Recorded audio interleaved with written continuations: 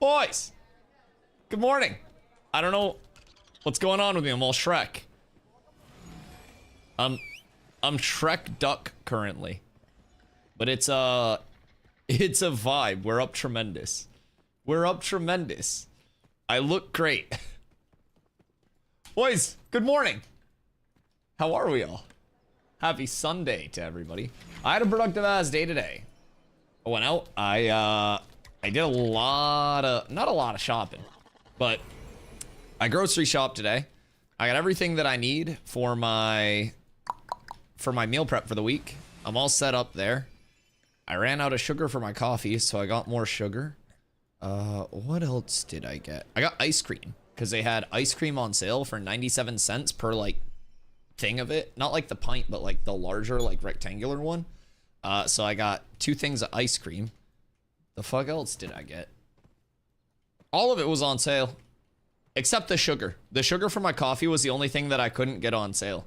So I was kind of sad about that. But it's okay. Everything works out. Yo, Leon sniped the first today. Meta. What up, baby? Oz. Mr. Toad. R.I.P. Toad. Yeah, you got like 7th. Ragnar, you're in early today, brother. You're in early. Yo, Alekim, what up? Hope you're having a great day. I miss the good days. Back when a bruiser was a bruiser.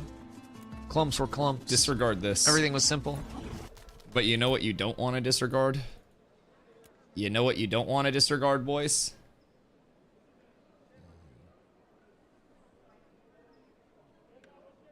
We got it last night.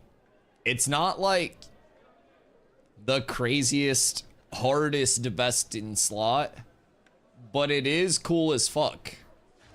Like, there are better weapon options, sure, 100%.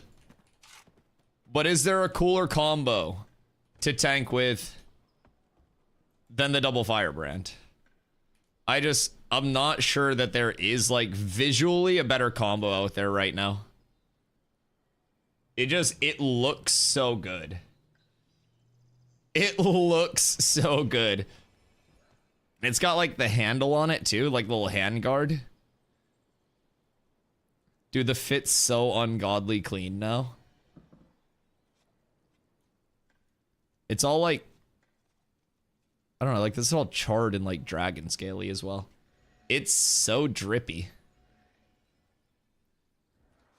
I can't wait for one-hand axes for tanking. I feel like one-hand axes can just show off so much, like, of the actual skin itself in the Mog. My god. Dude, my inventory's fucked. My inventory's full fucked. There's no hope for it at this point. Oh god. Oh god. I'm on to see if you would owe 10 gifties. I was here. I was here. Technically, I might have started it like on time. I was here. Recipe hoarder you are? I try to give them away to people. Yeah, early is like on time is early for me. You gotta realize.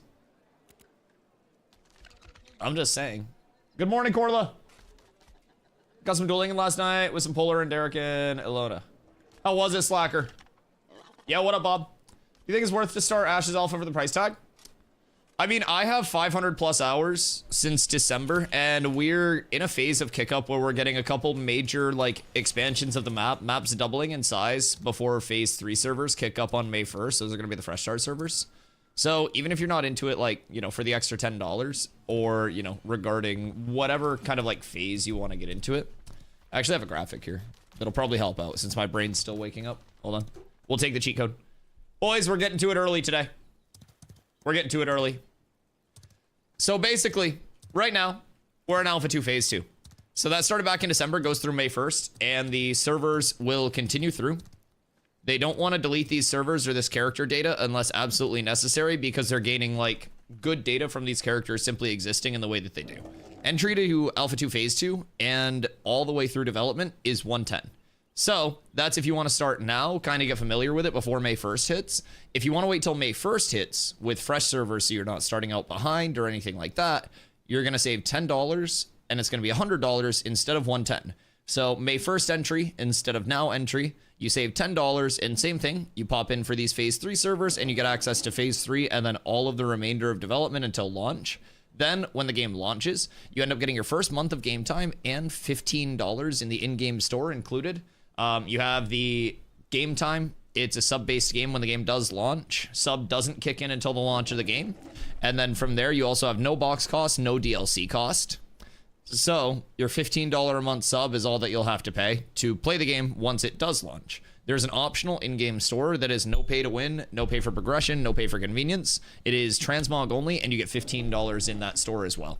So in terms of worth, like, that always kind of breaks down to how much you think you'd play it, what you're kind of looking for with your gaming experience right now. It's important to remember that Ashes is a true alpha, right? So things are buggy, things are progressing. Like, we have 8 nodes right now that you can own. The map's about to double in size, though. So with that, you're going to get a lot more nodes. You're going to get a lot more systems. We're getting naval combat. We're getting node sieges. And there's still a lot more to come into the game as well through phase 3. But by the end of phase 3, they want to have the game near feature complete. So that way betas are just polish.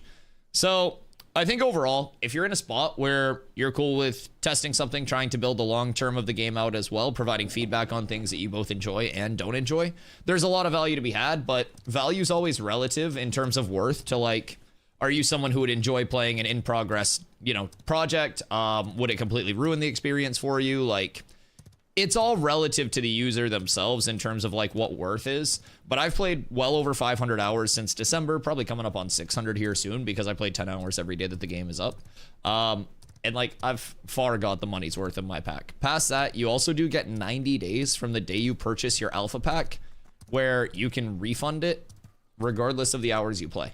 So if you get the play test, the alpha pack, you hop in, you're just like, ah, shit, this isn't the best.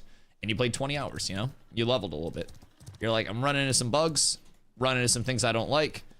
I just want to wait till it's more developed. You can do that. You can get a refund and you can just get your money back within 90 days. It's just a refund ticket through their website. So it's like a completely safe opportunity to hop into the playtesting as well. And not knowing that it's like, you know, that your money's just going to poof. Yeah, of course, dude. Let me know if you have any questions. More than happy to help out. We made the graph for a reason. Yeah, we very commonly get questions about it because their website doesn't really spell all of that out in the most clear way. So hopefully at some point, we've been in talks. So they've offered me $1 billion for this graphic, not including the Phoenix. That's my intellectual property. I drew this myself. So far, we're taking negotiations starting at the trillions. So kind of hoping that they'll be able to shell something out. They might need a couple more Stevens for this, but yeah, realistically, I think this is probably the best graphic that the world has ever seen. And they're going to have to pay the largest price the world has ever seen. But maybe we'll see it on their website sometime soon. I copyrighted the shit, though. Wait.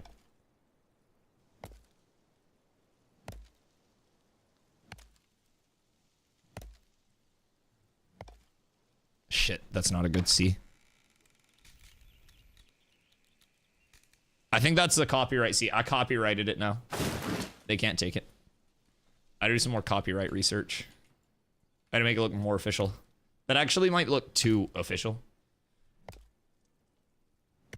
Gonna jump in May 1st. May 1st will be a good time to jump in. Even with like the new leveling experience, you're going to have 2 more biomes than we currently do.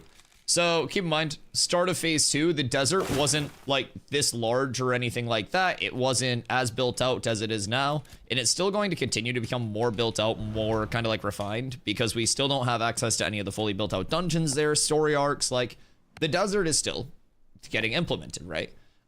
So we're gonna have the desert more polished. The tropics are coming in as a whole. You're gonna have the June Dark coming in right before Fresh starts it. So the map itself is going to be functionally probably like 4 times larger than it was at the start of this phase, and twice as large as it is currently, with more systems for people like around the map, so people won't just all be condensed into the Riverlands regardless of like, you know, what they're doing. It's gonna be real fucking nice. It's gonna be real nice. What up, Tarv? How you doing today? Spellcaster asks, do you know how many fresh start servers we might get? I have no fucking idea. I have no fucking clue in terms of like what they're... Ow. Just like bounced off that tree.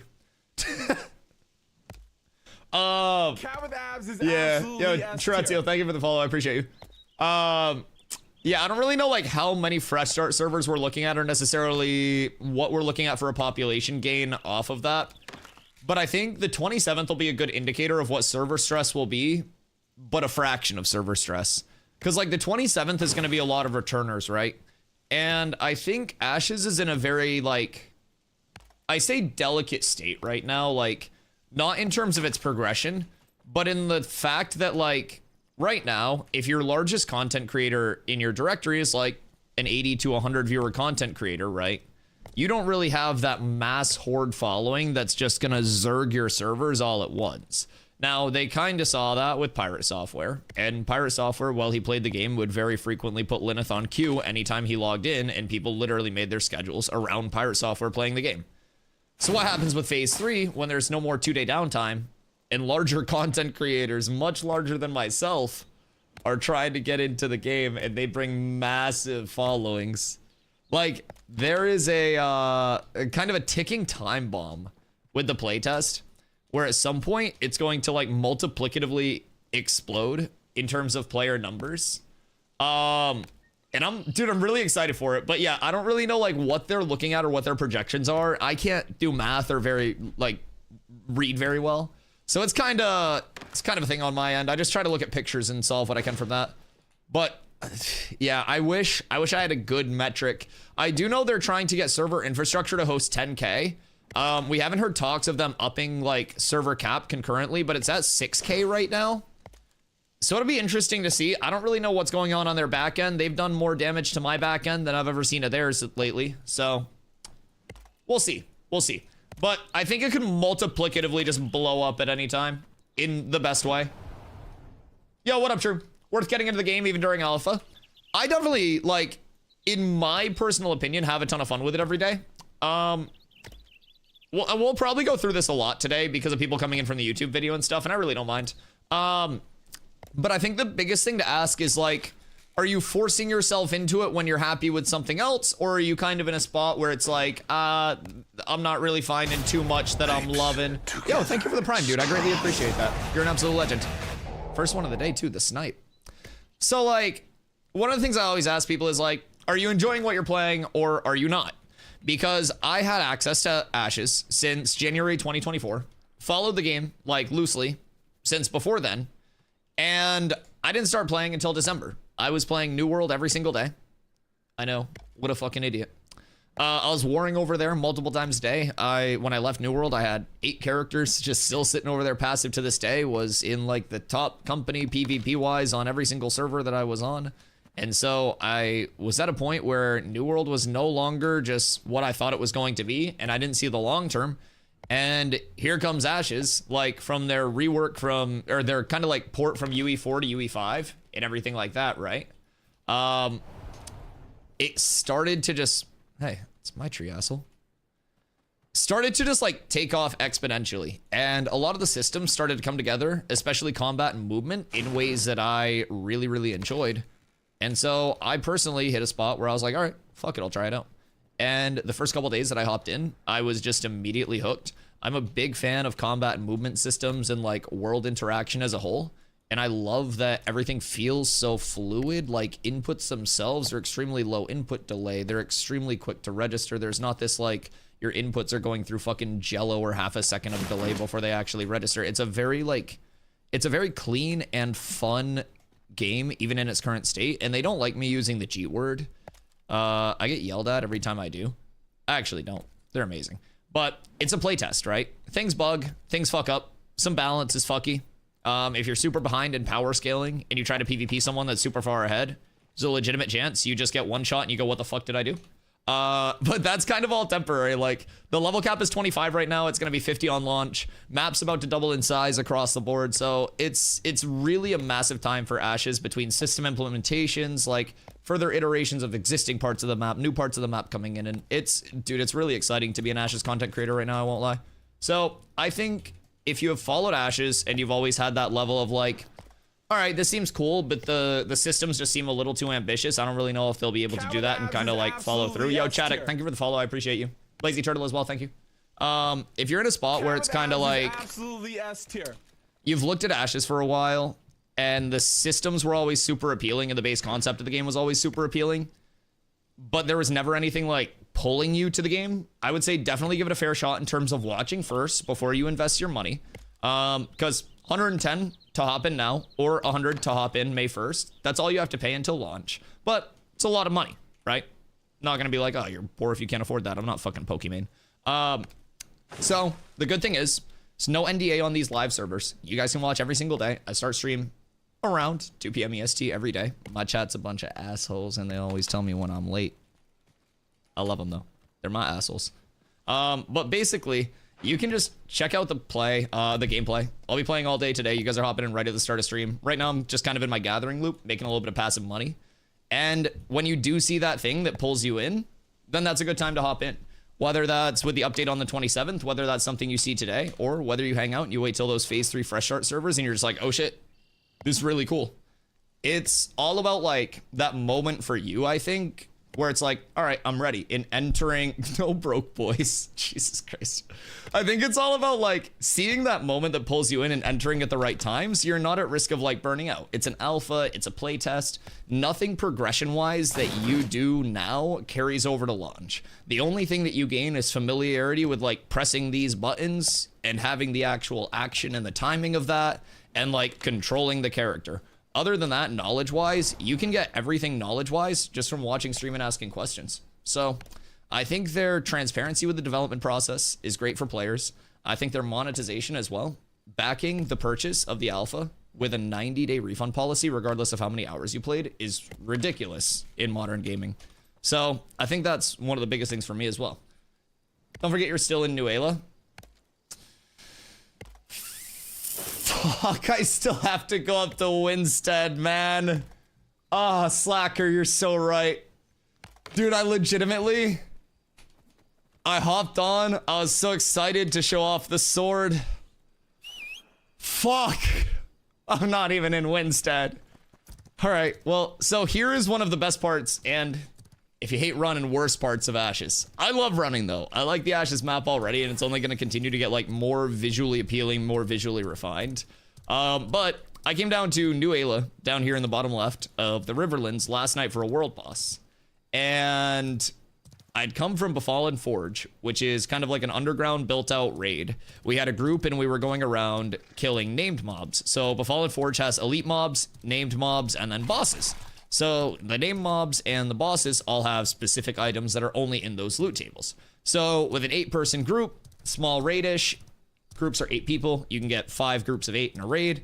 So with a group or a small raid, you can go around and kind of like do the name mob rotations, try to target some of those named items. And so after that, I came down here at the end of the night, and there was a world boss, Firebrand, who was up. And that's a big ass dragon that spawns, has a few different phases, a lot of different mechanics. So he drops a shield, a sword, a great sword, which is a 2-hander, and then he also drops a bow. I've killed him twice, and I don't know if streamer loot's just fully in effect, but I got the shield and the sword. So there are other options for weapons that are like higher quote unquote power scaling. But in terms of tank aesthetic and looking sick as fuck, there aren't really many better options than this. So it's like in PvP, I'll sacrifice a little bit of like DPS to look drippy. And then like PvP, we're just gonna get a 2-hander. But for now, we're dripped out. I love it. Yo, Alex, hope you're having a good day out there. I mean, people should always consider if they like grindy games, especially if you're solo. Ashes Abyss solo can be rough. 100%, but I think solo, like, while solo is never going to be... Also, what up, Atano? While solo's never going to be 100% in the spot that, like, group gameplay is in Ashes, since it is intended to be that, you know, that social MMO, right? Solo is far from complete in terms of like where it's intended to be. So one of my favorite systems that's actually not in the game yet, and keep in mind I'm a group player, but I'm also a tank main. So like one of my favorite systems that is currently in great detail on the wiki that just hasn't really been talked about as like, you know, when it'll be in, is an extension of animal husbandry called combat pets. So combat pets, just like the rest of the beasts that are huntable throughout the world, will be huntable spawns, and through hunting, you get the combat pet, and you give it to an animal husbandress to train. When the animal husbandress trains the combat pet, it becomes a basically fighting pet that you can summon and you can unsummon. When you summon that pet out, you lose a little bit of your character power scaling to have that pet out. So it's not just like this direct gain, it's horizontal progression, which I think is really, really, really nice because it's meant to kind of like supplement solo players, but not make solo leveling absolutely insane comparatively. So incoming your butt. Anyways, combat pets, once they're trained up, they'll have different rarities, just like mounts, just like beasts of burden. So hunting is always like incentivized there. Oh, dude just Babe Ruthed his own fucking raid.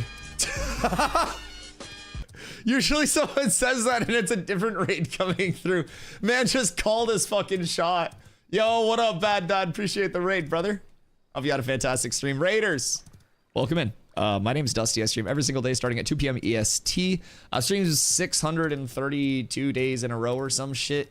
So I stream a lot. I stream right around 10 hours a day. I play Ashes every single day. I just dropped a YouTube video yesterday that you guys can go check out. Breaks down the March 27th patch and some of the big changes we have coming in between the start of April and the middle of May through the first month or so of fresh starts. So we got a lot of good changes on the way, boys. Are you streaming? Were you streaming Ashes? I was looking at the directory when I was taking a shit. Did I scroll like past you or something? What the fuck? Am I the asshole? Oh, Bad Dad, thank you for the raid, dude. I appreciate you. You, Dusty? I say that same thing every single day when I wake up, man. Realistically. Like, I get out of bed, I go to brush my teeth, and I'm like, fuck, still me. And it's this moment of like a little bit of an ego death, but it keeps me humble. It really does. Yo, Crows, what up, baby? Grumpy, how you doing, goat? You know I adore you? That makes one person in the chat, so stay true. Don't let the rest of them corrupt you. They're all assholes. They've been rough on me lately. Ego death is important. Chat gives me one every day, baby. Keeps me nice and grounded. As soon as I'm like, man, I'm having a banger stream, someone out there says I look like a fucking bird or some shit because I got a big nose. You always keep me humble, man. So, combat pets, basically. Different types of combat pets. We were just talking about solo leveling and stuff like that. Not the anime. I did watch the most recent episode of solo leveling. The anime last night was fucking phenomenal. No spoilers in chat, please. But oh my god, it just keeps getting better. Anyways, solo leveling itself, combat pets, the implications with solo leveling when combat pets are in. So, combat pets, trainable through animal husbandry, huntable through hunting, right? Dusty would be a good Big Bird cosplay. I think your best cosplay would be a chatter that shut the fuck up for a little bit. So, combat pets. I love you, Socks. I love you so much. I'm so sorry. I'm so sorry. Combat pets will have different rarities. They can level with you as you progress. You can also equip different gear to them. There will be different pets that kind of fulfill different roles in the Trinity structure. So like tank pets that'll hold aggro, DPS pets that just kind of pump and give you that supplemental damage. You'll have support pets, which we don't know entirely whether those will be strictly healing based, regen based, like CC based, what it's gonna entirely be for their abilities and shit. But if it's anything like the full build out of animal husbandry, it's only going to get more and more diverse as animal husbandry continues to develop as well. My brain's still waking up. But yeah, it's one of those systems that'll be extremely diverse, like server to server. Everything will always be changing because with animal husbandry, different like beast spawns in different areas will have different traits that are their emphasis. So like a spawn of one animal in the Riverlands could have, hey, what up, Ignite? Hello. A spawn of like one mob in the Riverlands could have its emphasized trait be like max speed. And then a spawn from the desert could have its emphasis trait be like max health. And then an animal husbandress would then take those two and try to like breed those two together to get that spawn to have both of those traits high with a good roll. And then you could take that high trait, roll it in with a different animal from a different region, and then you start to get like customizable kind of like outcomes there. And that's the big emphasis of the animal husbandry system. So I think combat pets will add a ton to solo leveling just to complement those classes that kind of suck at it right now. Tank is a really big example. Unless you were just absolutely downing like Nikocado Avocado 3 years ago levels of rations, then you are just kind of gonna have a bad time as a tank. So there are classes that do solo level really well already. And by really well, you're still not gonna outpace group levelers, but it's kind of serviceable. Questing, still far from complete as well. Those systems are continually passed pretty much every single patch. So between like questing being continuously brought up, more solo POIs, where it's not just juiced with elite monsters and constant progression, not progression, but like contests for those mobs, right? You'll have different areas to progress. You'll have different areas to like go off to as a solo player, and it'll continue to open up. Again, I don't think solo leveling's, excuse me, ever really like intended to be one-to-one in the spot that group play is, but I also think it's supposed to be far better than its current iteration. And I think it will continue to improve versus its current iteration, like within, I'd say probably a few months.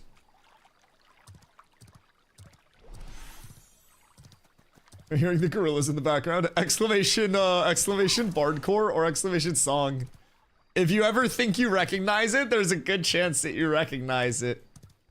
So, we have a good mix here with the playlist of, like, some video game background music for the ambiance, and then I have a few different like bardcore playlists, they're called. And so with bardcore, it's like bard period instruments remixing like popular songs and shit. So there's always that level of people just be chilling and it's actual like, you know, ambiance music and shit and just a background vibe. And then your ears kind of perk up and you're like, wait, Dusty, what the fuck is this? We have had so many people that come in and day one, they're like, Dusty, what's going on? I don't know if I like this. And then they come in like 3 days later and they're like, so I was listening to bardcore at work today. And I was like, I bet you fucking were. I bet you fucking were, buddy. Yeah, shit slaps. You can give in. Based on how much I stream and my Spotify Wrapped, I may be one of the top, if not the top bardcore listener in the entire world. Cause dude, I legitimately, I stream 10 hours a day pretty much every single day. And like, my Spotify, I listen to other shit in the car, like, yeah, sometimes I'll throw on a bardcore slapper, right? But I listen to a bunch of shit in the car. But because of how much I stream and with it constantly running, bro, my Wrapped was so corrupted. I need like a second Spotify account for the bardcore. Chat, Braidwood outside of Winstead, northeast side, or southeast side, sorry. I don't know which side of the earth I'm on. Yo, Kuro, thank you for the follow. I appreciate you. Almost other game had it going on in the background. There are some banger ones. Hold on, let me scroll through real quick. We'll get a good one in the queue. We need a little chill ambiance with it. So let's go. We'll go in this playlist. Yeah, I have multiple playlists.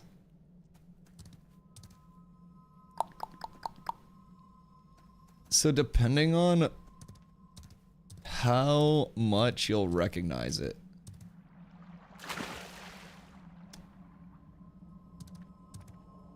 This will take a second for some people to get. But this is one of my favorite like bardcore remixes. It settles in so well. And then people are just like, oh shit. Emu, what you up to today? Played the November, December, you played since November, December alpha. What are some differences not? Why the fuck you use my Govy, Emu? Wait, what the fuck? You could have just asked the damn question. You ain't have to call me Dustin and shit.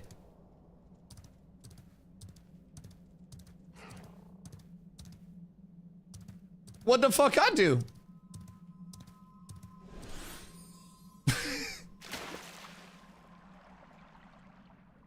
My incognito name that nobody knows. My secret identity. Oh no. Can I call you Dustin? You can shut the fuck up. Yo, what up, Shock? How you doing, brother? Do it again. Yo, Dad, have a great night, brother.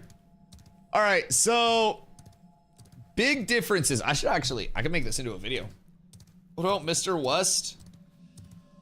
I mean, there are many much more successful men with the last name West, so I can't really claim that one, you know? I feel like I'm far from the top of that lineage. Really? I don't know. All right, so, yo, what up, Kanko? How for art thou, my friendo?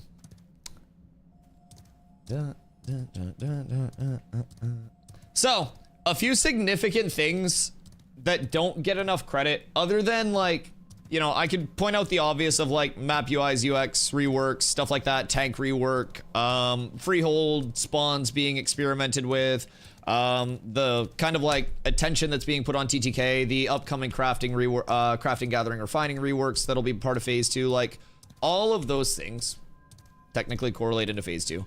And those are all like the obvious things that I think a lot of people have already seen, right?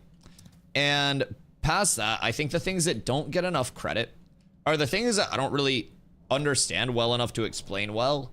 But like, I'm gonna be explaining this like I'm trying to call somebody a witch in the like fucking 1600s. But like, the game over the course of phase 2 has received multiple backend improvements, like things, I'm oversending it, things behind the scenes that aren't necessarily forward facing, like visual, you'll notice this things, right? But the entire feel and fluidity of the game, the responsiveness, the server stability, the lack of just like inconvenience bugs that were there before, such as random bugs where your party system was bugged so you wouldn't get experience on mob kills unless you rebooted your game and then regrouped your party.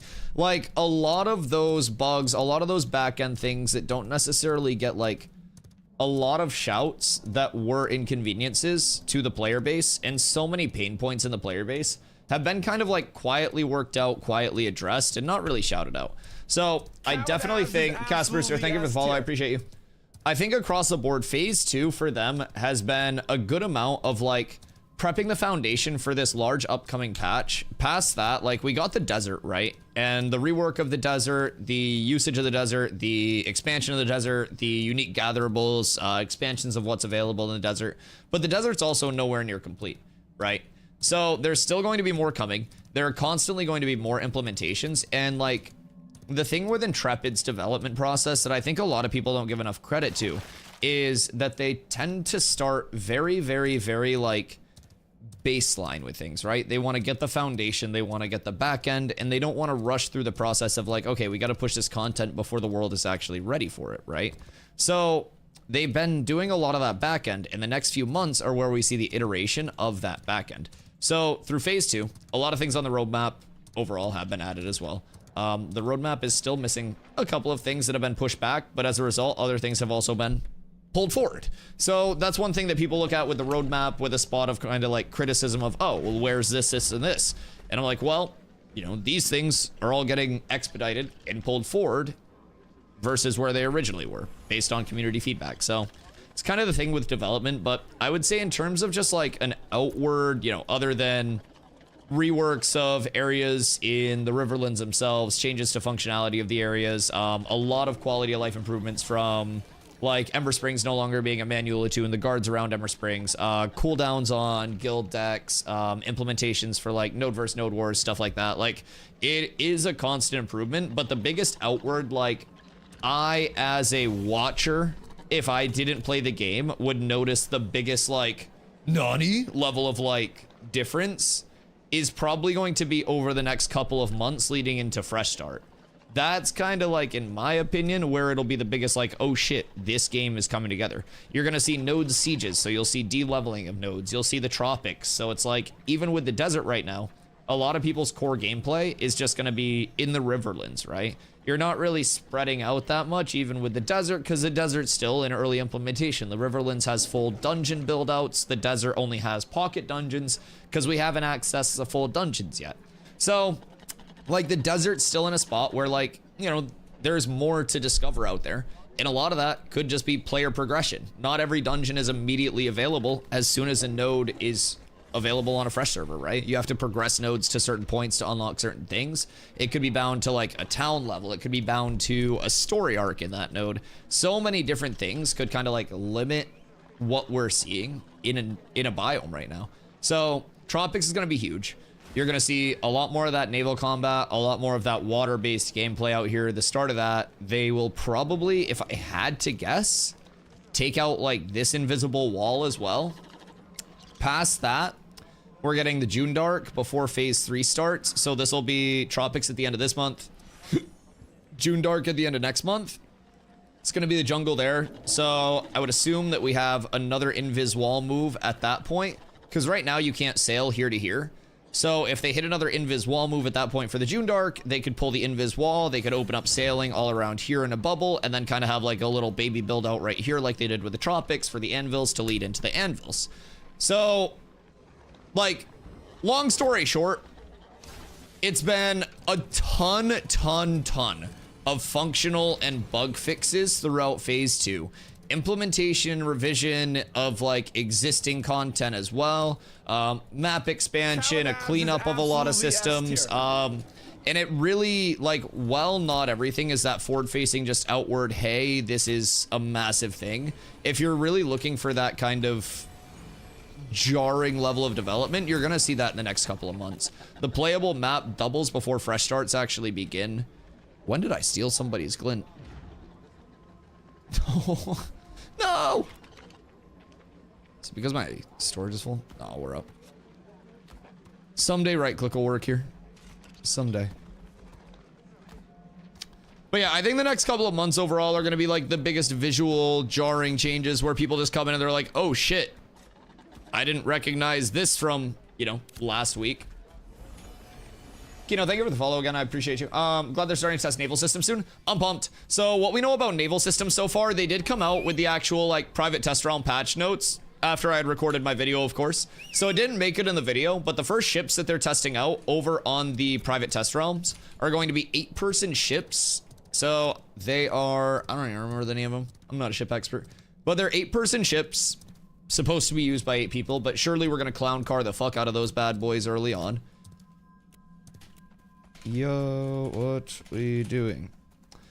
And then they'll have potion launchers on them. So it's not going to be the traditional, like, you know, you have a ship, you have a cannon, gunpowder, cannonball, pew. It's going to be more like medieval, like siege type weaponry, but also not medieval, like siege type shit though, because you have potion launchers. But we may see ballista, we may see like trebuchets. Caravel? Yeah, that sounds right. Yeah, that sounds right. I'm not a ship expert, but that does sound correct. I can check. Trying to pop my braidwood cherry. Toad, do you know where that braidwood was that I pinged earlier? It's probably gone already, but hey, what up? Be making a return to Ashes this coming week. Finally get my hands on the rogue. Oh yeah, rogue's gonna be fun. Rogue's gonna be fun. Everybody is gonna be rolling rogues, but thankfully we have a lot of people in the community that just want to level other characters as well. So we'll have some healers and shit as well. I will definitely be checking out rogue though. I'm super excited. Everything that we've heard from PTR and like seen from PTR, not seen like visually, but everything about the rogue so far indicates that it is an incredibly like well-rounded class that is gonna be a lot of fun. And I hope rogue kind of sets the bar for fluidity for certain classes and takes out some of kind of like the, I don't know, certain classes that I've talked to a lot have kind of like moments of clunkiness or not fluidity in their build. And I've heard that the rogue is just such a well-rounded kit, even only being at level 25, that it's in a good spot. Are they bringing in the daggers with the update? So on the PTR, they have the copper dagger, which is a one-handed dagger. So there's going to be, with the dual wield system, kind of that sandbox level of weapon choices. You'll have main hand, one hand, and offhand weapons. Main hand and offhand both specific. One hand you can use in between either one. The copper dagger is a dagger that's on the private test realm. So I would assume that's going to be what they're bringing in over here to start. It's a one-handed dagger, so you'll be able to use it in either or or you can get 2 and use it in both. They may also have others that are cooked up once they kind of get the infrastructure there, but as of a couple weeks ago, when Steven did his last interview and announced that Rogue was going to be like pushed back to the end of the month, there was a dual wield bug on PTR where if you had a dagger in your main hand, everything was chilling. If you had just a dagger in your offhand, everything was chilling. But basically when you dual wield, if you put a weapon in your offhand, it just switches you over to the dual wield tree automatically. If you only have a weapon in your main hand, or you have a weapon in a shield, a weapon in a focus, like it keeps you on that main hand weapon tree. So right now I have a sword on. So in my weapon tree, I have the one hand sword tree. So if I were to take this shield off and replace it with another weapon, once dual wields in, an offhand weapon, it would change from this tree over to the dual wield tree. The only problem is the bug on the PTR made it so you basically had your main hand weapon as a weapon tree, and then you also had your offhand weapon giving you the dual wield tree. So they're trying to get that sorted. From what I've heard, I think that is probably sorted at this point. I haven't heard people still talking about it, so. Cleric Rogue with double daggers. Double spell daggies. We go farm. Forgot, is it Winstead? Wait. You make your journeyman pickaxe in Winstead? I don't have to go all the way to Az? Am I on Fen?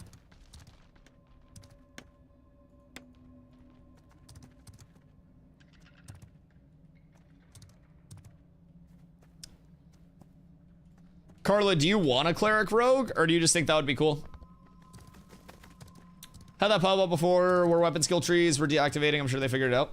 You talking on PTR? Oh my fucking god, dude, the sun is absolutely blasting my face. Hold on. Oh wait, pickaxe, duh. Ah!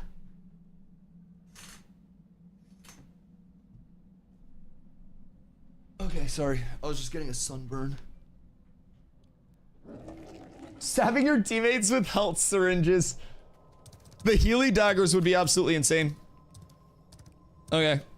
So, do I still have to go to Az to make my axe? I'm gonna need both Toad and Dusty to be ready to head down to Az. I mean, I'm ready to head down to Az. I'm big chillin'. I can go down there now. Do I need to bring anything, or do you have everything, Grumpy? Also, I want to try to get my legs and my belt crafted today, probably. Running to 8th to make y'all's molds. Okay, so should we follow you to 8th, or should we just pop down to Az and meet you there? Toad, where are you running from? Invite. Oh shit. Do I beat him? We got a Thum. We must take off. Probably gonna go cleric rogue, or cleric summoner. The high priest. I think a summoner mechanic that would be so cool to eventually have a non-cleric res in the game would be like summoner base class getting kind of like a soul stone from WoW, where you craft it, like you conjure the soul stone. It has a cooldown once you conjure it. You can only place it on one target, and as a base summoner, when that target dies, the target doesn't get to come back to life, the player wise, but you summon like an uncontrollable summon out of their corpse that like berserks on targets that you hit for X amount of seconds, right? Just like a powerful temporary summon. Cat with abs is absolutely S tier. Ants on stilts, thank you for the follow. Imagine what they could get done with that technology, actually. Be impressive. That'd be impressive.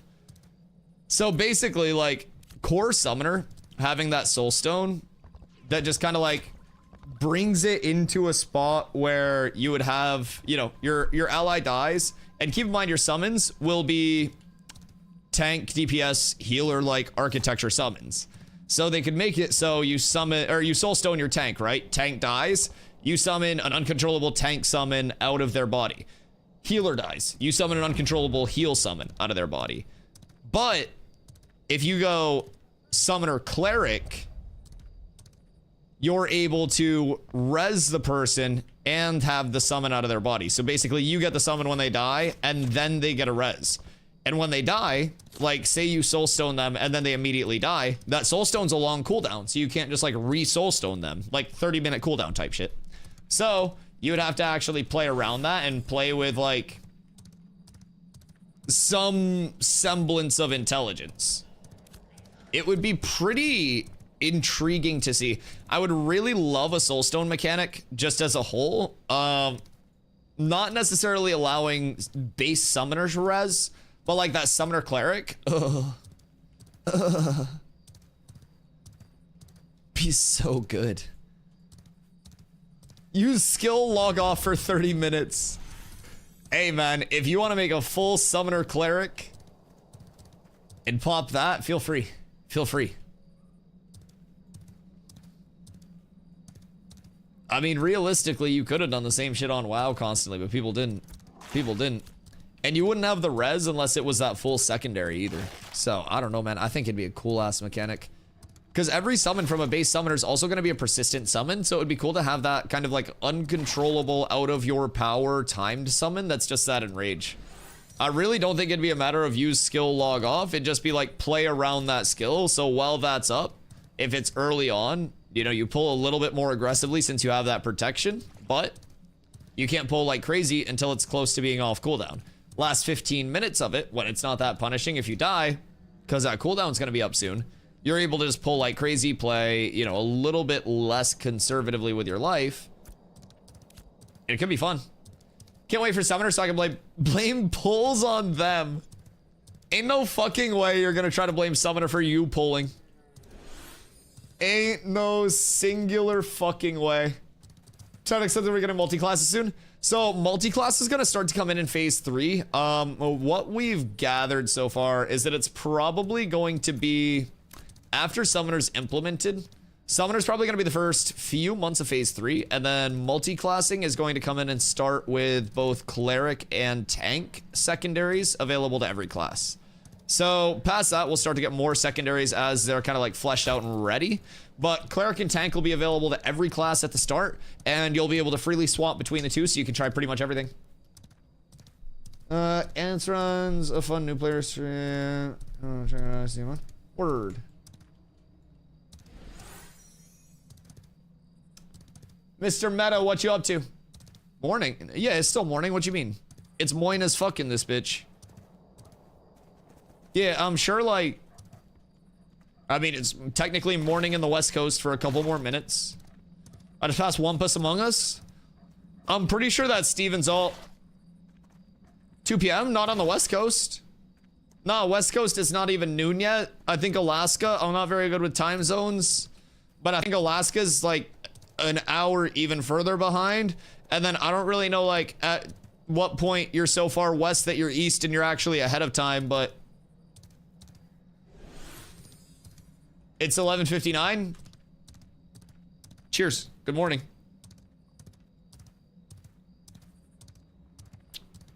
It's early enough for me to cope somewhere, baby. Hawaii?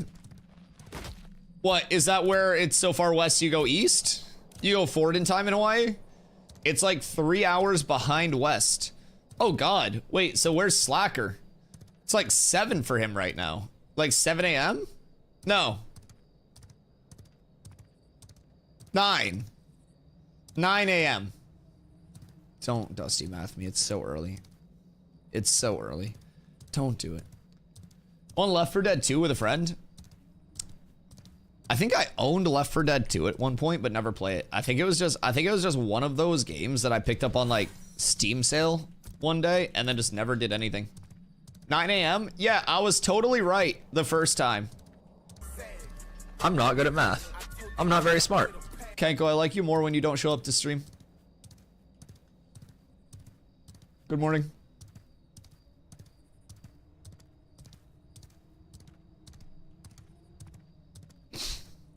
When I move in July, it'll be 5 a.m. on Monday. Where are you moving to? Fucking Mercury? That'd be west as fuck. That'd be early as shit. What time is it on Mercury right now? Wait, no, where are you actually? Like, not address, but like region. Guam.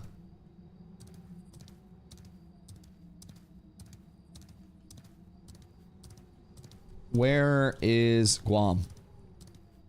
Guam is a U.S. territory, an island in the western Pacific Ocean, specifically the southernmost and largest of the Mariana Islands in the Micronesia region.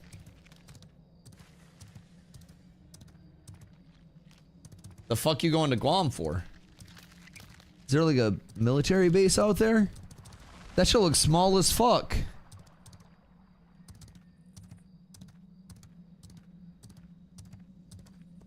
Guam, how many people? 166,000 people in Guam.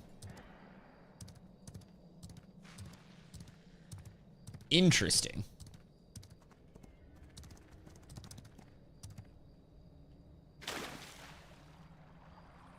Yo, what up, Clutch? How you doing today? That's why I barely show up so you enjoy your day. Oh yeah, can't go solo leveling last night was so fucking good, dude. It was so good. It's only like 30 miles long. You're only like 30 miles long. Fucking got him. South of Japan? Oh, okay. Damn, so that's like really far west. So I would say at that point, that's like so far west that you're east, right? If it's south of Japan? I'm pretty sure. I watched the most recent episode of Solo Leveling. Dude, the most recent episode of Solo Leveling, no spoilers at all. No spoilers at all. But the pacing of it for the first, like, probably 8 minutes, like 8.5 minutes in, I like scrolled over because I thought that we were gonna be already done the episode because so much had already happened. And I was like, wait, we're just getting started. And I was like, we have so much left. And then I like blinked once and the episode was over. Dude, it ramped so fucking hard. It ramped so hard and so quickly into just this like fucking 40-person Omega Raid ultimate level of attention for me. It was like 100 people screaming at me to stop blinking and I was locked the fuck in. And then I looked and it ended. It ended. Did you realize they didn't even add the opening? Wait, I didn't even notice. Wait, there literally wasn't an intro? Oh, fuck. Wait, no, that's crazy. What do you mean? Wait, I need to go rewatch it. There wasn't an intro? Oh, no. Dude, I was hooked. I respect that. Dude, I didn't even fucking notice. Yo, it was so good. Holy shit. What you guys doing today? So right now, Clutch, we're on our way down. We have Grumpy over in Athenar. And he is making all of the stuff for our Journeyman Lumberjacking axe.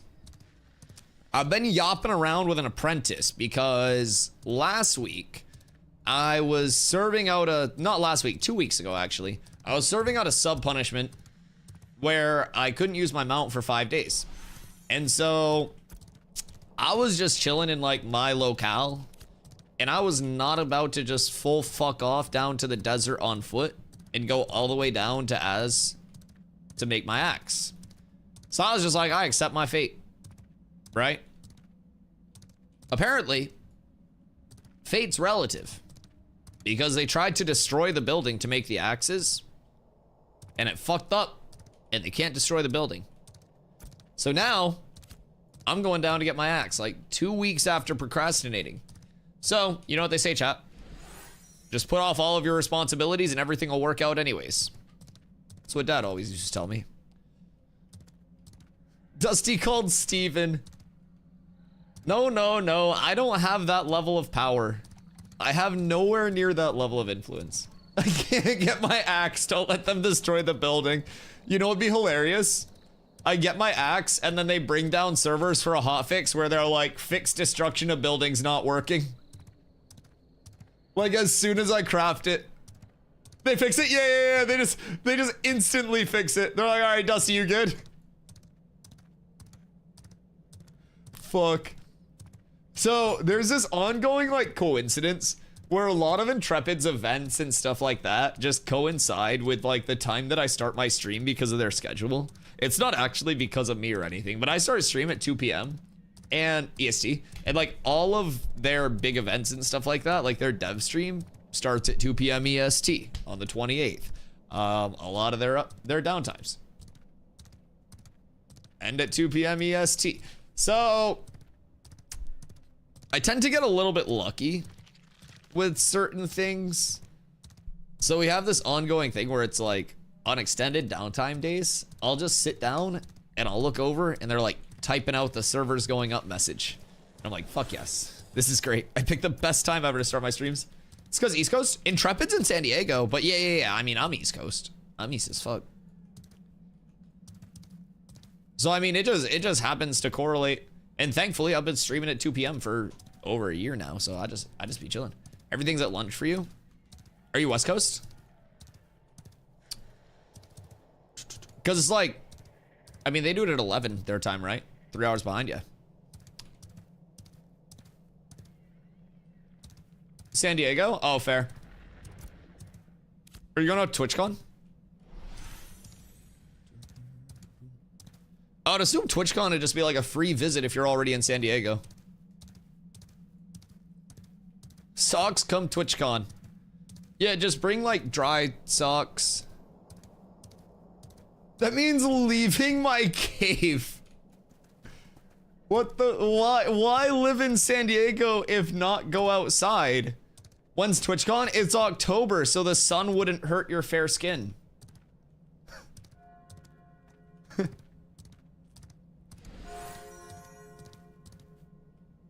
Oh, yeah, pull up.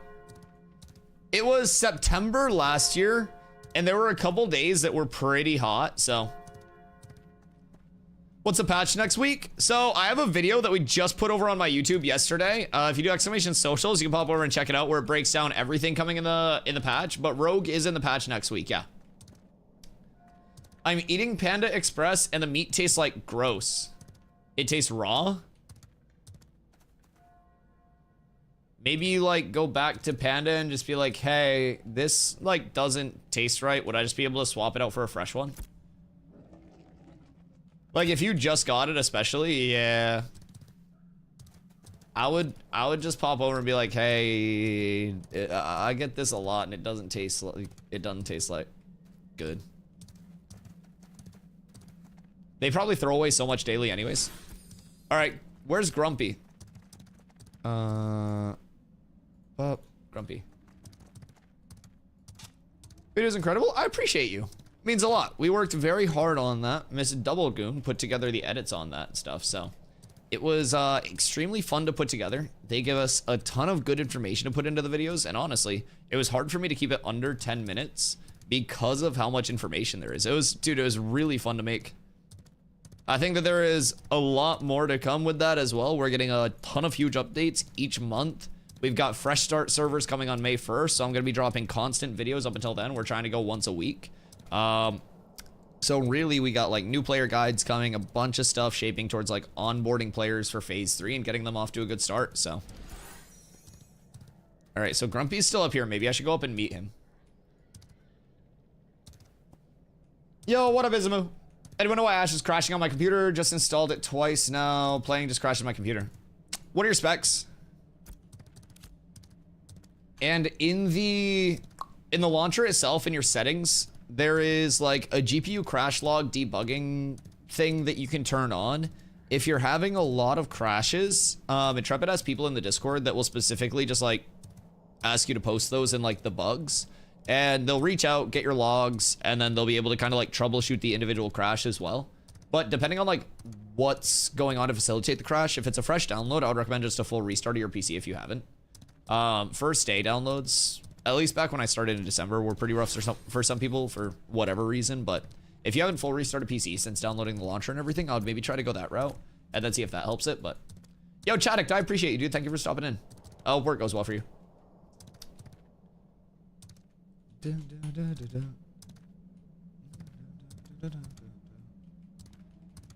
Plan on Baby Rising 5 and a 3060, so specs aren't too important. Yeah, no, I know somebody that plays on like a 960 Ti or some shit.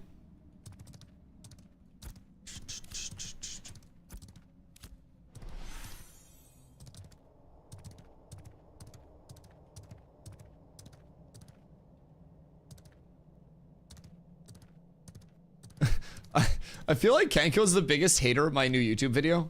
I won't even lie.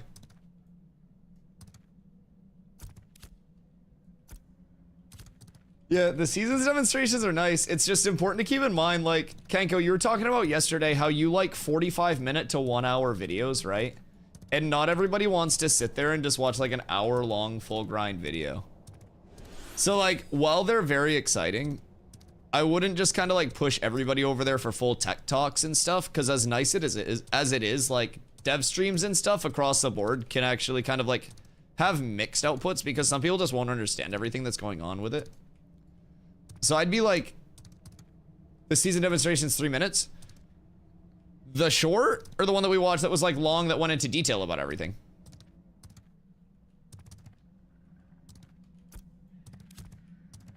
Kanko just likes to hate.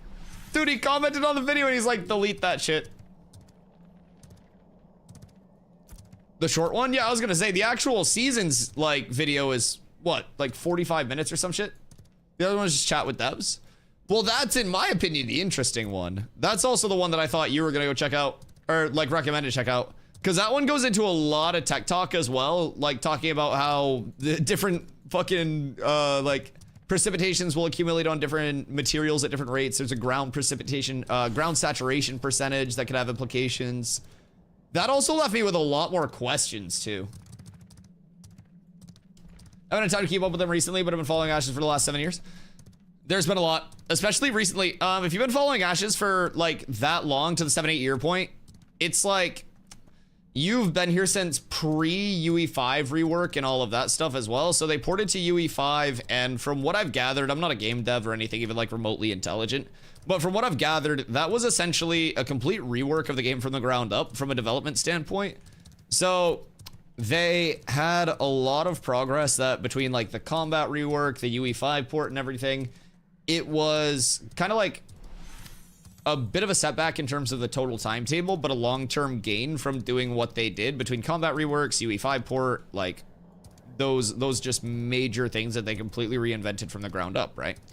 So hopefully that continues to pay off. We've been in a spot where throughout phase 2, even in my time being here, started back in December, right? So since I've been here, the actual gameplay itself feels almost unnoticeably different, sorry, like an insane amount of noticeably different. Like, it feels incredibly smooth comparatively to December. December, there was this desync, there was this, like, you know, you're really hitting movement and the server almost couldn't keep up. Anything larger scale, it started to get a little desyncy. So, wait. Where'd Grumpy go? Okay, he's still up here. Like, I don't deal with, personally, server instability desync, like movement desync, ability desync. It, dude, everything feels phenomenal since then. It feels so good, and so many other systems are making very good progress. We're getting node sieges, naval combat with this upcoming update. Grumpy, what you doing? You making some molds?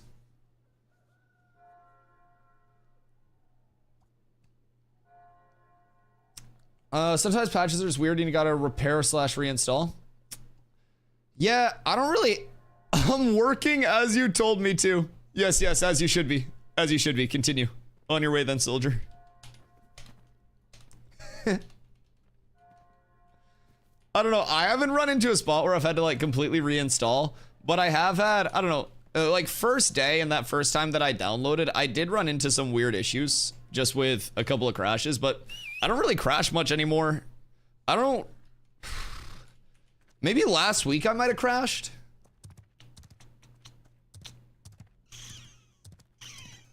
Yeah, I don't know. Receiving just talking about but I don't remember what piece of info is, but whatever. Yeah. So years ago, I remember X saying, "Well, it'll be a thing," and it's like proven. I'm gonna go look at that. Well, that's what the wiki's for. Yeah, like, that's why I really love the wiki, Kanko, because they cite every single thing that they kind of like write down, because it's all just taken from direct quotes, and then they have the hyperlink where you just kind of like hover over that quote, and it's like, oh, this was said in this stream, and it like links you directly to that. It's nice. I barely checked the wiki or the codex. It's really good for staying organized. That's why I can always just be like, oh yeah, he said this then, and like this is decisively what it is, when people are like, oh, well, I think it's this, and I'm like, no, no, no, no, it's this instead. I think I never checked the wiki before knowing you. It's like not reading the directions. I mean, teach their own, but yeah, I love the wiki just because it's a source of like, okay, I'm kind of on the border about this, let me have that referential material where I can just get that like surefire confirmation on what's actually going on. In October, I crash once every 20 or 30 minutes. Not gonna play all day without crashing or logging out. Some people say there's still some memory leaks. Memory leaks around like dungeons, I definitely, and like heavier POIs, I also run into still. So like the memory leak problem isn't entirely gone. Dusty, you had corrupted blood. In Mira, yeah, why? Do you need it? I paid somebody to weave for me, but I got that money, put it in my bow as well, so it's paid back. Oh, you're tremendous. Wait, did you craft a bow? What do you craft? But yeah, so memory leaks still exist, especially in your like larger POIs. Like dungeons and shit. If you don't need it, I can take. Yeah. I'll give you a stack when we go back up. Because I'm assuming after we get the axe made, we're gonna go farm. Probably our best bet. I don't know if there are any world bosses up. I'm assuming they're still trying to get like Tumok controlled. I don't think Firebrand's up right now anywhere. Firebrand's been spawning a couple times a day though, no? So we should probably keep our eyes out for that. You're a world boss? Your mom's a world boss. And she takes on a whole raid. Gamer craft, journeyman lumberjack axe, and clothing bow. Chewy can't trade axes yet. I gotta skedaddle. Skedaddle? Man's hitting a scamper. Goodness gracious. Have fun, Kanko. Enjoy the game. But yeah, in terms of just like raw crashes, Socks, I don't remember the last time I was like getting raw crashes. Your stuff's ready? Bis.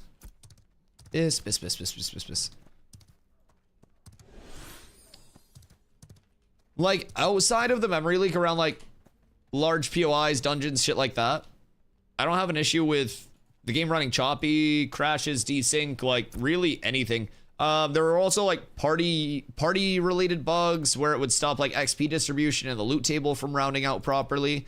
Just so much progress through phase 2 on things that someone new coming into the game wouldn't even like notice.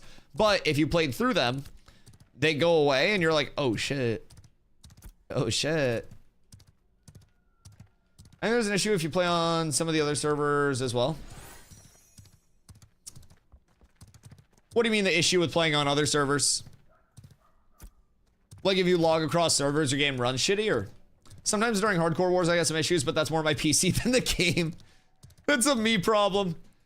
Yeah, I will say like when I first started playing, I went to a Mirrorleth node war and it was stacked and the server was clearly dying.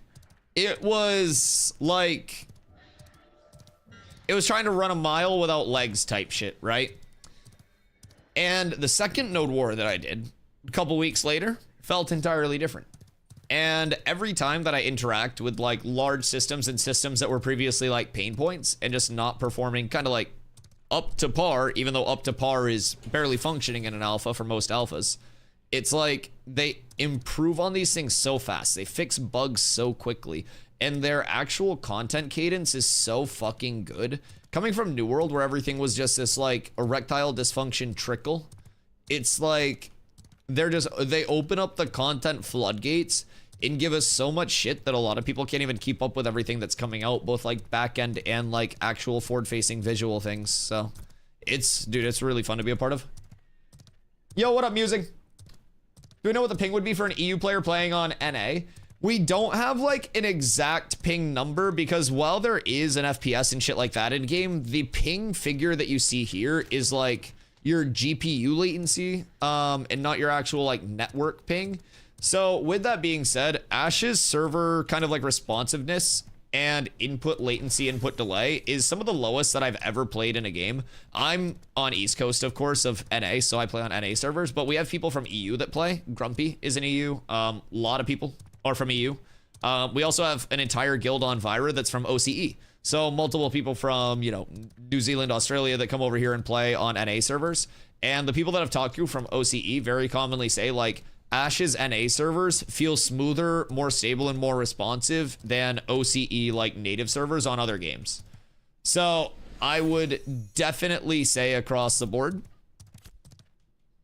playable, and worst case scenario, you check it out, and if you're just like, ah, shit, this sucks, first few levels come pretty quickly, and you'd probably notice something like an unplayable ping right off rip anyways, and then you could just hop back over to EU. But got a lot of NA friends, and most likely gonna play on NA with them on phase 3. Should be a full guild worth of people.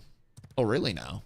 Oh, really now? Well, if you guys need a community and a little startup help for phase 3, feel free to reach out, man. We'll be re-rolling on phase 3 as well. We have a couple guilds right now, and we've been kicking our inactives, people that are kind of like filtered out over the course of phase 2. So with those people almost definitely coming back in for phase 3, it's gonna be an exciting time, man. We should have multiple guilds worth ready to roll on phase 3, and I think we're gonna be spending a little bit of time getting all of those guilds up and organized, but it'll definitely be worth it.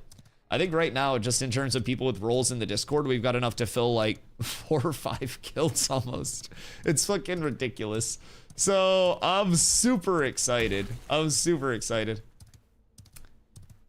Where do you guys come from? Like that whole group of friends. You guys come from another MMO or a different game?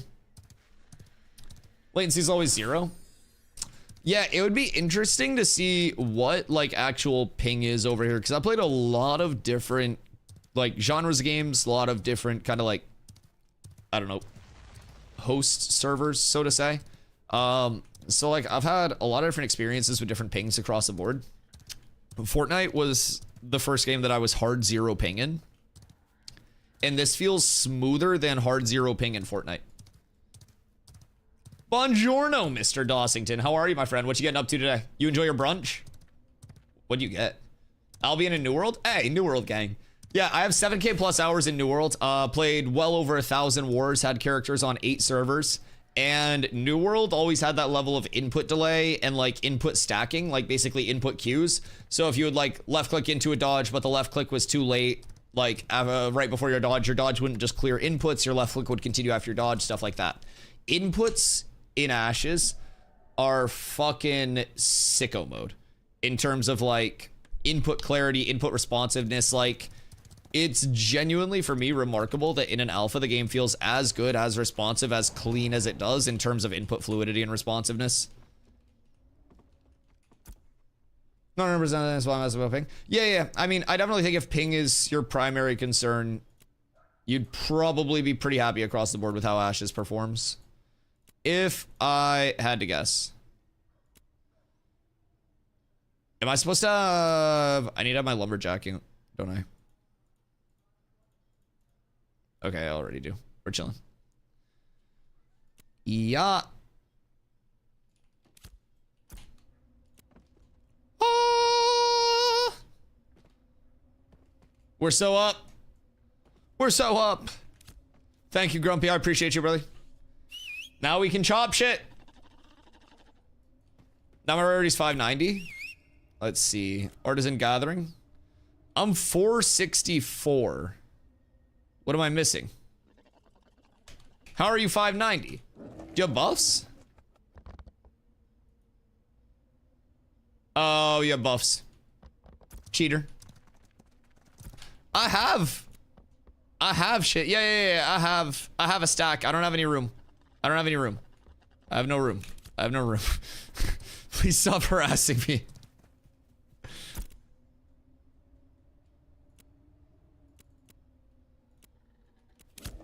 I have 0 room.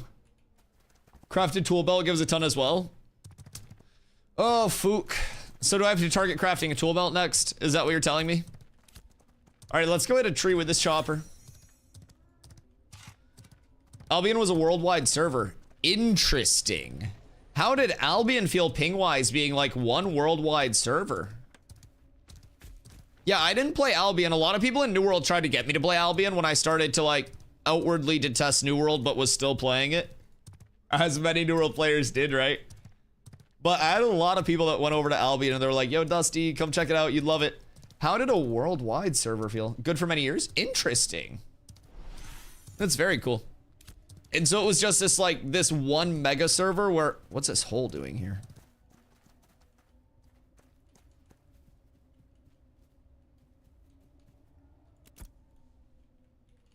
Ludwig's chest hole? World? Maybe this would be like...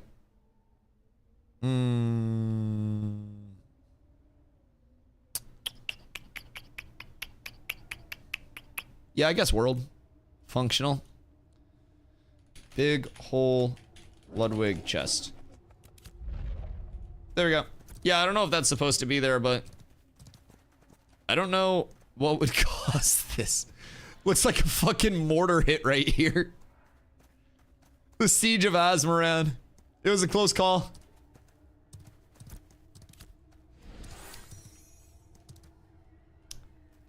Sinkhole? And I'm just standing in it. Fucking river dancing on that. Albion was instances, not an open world. Interesting. So were most of the core gameplay loops in Albion just like pulling you off in instances where it would then like localize ping, or how did that work, cheeks? Can't get the tool belt in anything but heroic. Like anything higher because you need 11 coal. Oh, yeah, that makes sense. Got any epic oak or epic braid? Epic oak maybe, epic braid definitely not because I haven't been able to chop down braid. If I had been able to chop down braid, then that'd be a different story, but...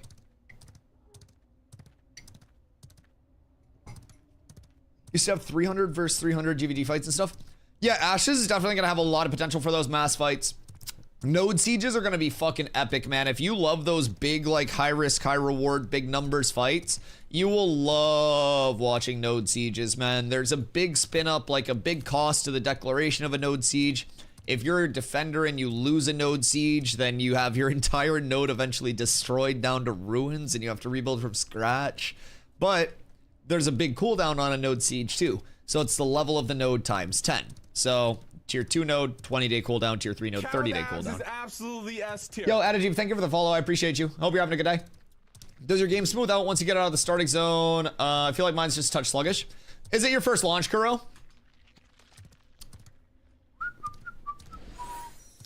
Sometimes if it's your first launch, it'll take a little bit. You'll get a little bit like chunky while everything, I don't necessarily know like the technical term, but almost like while things render in a little bit. But mine hasn't been incredibly like chunky or anything like that. I would say if it's just after the patch, maybe it just needs a minute to acclimate or some bullshit, but mine's felt incredibly smooth. I can also show you my graphics settings. I don't know what you run on, but I try to run, like in any game, I run what I call comp settings, which are basically like the best looking, but also like for the budget of input delay and frames. So view distance epic, AA low, shadows low, global illumination high. You can also set this on medium if you don't like how high looks.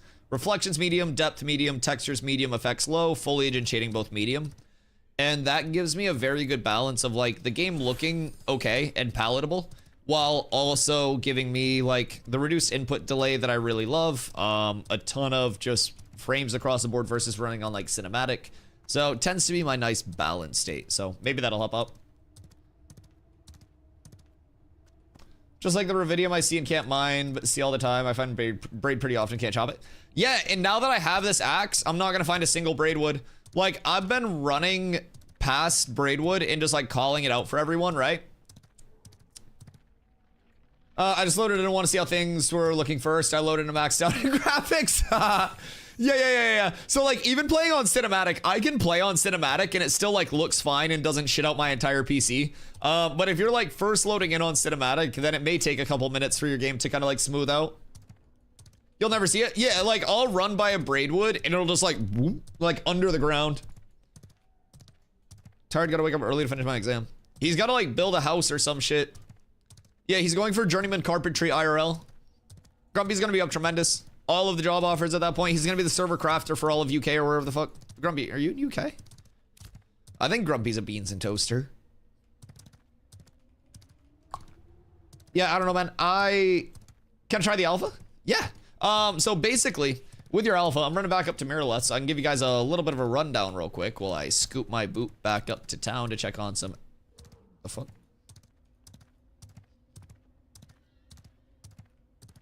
Is that Lineker or what the fuck is going on here?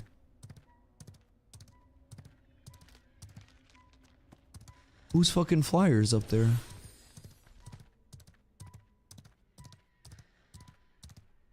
Is that Lineker's flyer? Is that boiled chicken? What the fuck is this? That's a wormling? Oh, is it just random wormling spawn? I don't know how to get up there. I give up. I can't hunt it anyways. Chat, wormling spawn on this is right here, if you can figure out how to get up it. I don't even know if it's huntable or if it's like inside, but yeah, that would make sense. I thought it was Lineker's flyer. I was like, what the fuck is Lineker doing out here? Okay, sorry, I got distracted. The ADHD tag gets a lot of value in this stream. I won't even lie. So, first things first, if you guys are looking at checking out Ashes at any point, whether it's during the alpha or beyond, you can do exclamation Ashes. If you create your account using that link, a portion of all of your purchases are kicked back to me as in-game currency for the in-game store. There's no real money associated with this. It's just that in-game transmog store that I get currency for. There's no pay to win, no pay for progression, no pay for convenience, anything like that. It's just skins that don't impact the game at all. So you create your account using that link. It's a one-time opt-in when you make your account. If you don't make your account using anybody's link, that kickback just goes into the void. So, with that being said, here you have a graph. Here you have a phoenix. This is the unofficial official logo of Intrepid Studios. I made this myself. So basically right now, we are in Alpha 2 Phase 2. Alpha 2 Phase 2 began back in December. And when it started, obviously you would get the most value out of this. But it continues through May 1st, and once May 1st hits, these servers will remain up as Intrepid can still get data from these unless something necessitates them wiping the character data. So these will become your legacy servers, so to say. When Phase 3 hits, that's going to be May 1st. The biggest difference is it is $10 more to play now at 110 versus 100 at the start of May. Either of those packs get you in at that time and the entire way through development until the game launches with only the purchase of that pack. There's no sub during development. The sub starts when the game launches. With the purchase of your pack, you also get your first month of sub time included with the game, and you get $15 in the in-game store. Again, transmog only when the game does come out. Estimated time to launch is 2 to 3 years. I've got it right in like 2.5 to 3 years, kind of like the back end of that, just in terms of my estimations. I'm by nowhere like a professional though. But with that being said, for the rest of Phase 2, servers are up Thursday, Friday, Saturday, Sunday, and Monday. It's a 5 up, 2 down. Tuesday, Wednesday, they take the servers down for development. And then once May 1st hits, it goes to 24/7 live service access. So no more Tuesday, Wednesday downtime, but you may still have random downtimes here and there where they have to bring it down for patches, server resets, or whatever you may have. So again, with either of these packs, you end up getting access from the entry date of your choosing, $10 more to start playing now before Phase 3. And you get access the entire time until the game launches.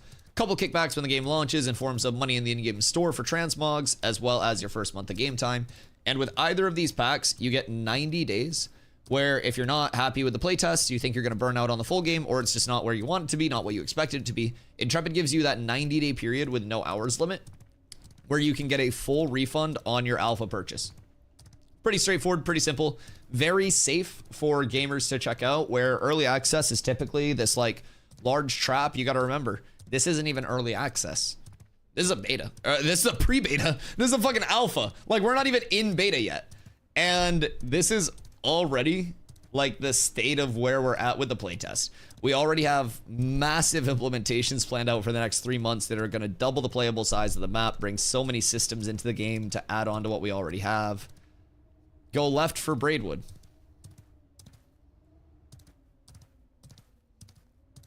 Oh, really? Wait, you got a heroic wormling the other day, you said? Where Braidwood? Is there actually one up here? So are wormlings used for bobs, or are you... I can't use them for mounts, right? That's all large. Is there one like tucked up here maybe? You can only get Carcoosies? Oh. So what are they being used for? And will they eventually be trainable as like a glider? Because I know like mounts that have flying capabilities that like aren't in the hands of somebody that can fly, right? So like, you know, non-mayor, non-guild castle owner, you won't have the flying, you'll just have that kind of like that ground mount capability, but it'll be a glider. So it'll be pretty cool, but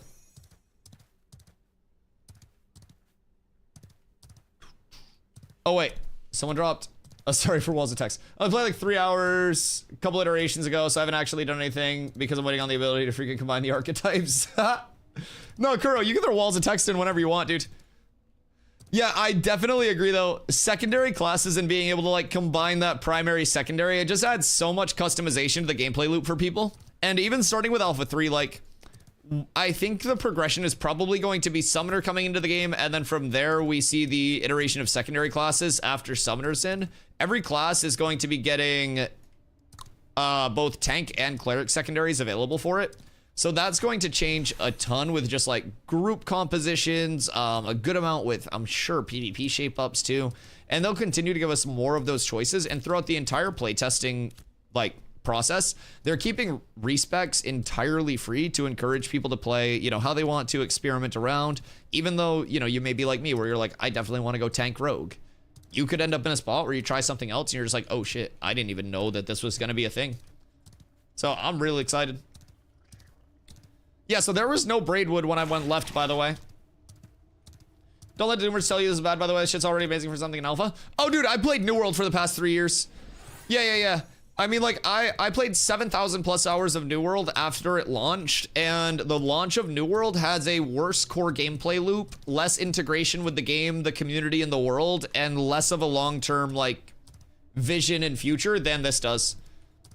It's already insanely well refined, in my opinion, for being in an alpha state, and if this is truly only an alpha state of what the game will be, I'm extremely excited to see what the Intrepid team has planned long term, because this is already, again, something that I've played near 600 hours since December at this point. Like, I play 10 hours a day, every single day that the game is available, and I have a ton of fun daily.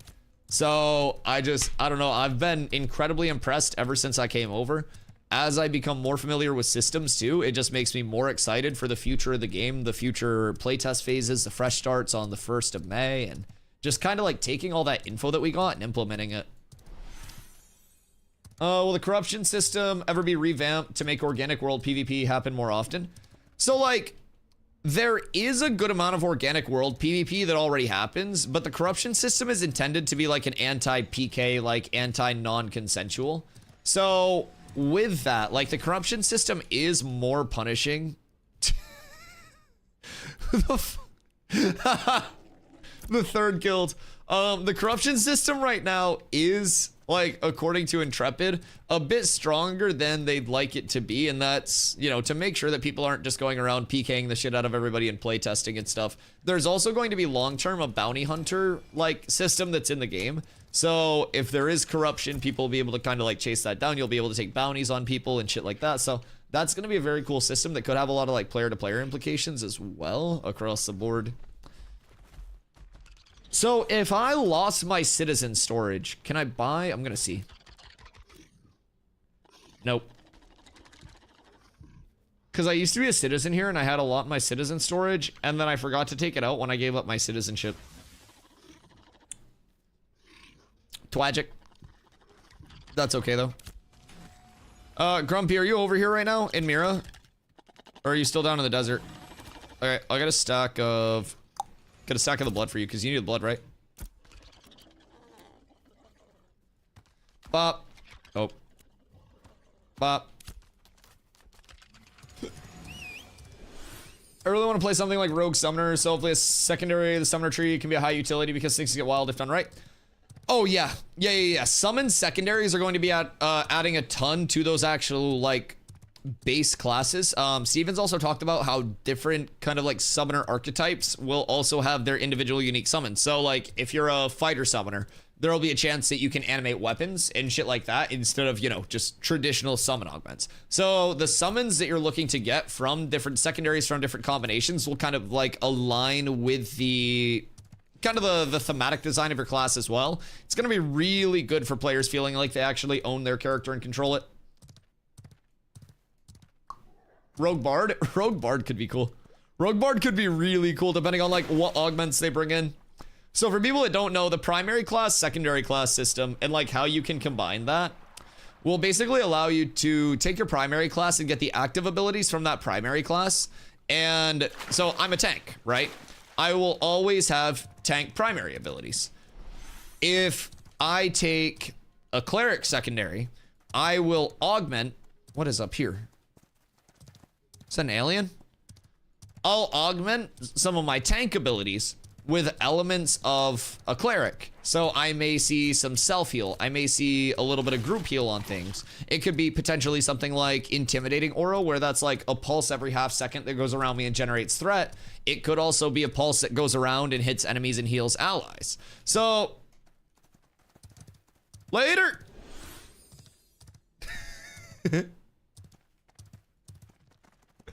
There are so many different things that they could, oh my, okay. I didn't mean to. That one, I didn't intend to. I promise. I did not intend to. That's entirely my B. Oh, it's gonna be a full wipe. So, I don't really think a full wipe is necessary going into phase 3, right? Because fresh start servers give people the opportunity to start up like, oh, sorry. Fresh starter servers give people the opportunity to start up fresh if they want to anyways. But essentially, like, what happens if you full wipe it is, we'll go back to the graph here for a quick kind of like demo. But if you take all of this character data that's been accumulated like up to this point, which will be the launch of phase 3, right? So like, if you take everything that people have leveled up to here, say this is even like 10,000 total level 25s, right? If you wipe that here to here, or even on the start of fresh to force everyone into phase 3, then you lose out on essentially all of this future data that you could gather. Now, the advantage to that, while most people are going to play on these phase 3 servers, these fresh start servers, you will still have a percentage of people who hop back on their older characters and they're like, I want to check out the new content. I want to check out the new level cap. I want to see the new loot tables. I want to see the new areas. I want to see, you know, I want to go to the tropics because I didn't check out the tropics. And you'll have a percentage of people who will go and complete the new late game content that's added in with phase 3. So even though that will be a lesser wave of people, it'll still be a wave of people completing the content, thus getting data for Intrepid to kind of like initially improve that with. So that new content comes out, shit's naturally going to be very broken with it. Like, it's on a implement it functionally and then fix it from their level in the alpha, right? Things aren't intended to be full polished. So we're the polishers. So this is going to be the first round of polish. This is like your rough draft revisions. And then you go into your final draft revisions here before you actually submit everything, right? And that's when you're going to have that like secondary round. So by the time your phase 3 players actually hit that new endgame content, that will already be revised and improved once. So it'll be pretty nice to, even if it's like just a small portion of the players that do carry over, I think it's going to be really important to have that data available simply from a standpoint of like getting new information. Yo, Magnificent Man, Hooter. Sorry, is that Hooter? Thank you for the follows. I appreciate you guys. And welcome in. Boys, if anybody else out there is new, I appreciate y'all coming through. My name's Dusty. I stream every single day starting at 2 p.m. EST. I typically stream right around 10 hours a day. If you're coming over from YouTube, hope you guys enjoyed the video. If you haven't been over to YouTube yet to check out the latest video, definitely pop over and check it out. Give it a look-see. We need 4 people to farm something. I bristle. What do we want to do? I'm down for some Steel Bloom. I'm down for whatever. Hit Slacker. Bristle, what the fuck? Bristle. Forge? Do we want to do Forge loops to start the day? I mean, it's probably not contested. What do we need from Forge? It's usually free this early in the day. Yeah, fuck it. Let's go show the people some Forge. Magnificent. Cheers to you. Thank you for the hydrate. I appreciate you. Chat, make sure you guys are hydrating. If you got coffee, get your coffee. If you got water, get your water. If you got a bottle of alcohol, what the fuck are you doing? It's 3:45 p.m. on the East Coast. Get some goddamn water, you hooligan.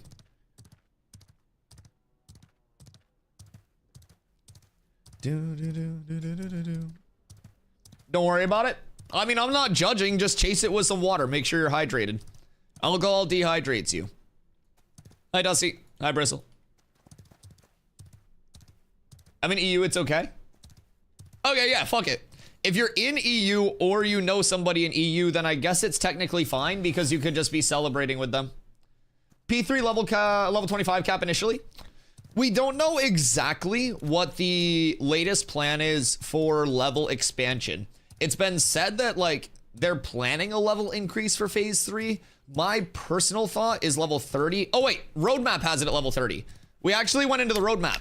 So roadmap for phase 3 has it at level 30. Some people have kind of said that that may change, but I've wanted it to be 30 regardless. My personal idea would be like phase 3 level 30, beta 1 level 35, beta 2 level 40, and then keep that level 50 kind of like mystique for launch itself. And I think that's what I would really, really, really like. But yeah, level 30 is what we're likely to get for phase 3 increase, unless something changes from the roadmap where they want to test something different. Yep. I actually forgot that we looked at the roadmap for that a couple of days ago. Just to clarify. Ever see the movie Friday when Craig eats a big bowl of cereal? That's me right now watching DustyWhy. What kind of cereal? Resetting, always getting first in chat. Absolute legend. 3 people. Forge.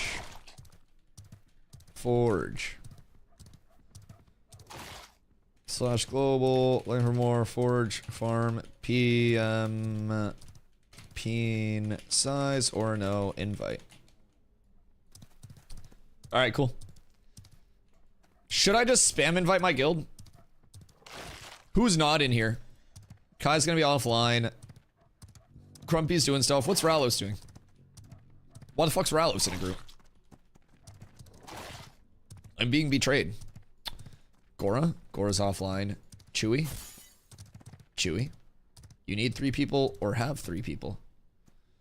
I need 3. What do you need? I need you, Duffels. And Bristle. We have 6. I always need Duffels. We can get a raid going too. I don't really... It's like, what the fuck? We could definitely get a raid. Is Kai on? Slacker's on? Alright, Slacker's in. We got another bard. Orca, Oz is already in. Kalzi, what's Kalzi doing? Kalzi offline. If Chewy's on, Merc's on.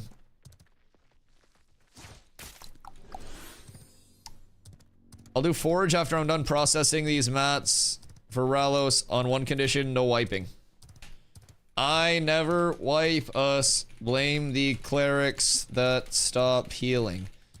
They have infinite healing abilities and people still die. That's their fault. Need a bard for forge? I need bards for everything. Yeah. Yeah, if you're a bard, I will literally poach you from your guild. Shamelessly. I wouldn't give a single fuck.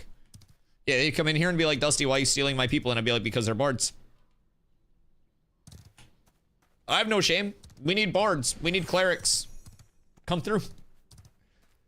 Savo, also, I think my brain didn't allow me to respond.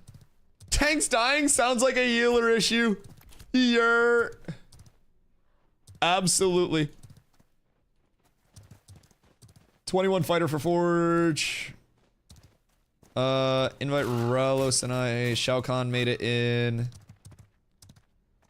Bristle. Ralos. We're so up. Hey, Toad. Toad. Have you tried not letting the whole raid die? I'm just saying, man. I'm putting that out there. It's always like, wow, I'm the only cleric. Well, why do we need 2 clerics if you both have the same abilities? You just gotta heal. Why am I going this way? Fuck me. I'm autopiloting the wrong way. Kick rocks only if they're going at you, buddy. Only if they're going at you. Binge watched season 1 of Severance and I'm hooked. Season finale of season 1 was nuts. I was talking to Carlo about starting it. We may check it out. Someone in chat was saying season 2 was worse than season 1, but I guess with everybody saying season 1's absolutely fucking sicko mode, then that would inherently mean that season 2 is still probably really good TV, right? Just assumedly. But Savo, did you say you were dipping Pop-Tarts in ramen earlier?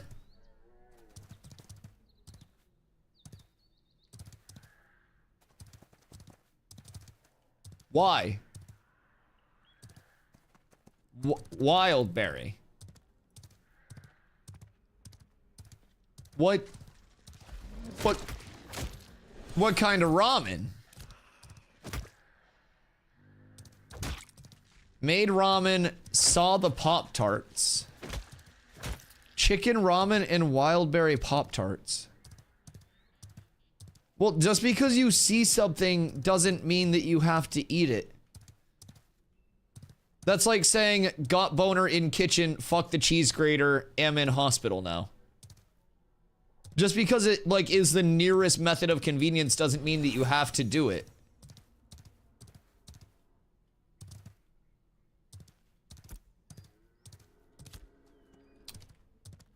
I already ran out of Cheez-Its. You're putting Cheez-Its in your fucking ramen? Savo, what's your sodium intake daily? In pounds. I'm gonna drink water on your behalf. Dude, you fucking hydrate. Chat, 50% of all hydrates today will be given to Savo instead. You could save a content creator in need. A full kilo. Got a fucking kilo of the white, no cocaine. Jesus Christ. Yo, Hoofsy, how are you, my friend? Thank you for the large hydrate. And we'll chase that shit with some coffee.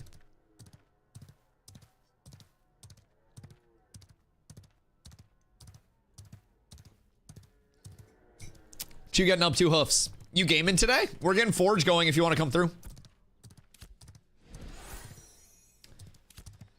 The Pop-Tart has a good undercarriage to hold the noodles. Are you flipping the Pop-Tart upside down to put, like, noodles on the Pop-Tart?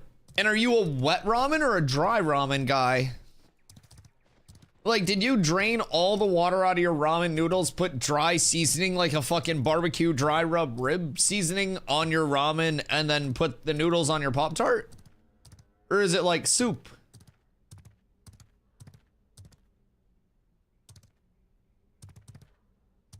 Cleric or bard? Whatever. We have 1 cleric, 4 bards, so up to you. The ramen is wet because I must slurp the juice after. Dog, your heart probably hates you. When you're laying in bed at night and you're laying on your left side so your heart's low ground, does it feel like the blood is struggling to make it throughout your body with gravity fighting against it? Cause like, I was getting Taco Bell a lot for a while, right? And we went over this in chat, but chat was pretty sure I was sodium overdosing. Because I would talk about how, like, my heart was hurting. And they would be like, what do you mean, like, acid reflux? Like, go take a Tums. And I'd be like, no, like, my heart feels like it's struggling to pump blood throughout my body right now. And somebody with medical qualifications in chat was like, Dusty, that sounds a lot like a sodium overdose. Because you're eating so much Taco Bell. And,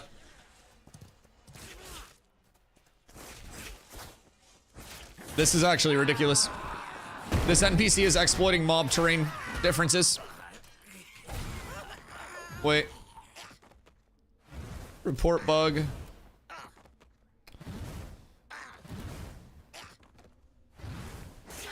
Guard Kelroy exploiting height difference to farm mobs. Please ban Kelroy. There we go. We really just gotta kinda, you know, rid Vera of the filth. And if we let things like that fly, then it makes the entire game worse for everyone, man. It's just, I think it's important that everybody has the mentality that, like, we're not going to accept bullshit like that in our game, and we need to come together as a community and say no. Save that shit for Path of Exile 2. Go corrupt them. Leave us be. Now that's a system. Yeah, I mean, the bug report system is amazing, man. I'm a huge fan of it. I utilize that shit daily. And I recently figured out that they cannot physically ban somebody from using the bug report system. So they can't stop me. Development's a moving train, and so am I, baby. Choo-choo! Because these shit posts are going to continue. I give them a lot of good data. But, like, sometimes I'll also be stuck in a rock. I'll kind of throw in, like, ooh, I'm stuck in this rock step, bro. And I really like to think that it kind of changes up their day a little bit. Where are we snailing to? Forge! Forge! Yeah, we're up tremendous. We're gonna do some forge loops. So we got 11 right now. I would like to maybe make it out of Diddy range with the group, but I don't think we'll get that many people, but let's see. Anyone else forge? Where are you running to, dog? Cardio! My man is patrolling with emphasis. Okay. Yeah, he is... This is his patrol. He's just doing this daily. This guy deserves a fucking raise, honestly. There were literally in the desert guards that were square dancing for 3 weeks and not even doing anything. And then this guy is out here just running fucking wind sprints for his route. This is insane. This is the commitment that everybody needs with their daily work. Look at this man, chat. He's going the whole 9 yards. He doesn't even stop. This is insane. I've never seen commitment. Uphill! Uphill, chat! He doesn't need a breather. I would not want to attack this. Oh my god. And then look at this one. She's just like, what the fuck are you doing? She's taking like 3 steps. God damn. That's impressive commitment. He just keeps on going. Yeah, nothing's stopping him. Excuse me. I need to find a braidwood. I would very much like a braidwood. Now that I have this axe capable of cutting it. I think that would be nice. Maybe throw me a little bit of Lego. Just a little something something. All right, we're good. No brakes on that guard grind. Yeah, dude, he's full training. That is fucking Spartan levels of commitment. Because this is peacetime too. There aren't even wars. I picture him just screaming in his helmet the entire time. Like you're running by and you just hear as he just runs off into the distance. Just full sprints, full screams all the time, full battle cry. Full battle cry. Yo, what up, John? How you doing, brother? Happy Sunday, my dude. I went outside today. I regret it. I spent money. I did a little grocery shopping. I got all my meal prep stuff for the week. Everything was on sale. So it was beautiful. Whenever I get everything on sale, it makes me extremely happy. Sales make me happy. All right, this group's actually shaping up to be like real solid. / global, looking for more forge raid PM. Yo, what up, combat? How you doing today? Meal prep sounds like a Dusty thing. Yeah, what do you mean? You save so much money meal prepping, dude? I'm poor as fuck. I gotta be like smart with my cashola. I can't be living frivolously. Can't have fucking diamond grills and DoorDash. I'm not at that level yet. Maybe someday, but You know, I'll go live one day, I'll just have a fucking iced out chain and I'll be eating a McDouble that was delivered to me by the peasantry. But until that day, I meal prep. That one ended. HelloFresh been done. Yeah, that was only a short term. You tried. We have a couple different sponsorships that we're working on right now before we have another, like, you know, 30 day. So basically, like, we got reached out to through my agent by YouTube about creating some short form content specifically for, like, YouTube through them through a sponsorship. So that's really exciting. So we'll be doing some YouTube shorts for YouTube shorts.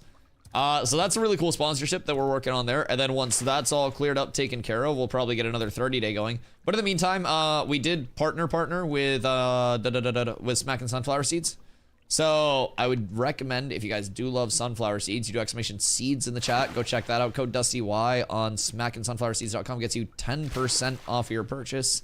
And it's, dude, I have a whole variety pack. I'm gonna munch on some later, probably during the farm. But they sent me a variety pack that has 11 different flavors in it. My personal favorite that they sent was cheddar jalapeno. A 4-ounce bag of cheddar jalapeno seeds has 10.5% of your daily value worth of sodium, so they're an incredibly low salt option comparatively to a lot of other seeds that have similar flavor profiles. So on top of that, they taste good as fuck. I'm not even gonna lie. They just they hooked me up with the variety pack, and every flavor that I tried was fucking insano style, man. Oh wait, did we get Chubby in? Whoops. I thought I invited them. We always need more healers. Yeah, this group's gonna be so chill. Oh my god. Wait, this could be nice. If we get a couple more people. I mean, if we got one more person, we got 2 groups already. Anyone else in guild or in chat want to come through for some forge loops? We should have free reign as well. So I'm gonna mark Ralos and Savo and then just have them run around and lead the loop, and I'm gonna yap. Oh shit, they got pumpkin seeds? Yeah, they got sunflower seeds and pumpkin seeds. And keep in mind, their flavors rotate all the time. So right now, they're doing a limited edition ketchup flavor for anybody that's an absolute fiend. But a few months ago, I gathered that they also had like a teriyaki flavor. So they always are shaking it up with like what they're offering. They got like the OGs, they got everything. Dr. Nathano Shotno Murthy. What up, Leon? Is there anything better than putting on brand new socks? Yo, Taryn, I appreciate you. Thank you.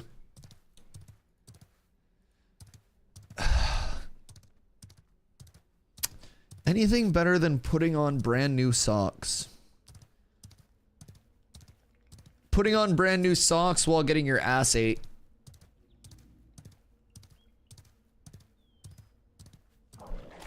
Ooh, and finding a willow. Wait. Holy shit. Good things come to those who eat ass. All right, boys. Wait, I'm gonna pop all of my rarity for this. Hold on. Yeah. Socks out of the dryer. Towels out of the dryer. Middle of winter. Middle of a main winter. You got the window open in the bathroom. You take a hot shower. You hop out the hot shower. Cold air hits your nips. And then you have a nice hot towel waiting for you. Lego. Fuck! Hey. Hi. That was not Lego, by the way. Streamer loot doesn't work. Everything is a lie. They never let me have anything nice. Pumpkin seeds are sold out? Are they fucking really? God damn, they had them available like a couple days ago. I would assume they'll get it soon. They do like all of their shit small batch, made in Salt Lake City. So yeah. That's where their production facility is. YouTube video is doing well. Dude, it's going crazy, man. We put a lot of work into it, and I'm so happy that people are actually enjoying it. I am extremely happy, because, like, you know me, dude. I am a much more, like, I'd rather sit on stream for 10 hours a day than record a YouTube video each day. So, YouTube's always been that thing that I, like, shied away from, and I've always kind of been ass at it. So I've been trying to improve a lot, like with my approach to YouTube as well. And I really think that we kind of like hit the nail on the head with this one. Carla went crazy with the edits. She put in a lot of work on her end too to make the video work. So dude, I'm super thankful that it's all lining up, that people are loving it. They're getting good information out of it. That's all I can ask. And hopefully, you know, people continue to see that and they're like, oh shit, Ashes looks pretty good right now. Cause like, you know, me and you, dude, we left content creation in a game that's been out for 3 years. Like, to come over here and fully invest in a game that's not out for another couple of years. And I'm super glad that people are loving it. I don't know the streaming stuff, but enjoy the editing, throwing together some guides and stuff. I'm fun to see how the community reacts. Yeah, every content creator, man, that's why I always tell people, like, there's so many people that are like, I'm thinking about streaming. And I'm like, well, how's your time? Do you think you'd like streaming and talking to people constantly? Or do you think you'd like YouTube where you can kind of chill, you know, target recording something, telling a story through that? And then from there, why are the Phoenix Sentinels out here?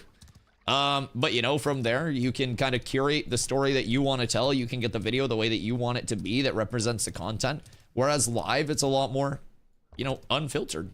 Like you gotta always have that level of turned on for, not like that, but like always that level of yapping and talking and shit, keeping the chat interested for live. And it's truly a different game.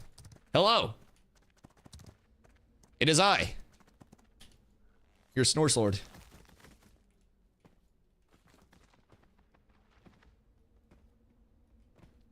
You're streaming? Yeah, I'm always streaming. When not streaming. When not streaming.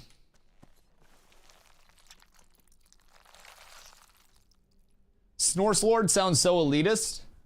Good. Good.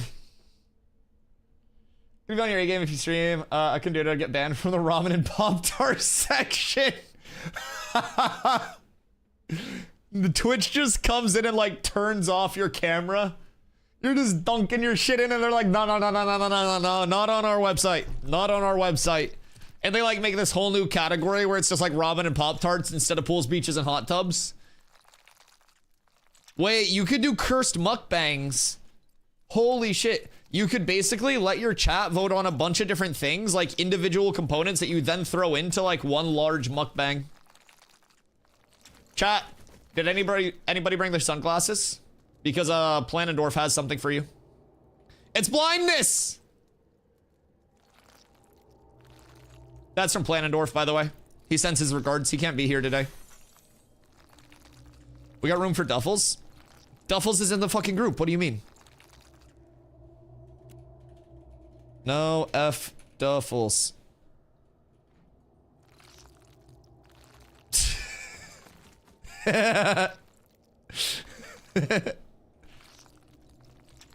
How fast is your mount? 170 in horse, snail in snail. Update your computer? You want to know what's crazy? I still haven't updated it. It's my stream PC though. Like, I don't need to update the stream PC because it just streams. And if I update something on the stream PC and it breaks, then that's like a broken stream PC. The gaming PC I update, like this PC I update. I just don't update the stream PC. I think that's like fewer moving pieces are good. There's a reason that like solid state drives and shit like that became popular. It's fewer moving pieces. It's more efficient. And I figure fewer moving pieces in the form of me not updating my PCs is probably most efficient. Well, hello. Hold on, Toad, come dance with me like the Go-Go Girls in all of those old, like, those super, like, I don't know, post-apocalyptic, like, techno clubs where everyone's in cages with, like, the super high boots and shit. What's this look from outside, chat? You cannot get in. I've been a very bad tank. I've committed crimes against humanity.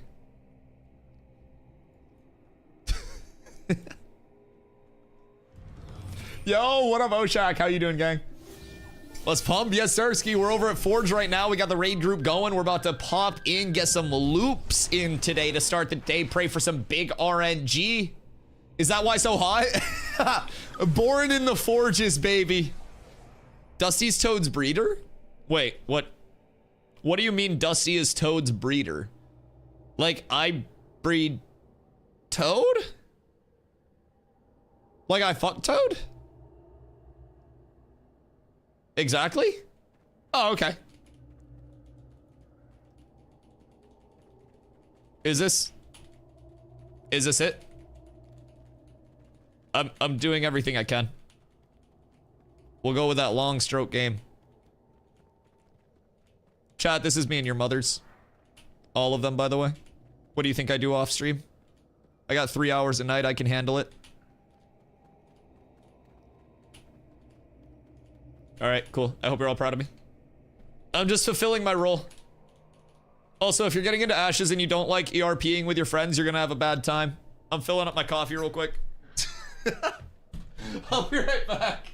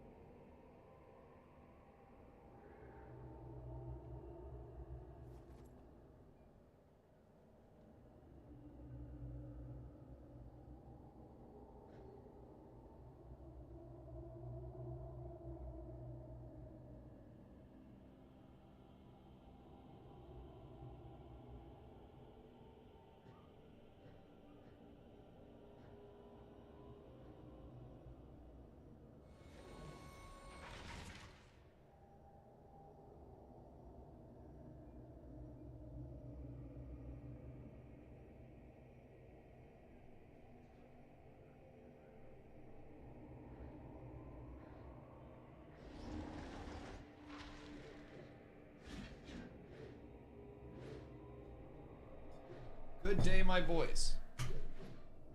How is everybody? I missed you all.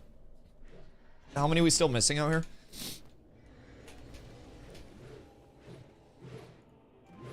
Hey, Ralos, what's your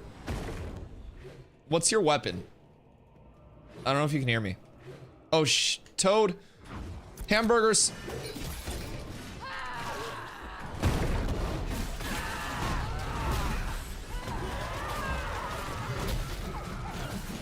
Goodness gracious. Goodness gracious. I wonder if I'm actually gonna like the sword enough to stick with it. Does Depression want to join? Do you need that? Cat with abs is absolutely S tier. Yo, Subcrates. I appreciate you. That's either Subcrates, like the breedable, submissive, subby philosopher, or that's Subcrates. And I'm just getting a little too into it. I don't know which one you'd prefer, but... Nayers, hello. Is that a Willy sound? Dude, it's been the same sound for the past, like, 2 years. Yeah. Yeah, it's a Willy sound. Actually, like a year. But, yeah, that was one of the tier lists that he was doing when Katz was on Isabella. And, basically, a bunch of the people went in, and this was when we had, like, fucking 30 plus uwus and owos for the names. And, so a bunch of people went in his chat while he was doing his tier list, and they're like, do cats, do cats, do cats, do cats. And, he ended up, like, dropping that banger of a one-liner. And so that's been the follow sound ever since then. I got it sent to me and I was just like, oh yeah, this is the one. What you getting up to, Nares?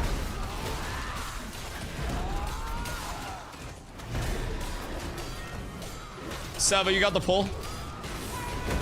All right, so chat, for those that haven't seen it before, anybody that's new coming into chat, we are currently in Befallen Forge. Befallen Forge is a build-out, like, grand dungeon, they're called. But this is also going to be, in my opinion, the first, like, iteration of what would be a raid for us. So, we have over 2 groups right now. And there are, again, this is the area that I was talking about a little earlier, but for anybody that's just come in, there are regular elite mobs, there are named mobs like Master Smith over here, and bosses. So named mobs and bosses will have exclusive loot tables, only available to those specific mobs themselves. Boss mobs, of course, have their boss loot tables. So with dungeons being open world and Ashes of Creation, there is a respawn timer on each of these mob types. So essentially what we do is try to come in here and we'll run loops throughout the dungeon. So we target these mobs, we go through, we kill them, we try to get their exclusive drops, and from there we move on to the next. Actually, one of us should probably grab that to try to roll one of those. I won't even lie. That's a really nice hammer when you do get it rolled.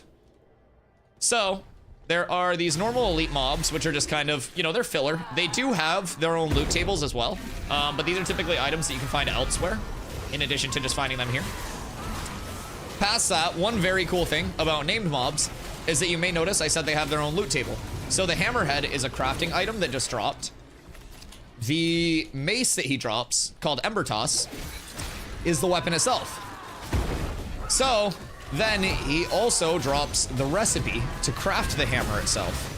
And one thing that's very cool about crafting in Ashes is that Ashes is very, very heavily incentivized in crafting. Which, by the way, before I got distracted by a yap, somebody said that they were looking to get more information about, like, leveling up your professions and which ones you can tier up and stuff. If you do exclamation crafting, that gets you, in my opinion, the best graphic related to, like, lifestyle skills that I've ever seen. So it explains exactly how many you can have at, like, which tier and how it works getting them up to the highest tier. So if you're a big crafter, I would definitely check that out. If you guys want a graphic about the classes, if you're a visual learner for all of those, you can do exclamation classes, and those will be a couple of very, very nice resources that I would definitely recommend holding on to. Somebody said they were looking for like, more info on that, and I was mid-yap, and I was like, fuck. I got back and remembered I hadn't responded to that. By the way, chat, I do always try to respond to anything.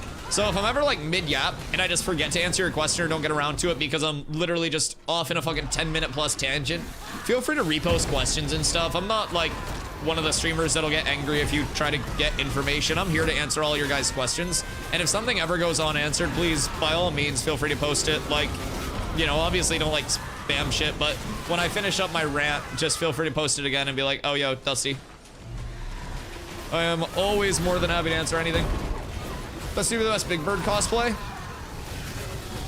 Listen, man. You're not wrong. I am 6'5". Like, I got it going for me. I feel like when I was a kid, I don't know if everybody just kind of went through this, like, same childhood thing, but, like, there was always a rumor that, like, Barney or, like, you know, one of the Sesame Street characters or, like, you know, just one of those childhood, like, live action-y, like, type shits would always be getting arrested for, like, having fucking cocaine in their tail or some shit. Like, I feel like I heard about that way more than I should have as a kid, but it always seemed to be, like, this rumor of just the Barney actor being, like, this horrendous person or just random, like, Sesame Street characters. And keep in mind, this is when I was in, like, elementary school, so I don't think these were, like, substantiated claims. But did anybody else go through that, or was that, like, the only part of my childhood that was actually unique? Yo, what up, Bert? Is it worth leveling right now? Are there new servers coming? New servers are coming on May 1st. So if you do want to get in now, like, basically the biggest difference between now and May 1st is that while there are fresh start servers coming on May 1st, you can kind of like get in, get familiar with some of the systems, you know, experiment with which class you actually want to check out. And past that, it's a $10 difference in between now and May 1st. So it's $100 for access on May 1st. It's $110 for access for the remainder of Alpha 2 Phase 2. And you only have to buy that one pack. It's not like you have to get the 110 now, then the 100 on May 1st. It's just the one pack, and you get access all the way till the game's launch, 2 to 3 years from now. So like if you're in a spot where you're like really excited for Ashes and you definitely want to play it at some point, right? If you're set on hopping in May 1st anyways, it's $10 difference. If you did already purchase your Phase 3 access, so that $100 pack, you can upgrade it for just a $10 difference. So you don't have to buy like 2 packs at any point. I definitely heard they were being arrested multiple times growing up too. Not so much Barney, but Sesame Street. Yeah, the big thing that I always heard was like Barney had like cocaine stuffed in his tail and shit. I'm glad I wasn't the only one, frags. It's a fucking crazy time. Do we want to do this since we have 2 raid groups? I mean...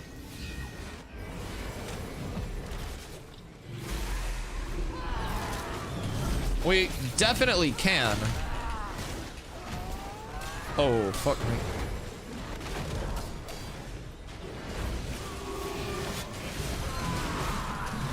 Okay, we're live.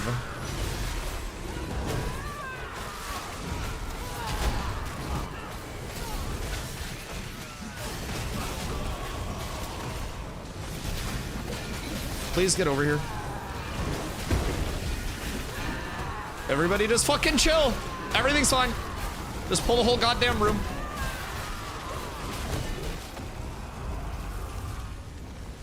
Okay. Good start. Fucking Toad. Man, fuck Toad. Your guild recruiting? Always, brother. Always. We actually just started up a 3rd guild for anybody that does want to come through, join up with the community, whether you are like a new player, an experienced player, or anything in between. So yeah, if anyone wants to come through, we are on the virus server. Yeah, of course, Bert. I will say too, with either of your packs, Intrepid gives you 90 days with no hours limit where you can actually get a refund on the purchase if you're not happy with the state of the playtest, like if you think you're gonna burn out or anything like that. They would rather players be able to come and go as they please and like prepare for...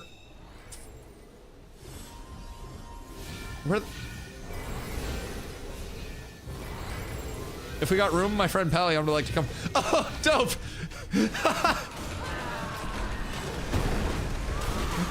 This dude just ran all the way here. What the fuck? What a legend.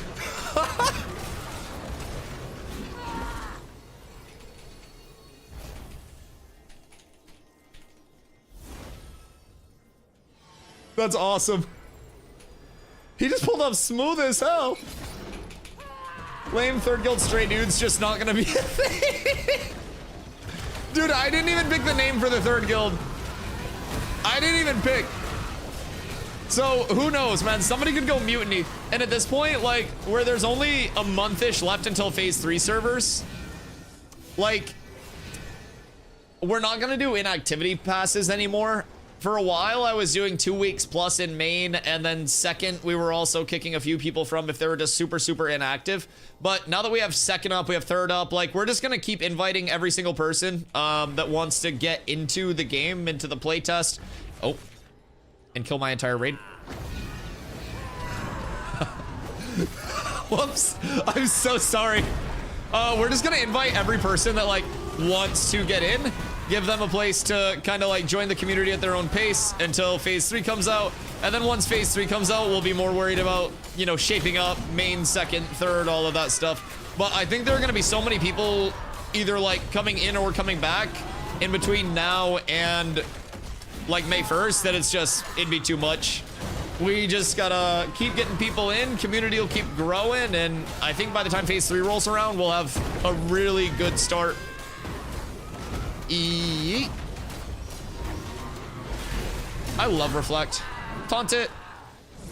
Oh, Toad. Hamburgers, Toad. Toad, I got my Protect up on you.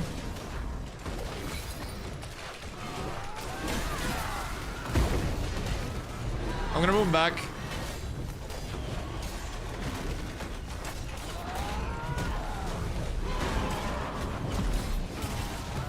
We're vibing. So Bellow Smasher is one of the bosses in Forge. He tends to be the easiest in my opinion. There's also an elemental that one-shotted my entire fucking raid one time. So that guy can be a little difficult to deal with occasionally. But for the most part, Bellow Smasher's really chill. He can also drop a good bonker. He mostly just does that charge that's a little bit annoying for the raid. But one cool thing about tank taunts in this game is my taunt, you'll notice I use it right when he charges, even though he continues to run away from me. Our taunt applies Humiliated, which reduces the damage that the target deals to anybody that's not us by 15%. So anytime he charges, I can taunt him, and while it won't just like snap threat back to me instantly and he still charges, it reduces the damage to my raid of that charge by 15%. Why am I flagged? Is it a visual bug or am I flagged?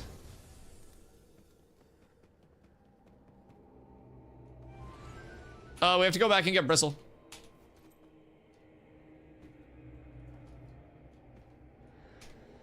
Ow, that flashbang hurts. But yeah, so tank taunt's very cool, not only in like PvE, but also PvP. I think it's a very good take to give that validity in PvP to a taunt. We also have Protect, which I put on Toad during that fight. Protect transfers 30% of the damage that a target takes over to the caster instead. And it's just like a persistent buff as long as he doesn't run out of range. So it is quite nice. I think tank has a ton of utility, and it feels very fun to play. We have a little bit of a builder spender system if you have any class resources on your particular class. So quite a few classes will have their class resource. You can typically find that right around this circle in your like class display or your kind of like character icon. I have Courage, for example, as a tank, which is a builder that I generate. What is up with all these mob pulls right now? My Courage is a builder that I generate through certain abilities and when I hit a finisher. A finisher is the final attack in my combo. So I need to keep track basically as a tank of like where I am in that weapon combo. Once I hit a finisher, I'll get a chunk of courage, and certain abilities will also interrupt your finisher or allow you to keep your combo going like without interrupting the progress of it. So tank's this really cool thing of like knowing which abilities will interrupt that, which abilities won't, weaving in the proper abilities and shit like that. One of my favorite things about the game in general is the bee-hopping that you guys just saw there with the movement. Bee-hopping is one of my favorite things in any games, and Ash just has a like full momentum carry movement system. So it's very, very, very fun to just kind of like get familiar with dodge rolls, iframes, and just kind of yoss yourself around the map like crazy. There is a lot of really wacky movement, especially once you factor in a lot of class combos. His beak was so long. Cats with dad bods is accurate though, Savo. It's like the winter bod. Or cultivating mass at that point. Alright. Is everybody in? Oh. How do we just keep pulling more shit?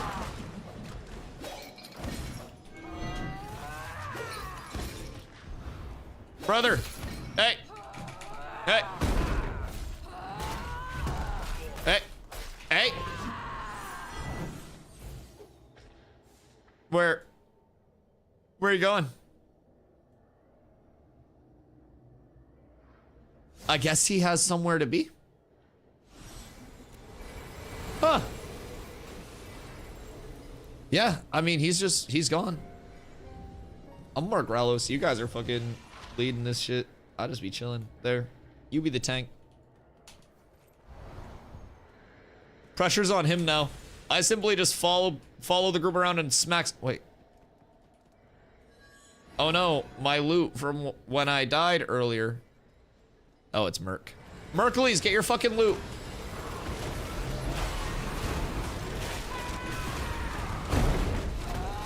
Hey. Merc, your loot. Okay, you can hear me.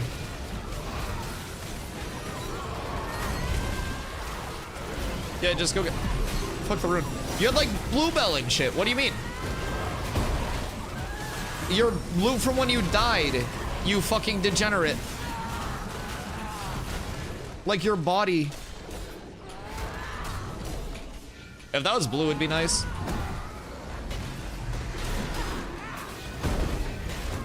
I'm just gonna grab this admin real quick.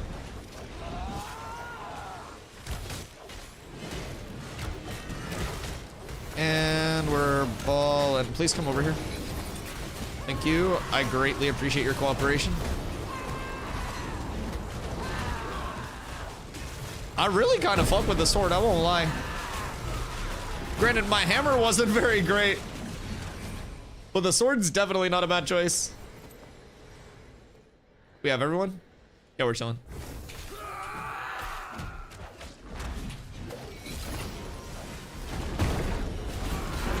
Oh, the admins.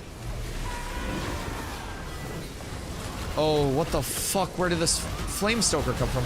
All right, careful, careful, careful. I'm pulling into the raid real quick. Hold on, hold on, hold on, hold on. Where'd the flame stoker go? I don't even see him.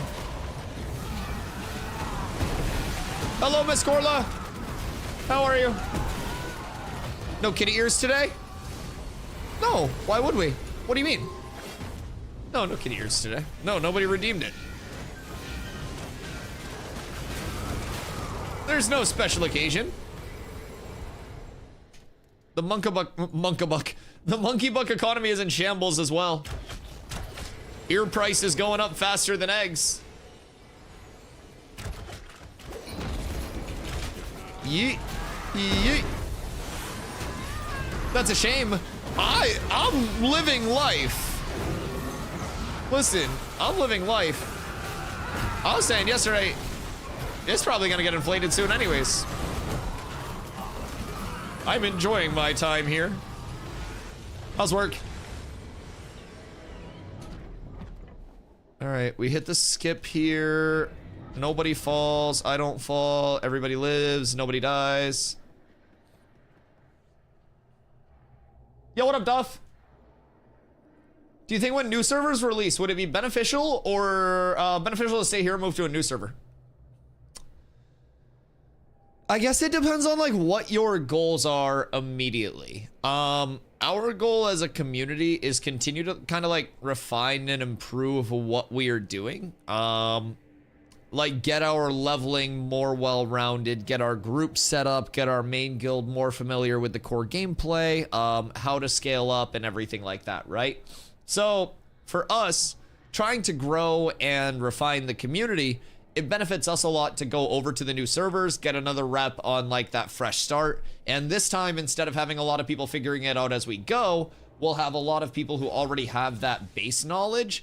And so we're able to like hit those core power scaling points to be competitive earlier instead of being behind the curve with it, right? So we get another chance at seeing the economy with all of the new gathering, refining, and crafting changes coming in. So like the dynamic spawns, I can't even talk, the dynamic spawns that are coming in, those are going to be absolutely massive because you don't just have that like, oh, I hit Lego rarity something, like I'm gonna come back here on timer and hit that thing again and then get guaranteed Lego rarity, right? So I think the gathering changes alone are going to be enough of an incentivization for people to want to restart and kind of have that like even playing field that, oh god, Wink's gonna die again. That res is so risky to take. Yep. Yep, he's gonna die. He's just gonna keep dying every time he reses unless somebody like yosses him out. So I would definitely, if you're someone who wants to kind of like work on progression, work on getting to that power scaling as quickly as you can, it'll probably benefit you for those extra reps leveling, those extra even reps on a fresh server to see like how the changes to leveling and everything like that have implications on it. Oh my god, I hit him with the intercept. Huge. Huge.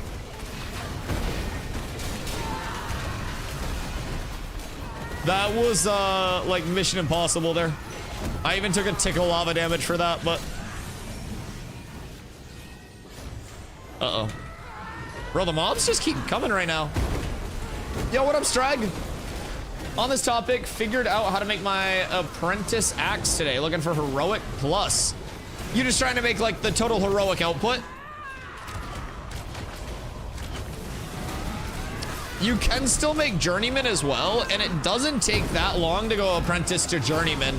So honestly, like, you feel free to do whatever you'd like. I just went through apprentice, like up to journeyman with a common axe, and then once I hit journeyman, I actually just made this today. Thank you again to Grumpy. But this is like the alternate pattern for the lumberjack axe once you get a journeyman. So it's rarity, quantity, and then a little bit of speed if you roll rare. So it's really, really, really solid across the board. I would personally recommend just saving for that and then pump through apprentice as quickly as you can. And then invest in that big journeyman one, because that's the one that you're going to end up keeping right now. There's nothing that's past that currently. Started crafting more than anything else recently, so either way, I think I'll say crafting over anything else. Well, if crafting, gathering, and that whole economy is your goal, then you'll definitely want to go to fresh, in my opinion, because if you haven't, like, I don't know, you probably checked out the video. If you haven't, I would definitely recommend checking it out. I go into detail about, like, the new gathering, refining, crafting systems that are coming into the game, as much as we know so far. But, like, there's going to be a larger area where, like, singular nodes that have been hit can respawn. So instead of just like being, you know, the same respawn timer, respawning as the same type of node, the same rarity in the same place, it'll start to become dynamic both in like the area across the board that it can respawn. It's like a larger cluster area. It'll be on a different varied timer, and you can see different rarities as well. So the entire like current static gathering system, which impacts how all crafters will play the game as a result, and the entire economy of that, is going to change significantly in between now and those phase 3 fresh starts.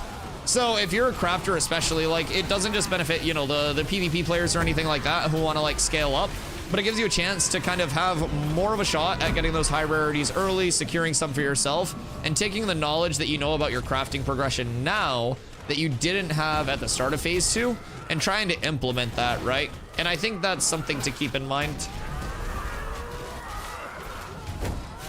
Where does Lumen Star rank in terms of like a higher rarity output?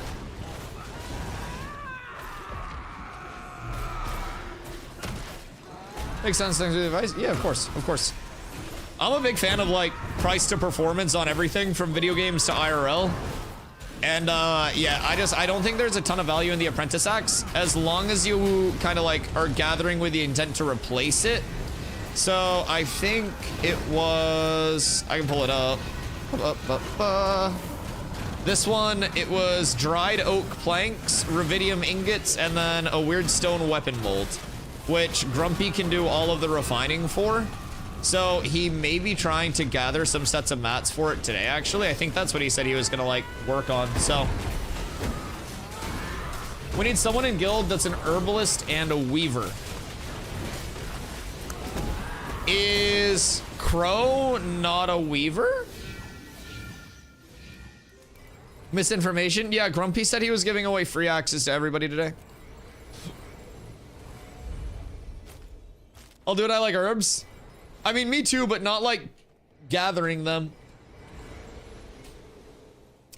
I feel like herbalism would be easy as fuck to level though. I won't even lie, my herbalism's level 4 because I came across one poppy field in the desert and started like my opiate gathering scheme. I can't make it all. I need an herbalist and a weaver. Chat, any herbalists or weavers in chat on Vira? Hello, Nell. What you up to today? Is the thing I need to make everything? Just watch a new YouTube video, killed it, man. I appreciate that. I appreciate that. I'm glad you liked it. Yeah, it's been really well received so far. Hopefully a lot of people are learning some good information and getting excited about the future of Ashes from it, man. That's the biggest thing. That's the biggest thing. But I appreciate that, dude. Thank you, thank you, thank you. Are you back from your little vacay? Because you got that GPU waiting for you once you come back, yeah? Reflect it. Ralos, be a fucking man. Be a fucking man. I taught you what to do during those slams. Cat's tanks need no iframes.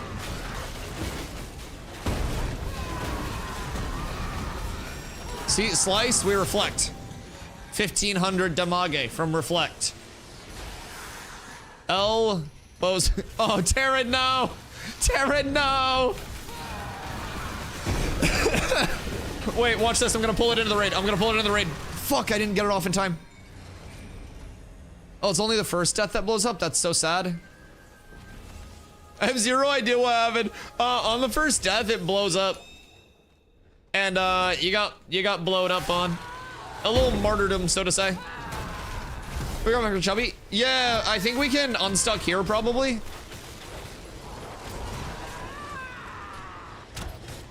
What the Toad doing?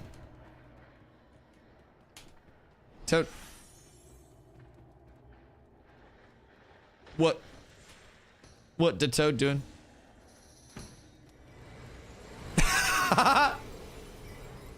Toad, you can't go in there, dude. Hey, skis to the ears to thou Drewski. Wait. How deep does it go?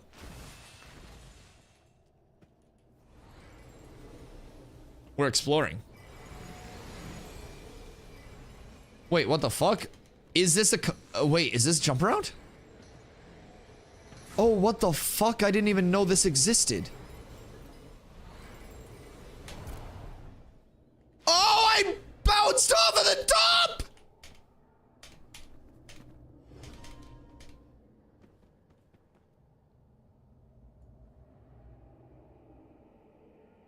What do you mean?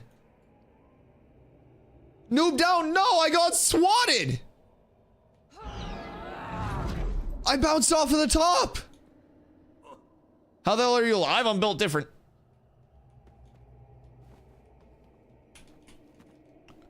Fuck.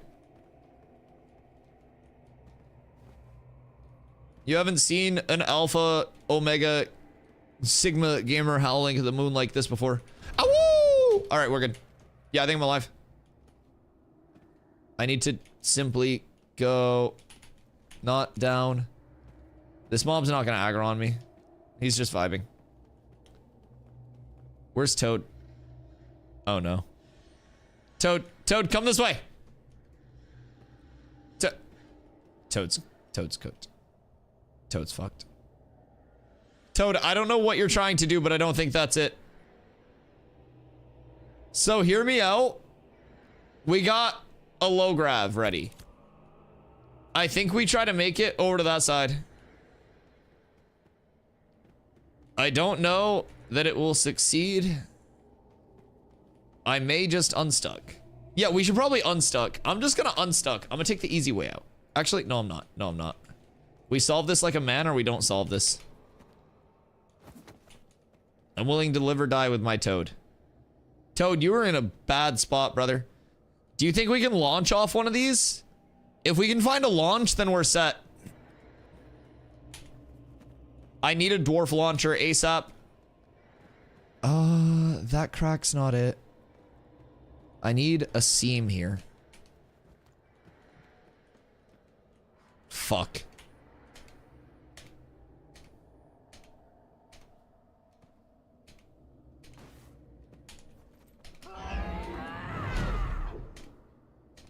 No!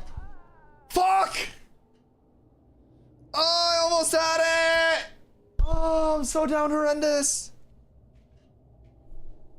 Oh, you're clapped. You're clapped, Toad. Fuck, we almost clutched it up. Oh, that was so close. Dude, I was like 2 jumps away. I could fucking smell it. Oh, that's so sad. Well, I don't think I had that much on me in terms of glint anyways. Damn, I had it, dude. It was that one tick that got me. Can I loot your ashes? If you can loot my ashes successfully, then feel free. I don't know like where they're particularly at, but I would assume they're in a relatively bad spot. It's one easy way out. Yeah, that was kind of like the contingency plan. Initially, it was more of a like, you know, time up the jumps, make it out, survive type shit. Unfortunately, theory and practice are often like 2 different things. And I think what we learned there is I was not prepared to take on a challenge of that level. Dude, I was so close though. I was so ungodly close. I regret nothing. I learned a lot from it. I feel like a stronger man after it's all said and done. Coming this way anyways for Love It Up. Oh, are you guys not about Love It Up right now? Yeah, we'll just pop off right now. Oh, what the fuck? Who the fuck low grabbed me? Ah! Why? It's either the best ability or the trolliest ability in the game, depending on when it's used. All these mobs are gone. Wait, where are the mobs gone, Savo? I'm gonna just jump through this. I don't have any stam. Oh, fuck. Oh my god. Dude, I just almost died again. If I didn't have my charge there, I would have been cooked. Rallis and I are at Forge, right? Damn, y'all already through here? Do you say all the mobs were dead on the way to Forge, right?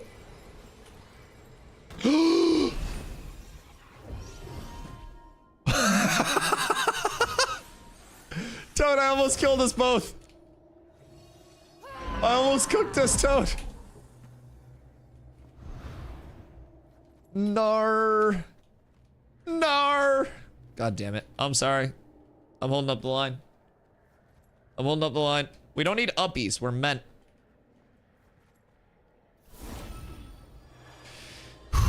We don't need uppies. I'm so sorry. I'm so sorry. I'm catching my breath. Just give me one singular moment real quick.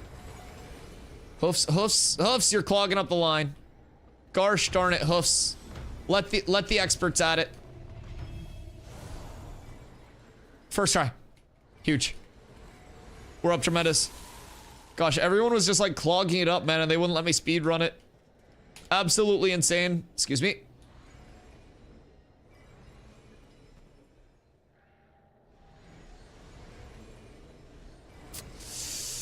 Okay. Nope, we're fine. Nope, still fine. Everything's good. What's under here?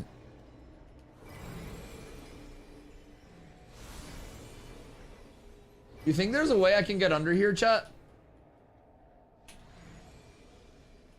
Like, maybe I can dodge roll in here or something? Roll? That's what I'm gonna try to do. No.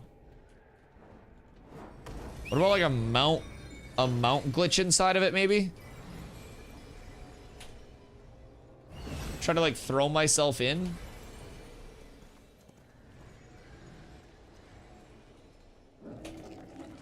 No. I think it's just like a hole to nowhere that I can't get into, which is sad. I don't think anywhere along this seam will let me in. Boobas are too large. Yeah, I actually have just the walking debuff. Oh, this other tank's probably trying to like follow where I went. What did they say the game would be fully put into UE5? This is UE5. Oh, fuck me. So we're like on Unreal 5 right now. In terms of like feature complete, their goal for feature complete is the end of phase 3 or like near feature complete, and then betas are used primarily for fine tuning and polish. So yeah, this is like the live UE5. I should relog real quick. So there is an occasional bug right now where mobs will go friendly, that green health bar. So that's really like the most inconveniencing thing that you'll run into on your day-to-day. They're working on solving that, so I'm assuming it would probably be fixed within the next week or so. My homework's in UE4 right now. My hairline's retreating.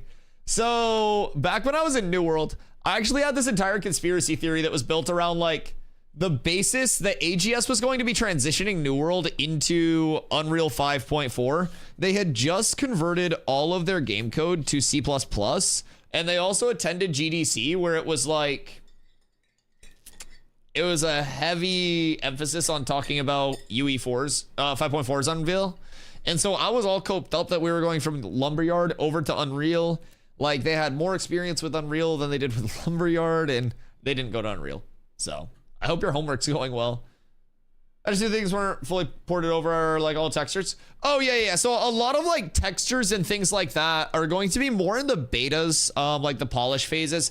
Alphas are being used primarily for those like highly functional systems across the board, and making sure like, you know, weapons, like combat, the systems themselves are all in like a functional working spot.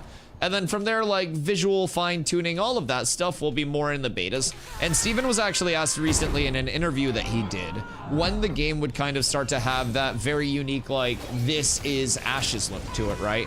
And he even said, like, you know, probably somewhere with like the later Alpha 2 Phase 3 to like betas area. So I'm excited for that to shape up as well.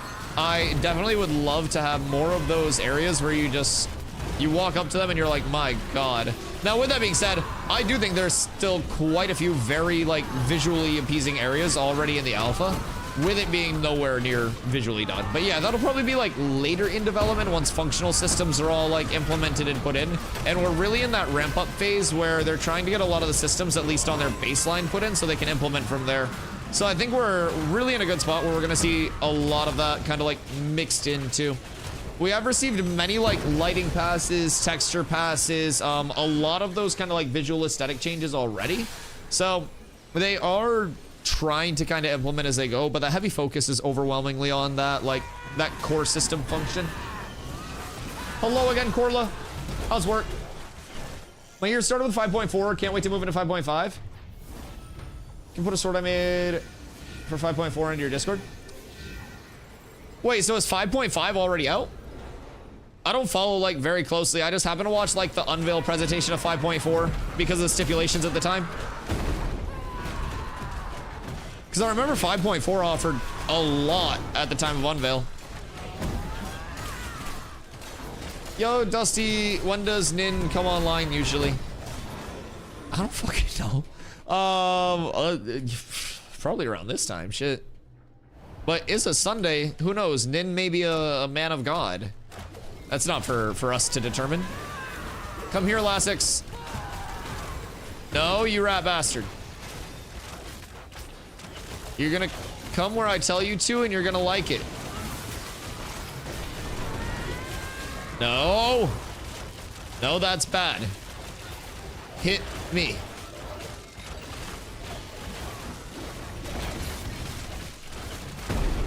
All right, now just lay here and take it. Oh God, I'm gonna have to climb up to you, aren't I? God damn it. Huh. Huh. Huh. What's the best way to get up?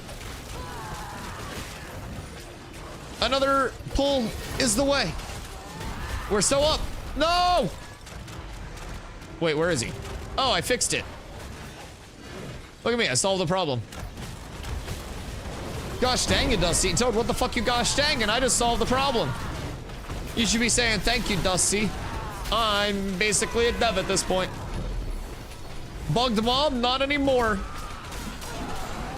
Good old Dusto's on the case. Last one we have after this guy is a big boy downstairs. Yeah, the big pupper. Do you think Zammer's room is achievable? Zammer time.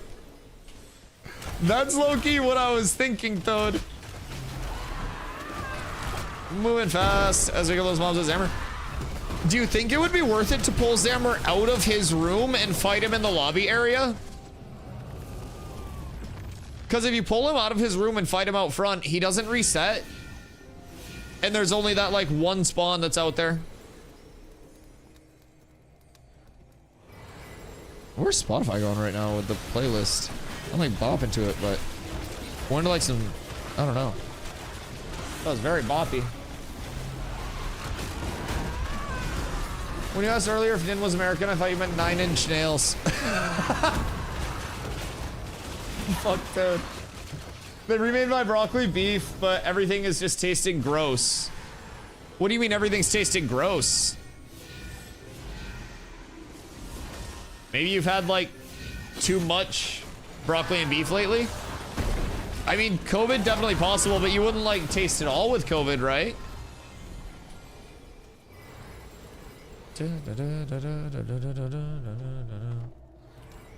It tastes like they killed this cow today and not in a fresh way. Wouldn't that mean that it was a fresh way? Wait, what do you... How's that not in a fresh way? 5.5 out.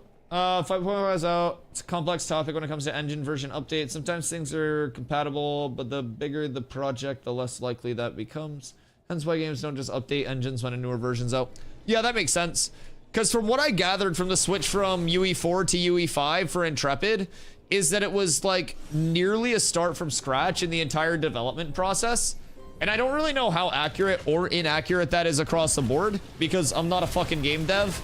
But that's kind of one of the things that I've gathered that contributed to like the dev process being so long, is that like prior to the UE5 switch, a lot of what they had didn't really carry over. And again, this could be completely inaccurate and I could just be fucking talking out of my ass as like a non-dev. But like, they have been working on this. It's been what, like 3 to 4 years, 3-ish years, in terms of like time since the UE5 port.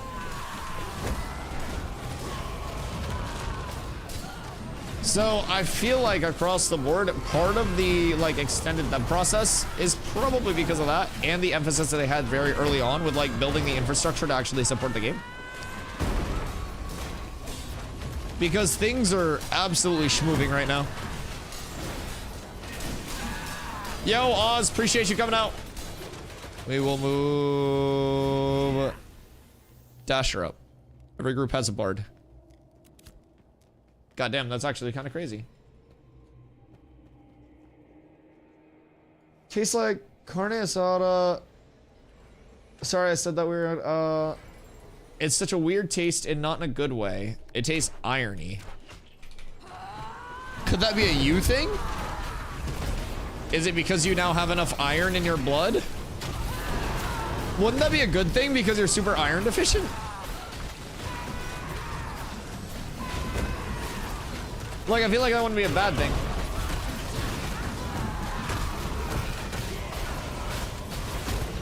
I go to one of the few colleges in Canada that offers game design and dev as a course, and it's Unreal Engine is what we specialize in.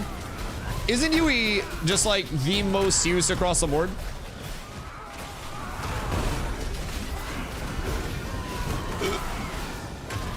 And one of the criticisms that Ashes faced early on was that people always said UE would be like terrible for an MMO and wouldn't have like, I don't know, the capabilities to properly host an MMO or something like that. I read a lot of the criticisms, but I'm simply just a stupid streamer, man, so I tend to ask the qualified individuals.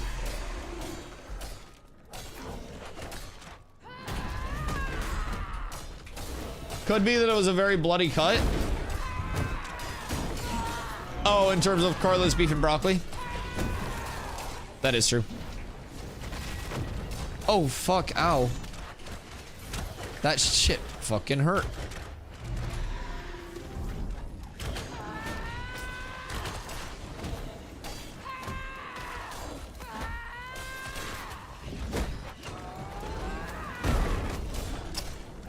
Is this the boss one?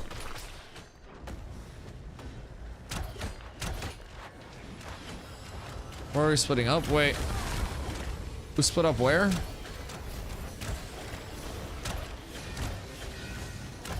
Oh, did you guys go to the middle? This one was just behind us. Okay. So, if you want to make treasure maps, you're going to want to go into crafting, scribe, and scribe. Is it scribe? I thought it was scribe. Am I tripping? I guess I'm tripping. Those are your scrolls.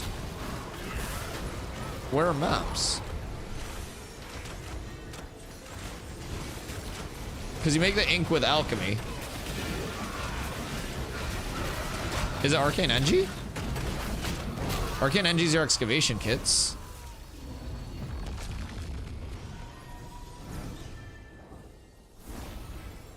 Am I on Fen?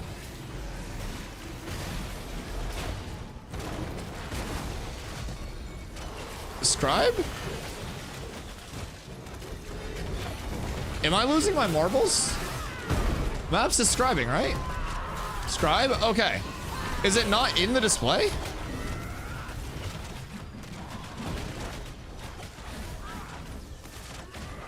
Yeah, I think I'm losing my mind. I'm just going full senile at this point. I'm gonna start getting everything together for an IRL backpack. You just want to take my money. Hit collapse all and scribe. Collapse all. Expand all. Collapse all. Yeah, I don't know. They don't show up? Yeah, but yeah, it's scribe. So you'll make the dye through getting rubies through mining. You'll process the rubies with your alchemy into ruby powder. And then I'm pretty sure you use that ruby powder on your maps, right?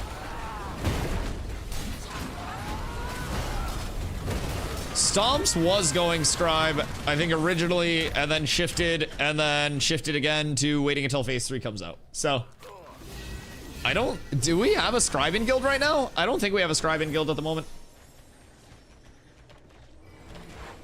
For the most popular since Unity, what they did what they did 2 Septembers ago. Really depends on what you're trying to make. Unity went with like a subscription model or something, right? Like, didn't they change their monetization? 2 heroic treasure maps. Oh, you're up tremendous. One's in the desert. I still can't do maps. Ruby powder makes red ink. Red ink can group paper. Thank you. Thank you. I was missing a step. I knew something sounded off. Ruby powder to red ink plus paper. Paper you get from the vendor, yeah? Pew. Paper could be a lumber milling thing long term. Just low key, high key.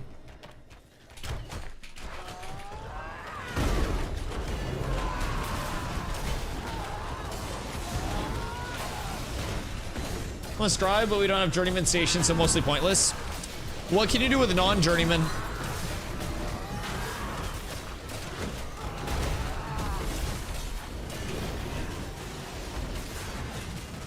What about water? Should that be farming? Water? I just feel like water should be a gatherable. You go to a body of water and then you gather it as a material. That's how New World did it. Very simple, but it makes sense. Because then there was that level of like, people would just gather water and list it for like a singular penny on the like trading post, like the player market. And there were some people that would just go buy their water in bulk because they didn't want to sit there gathering it. And then there would be people that would go gather the water and sell it because people were always buying it. So it was kind of an intriguing concept. But yeah, even in like towns that had rivers and stuff, you could just go to the river in the town and you could gather there.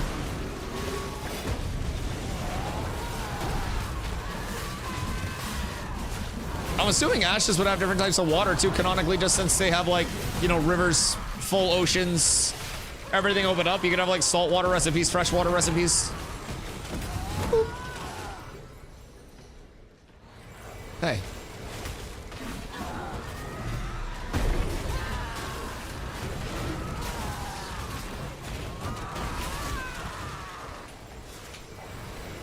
Bonk. I am loving tagging with the sword. It just feels so much faster than a hammer does. For like courage gen.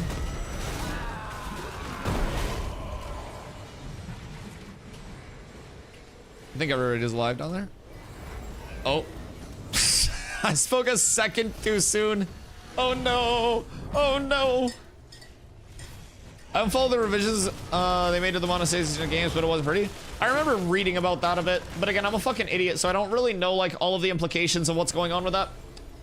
You do some stat scrolls right now with Scribe, but the enchanting scroll is the big bump from Journeyman to Apprentice. That makes sense. Sword's like twice as fast as a hammer. Yeah. The time to finisher is quite nice on it so far, and it also gives like a little bit of a bleed at the end, so it's not gonna be this like massive damage additive across the board. But like from a throughput perspective, it's just kind of like getting those combos off, maintaining courage across the board. It feels pretty nice. And if you have one tank that has a hammer and one tank that has a sword, or like one hand mace and then a one hand sword, you can go one of them using the hammer ones, and then I go Swordmaster Swiftness, Swordmaster Savagery, and then the aura. So we could probably, I would assume that those are stackable on party members because they're 2 different buffs.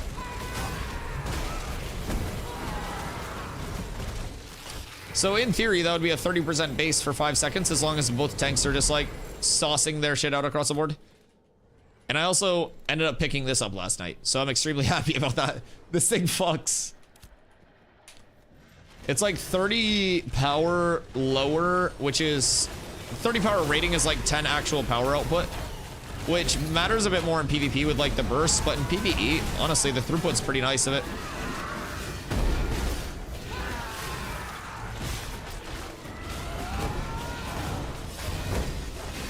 Are we actually gonna Zammer? Oh god. Oh god. I don't know if I like the look of this. I mean, so this room...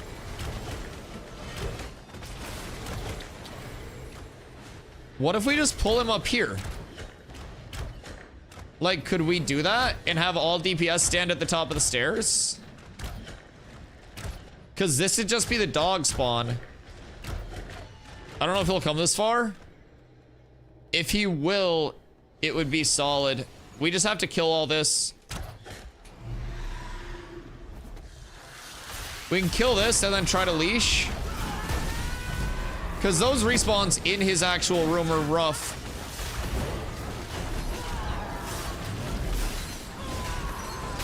Well, we should have enough to just, I don't know, brute force our way through it. You'd think.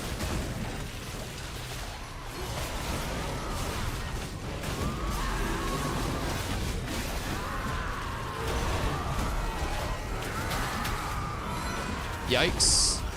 Everything hurts. Jesus. Lockdoor just got fucking deleted by that. Yeah, the Curse Strikers, they hit a little hard when they jump in, man. They hit a little fucking hard. And they have such a long CC if it hits. I got you NCI to pump. You were pumping. You were pumping so hard before you died, dude. Incredibly hard pumpage before you died. I was seeing the numbers on my screen. You were pumping so hard. Don't thought. I'm encouraging you. I'm here to support you, my friend. I love you. Yo, what up, Nerfenstein? I love the name, dude. I fucking love the name. Hope you're having a great day, man. I think they need to at some point focus on polishing the VFX. Way too many ability animations. What makes WoW combat great is they kept it short and sweet. There's no need to have these giant circles on the ground for more than 0.3 seconds IMO. Yeah, some certain accessibility settings too would be cool for that, for certain people who want to have that like level of I want to see all of these, and then maybe some accessibility settings where it's like a reduced visual effect for people who don't want all of that clutter.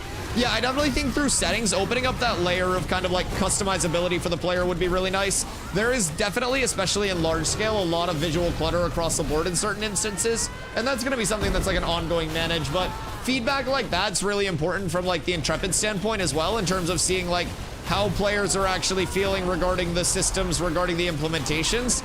And if you haven't kind of like submitted that in either like the Discord or in like a bug reported game or something, not that it's a bug, but like they really value any of that feedback that comes in. So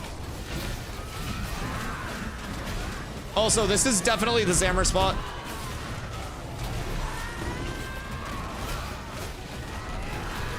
Yeah, fuck his entire room. We're fine. Careful, he's gonna explode.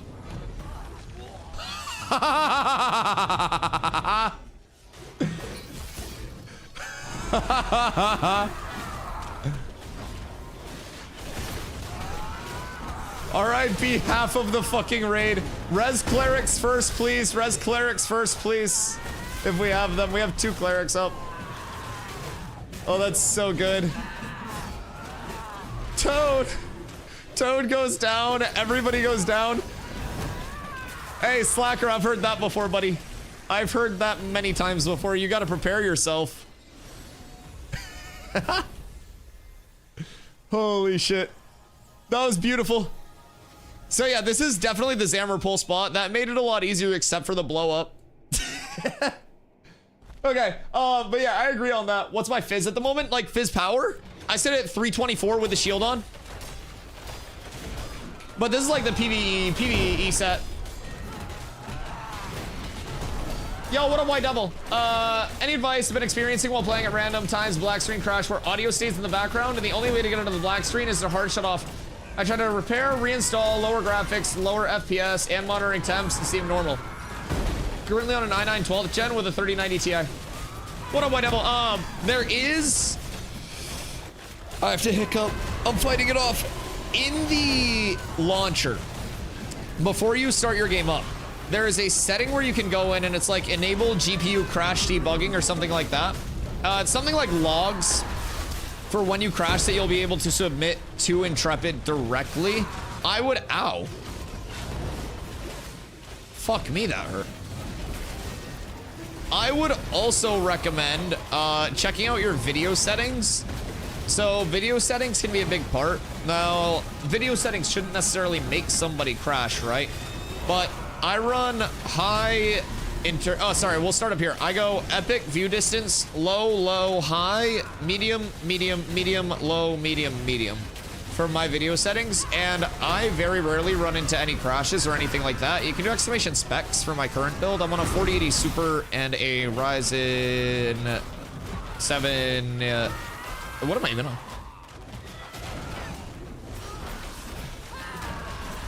I'm on a 7800 X3D. I was like, did I get a 9800 X3D? I'm on a 7800 X3D. Fuck me, I just had a brain fart for my own build. Put that model review under your general chat. Still pretty beginner and junior level, but a little more respect for the DAOs, and so I don't mind going to batch. The developers understand yeah. No, I mean, developing a game's fucking crazy. And I feel like that's something that, like, a lot of players and content creators don't necessarily, like, give enough credit towards, is, like, the development process of what really goes into all of this, right? We couldn't loot, we died? Well, I mean, his loot should go public before he, like, pops. But yeah, I always have this really large level of appreciation for the people that are actually making the games behind the scenes, because there's no way in fuck that I'd be able to do any of this. So while I play games a lot, I'm familiar with, like, core gameplay loops, and I can provide, like, information on, like, what's broken, what feels good within the game. It's not like I know the coding fix for what's fucked up in the game, so. Yeah, someone should have loot on this with how it's behaving right now. Leave them in the game. We should have a raid or party setting to limit them. Ooh, that would be nice. That would be nice. Almost like turn off, like, raid, like, outside of your party settings. Yeah. No, that'd be a really nice thing. I would like that setting. MMOs are the final boss of game design, and that's why it's so amazing.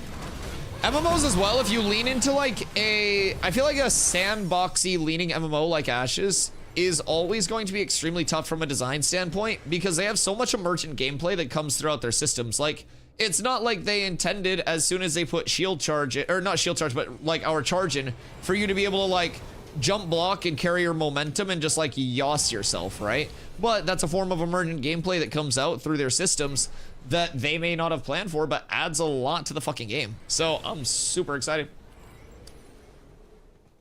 Just too much at the moment, but I have confidence in Intrepid. They proved to be a serious company. Flat Ops figured it out 20 years ago. Intrepid will too. Oh yeah, 100%.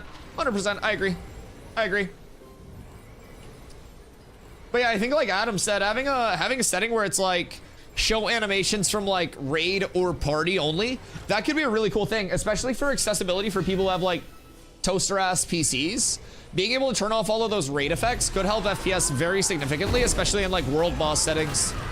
That could be really cool.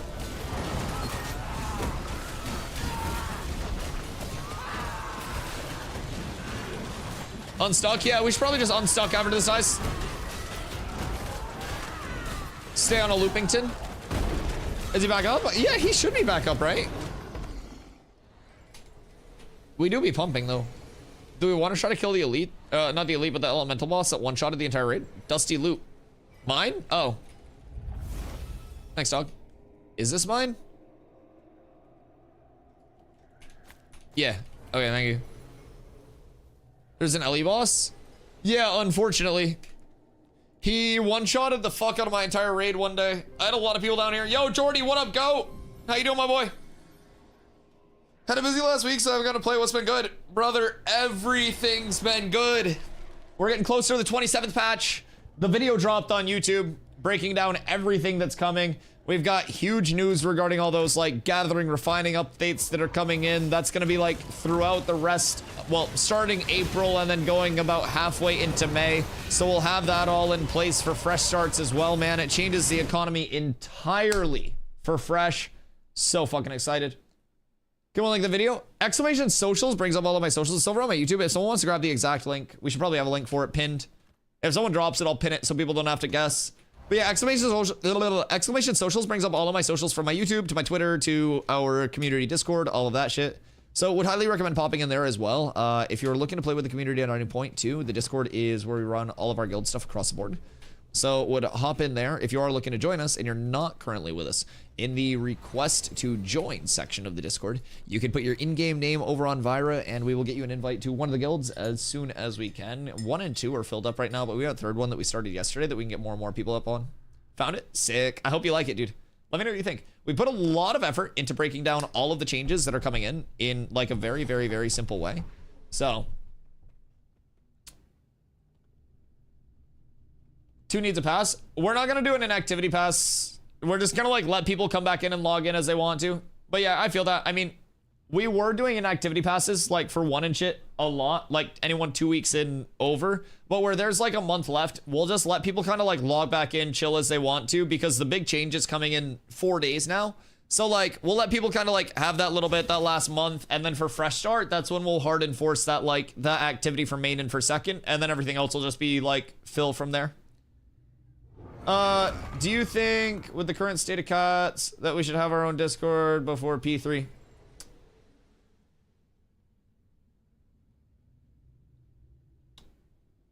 I mean, maybe. Like the functionality of a dedicated Discord and what we already have set up isn't too crazy regardless. And I think keeping it all in one place instead of making people kind of like travel everywhere across the board is pretty solid. But we'll probably get a solo Discord up at some point for it, just to keep organization and everything. But just for now, where it's still informal and so many people are coming and going, the thing with maintaining like that full Discord before like a formal launch per se is that you'll have so many people that have roles atrophy, need their roles removed, and that kind of like turnover and stuff like that, right?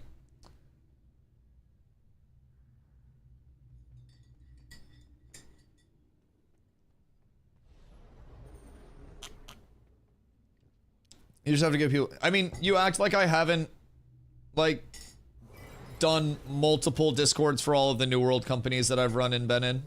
It's just a hassle to maintain people's roles and their frequency of coming in, coming out. When are you going to take people's roles? Whose roles do you take? Oh, you took my roles here in this Discord. Well, I wasn't quitting. I was just taking a break. It literally just adds in like extra steps for the people who are doing shit. Instead of just running it like this where it's super informal, people join the community Discord anyways, and then like on like closer to launch we're like, all right, here's a dedicated Discord, only join this if you're serious about like, you know, joining the guild or working with the guild on launch, stuff like that. So for right now, everything's so informal, it's just a playtest. Like there's no telling who will be playing the game like on launch compared to now, but if it continues to take off, then Carla already has like a full Discord set up. We're just waiting to like deploy it, so to say, until it's a bit more like formal and organized to reduce the work that'll be associated with maintaining that, right? So we have it all kind of like out there already. It's just not out there. But yeah, the back end's all done. Like we have the Discord server because Carla way back in like previous phases actually ran a guild that was like really excited for naval combat and shit called Sirens. So I think it was Sirens over here. Either way. But yeah, she had a guild all set up and everything like that previously, so she had the full Discord and then she just wiped all that out, so she's pumped for naval combat. But yeah, so we have all of that set up. It's just a matter of like we're waiting until we get to the point where it's like more serious, dedicated, like I am fully bought into playing with the community for a long-term type thing. Completely random, but do you think Narc is still secretly playing the game? What a funny question. That's actually hilarious. I don't know. I think it would be silly of him to. He's got to do everything he can probably at this point if he wants to keep making content to try to solidify himself in a different like directory. Because like no opportunity will ever present itself in Ashes for him again long term. And it would just be like such a bad experience for him coming back to stream the game at this point, because everyone would just go in and make him into a lol cow. And like some people may want to be lol cows when they're streaming, but like at a certain point it gets very, very tiring and you just mentally like snap from it. Happens to every lol cow. And so I don't necessarily think that it would be like in his best interest to do anything. Sure, he regrets making that video. Well, it wasn't even that video. Intrepid hadn't worked with Narc for over a year at the time of him making that video because he was always just doing weird shit. Like he put Steven's face on like custom made underwear and then was wearing it on his stream. And Steven was like, hey man, can you like not like wear underwear with my face on it on your stream. And then he continued to do it. And like just a bunch of other weird shit, like doomer takes, negative outlooks, like. And so Intrepid hadn't worked with him for a while anyways before his video. So I think it was more so a matter of like he was just trying to realize or like take a percentage of what he could out with him and like quote unquote go out with a bang, but ended up just making himself look absolutely goofy across the board in the process. It's a very interesting choice to burn every single bridge that you made like since your channel was constructed. Like I, for example, when I left New World, I wasn't like, this is my last New World stream, like going around on a farewell tour like I'm fucking Kobe Bryant. Like, I just kind of came over here and started playing, and people came into my chat and they were like, no more New World? And I was like, no more New World, dog. No more New World. And that's how I went off. But I mean, different strokes for different folks, man. Maybe he just didn't want to be a full-time content creator anymore. I don't know. I don't know. You quit New World? I still secretly play. Can you imagine? I've just been warring on like EU before I get on stream or something.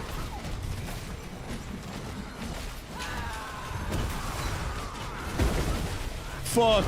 Over there on like different aliases. I run a different VOD every day during New World War times, and I just go play New World Wars. Undercover Dusty. I'm Scott Lane. It's been me the entire time.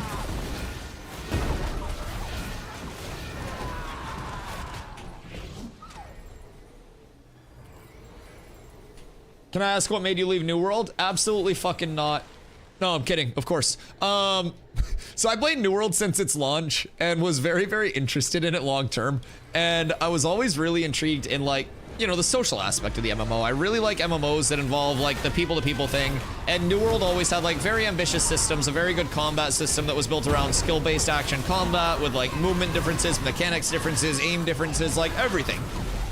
And so New World for me was always that kind of like that original MMO that combined a lot of different elements from like MMO traditional elements to, you know, more of those non-traditional MMO points that it incorporated in as well that made its combat standalone as such a unique thing. And over time, I think New World just like through employee turnover, through directional changes and everything like that, got completely away from what New World was supposed to be. And as a result, the game in its current iteration feels nowhere near what it was originally intended to feel like, nor like a good change, right? Like they mutilated their entire combat system the second they added in a full aim lock to its previously full action combat, and they took away the only thing that New World had done better than any other MMO at the time, which was a full skill-based action combat system. And they instantly removed that element of skill, and it was like not only a physical change to the mechanics, but it was also a psychological change, where in New World, instead of dying to another player and being like, damn, that guy outplayed me, it was now dying to somebody and being like, damn, I bet they have aim lock on. And it just made every death go from, wow, this guy's really good at the game, to, oh man, this mechanic sucks, I hate this mechanic. So New World lost a lot of its like long-term potential over the last 3 years as well. And as a New World content creator, I saw my channel go from very small to in a pretty good spot over in New World. I was having streams over there in October with the Eternum launch where we were looking at 250, 300 average viewers some streams. And like, it was really good. It was really comfy. It was really fun. I mean, I had a spot for myself as, you know, one of the better melee players in the game. I was in every top guild running, or every top company running a shitload of wars weekly. I played well over 1,000 wars over there. And the entire time that I was, you know, playing, it was just this constant level of the ceiling is closing in. And New World continued to bleed players, atrophy players, and there was no kind of like effort on the development end to really do anything to remedy that. It had so many issues with its core gameplay loop that kind of like made players not have any incentivization to play the game long term. They got away from the leveling process actually being a journey and made it an extreme, like a very streamlined, just singular main storyline progression that you played 1 to 65. And from there it was just, you know, a level of unincorporating the social aspects, unincorporating like the player-to-player aspects, and really all of the things that originally made New World in my opinion. So yeah, the game just in its current state is not what the game used to be. And that's one of the things that I'm most excited about with Ashes, is that I really love the ambition of the systems in Ashes. It has a lot of the things that New World originally advertised as being, you know, those very core player-to-player systems and levels of interaction. And they go even deeper than New World systems were. So I've always been extremely excited about the future of Ashes since I saw it. And I finally saw enough with like New World continuing to like fall off and like make no changes to their problems. And Ashes just, you know, being in a dev process, naturally continuing to improve. But on top of that, continuing to improve so consistently was the thing that I noticed. Like, iteration of content was extremely fast, and everything was starting to ramp up more and more and more. And since I've come over here, it's continuing to ramp up, and it's exponentially faster now than it even was when I was first here. So it's been just a night and day difference. Past the actual core gameplay loop issues, New World's development team, and basically the people that were like associated with really like the long-term health of New World, from their community not the members, but like the community team to the development team, like there was just this level of disconnection from like the people paid to create the game and the community that was playing the game and, you know, supporting them being able to do so. And so, I don't know, it was very, like, feels bad level as a content creator, constantly having to hear about and honestly experience firsthand how Amazon Games just, like, stopped caring about New World the more its population dropped. And once it dropped to a certain point, Christoph Hartmann, CEO of AGS, just deemed it to be no longer worth, like, really investing in terms of player retention and shit. And as a result, you saw less and less of a continued investment. You saw teams move...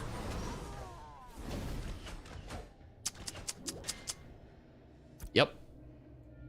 That's why I don't like that guy.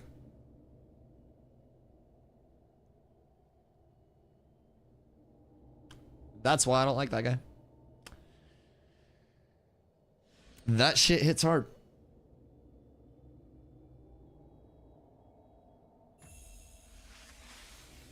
Don't res me. I don't want to fucking do this.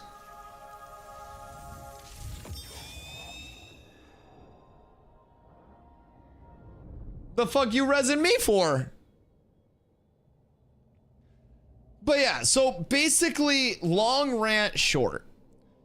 New World was in a spot where it was like devs versus players, like the entire gameplay loop was flawed. There was no player retention. There was no communication. There was such a slow content cadence. It was just, dude, it was terrible across the board in terms of long-term outlook. Stop playing after one of the balance updates, nerfing medium. I was a medium GA Warhammer player, so I definitely kind of like feel that across the board. There were a couple of changes to that class in particular that were a little fucky, but it's a song. It was in my mind. Yo, Akura, thank you for the follow. I appreciate you. Welcome in. Hope you're having a great weekend so far. No decks right now? What about no decks right now, Oz? Sorry, I was mid-rant when you said that. You ever play Arcade? I did not play Arcade now. What content cadence? No, that's what I'm saying, man. Like, New World is on a once-yearly major update cycle, and they just atrophy players within months. Every single update. It's insane. Their content cadence does not match their, like, atrophy rate of players, and it's so rough to watch. And it was so tough to be a part of, like, streaming-wise. Because every single, like, update, it jumps up, and then it instantly just, you're vibing for, like, 2 weeks, and there's just, pew, right down, right back down.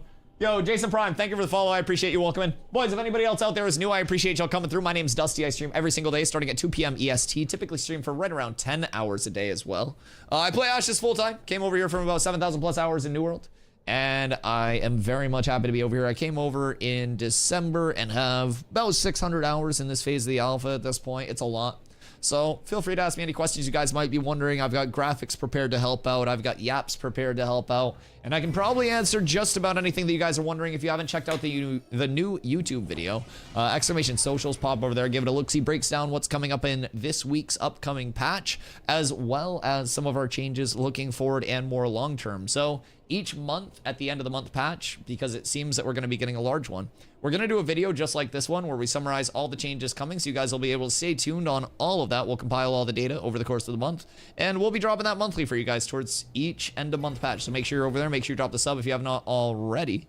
And I appreciate all the support, guys. You guys have been absolutely showing so much love to that video, and I can't thank you guys enough. We worked extremely hard on it on our end, and we're really happy to see all the love over there. It's fine until they change combat too much. Once they did that, they lost the last of the player base. Well, yeah, because, like, New World for me was always that spot where it's like it didn't really do anything better than any other MMO except its combat, right? So I just, as soon as they changed the combat and made it no longer that one-of-one combat feel, it was just like, what's the point, right? It's just a tab target now, and every tab target does everything else that New World does better than New World.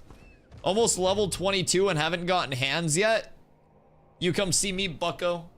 I got some fucking hands. I got some fucking hands you can get. I also probably have some in my storage next time I go back to a town if you meet me there. So, your choice. Either fisticuffs or I may actually have gloves. I might have some in my inventory.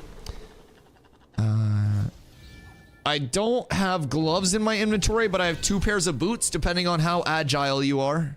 Or I can check my storage, depending on your choice. Back to Valhalla. Fuck is Valhalla?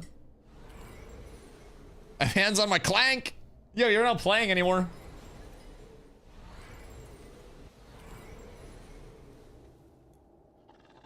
Wait. Why'd they mark me as a tank? Cat with abs is absolutely You're the S tank. tier. Yo, global warming. Welcome over, brother. I appreciate you. Crank your clank. Why don't you come over here and I'll oil up that clank for you? Come back for fresh start. Yeah, but what if I ban you before fresh start? What if I say no 5'6" bald men in the chat?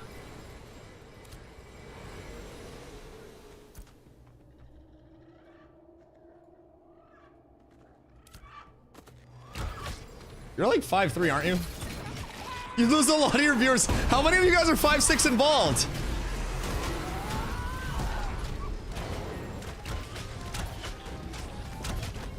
Can we get like a 1 in the chat if you're 5'6" and bald? Because I feel like that'd be a good RP company. Excuse me, I'm 5'7". Okay, I'm sorry. 5'7" and balding. 6'3" and bald. No, you're 6 foot something, that's fine. I'm 6'5", welcome in.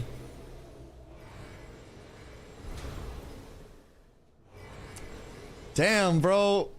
Y'all about to curse me. Don't mean to brag, but 5'8" with a decent head of hair. You have far too much fun with this? Yeah, I just like appreciating the things that I do well. I play to my strengths. If you're 6'3", most people can't see you're bald. That is true. You kind of like Sharpie in the edges, kind of, like the halo hair. And then you'd be fine.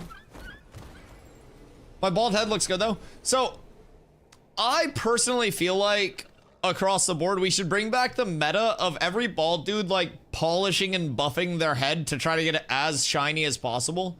Like a mirror finish turtle wax on your skull every morning. I remember, like, early 2000s when that, like, Mr. Clean type skull was, like, a meta. And then people just seem to get lazy. So, I don't know, like, if I put CeraVe on my face day and night to maintain my appearance, I feel like people with bald heads should get, like, the power buffer out and just give it, like, a... Other bald guys don't do that. What do you use? I use a bar of soap. For everything? Wait, so you don't use shampoo? I guess that makes sense.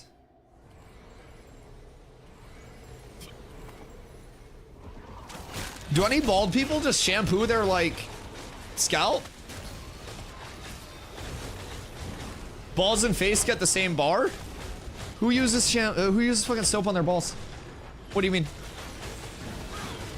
Can't have my balls smelling weird. I use a 5-in-1 wash. A 5-in-1? What the fuck is it? Like soap, shampoo, conditioner, muscle relaxant, and cancer? What the fuck do you mean 5 in 1?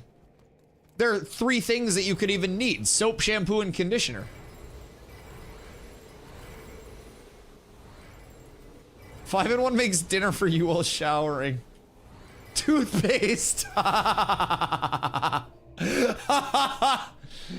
Squirt a little on the loofah, hit the armpits, and then hit a little.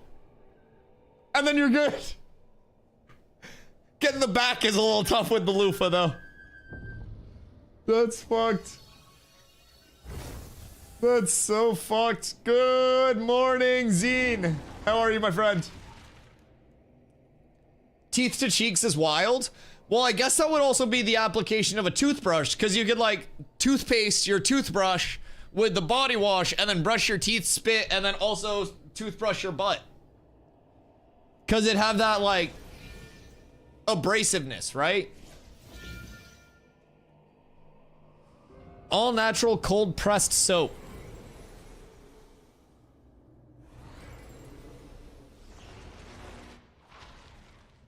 You ever try to hold a bar of soap between your butt cheeks and see how long you can keep it there before it shoots out? I'm gonna go get coffee. I'll be right back. What's your record?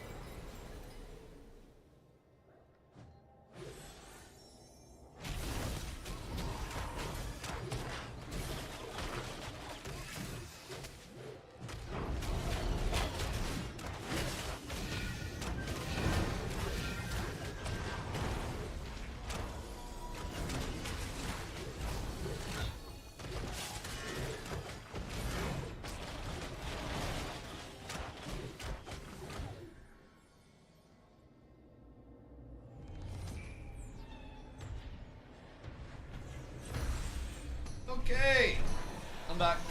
I hope you all missed me.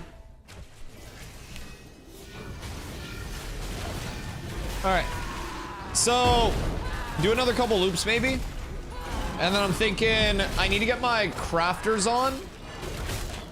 I don't know if Ball's here to armor smith, but I want to make 2 of my high rarity polished tin pieces. And I want to dump some gold enchanting my stuff and try to push my fizz power up a wee bit more. And then today, I think would be a good day to maybe get some guild scrims in.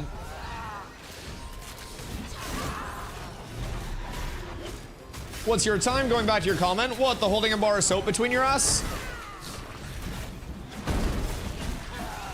I need epic oak. I can check when I go back over to Winstead.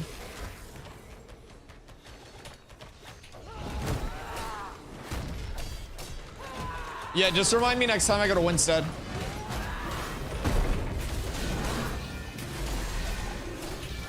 Stomps, were you asking how long I can hold a bar of soap? Chubby and Savo AFK still? Well, Savo always just leeches.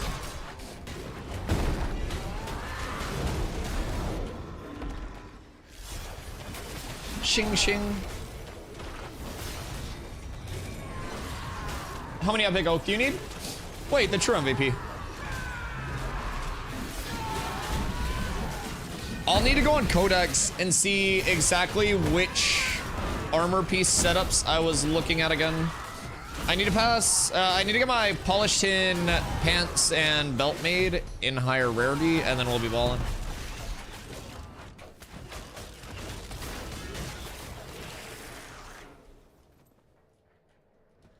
Have 7 and winning if you're here. Yo, jealous. You're a real one for that. I appreciate you. Rip him off. Charge him like an absurd amount of money. Got cat laying on mouse. I'm moving the cat to turn. You're struggling.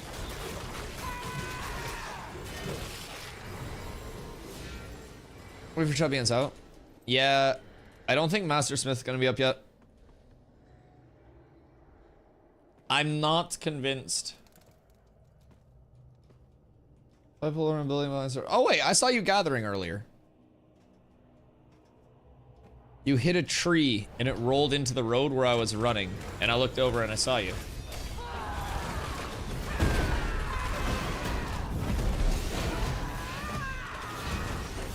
Did Savo just die?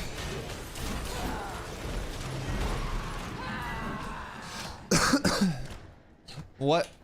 Savo, what happened? Why Savo dead?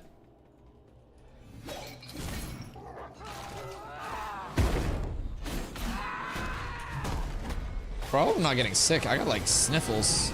I went out in public today to the store to grocery shop. And I don't know. I try to avoid that as much as I can. I don't like spending money or going out. What are you using the wood for, Grumpy? Are you still making axes with it, or are you doing something else? Oh yeah, but Stomps, to answer your question about the whole bar of soap thing, the timer's still going.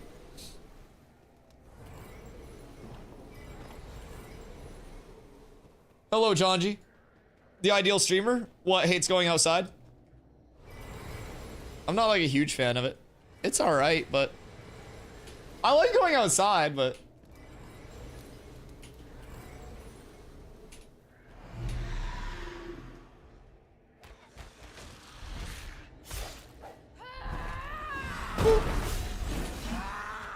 it takes somewhere between 48 and 72 hours for you to figure out you've been infected. Infected with what? Exactly. Like the outside itis? Oh, Nani?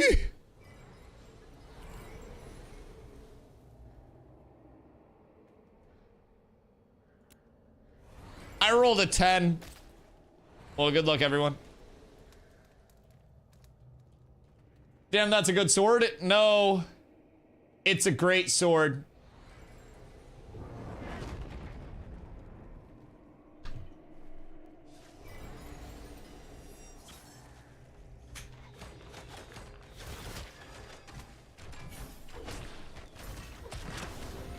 I had to close my curtain, it just happened to line up.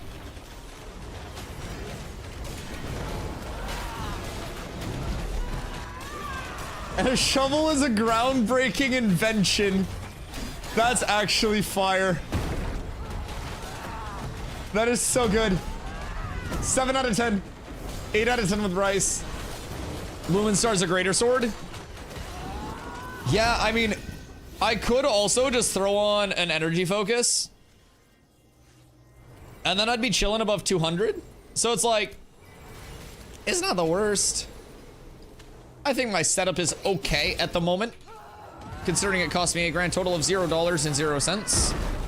Well, actually, gold, silver, copper. It also cost me $0, but I also didn't pay any in-game for it, so it's good value.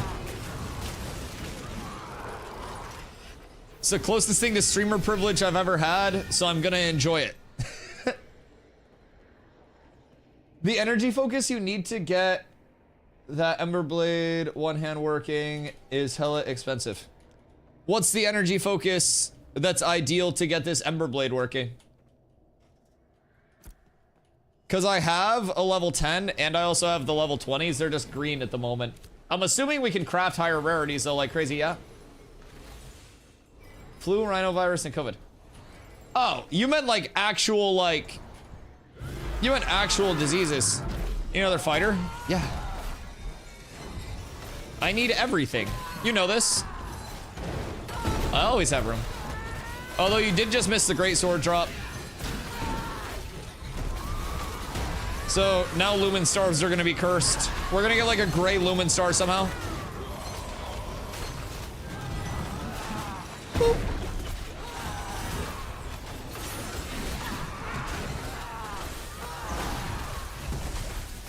Excuse you, sir.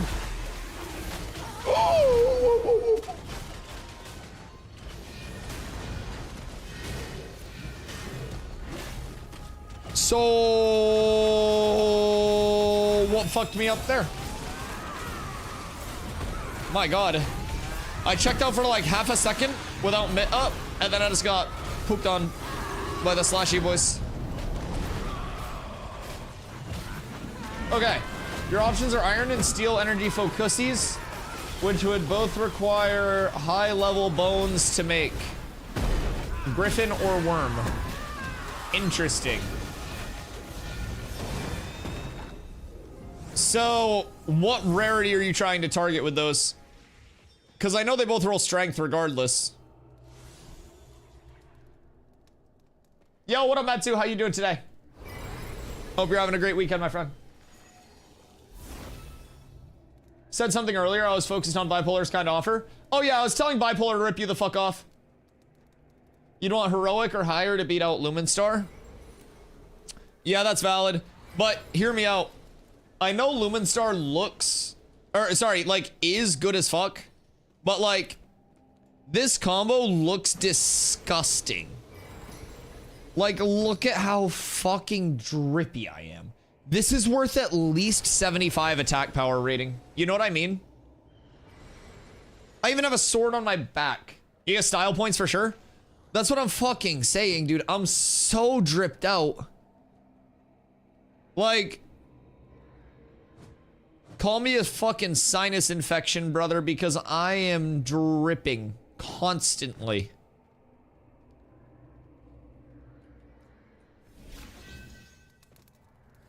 Santa hat? Santa hat. Fine. Fine. Peer pressure wins again. Okay, are we going? This way. Fuck! Santa hat almost killed me. We're good. Santa hat. Any other Santa? Dude, it's so good. It actually fits so well.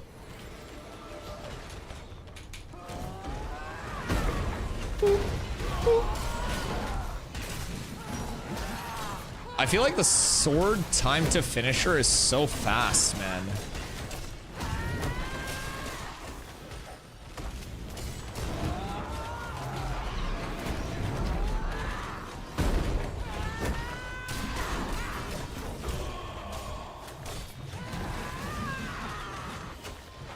Makes sense to rip me off. I'm helping 6 dudes in guild getting journeyman axe. Well, if you were helping 7, I wouldn't have him rip you off. Hi, Kanko. Welcome back. How was your indie? What was the game that you were checking out? You know what else gives you style points? Oh, you were saying Santa hat for style points. Yeah, I just threw this bitch on for effectiveness, too. Just a small question you may be able to answer. I've met some people... I have some people I met complaining currently about the ineffectiveness of defensive layers in PvP that make tank class, even with high percentage of defensive layers, able to survive or tank people in PvP. Yeah, so kind of that like tank time to kill. Is that what you're talking about? Kind of like the mitigation versus power scaling.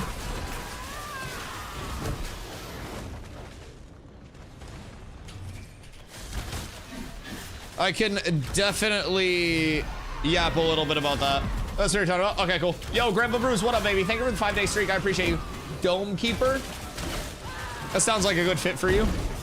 It's kind of late since mom wanted to watch a movie. Oh shit, what do you guys watch? You know what's crazy? Like, time's been flying, dude. It doesn't even feel like I've been on stream 4 hours today. Like, time is going so fast today. We're just vibing, we're yapping, man. We got a lot of new friends coming in. So it's been a great day. It's been a great day. I'm super appreciative for all the new people coming through to check out stream. If you guys are new, I do stream full-time every single day starting at 2 p.m. EST. I've streamed over 630 days now. I do stream Ashes full-time, so I came over here from over 7,000 hours in New World. And I have a ton of fun with Ashes, so extremely happy to help out with any questions. So, tank time to kill. So basically, what we're seeing with time to kill, especially in like high scaling PvP right now, is just like mitigation not lining up with how like main stat power scaling is, primarily because of the scaling of Constitution's waterfall attributes, which are the 3 smaller secondary attributes it gets from, you know, that main stat, and the effectiveness of the scaling of strength and dex. So in terms of like just output on your character, and with health bars being kind of like limited to what they are, with character caps being 25 and everything like that, it's resulted in a spot where just stacking as much power and trying to go into a spot of like group-wise especially, we burst you before your team can react, your health bar can sustain it, sync up abilities. The burst meta just got like a little bit too bursty with how things were scaling. So while it is temporarily like definitely something that is, you know, not ideal, it's good to know that Intrepid has said that they're very, very much aware of it. And they're not only looking at just like raw time to kill adjustments, but they're also looking at the enchanting system as a whole to see how that's impacting the power scaling and seeing how they can change that to get their time to kill slowed down a little bit to where they actually intend it to be. They have said that it is indeed a bit faster than they want it to be.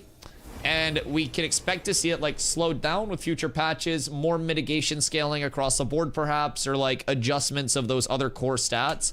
But yeah, they've said it's much faster than they want it to be long term right now, and it will be adjusted in the future. And you know, they'll also be reworking enchanting at some point. We don't know exactly what the enchanting rework will be, but we do know that something is coming this way for it. So it's nice to know at the very least that they're very, very in tune with a lot of the community pain points. That's a commonality from like, you know, casual PvPers to some of the most competitive PvPers. Is just like, right now it's just you kind of sync up finishers, like you sync up the last hit of your combo on somebody, you throw a couple abilities, try to go fishing for a kill, and if you do, then you get the numbers advantage and snowball. So we'll see that change a little bit more, and we'll also see long-term something that really excites me. Group time to kill is going to be based around 8v8 combat because it's that full group iteration, right? There are going to be arenas that come out, which maybe will give us smaller than 8v8. We don't know any confirmations on the arena system or anything like that, but I'm hoping that we maybe see smaller than 8v8, so we see those like long drawn out methodical fights as well. And I think that would be a very, very cool thing to have in the game and to see evolve. They're also going to be adding duels. The arena system and duels will both be coming in throughout phase 3. We don't have exact dates on those or anything like that, or when through phase 3 they'll be implemented, but those are 2 systems that I am excited in the PvP scene. I hope later people will be able to tank in PvP, being useful, high CC builds, or tanky supporty builds. So, tank already does have a lot of kind of like supporty use and CC use as well. I have a short over on my YouTube, actually, of a clip from one of our Guild vs. Guild Wars where I ended up hitting like a wall behind multiple people and then used like the Shield Assault Ground Pound combo to trip all of them that were in front of me. And it was just like a few people, but it showed kind of like what a tank can do in terms of like initiating and catching already. Past that, we do also have Protect, which we can put on an ally, and as long as you stay within the range for it, 30% of the damage that that person takes is transferred to you as a tank instead. And on top of that, we also have, we also have a puppy. Okay, hold on. All right. Oh, more mobs. Yeah, it's a party. That's fine. At least we have good DPS. So anyways, we have Protect, which we can put on an ally. 30% of the damage they take is transferred to you instead as the tank. And then we also have our Taunt. Now, as a tank, I can put my Taunt on somebody that is hitting my... Uh-oh, Ral's gonna die. That's soul theft. Okay, we're chilling. I can taunt somebody that's trying to hit my backline or my cleric, and even though it's not gonna force somebody to attack me, our taunt applies a debuff called Humiliated. So with Humiliated, if you get taunted and you're hitting anybody that's not me, the person who taunted you, you do 15% less damage to the targets that you hit, unless it's me. So I can essentially take 30% of the damage and transfer it and also reduce the damage that you're doing by 15%. So we get that double dip on kind of like tanking somebody up. Now, that will also become more viable once we like don't disappear as a tank. Like, no matter how much damage we transfer, if your health bar is 5k and you're getting hit for 15k, there's not much that we can do about that. So yeah, the time to kill and everything like that'll definitely be like further iterated upon as well, but would be more. But someone ended stream before I got home from work the other day. I blame the devs. Wait, what day was it? I've been streaming late as a motherfucker lately. What up, Bedco? Anybody got a link to PTR notes? Are you talking about the naval notes? Like the naval combat notes? I don't have an exact link. I could go fishing in my Discord for it. It's in my DM somewhere. Not like a link, but a retype. But basically the boats that they're implementing are 8-person boats. And then those boats will be equipped with a potion launcher on them, which can be used to target other boats and caravans. Other players, like, that are on the boat can also damage boats. So, like, you could be a ranger on my boat. I could man a potion launcher. You could pew-pew the boat and shit like that. And we could attack the same boat. So, I'm excited to see how that shapes up. But I almost wonder if it'll be, like, just a form of you don't really boat to boat. And you just, like, player target player, get in range and kill the other players on the boat. Like, I really hope that there's some form of protection while you're inside the boat that's like a heavy protection that stops you from just getting like player to player one-shotted, and there is an incentivization for that, like boat v boat. I also hope that getting hit by a potion launcher as a player if you're off the boat fucks. Can we steal other players' boats? So it's not like a Sea of Thieves. It'll be, from what we've gathered, similar to the caravan system that we have currently, where it's just like if you're, you know, if your boat's alive, you have it, and then if your boat gets killed, then it gets destroyed like the caravan, and then you just have to like purchase and rebuild another one through the harbor master.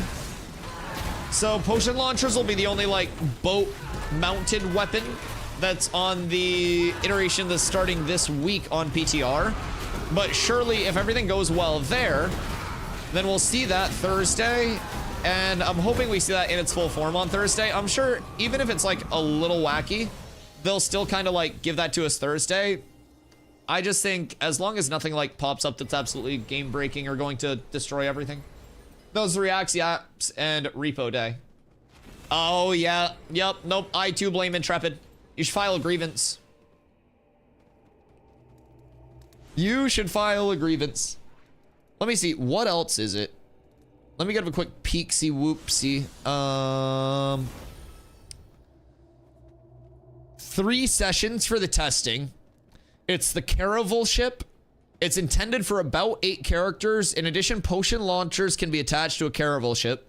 Ship-to-ship combat. Please test your ship. Please test that your ship can shoot at other ships with potion launchers. Also, characters should be able to hit ships with attacks and abilities. Caravan rafts. Ships should also be able to use potion launchers to attack and destroy caravan rafts. And then when ships are within range of a harbor, they have a dock button. After docking your ship, it should be able to be redeployed from the same harbor where it was docked at. So it'll basically be like a caravan that can also pew-pew. It's like if your horse were equipped with a fucking trebuchet. Whew. Well. Maybe I shouldn't read patch notes during pulls. That might be my bad. That may be my bad. I take the blame.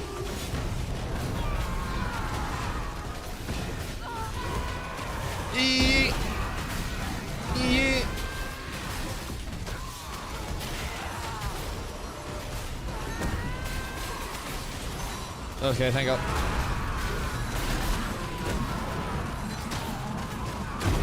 Careful of that. I'm silenced.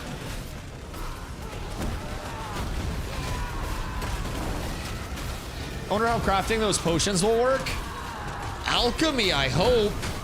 Because I feel like herb alch as a whole is just, like, not very used, right?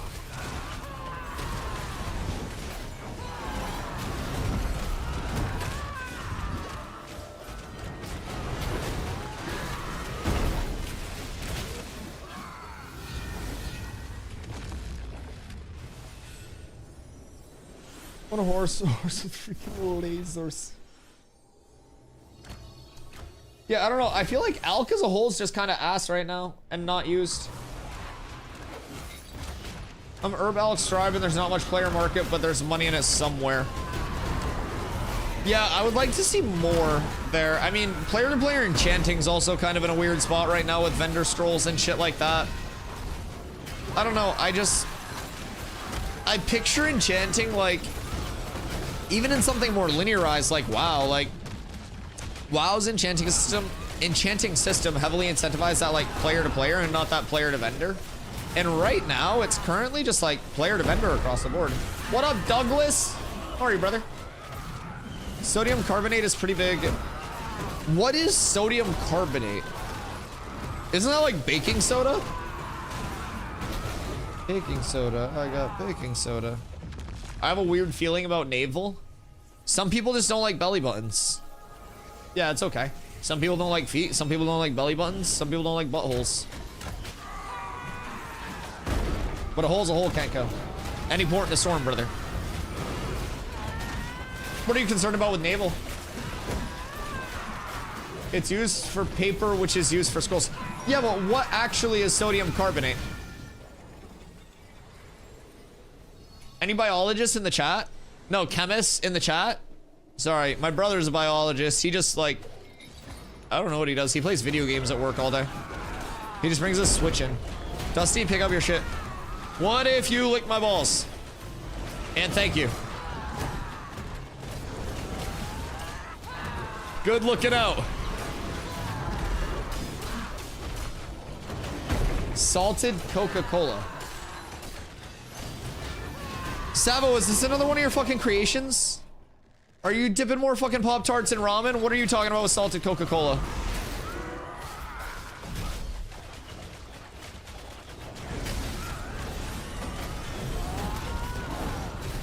It's just a feeling I never got before with a system. I feel like it won't go well at first. I hope they're able to fix it if it happens like that. Well, Baba Vanga, what are you predicting? You gotta lock in your predict if you want to go down as the psychic. Yeah, you can't just fluff it like that. Sodium bicarbonate is popularly called baking soda. Okay, but what about just like the one carbonate? Kind of crazy that I knew that it was baking soda if it was bicarbonate, but is it a real thing?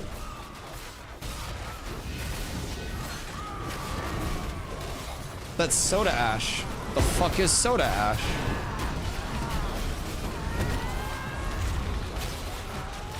Per Google, sodium carbonate, also known as washing soda or soda ash, is a white, odorless, water-soluble inorganic compound. It has many household uses. Like what? White, odorless, water-soluble, inorganic compound. If it's odorless and water-soluble, it doesn't do anything. It just goes away. What do you mean? Doesn't that just mean it doesn't exist? Aren't you just deleting it the second you put it in water? Cleaner. Wouldn't spit be a more effective cleaner than something that just dissolves in water and goes away? You have enzymes in your spit to dissolve shit. Just embrace your inner venomous lizard.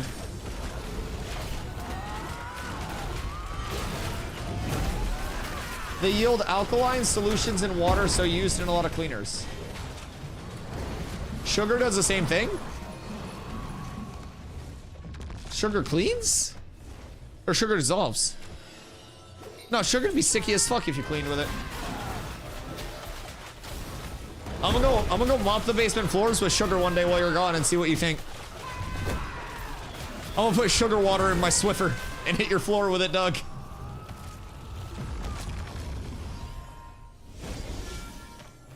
Then I'll go down the fucking stairs and it'll be like a Home Alone, dog, I swear. That'll be a bad time for him.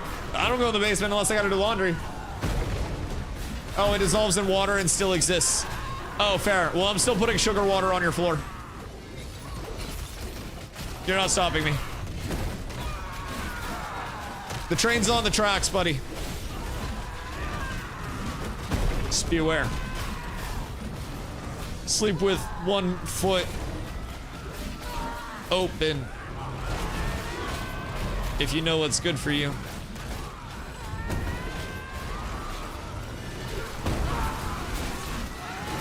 Sodium carbonate also used in glass production. Interesting. Any glass blowers in the chat?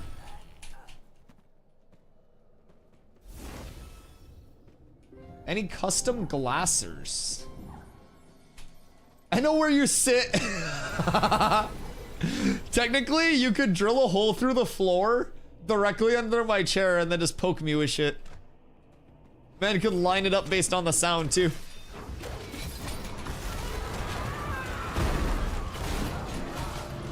Sodium carbonate mainly used in industrial cleaning chemicals. Spooky said, are all open world dungeons PvP enabled where you won't get corrupted?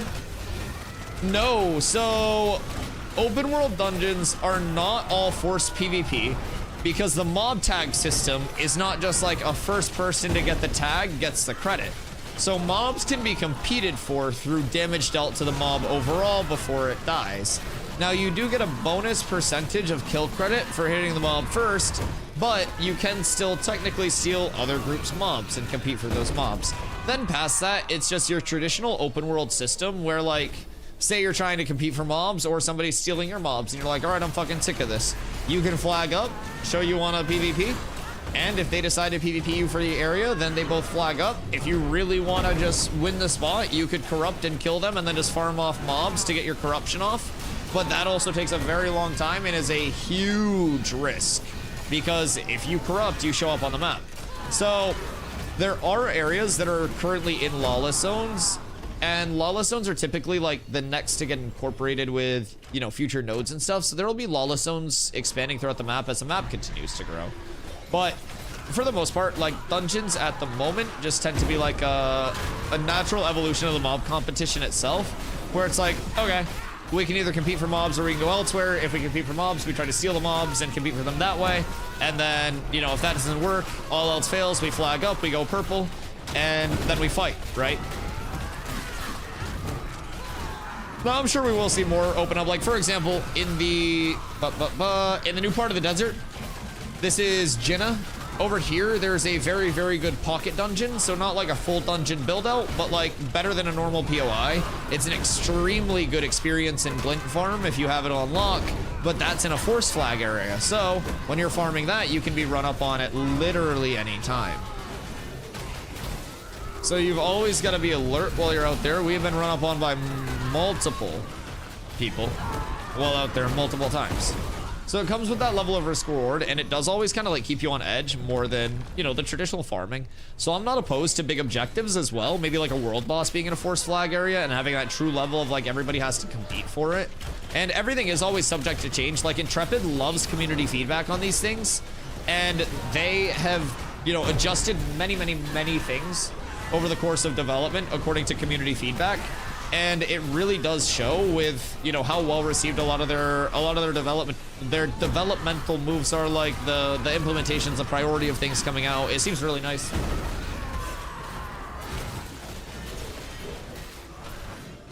Solar Ash is being a mainly PvP game, and it looks like mostly a PvE game where you can't do PvP without being heavily penalized. There are a ton of systems where you can do PvP without being heavily penalized, and you're honestly incentivized for PvP as well.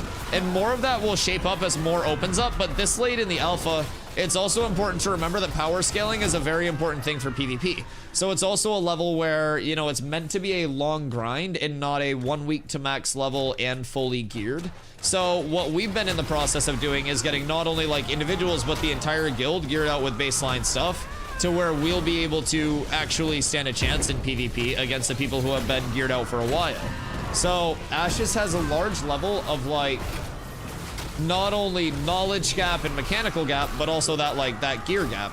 If you are as a guild an average of like 320 power, which will be pretty relatively average across the board for like fresher 25s and like first time players, and you go against a guild that's average 500 power, you're just gonna get run through by AoE abilities so fast where you're just like full fucked. So it's a matter of like you've got to play the game enough and progress enough through the systems and like, you know, the PvE, so to say, and that crafting, that gathering, that refining to make sure that you're getting your high rarity rolls of gear, the PvE to make sure that you're getting the recipes that you need and the base gear pieces that you need. And then from there, you just kind of like try to work into your spot of progression. And we've been playing from behind a lot. So it's hard for us to just kind of like dick up to the higher ones on the server and just jump into that, you know, that man up PvP being so far behind. But we've been getting very close because of how much we've been progressing as a guild and like where we've kind of been waiting in. Outside of node wars and caravans, it sounds like well, it's being overtaken by naval combat. You know, full on force lag PvP zones.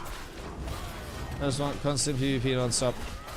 So there's not going to be a streamline of like forced constant PvP because Ashes isn't that like necessarily heavily instanced area where it's just like queue up for something, keep it rolling. Even guild versus guild is going to be like on an energy system for the guild.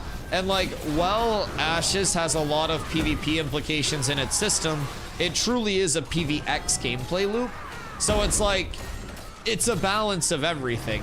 And I think the people that will enjoy Ashes the most are the people who have like a preference in gameplay loop, but also that level of like, while I prefer, you know, PvP, I do also like what Ashes brings to the table in terms of their PvE, in terms of their crafting progression, in terms of what it opens up for being able to get gear for PvP. And like, it's meant to be enjoyed as that kind of like Ouroboros of a gameplay loop where you're participating in all of those systems in a social scale as well. So it's really, really based around that. And it's a lot less of just that hit max level, queue for a battleground, go into the battleground, get out of the battleground, queue for another battleground, you know, and just keep that chain rolling. So it'll definitely be a little bit like, a little bit non-linearized. There will be more random things going throughout, but you will also, on a full server, have probably a lot of node wars spinning up over the course of 80 plus nodes. You'll have like node sieges as well. Keep in mind, node sieges you'll be able to sign up for even if you're outside of those nodes during the spin up period.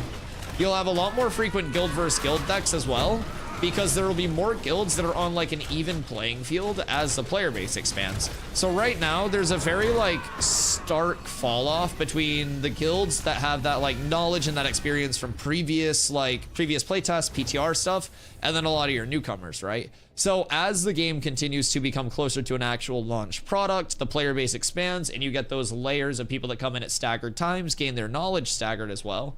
You'll see more tiers shape up, where it's like you have your S tier, your A tier, B tier, so on and so forth. And right now there's just a very harsh drop off and not a ton of people in each tier to kind of like smooth it out.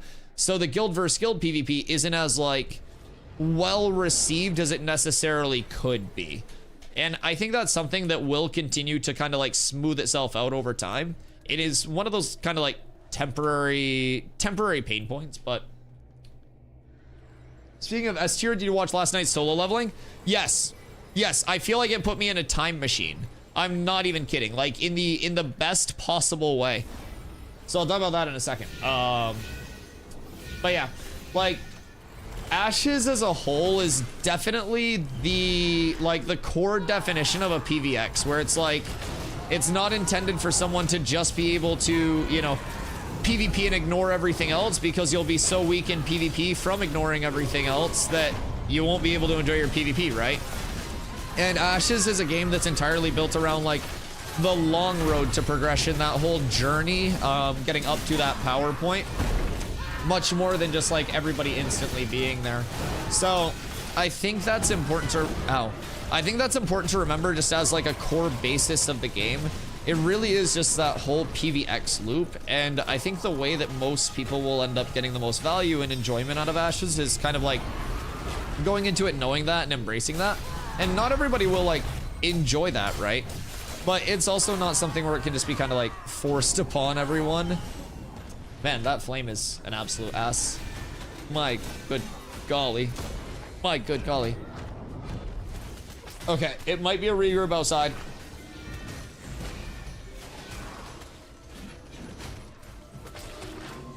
You wanna pull full PvE vegan style?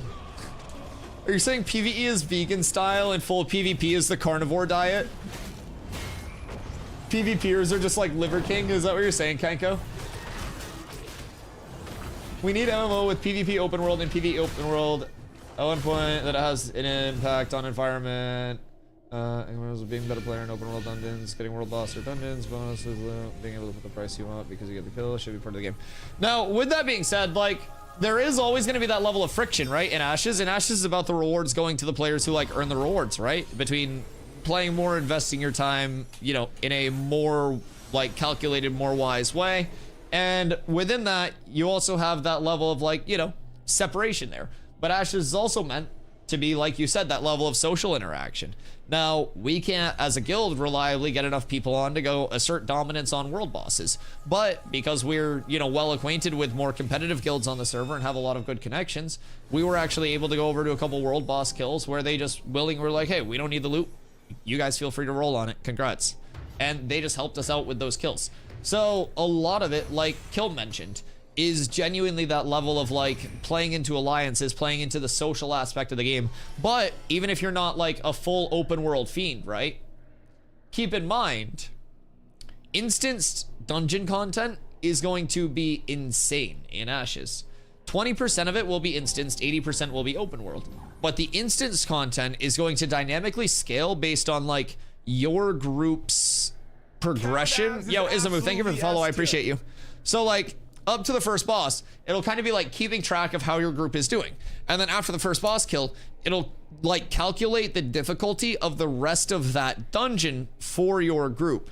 So the harder the difficulty, the better the rewards. And that would require you to be like, you know, a much better group leading up to and through the first boss. Then the lower the difficulty, obviously, the lower the rewards. Now, we don't exactly know like what those instance dynamic dungeons will bring to the table, but they could bring a lot. When instants drop with dynamic difficulty, the PvP sweats will cry a lot. I don't think so. I think that you underestimate how much competitive sweaty players will just do everything if it's fun. Like, a lot of the reason that so many of the PvP like based guilds are only PvPing right now is because they've like completed all that they feel PvE has to offer. They've done the desert stuff, they've done Forge, they've done Carfin, they've done Steelbloom. So they're just like, all right, what's going to be dynamic and evolving for us? PvP. But if there's always that level of chase where it's like, we can go in, we can sweat out these 8-man dungeons, go hard, calm, scream at each other, have fun with it. As someone, keep in mind, my entire mentality long-term is a sweaty PvP player coming from my background. And I've been having a lot of fun getting my fill of like what the PvE content has to offer. And this is without the dynamic stuff even coming in. So some PvP sweats have enough ego to not fight mobs because they're real humans or whatever. Yeah, but those people just farm up gold. So like, they'll farm up gold, they'll gather, they'll do stuff like that. But what it's gonna add, hopefully with the dynamic difficulty, is a way to influence high rarity like loot tables and get past that just like, you know, green base drop, and maybe a certain difficulty pushes it up to a blue base drop with a higher chance at purple, with a higher chance of like heroic into epic and stuff like that, right? So across the board, like, as long as there's something to chase for and like fun content to do that builds into it, and there's like that level of, as a PvP player, I can PvP better by completing this content that is also fun, like more, you know, rapidly and efficiently, then there's that level of reward that's associated with it that keep people interested. Now, you will always have outliers on each end that are specifically like, I only want to PvP, I only want to do this, do that.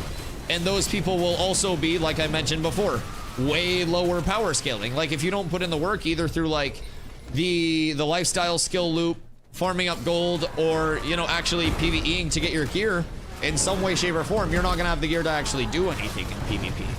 So it really is that level of like, in a certain semblance, you're forced in a way to participate in other systems, even if it's just your like, your personal preference to do one thing or the other. If I have to farm, craft, or anything else to be fully geared, I'll do it. And if you had the option, like, and just personally, keep in mind, Like, there's no wrong answer to this because it's all personal preference. But would your personal preference be like, you know your most efficient route is either to gather mindlessly and run around and hit trees and shit and just check out and smoke a bowl while you're doing that? Or would you rather get into a group and try to like push higher dungeons and like do that faster and compete for those? Because that all breaks down to personal preference. And I think the cool thing about that is both vibes could be viable. Like, it could appeal to both types of players, where it's like, you have the PvPers who are just like, this isn't PvP, I'm gonna kick my feet up on my desk, I'm gonna put a Dusty stream on, I'm gonna type in chat while I hit some trees, and we're gonna vibe out, I'm gonna look for high rarity, and we're balling. And then you'll have the people that are like, all right, I wanna get into it, I got a good group, I got my friends, we're all sweating it out, the dungeons are fun, and we're gonna lock it in, baby. If the group I join struggle in dungeons and make it less impactful in my progress, I'd prefer to go alone to farm for myself. Valid take. So if you had a good community that you enjoyed being a part of with like a set dungeon group to push like faster and faster dungeons, do you think that would make it more fun for you? If you just had that consistent group of like, all right, boys, 6 p.m. we run dungeons, let's link it up. We'll go to a different dungeon. We'll try to run it up. And you like mix it up each day. You go to different dungeons and stuff like that. Yo, Bed, thank you for the hydrate, brother. I appreciate you.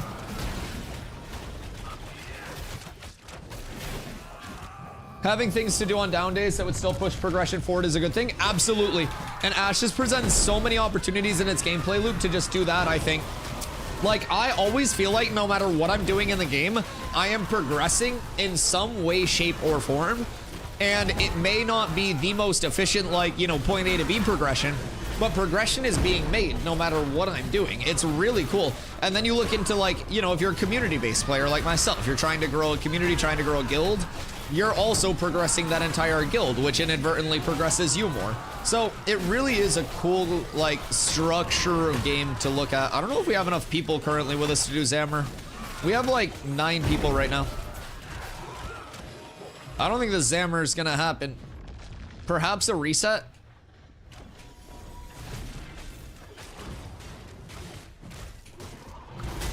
I hope anyways. I hope. Yo, what up, Bozen? What kind of numbers are you expecting to see on Thursday and through the next weekend? I would not be surprised to see server cap. And I know that may be optimistic, but yo, Metsu, thank you for the follow. I appreciate you. Yeah, I wouldn't be surprised, especially keep in mind if like Pirate Software comes back, if Summit comes back. Pirate Software likes the Tropics, Summit likes Rogues. They've already streamed in the directory and bring in between the two of them like 20k plus viewers if they're live at the same time. Them alone can just be like, oh, I'm on Pyro. Oh, we're on Lineth. Boom. Pop cap. It's a 6k pop cap. So like, I very easily think at peak we could see CQ times. There have been, according to Steven, his last time updating us, over 130,000 unique players that checked out Alpha 2 Phase 2 so far. And realistically, there's room for 18,000 players at any given time right now. So if 10% of the players that have logged in, log in, which again, that may be a very optimistic figure, right? But at a peak time, between players that are waiting to check it out, new players that have come in, all of that stuff, I think it's very, very, you know, relatively believable to think that we could see, at least on Lineth, like a server cap.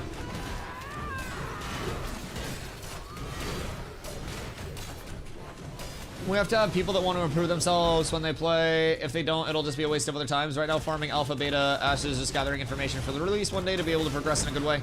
Yo, Metsu, I absolutely agree. That's what we're doing with the community as well. So we made this community in the start of Alpha 2 Phase 2 when I came over from New World. And so I was new when I came over and I knew nothing about Ashes. The community took me in and helped with a lot of information.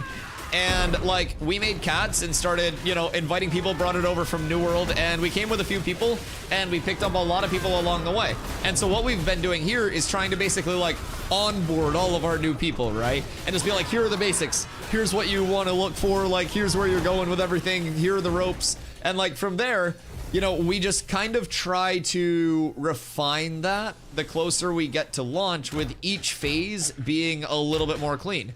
So like, Alpha 2 Phase 3 launch. We're gonna have set leveling groups for everybody. So that way, we'll be able to get those groups going. People will know who they're leveling with, and instead of being like, oh, looking for group for this, it's like, oh, here's your time slot, like, or what is your time slot that you can play?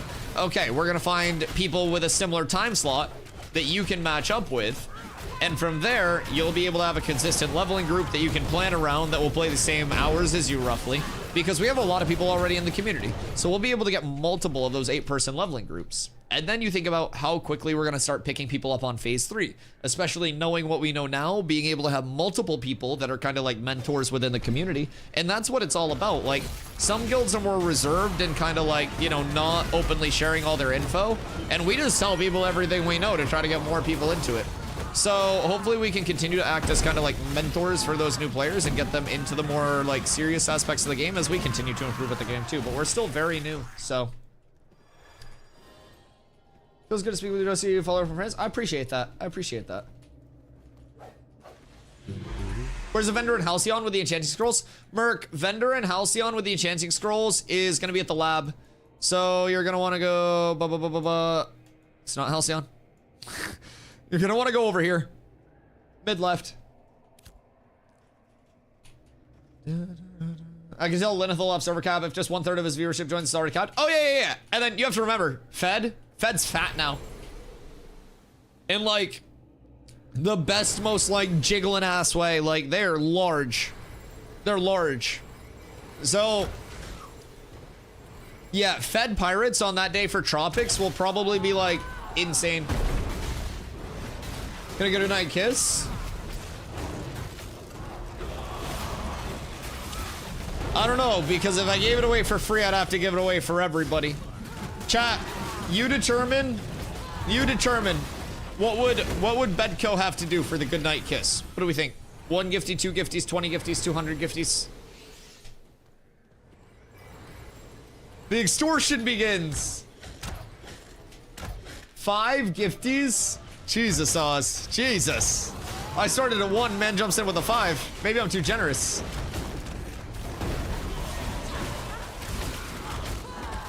Just give him. Well, if I give him a good night kiss, then I gotta give everybody a good night kiss. Like, why does Sword and Board have the best ability in the game now? Why did Firestaff get a 20% plague on the easiest ability to use? Why the fuck did I lose my grit? Everything sucks and nothing makes sense. Ain't no way y'all are communicating emotions through the soundboard now like the dog that learned its buttons. Ain't no fucking way. That's actually crazy. I just gotta get like basic like AI voice emotions for you guys to communicate with the redeems. Just like happy, sad, mad, mad, mad, mad. We need that. We need that. Where's the problem? Well, I can't just be sitting here giving out free kisses all day.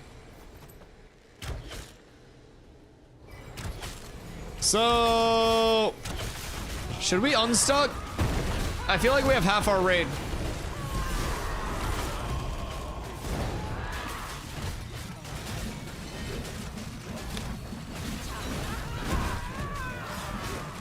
Post grind of the hell out of gobos in P3. Which gobos, Hoofs? Where are you starting it? What's the route? Yo, low key. I feel like we go to an offshoot farm and hit like level 6 mobs at level 1 with an 8-person group. Go crazy on the XP and then just like level fucking 7, run over to Oak.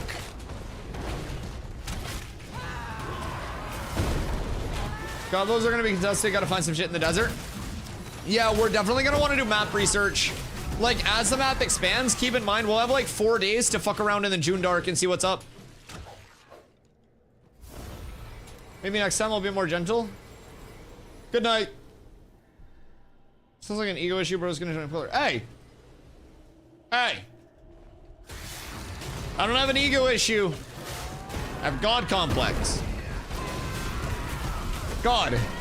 Learn your streamers, Kanko.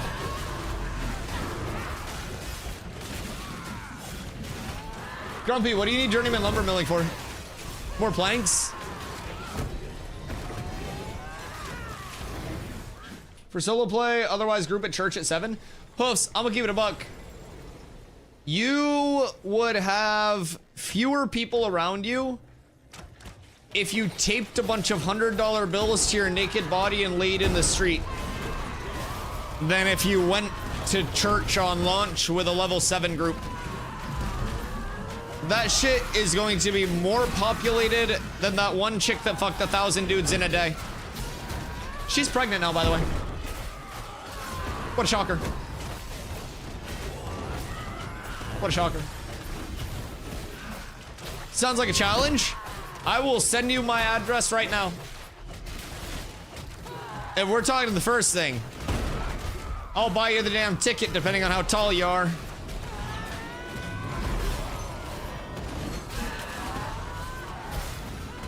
Poor kid. Holy shit. Holy shit. Kids walking down the street, see someone wearing a "Who's Your Daddy" shirt and just, fuck, like full shell shock.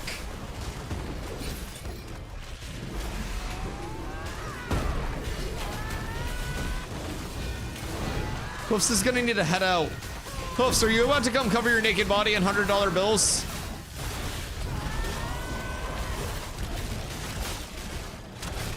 Just shrugs.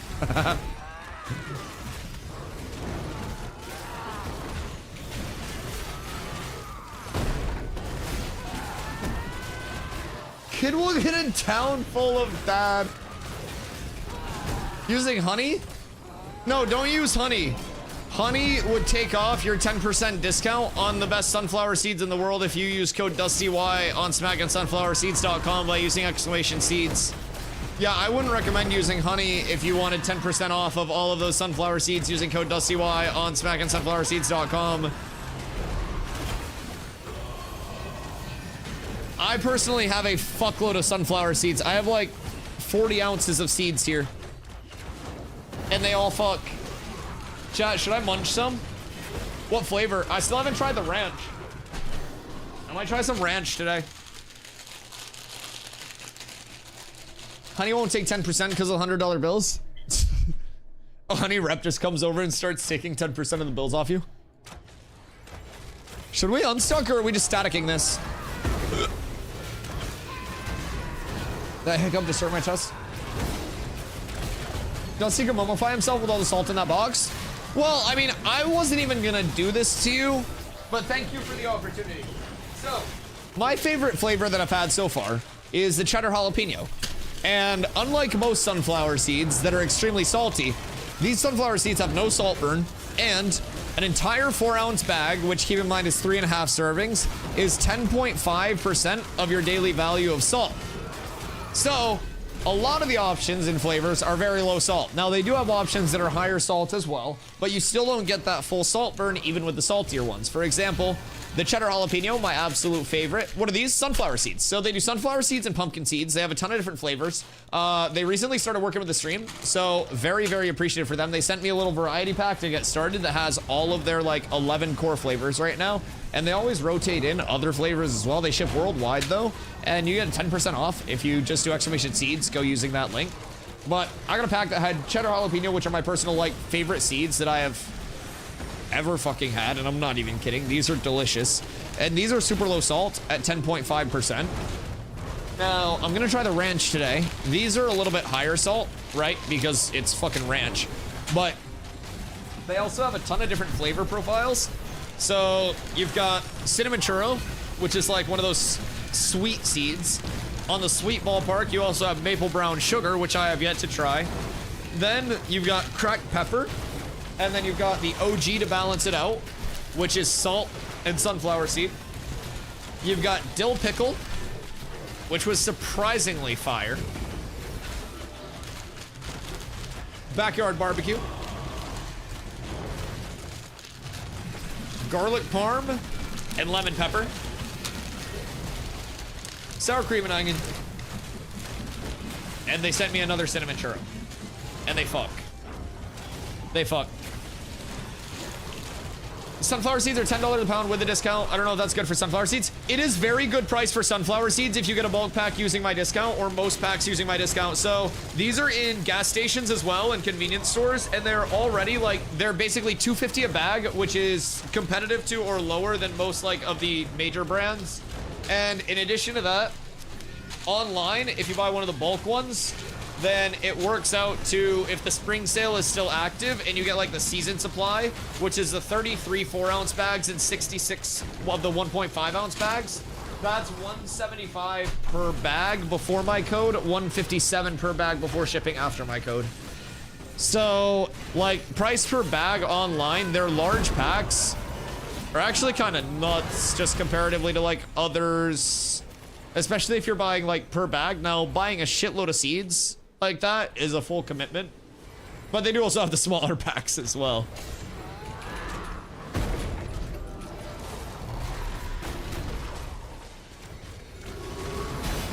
Ow. $2 more expensive per pound than David's. Not so bad, honestly. Yeah, and you get, what is it, 4 bags a pound, 16 ounces? So 50 cents a bag more if you bulk order. Is that bulk, or is that just like right at the bag base price? Oh wait, we pulled Zammer? Oh, what the fuck? Was this Toad thing? Hello, Ruggington.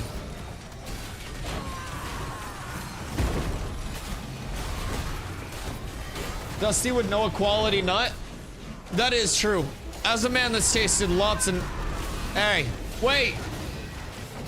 You don't mean planters, do you? You don't... Are you talking about planters, Adams?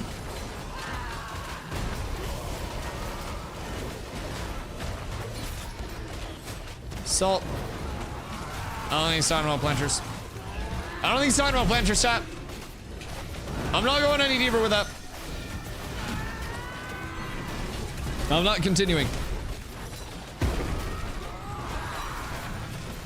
How much longer are you gonna be down there? I don't know. I don't really know. We've been down here for a little bit, just kind of running loops. Raid's been holding up though. We found some good drops too. We already got a blue greatsword. A lot of greens, but it's been free farm down here. You trying to come through?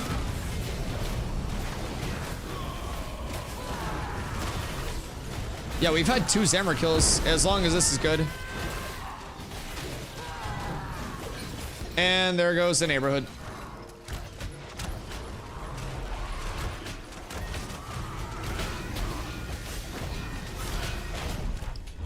Okay, actually not that bad.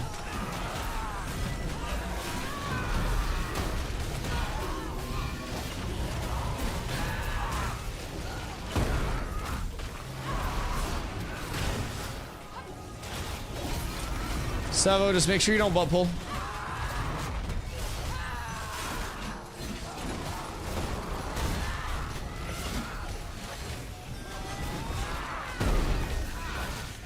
Careful, clobber. Whirlwind. And then he's gonna leap again. Careful, I'm taunting. I think we're good.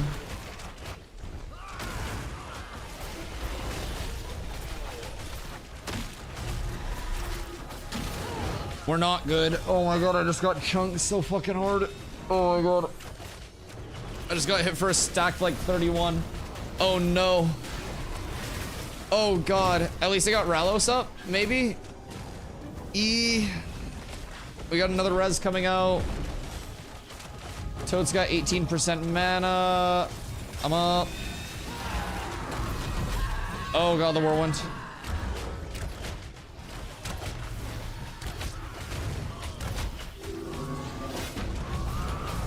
Oh, noes. It doesn't help that I'm still in my Santa hat, but I refuse to take it off. The drip is the #1 priority at all times. I've never believed in anybody as much as I believe in us.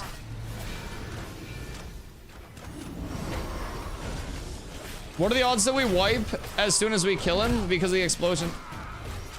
Oh, dude, it's fucking clobbering time. He's kicking the shit out of me. Whirlwind.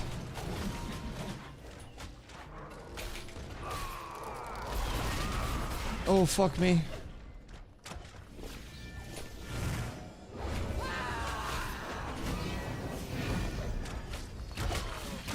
This is so rough. Oh, the dog respawned! Oh, man!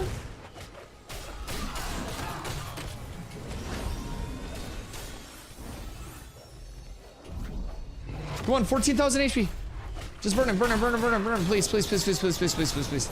Everybody just fucking burn him.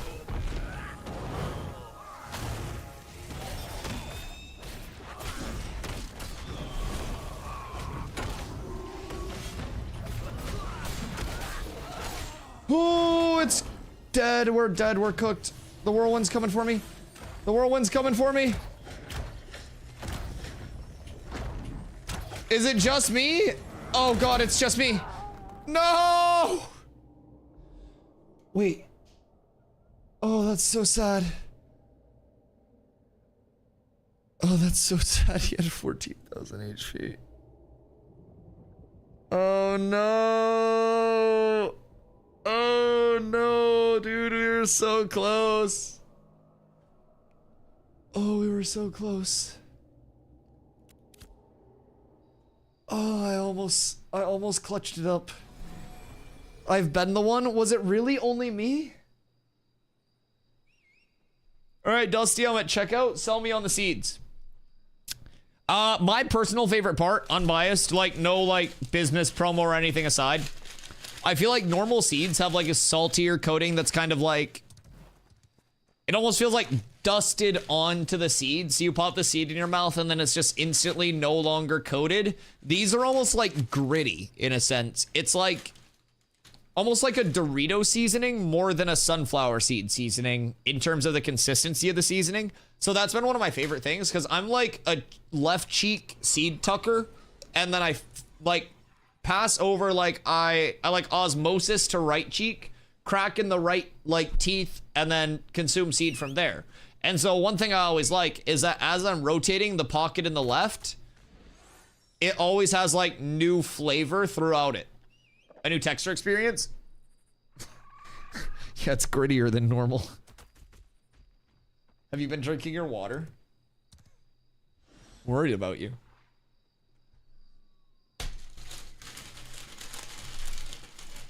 Hey, Gravon. Hi. Bro is built like a chipmunk. You're built like a chipmunk. If you're gonna be down there for some time, I can come on and tag it out.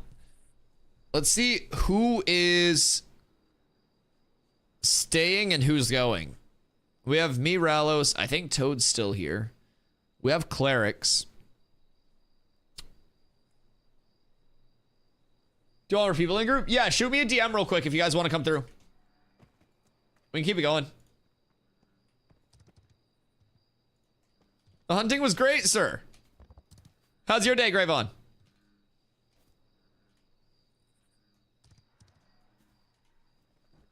Oh, nighty.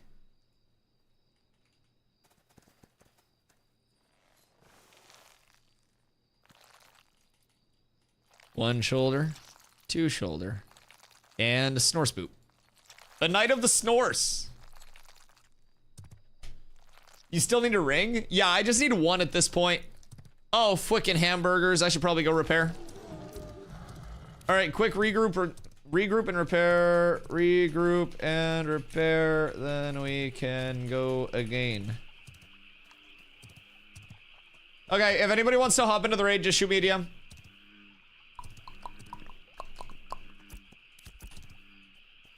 We go over, we repair, and then we'll be balling.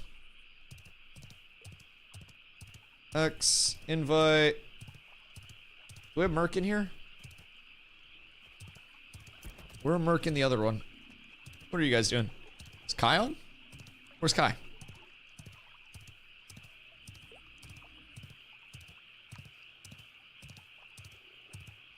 Is Victor on? Victor yo'd earlier.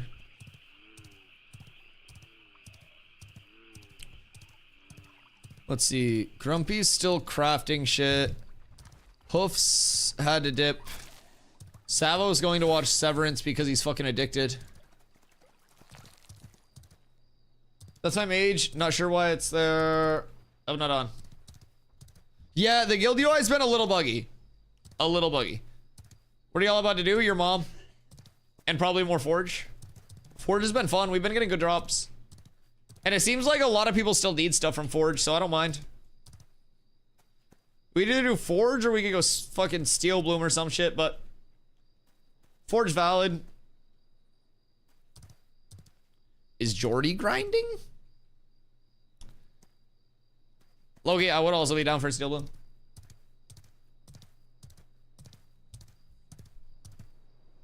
You suck off all the juice before you get to the seed. Well, like, it's less of a juice that you're sucking off. It's more of like, you've got to suck off the grit before you get to the seed. Yeah, I'm forged out. Yeah, maybe more Steel Bloom. Maybe Steel Bloom instead. Do you guys want to go Steel Bloom and just cook that for a few?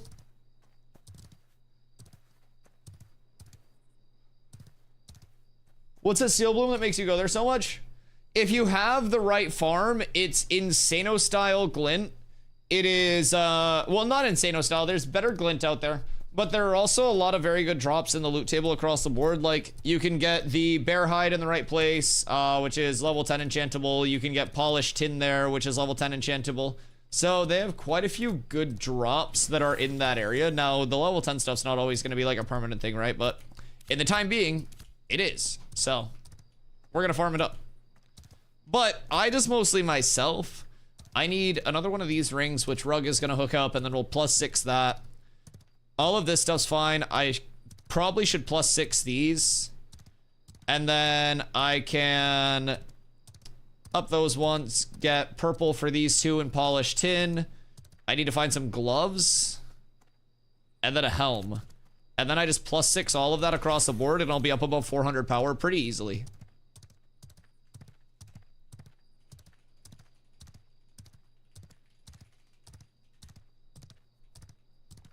I didn't unstuck for the Santa hat joke, we probably would have had it. Wait. Ain't no way. Ain't no way. Yo, what up, Ethan? How you doing, brother? Yeah, I don't know why. Like, Steel Bloom just... It's loot table fucks. It's real good. Dusty's taking out his combat gear and I'm taking out my gathering gear. Hey, we need everything. We need the whole spectrum. In the gym right now. Are you lifting heavy things? Ralos, you wanna come Steel Bloom? Some combat, but not so much. I mean, realistically, I just want to get to the point where we can PvP and not get two-shotted without having a chance to two-shot people back, right? I think the biggest thing is you don't necessarily need to have like 700 power, right? Health bars can only sustain so much, but getting up to that core point where you realize that Pockets is a little motherfucking hoe-ass bit. Oh! Pockets. Wow. Such timing. We were just talking about how much we love you. Hey, thanks for the raid, dude. I appreciate you. Oh, the stream is good. Raiders! Welcome in.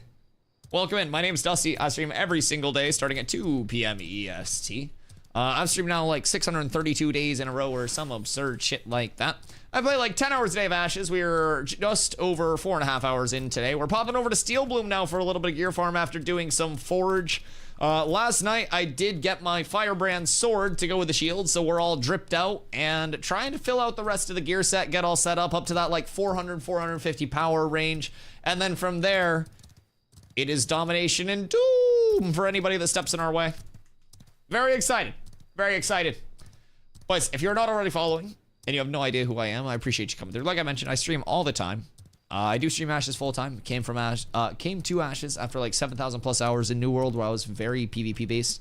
Ran a couple companies over there in addition to having 8 total characters that were involved in warring constantly around the clock. So it was very built around the mentality of getting new players access to as much content as I can. So that's always a goal over here as well. So if you guys have any questions about Ashes, feel free to hit me with pretty much whatever, and I'll answer to the best of my ability. I did just also drop quite possibly my best YouTube content that I have ever dropped over on the YouTube, of course. So you can check that out for a full breakdown on what's coming with the March 27th patch that we know of so far, and some things beyond that. So appreciate y'all being here. This is official officer title in the guild, no cap.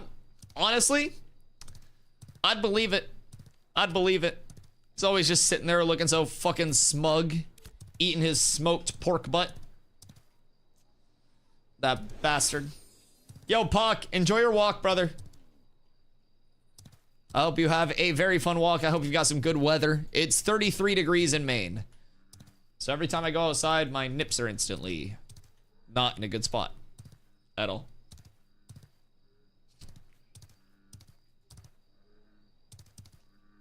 Dude, ever since I got this journeyman axe, I haven't seen a single freaking braidwood. And I just want to see one. Because I know I'm going to one-tap a Lego first braidwood because I'm a streamer blessed by the sandaled one. Oh, what are you? BU braids? No. Like, I just want to see like a braidwood getting bent over by 6 willows.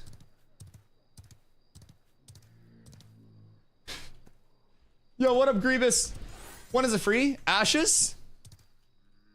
So, Ashes on launch will have no box cost and no DLC cost. Wait, I just passed one? Where are you? Back this way? Okay, so on launch, Ashes will be no box cost, no DLC cost, and a $15 a month sub. So it will never be like full free to play, but it won't be like WoW where you have to buy the copy of the game and pay the sub each month. It's just the sub each month. And then for additional monetization, there is an in-game store that is transmog only, no pay to win, no pay for convenience whatsoever. So 6 willows standing behind a braidwood sitting on the couch. That's kind of what I was thinking, Hoofs. I'm not even about to lie. I'm glad you got the vision of what I was setting up. Yeah, we're like right on the same page there. Abso-fucking-lutely, brother. She's forcing me to walk. Puck, walking is good, dude. I've been jump roping before streams lately. I do a light lift. I do a stretch. I do about 3 to 5 sets of Kegels, and then I do a little bit of jump roping. And don't underestimate jump roping for a little bit, man. Jump roping literally fucks. It is a core challenge. Bear. Bear. Good day, Bear. Boop. Making my way through the hood, sipping this yak. You gon' get smoked with the guy. Yo, what up, Amura? What's the deal with gearing for PvP and Ashes? Will I have to do PvE? Yeah, absolutely. So, Ashes is a true PvX game. So, while, you know, PvP is a large part of the core gameplay loop, it is intended for you to interact with not only all of the systems in the game, but also other players within the game for your total output of, like, high power gear. Between, like, your highest output gear coming behind group-based content and the crafting system itself, which is also meant to be, like, this communal system, right? Where multiple refining inputs and stuff like that have to go into this total crafted output. It is really meant to be a system where you interact with other players, and through that, you also have that kind of like Ouroboros of things around the world. Bad news, Freeze Man from Barcode grabbed it. Curse you, Freeze Man! And some guy from Genesis came over at the same time. Well, I hope it was low rarity. Might have been on a timer. It was probably common. It's okay, I'll just turn over this hill, and there's a braidwood to the right over here that I just got a call about from the entire Intrepid dev team. They're gonna spawn one in for me on my way over to Steel Bloom. So yeah, we're up. Don't worry about it. We'll just run in a straight line, and they said it'll be here. They said it'll be here. I'm trying to trade you. Are you trying to trade me? Wait, Grumpy, why do you scream Nelly? Wait, do we need Nelly? Animal husbandry, new mount? Wait, what? Oh my god, new flyers, new ground mounts, new aquatic mounts? What happened? Like 20 times. What? What do you need? Oh, do you have a ring for me? Oh! Sacre bleu. Thank you. It's so shiny. I appreciate you, sir. That's not streamer loot, by the way. I traded away another recipe to get Rug that recipe for the ring. So technically, he owed me. I traded away a recipe that I had because Rug was looking for that recipe for that ring for like 3 weeks in chat. Every time I went to a town, he was like, yo, Dusty, you get one of these yet? And finally, I was just like, you know what? Someone had one in trade, and I gave away something else that I had to just give him that recipe. One thing about me. You'll notice that I hoard a lot of shit. It's not because I don't want to separate from it. It's because I hold it for other players instead of selling it. I would very much rather, like, help other people get a baseline of shit and kind of, like, slow my personal money making. So that way, I have access to, you know, more from the community being progressed, which then makes me more money. So we're up tremendous in that regard now. The entire community has progressed as hell. We always have more levelers coming in too. And as you can see, we've not only got a shitload of recipes, but also a lot of gear. Here you like nuts. Cat with abs is absolutely S tier. I wish you liked shutting the fuck up.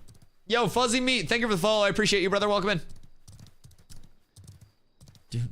This would be a good time to have a Manscaped sponsorship. I already got the whole plug in my head. I'm not even sponsored by Manscaped, but shit.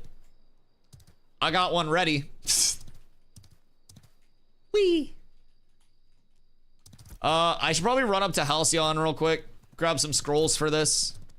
Since I'm already over on this side of the map. How far out is everyone? Am I gonna be the last one there? Nah, they'll wait for me. I'm the tank. We're fine. We have Toad healing. We have 3 bards. Yeah, we're up. This is actually gonna pump.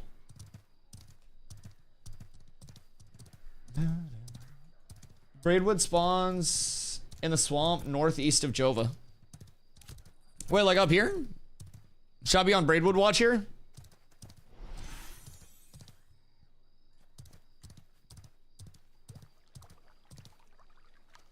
Go where? I'm going up to Halcyon to grab enchanting scrolls real quick for my ring. And then I'm gonna pop over to Steel Bloom and we're gonna do some Steel Bloom farm for a little bit. Change up the variety. Ursine Pit looks so cool. Or fucking Ursine Cave, whatever the fuck it is. Is it Pit? Oh no, it's Cave. Such a cool design for that entrance. There are a lot of bears, by the way. Haven't played in a few months. Should I wait till the 27th to level a new character? It'll definitely be your, like, the wall. It's a tank? Who is this? So crazy as shit. When I was a kid playing WoW, my buddy Justin was one of the people that I tanked with because he was another little brother of like people in my older brother's friend group. He was a little bit older than me. But crazy enough, he was my off tank for a while and his tank name was Tawal, with just like, you know, instead of the wall. But that's wild. I might have to employ this man full time. That might just be like the official off tank name of DustyWhy. Cause that was like my childhood off tank, bro. We're still friends to this day. I went down to his house. He's like part of the friend group that lives in the like the Long Island area. And so I went down to their house and I don't even smoke a jewel or anything, but I got a jewel for that trip. This was like fucking years ago, years and years ago. And I dropped my jewel in one of those like the gaps between his deck. And it was a whole trip to get that out. So we had like a wire clothes hanger and we were trying to like get people to chew gum. And we were trying to put the gum on the wire clothes hanger and like fish out the jewel with the gum sticking it to the clothes hanger, right? And after a while, one of the attempts, the gum actually fell off the clothes hanger. And we were like, oh fuck, we're cooked. Nobody's gonna want to chew that much gum. And then the top of the jewel kind of clicked to the clothes hanger for a second. And we were like, wait a second. That shit magnetic. So we had a lot of people chew gum and touched a lot of people's chewed gum with our hands. Just to kind of like nerf our progress and get everybody's sticky chewed gum all over the jewel and our hands. So it was bad. It's a bad experience. But yeah, that all just came flooding back in. There's a willow right aside Steel Bloom. Well, don't say that out loud. Why didn't you just use a magnet? Well, like the jewel itself is magnetic, so it ended up just working with the wire like clothes hanger. But the reason that we didn't use the wire clothes hanger at the start was because we were extremely fucking sauced. Yeah. Yeah, like borderline incoherent. We'll probably just grab 20 for now. I'm not even gonna lie. I'm just like watching the old tick up and I'm like, do I really want to do this? But yeah, I'll do it. I'll bite. What up, stupid? Okay, sorry, I got distracted by that. Anyways, so, haven't played in a few months. Should I wait till the 27th to level a new character? I would recommend probably hopping in on the 27th to level. You'll have a lot of people coming back in to re-level rogues, and I think as a result, you'll also have new players that go back to kind of like level their accessory classes through their fuzzy. And across the board, I think that's going to be the most populated time for new players coming back in. Right now, you kind of have this like ongoing stagger of players coming in, but it's definitely slowed a lot since we're approaching the end of phase 2 within the next month-ish. Yo, Kristen, thank you so much for the T1. I appreciate you. Thank you so much. That's so kind. I really appreciate that. Thank you. So yeah, like as we're approaching the end of T1, I would definitely say, or not T1, sorry, phase 2. The subs in my brain. As we're approaching the end of phase 2, the next month or so will be kind of like larger, but the next 4 days are going to be a little bit smaller up until that rogue launch. So it started out like high and then kind of like petered out as people completed their content, got to 25, all of that. And rogue is going to get like an immediate kind of like vertical chunk. And then people will become familiar with rogue. They'll get their timing down and everything like that. They'll get their familiarity with rogue. And then from there'll be the phase 3 launch. And I think the phase 3 launch is going to be a huge gap up across the board because you're going to no longer have that awkward Tuesday, Wednesday downtime that we have in the middle of the week, right? And so with that, we'll be in a good spot where a lot of people can make it their main, investment of time between content creators, between gamers, like everything there. 120 people in here. I appreciate all 120 people in here. Making my day, man. I greatly appreciate the love. I think a lot of people are starting to get very, very excited about Ashes. And I think there's a lot of good to spread about the game that has not had a lot of light shed on it lately, man.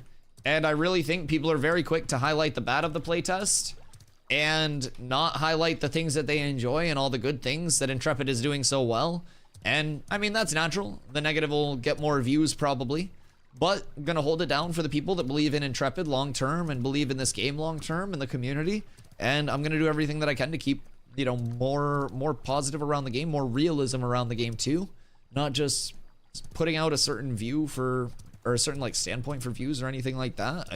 I want this community to give the best feedback possible and contribute to the game in the best way possible. And that's always the goal, so. And I'm really excited about the next couple months, man. I genuinely am. So many large changes coming to not only the core systems, but just everything. Everything. Core systems, accessory systems, like. Hope the naval test goes well next week. Me too. Potion launchers are gonna be interesting. I hope you really gotta like Kobe that shit, man. I don't want just this quick like pew, right? Is lifetime subscription for Ashes no longer available? I believe that was a part of like Kickstarter packs and shit like that. Currently with either of the alpha packs, you end up getting a month of game time on launch with those packs. But I believe the lifetime sub was just for like the OG packs way, way, way back in the day.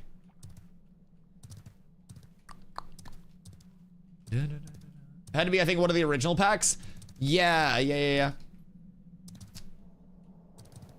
Nightbot's a good artist. You said Nightboy at first, and I was like, oh, new rapper. Be a banger rapper name. I bought it, but I couldn't buy it for my other half. No. That's so tragic. The good news. If you do have a lot of friends that you think will get into the game, right, when it does launch, any account that you create will get the referral link with it, right? So if you do exclamation Ashes and you're looking to get into Ashes at any point, whether it's alpha testing or beyond that on launch, you guys create your account using that link. 15% of all of your purchases come back to me as in-game currency for the in-game store that's transmog only.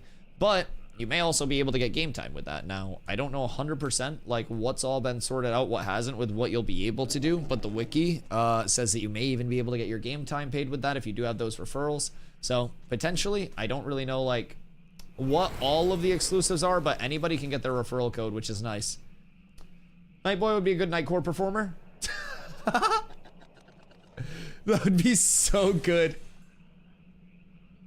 I don't know, I feel like an artist just needs to be Nightboy now. Oh wait, where was that braid around Steel Bloom? Is it over this way? It was Braver of Worlds and up, so $500 Kickstarter. It's gone? Yeah, that's way gone. My god, oh, the braidwood's gone. God damn it. But yeah, yeah, that's long gone across the board, I think. Definitely would be worth it for me though.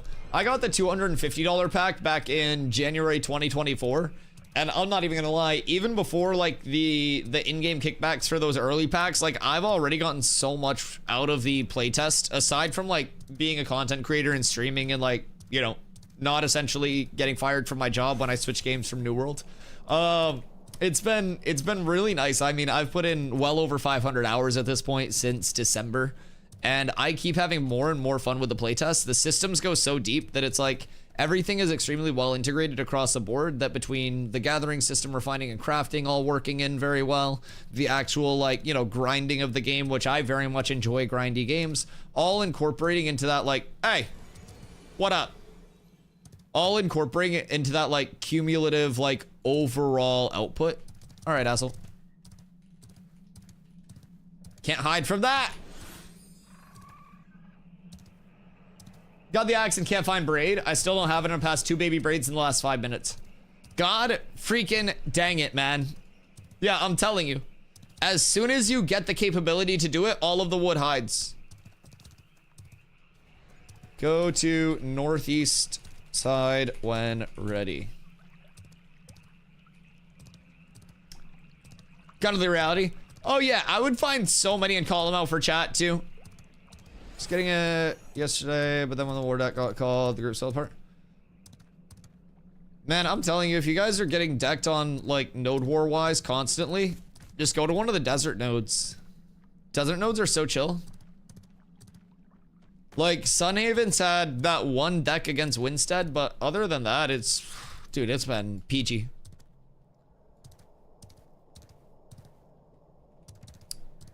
Like, if you're in Mira or anything like that, it's gonna be pretty much constant decks, I feel like. What you doing over here, slacker? Just yopping some trees? You find anything cool? Any braids? Any braidwoods in the chat? Please? Alright, so... Steel Bloom scares me. If you haven't been here before or seen Steel Bloom, this area has some mobs called fire starters.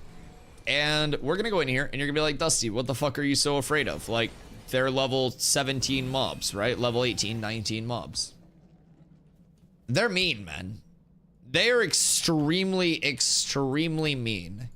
They will throw one projectile out, and if your ranged is not paying attention, your range gets nuked. And then out of nowhere, all of your healers are dead, your bards are dead, and you're a last man standing as a tank. How do I brick so many 90% enchants? I am fucking cursed. I'm actually cursed. I have the worst luck in history. This is a 90% success rate. Incoming all fail. I have 20 scrolls. I will not be denied. I'm going to +6 this ring right now. Like, just across the board. We are up. I'm not gonna miss another one all the way up. Hand me that shit, I'll enchant it for you. Well, I have my scrolls. Farming. We're up tremendous. Dead. Fucking idiot. You're the idiot. You just lost monkey bucks for a fucking sound. Who's the idiot now? We're up. We're not taking a loss. We're not taking a loss. Nice. +5. One more, baby. One more. Show me the money. Big money, no whammies. Clean. Clean. Clean. All right, we're up. Bop. 150. We're on our way. We're on our way. So let's see. What else is even worth enchanting? I should probably run a couple on my shoulders. Because these are, I mean, they're good enough. Dusty, keep going on the ring. What if I don't want to? That's scary. What do you want me to push it to? Cause like these are free 99 as well. I'm not gonna brick a single one of these. Now this is a little expensive, but at least we're getting +1 strength. +7 or bust. All right, let me get this to +5. I'll +5 this, and then we'll go back to the rings. Cause I have my rings and my earrings. All right, we're up. 155. These are +10 strength now. Fuck yes. Okay. Okay. We're so up. All right, we're gonna take all of these off for the +8. My inventory is fucking shambles right now. I'm gonna brick a lose all. I know it. I know it. Okay, +7. Level loss all is 15%, bruh. I bricked too many 90% to be happy with this. Oh! All right, we hit. We hit. We hit. All right, we're up. Almost all my gear is +8, just saying. Yeah, but you rich as fuck. You rich as fuck.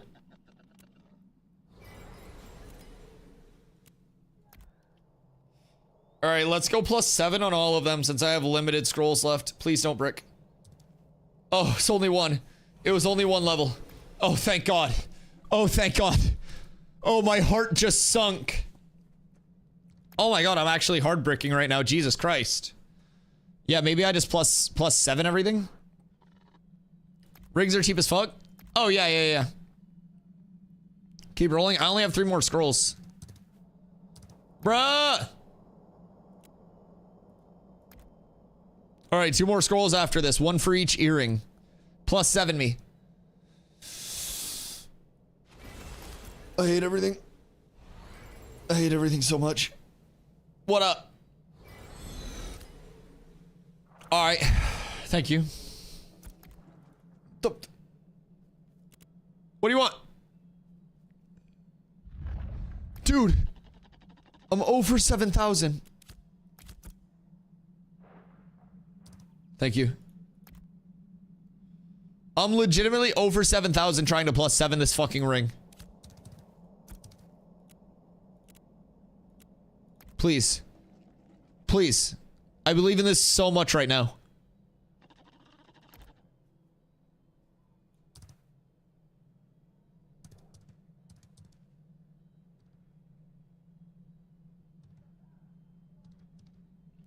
Man, I really hate this game sometimes.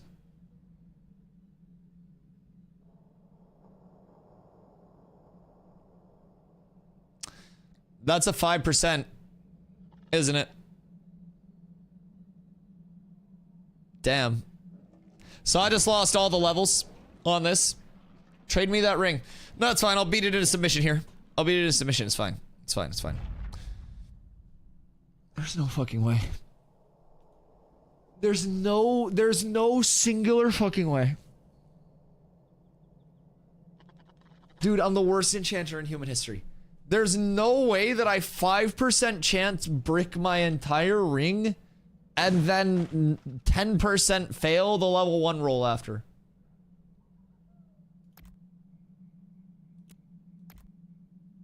There's no way. Surely. Oh, wait. Please. Please. Okay, thank God. Moving on up. Wait! No more trades at Fuxy Enchanting. Okay, we're good. Wait. Did that cause my ring to brick? Or was that just bad luck? Like if the enchant fails. Because of the trade offer.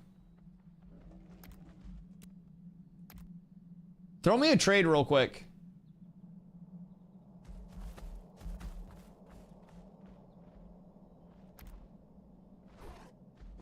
It's bad luck, trade does nothing.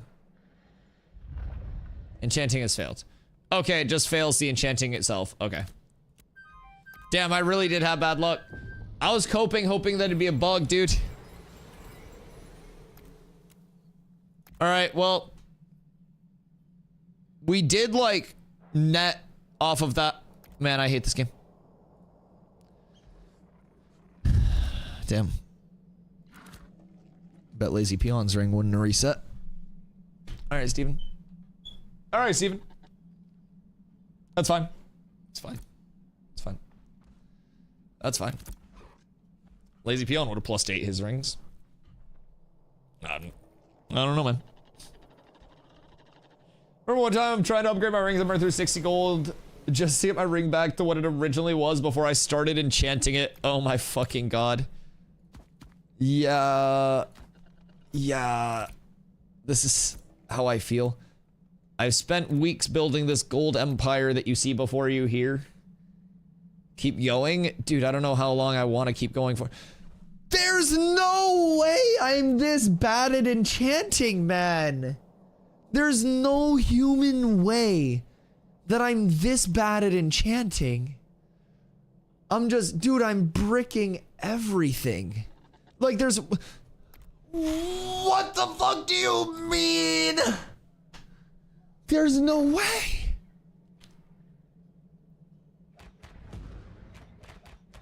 What is going on? Dude, I'm cursed. I'm the fucking cursed one.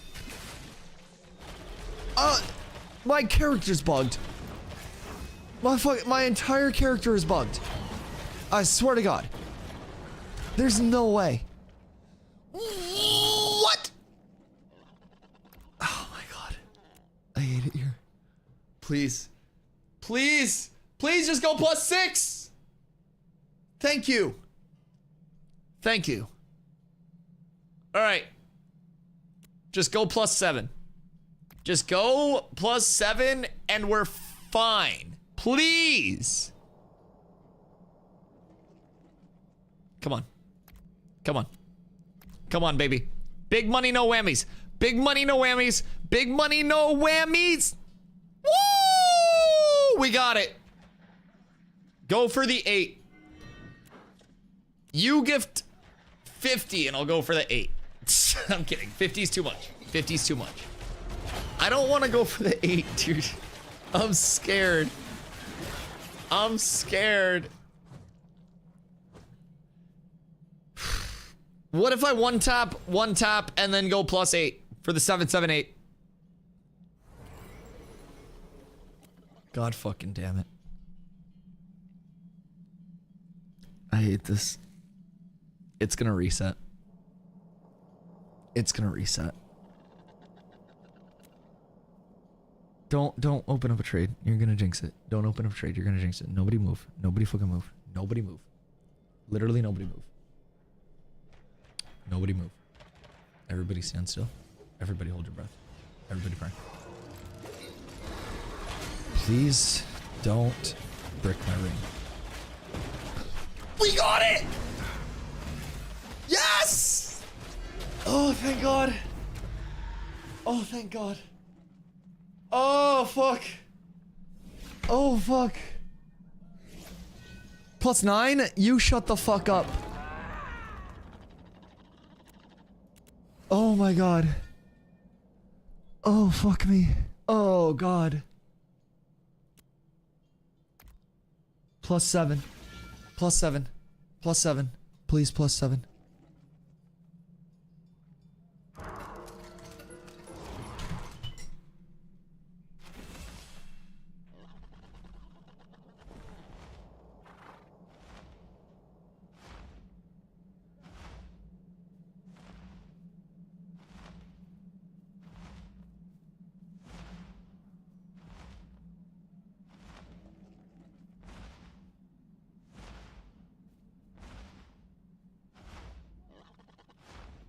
Farm him, reaped. Dead, fucking idiot.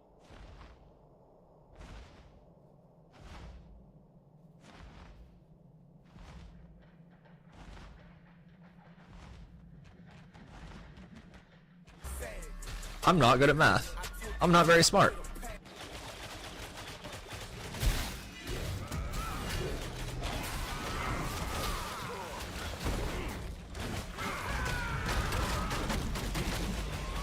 Like, why does Sword and Board have the best ability in the game now? Why did Fire Staff get a 20% plague on the easiest ability to use? Why the fuck did I lose my grit? Everything sucks and nothing makes sense.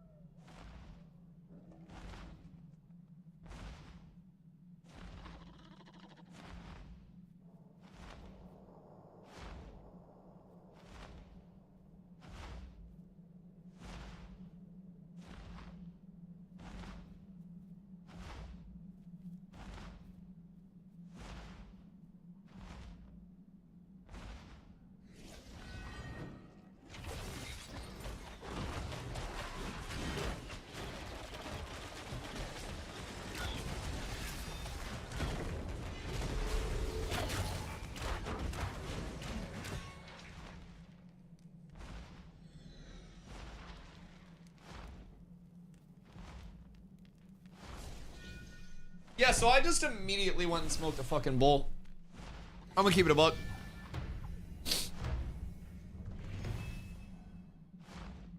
Yeah, I'm gonna keep it a fucking buck.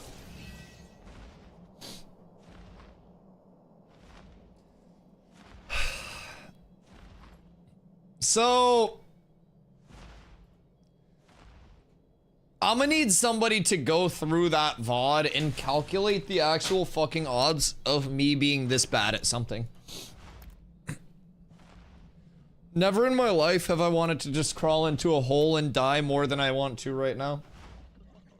Like, you know that moment as a kid that you realize that Santa's not real and it's been your parents the entire time and like the Tooth Fairy doesn't exist and shit like that? This entire time I was like, Steven loves his streamers. Intrepid will take care of us. We're safe here. We made it out of the clutches of Amazon games.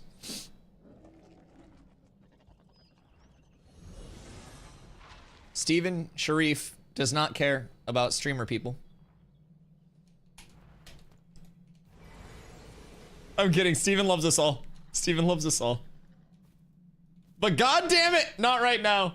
Nobody loves you, big Damn. Damn, hi pair. Happy Sunday, dude. Hope you're having a good one too, man. Appreciate you coming through. Always need people like you to keep me grounded in the community. Community built on fucking negativity. Where did I go wrong? It's like being a dad and just walking into your son doing fucking fent while sitting naked on your couch, spread eagle, and ripping ass into your favorite seat. God damn it. I'm so disappointed in you all. Birth? Yeah. Yeah, no, you're probably right. That was the start of it going downhill. For the whole family, not just me. Not just me. Alright. Anybody got more enchanting scrolls, or am I just cutting my fucking losses? Because I might be more or less, like, borderline depressed at this point. Like, there's an actual... And my food just got interrupted by that. I hate everything. Like, I'm furious. I'm not even gonna lie. Like, I may look cool, calm, and collected on the outside, but inside I'm fucking livid.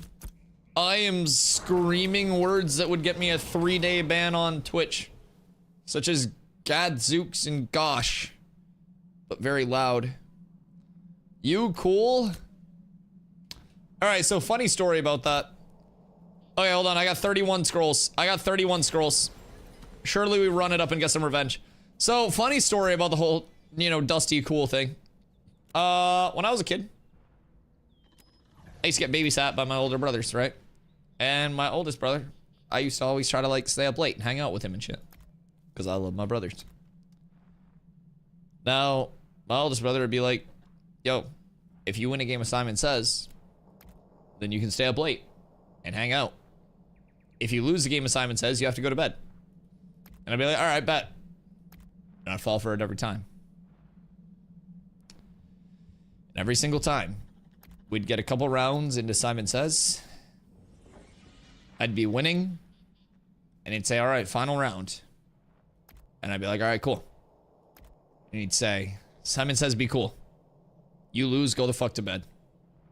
And I'd say, you know what, you're right. And I'd go to bed every time. And one day I aspired to win that final round of Simon Says. I haven't yet. But someday, Simon will be out there. I'm gonna show that motherfucker what I've got. I'm not gonna miss my opportunity again. I have failed so many fucking enchants! I'm losing my mind. I'm losing my mind. Dude, this can't keep happening. It literally cannot keep happening. This cannot keep happening.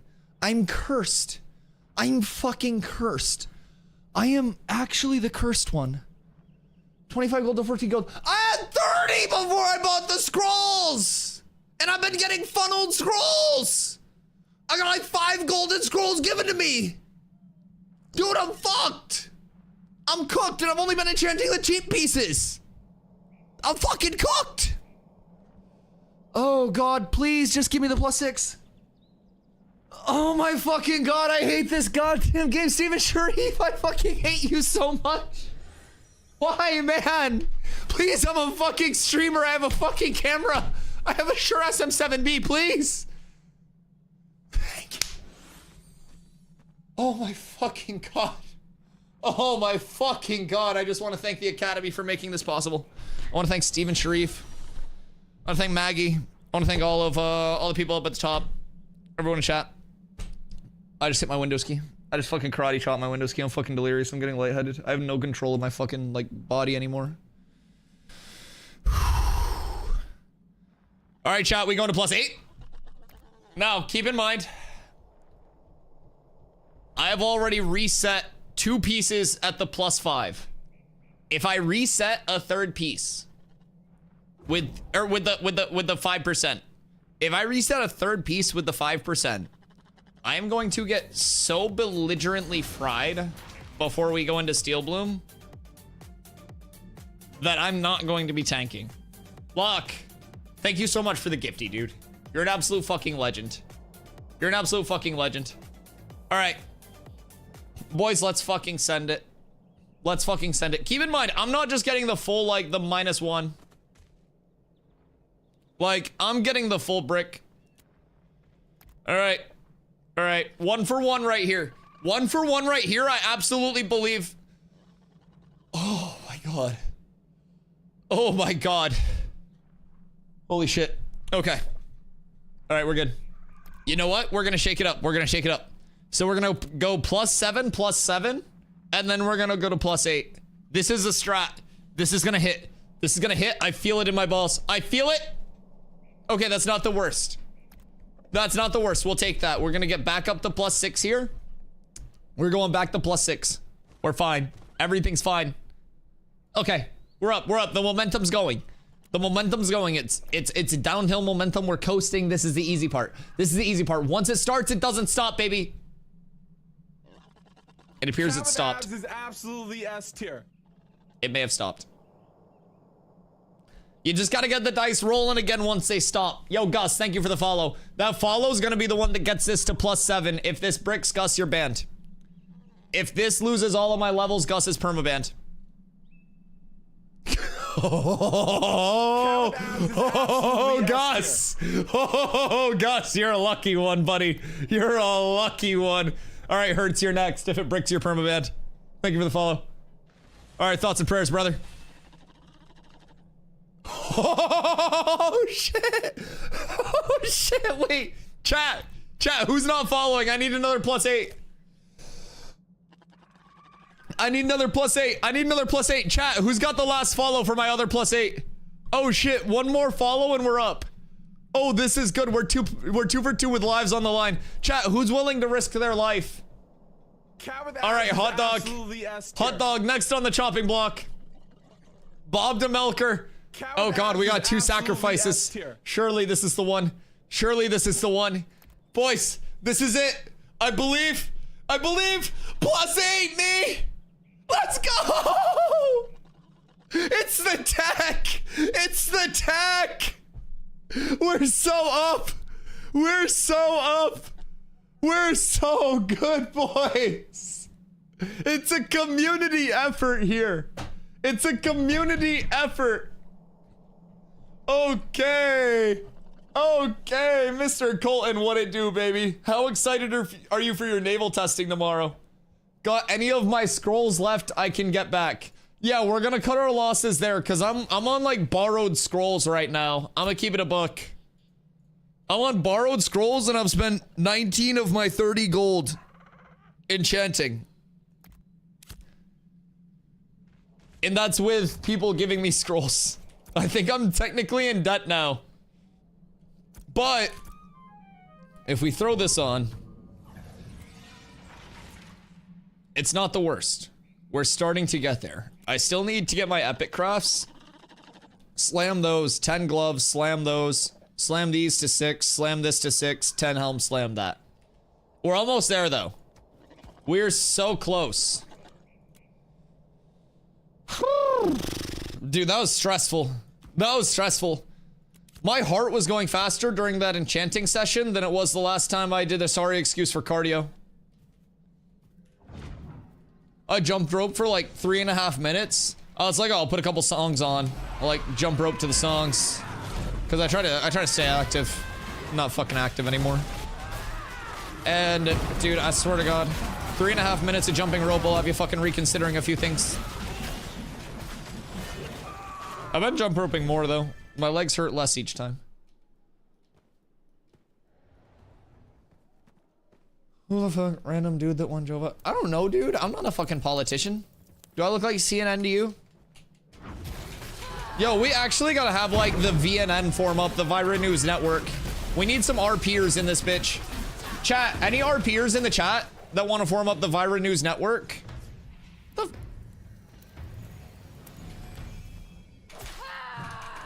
Big ass goddamn flyer. Park that shit over me so I don't get a sunburn. I feel like if we go like here maybe, and then pull everything to here, it'd probably be pretty chill. The Zine News Network. Toad. What up? Riverland's Governor Toad congratulates the new mayors. Wait, did elections just happen?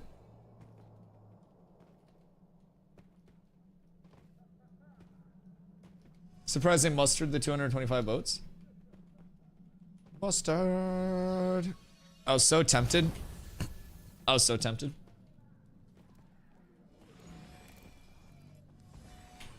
You made it to journeyman logging in the time. Wait, Slacker, journeyman logging from what?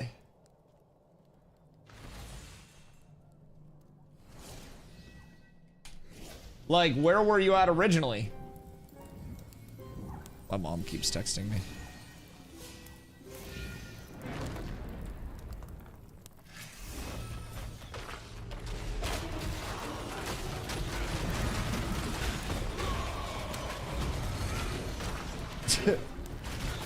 She was like, check the family group chat. And I hate checking the family group chat because they all just fucking yap in there. And so she texts me again. She's like, hey, check the family group chat. I was like, all right, I will. And then I didn't check the family group chat. They're trying to plan something out. I'm just like, I'll show up. You let me know when. Spurt. What's this? Yoink. Yoink. If you lose mayor, you lose flyer? Yes, indeed. Yes, indeed. How do the elections happen? So basically with academic and academic or scientific nodes, like it's the same node, but like academic or scientific are the two like terms that you'll hear for it. That's basically the democratic election node. So every node has its own mayoral kind of like election process, so to say. like to determine who gets the mayor. Not all of them are the democratic election. So with the scientific node, the one that we currently have, academic node, some people call it that as well. Essentially, you have the democratic election. From an economic node, you will have like an auction for it, and the highest like bidder, so to say, will get that node. From there, you have military nodes. Those are your PvP based nodes, and the only one that's currently in on the map, by the way, is that like democratic election. So this will continue to diversify through like phase 3. We'll get other node types hopefully, and hopefully shortly within. But yeah, so you'll have your military nodes, which are the PvP based nodes, and that, from what we've gathered, will be a both kill based and objective control based point system to determine like who gets the node control. I was just gonna like fucking bagpiped in the ears just randomly. So there will basically be this like this mixture of, you know, PKing and objective controlling. Whoever earns the most points from that system over the election time will be mayor of that node. And then you have a religious node.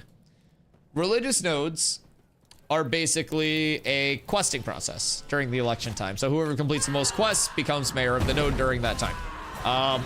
Elections right now happen once a month. So every month you either have to like re-campaign for your mayordom, or you have to like lose that, watch somebody else become a mayor. So every node also has unique benefits at the top end of it. So there can only be 5 fully upgraded nodes to tier 6 on the map at any given time. So they can be mayor twice in a row. Oh, can you not? I think people have held mayor for multiple months, right? Or am I tripping? I thought there were multiple like long-term mayors.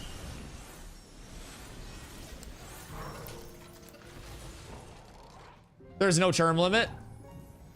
You're goddamn right, there's no term limit. Hell yeah, brother. I don't know much about politics. Total reign supreme. The Toad Tatership starts now. So each node type also has a benefit if it gets up to tier 6. Tier 6 is called a metropolis. The plural of metropolis is a little bit different in Vera. So according to the entire development team, don't ask them, they won't admit to it, but they told me this in a private meeting one day. The plural of metropolis is metropolises. So there can only be 5 metropolises on the map at any given time. And right now, nodes are at tier 3. So this is a village. So this entire square is called a node cork. The node cork is the potential area that a node can occupy, and it expands with each tier. So as it expands from village, tier 4 will take up more space, tier 5 takes up more space, and then a tier 6 will eventually occupy this entire node cork. So it'll be a very like sprawling area. Node sieges are meant to be a massive deal. Node versus node wars getting into the towns will also be a huge thing. And across the board, like the entire node versus node system is meant to have those different tiers within it for that conflict of like fighting even, fighting down, fighting up, but also having that scaling reward and all of those levels of impact to it. So with those different types, my favorite tends to be the religious node long term, because while that's like the questing to acquire it, the fully upgraded version of a religious node at tier 6 will give you a procedurally generated dungeon underneath the node itself that, being procedurally generated, like, is unique to that one religious node. It has its own loot table, its own bosses, its own trash mobs, everything. And again, it's going to be unique to that religious node. So no 2 religious nodes will have the same dungeon, no 2 religious nodes will have the same loot table. So as soon as one singular server has a religious node that hits T6, if it does, then you now have a loot table introduced to that server that's unique to only that server, which is a very cool thing. Server to server, everything will always be micro metas and different pockets like throughout each server based on server progression, player actions, like where players tend to go, and like everything will be different. So it's going to be a really cool thing to see it shape up between something as simple as seasonal interactions, like different parts of the seasonal cycle impacting which POIs are accessible and not accessible, which dungeons are accessible or not accessible. And then from there you also have like loot tables that can be impacted. You have past the seasons, like node progression can impact accessibility to certain POIs. So it's gonna be very cool to see how everything shapes up node to node, and everything like being dynamic means there won't just be this one like, you know, go here and watch this guide. because you may not even have the same gear accessibility that they do from the same farms. Are we staticking in the middle, or what do we want to do? Do we... If we want to static, either middle or top right. But if we're not staticking, then we should probably do named mob rotation and try to get shards from Rowan. Because you're basically either doing named mob rotas or you're staticking. Like, I think this is like one of the better spots to static. But Nova always statics up here, and we were up there yesterday, and it was insane, Glenn. We can't top right. There's a group there. Oh, is that why we left? I'm gonna keep it a buck. I wasn't even watching. I say we do Rowan. We can static in Rowan room as well. If we want to, like, we can just have somebody pulling back into Rowan room. We have a couple tanks. Yo, free my sewers, dog. Huh. Memory leak in here has been a little rough lately.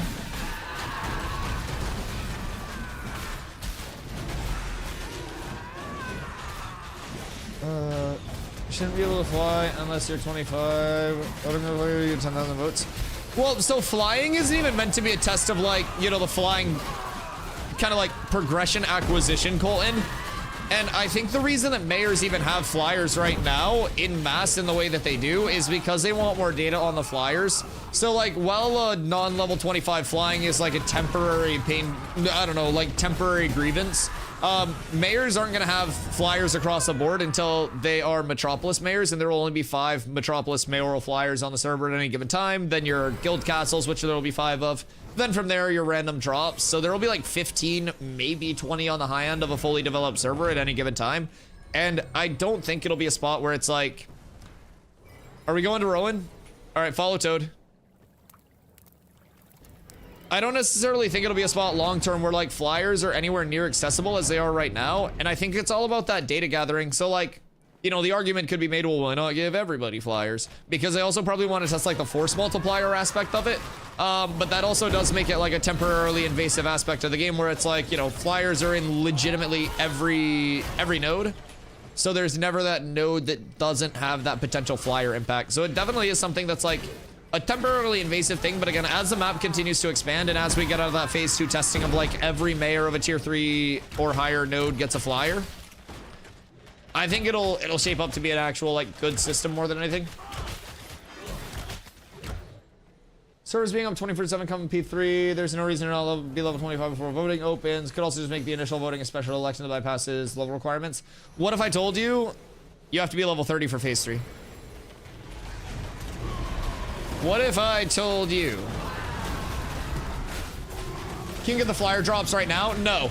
There are mount drops right now, Bone Strider being one of them, the Glimmering Geode being another, both based out of the desert biome.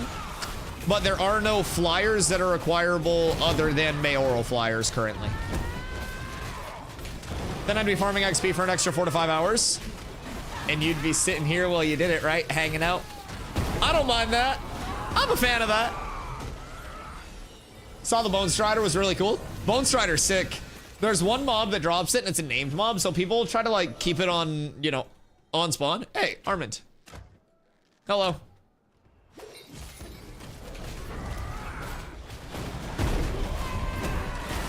I'd love level 30 max to start P3. I don't think that'll be started P3, though. I think it'll be a mid-phase change. That's reasonable. That's reasonable. It could definitely be that. I could absolutely see that as well, depending on how much, like, content they have ready to roll. But I think as well, it's important to remember they do have level 30 mobs already in the game through like tropics and stuff like that. So like, I wouldn't be surprised if they did have enough content like ready to deploy with new biome expansions. But I also, yeah, I think it would be very, very, very like reasonable to also think that it would be within phase 3. I don't think that's a crazy take. Because I always say it's important to remember that a roadmap is always throughout the entire phase and not necessarily all juiced at the start. So I think that's a good take, and I think that's a good reminder. It could very well come throughout phase 3. I hope we get maybe more clarity with that. I would hope, because realistically, like, this is going to be the dev update before fresh starts, right? Before P3. And this is going to be our, like, what we're getting in between now and phase 3 and what the start of phase 3 will probably be unveiled at the end of this month, right? Because the pre-phase 3 stream, which is going to be next month's stream at the end of April before the May 1st fresh starts.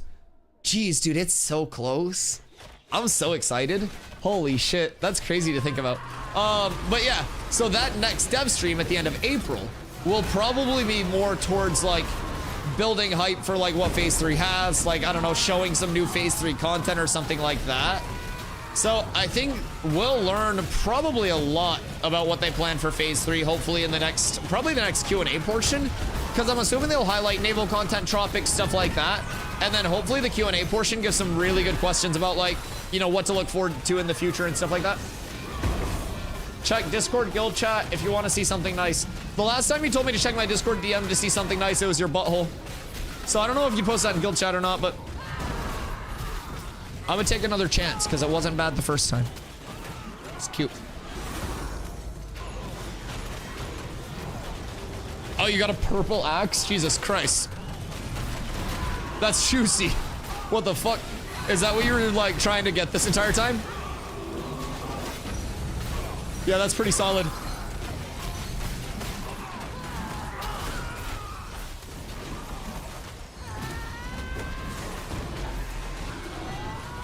Almost hit you up to become Tankar static in P3, but then realized you'd be leaving the cats out to dry without their fearless leader. Yo, I appreciate you considering me though. If we weren't like full re-rolling as an entire like community, I would definitely be down and I greatly appreciate that. But you know we got the boys. I will say though, one thing I kind of want to do day 1 of P3, if we all end up on the same server and shit, I want to get like a big raid together to try to do like a day 1 firebrand or whatever spawns at a super low level. Like just throw mass bodies at it and see if we can get the entire server over there in like this massive group of raids and just see if we can get the loot like day 1. I think that would be fucking hilarious. Level 10s versus firebrand? Yes, like the level 1 Hogger 40 mans in WoW. Yes, I literally, dude, I want to do that like a few hours into day 1 of fresh start with everyone that I can get over there from whichever server we end up on. Yeah, absolutely. That's been something that I've been thinking about, because not only would it be like awesome content, but can you imagine just having like fucking firebrand piece if the greatsword, the bow, or the sword drops, like having that instant level 20 heroic? Because it's not like enchanting mats are going to be super viable. You're not going to have shards to just make Forsaken Blades out the ass. Like, dude, it's going to be so cool if we can actually get it down. I don't even care who gets the gear. It'll just be sick to get the gear. Yo, Asherax, thank you for the follow. I appreciate you. Need to recreate the video of 100 level 1 gnomes versus the level 70 horde. Yo, day 1 versus Steven. Fuck.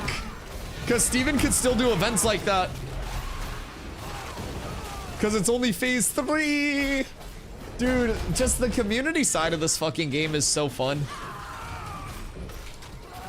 Like, I think that's one thing that across the board, whether people like every system or dislike a lot of systems, you know, throughout the game, they have their favorites, they have things that they enjoy a little bit less. One thing that always remains consistent is I hear a lot from people about how cool the actual like community aspect and how much you interact with other players and run into other players with Ashes is. And I really, really do love that Ashes truly gets back to that like era of MMOs, man. I think it's been a long time coming and it's very nice to finally have.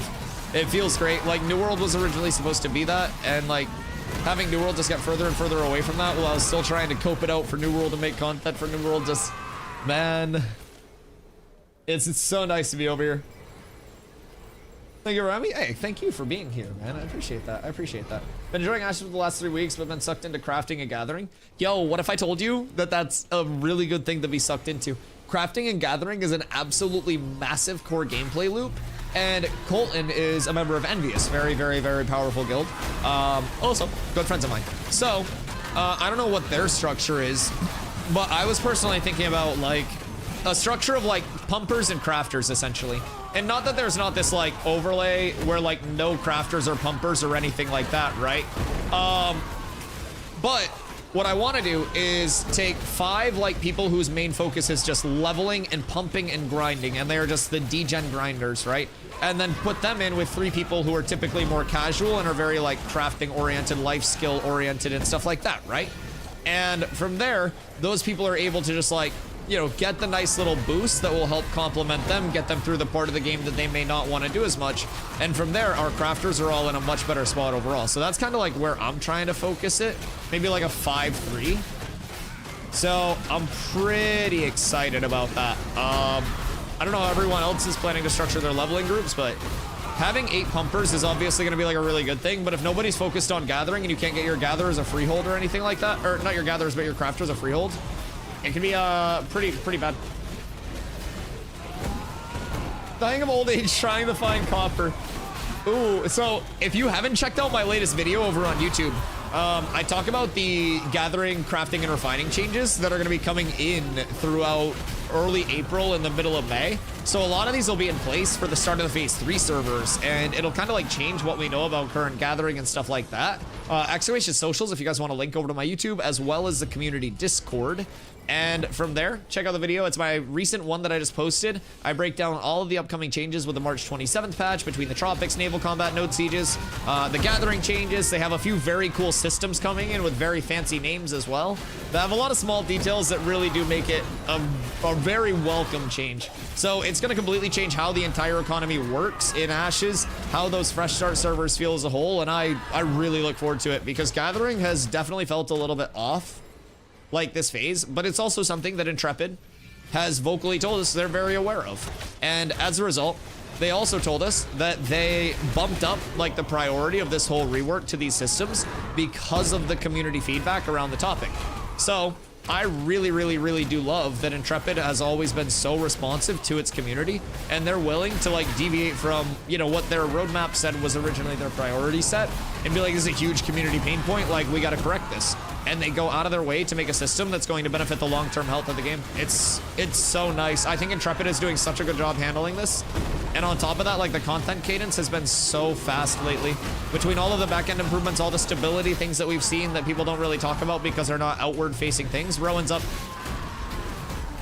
Like, I think it's important to celebrate all of the things that are like small that Intrepid's done so well as well that we don't really see, like how smooth the game is now, aside from like that memory leak that's honestly becoming better and better as they continue to take it on.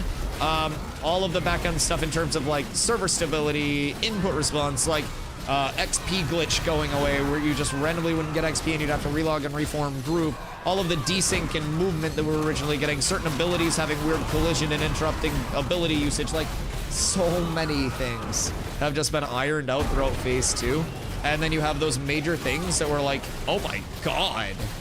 Oh my god. What a drop set. What the fuck? Rowan going hard.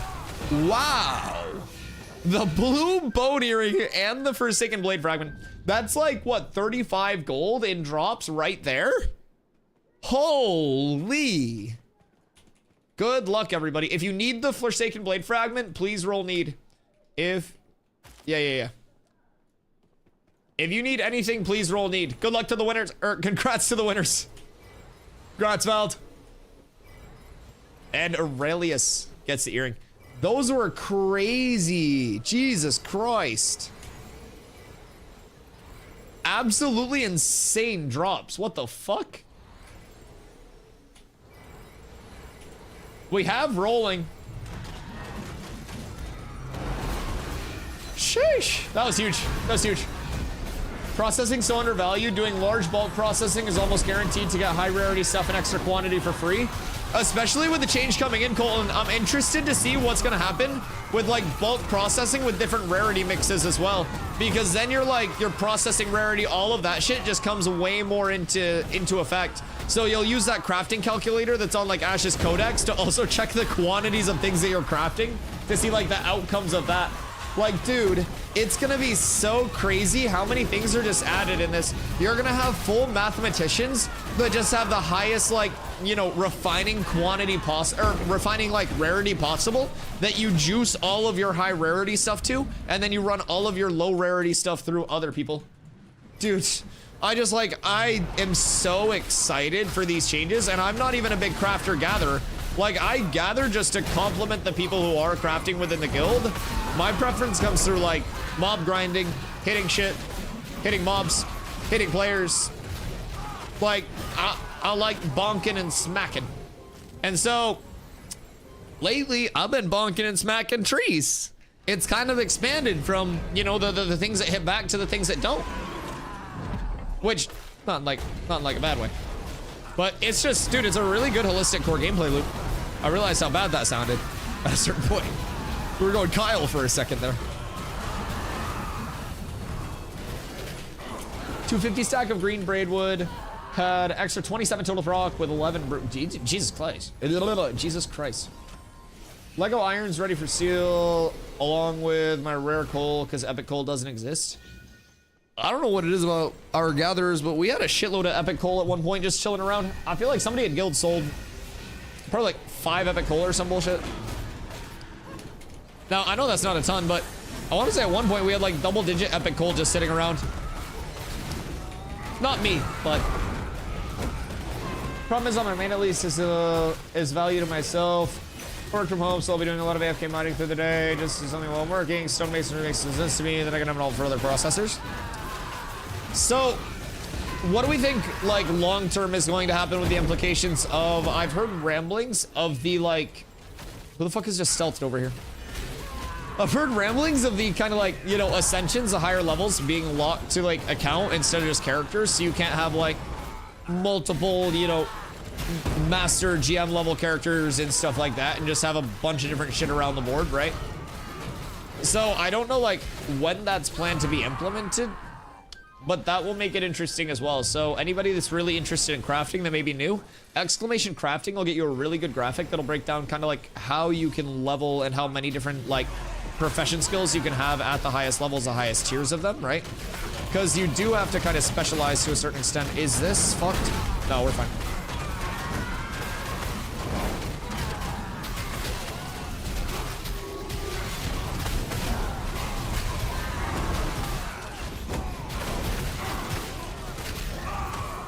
I thought I died there, but I got CC for like half a second. I just popped my shake it off too. I thought I popped my shake it off and then it insta died.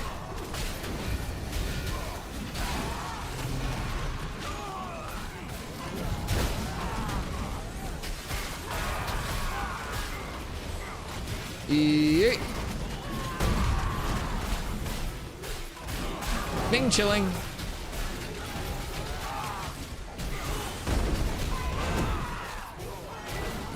Pull you around the LOS.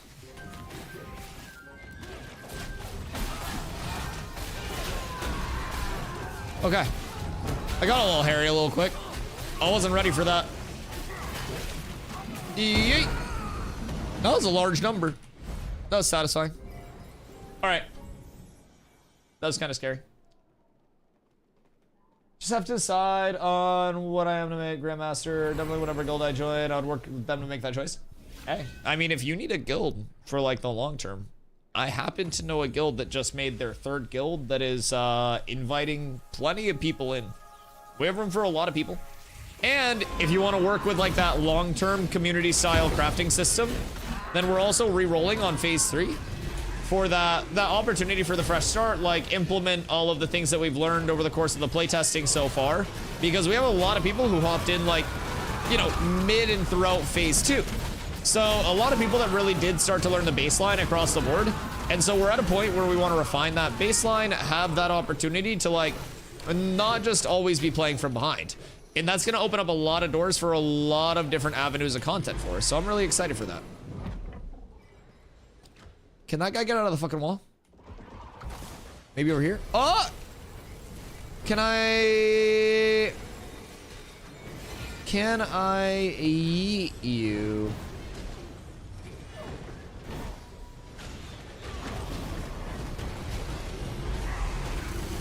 It's all going to shit.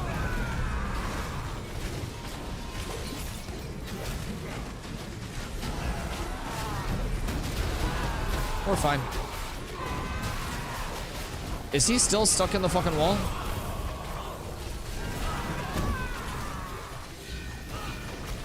Bro, I be hitting hard. What the fuck? Oh my god. I am smacking.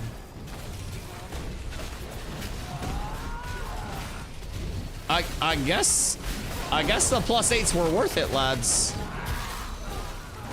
We are genuinely up. I don't even have the energy focus on. I'm gonna slap this on and see how we feel. I still need those other pieces very badly. But we'll be vibing. Brother, please get out of the fucking wall! Oh, I think I got him. Nice. Huge. Excuse me, sir. I need you to die. I just did 1600 slam? The fuck? I'm hitting absurdly hard.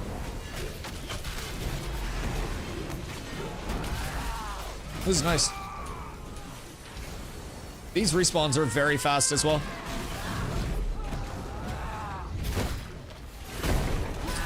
What do we need in guild still, chat? Also, welcome back, Puck. I saw you sneak back in. So what do we need still in terms of our, like, current crafting that we don't have? Weaver, I think, was something that Grumpy was saying. We need, do we have an in-house weaponsmith? I don't think that we do, right off the top of my head. And we'll probably need one of those, because Savo had to outsource for that. Toad gonna do urban weave? Bet. Do you know if you need poppies for anything? I grabbed like a fuckload of poppies one day, because I was just strolling through the desert, and I was like, oh, how long could it take to harvest this like little bit of poppies that's over here? And it turned out to be a lot of fucking poppies. So, I have no idea. I haven't started it yet. Okay, sick. Sick. So, urban weaving will be nice. I mean, dude, I just love my lumberjack lumber mill. It makes so much money just passively going about it. 1.2 gold net profit for every 250 gold that you harvest is fucking insano style. I've never seen a set list, so I haven't decided on what I want to do. I think we recently got another spreadsheet up, like an updated spreadsheet that people can upload their own shit into on Discord. I'm pretty sure I pinned it. Now, there is also the possibility that I'm an idiot and didn't pin it, but I want to say I pinned it.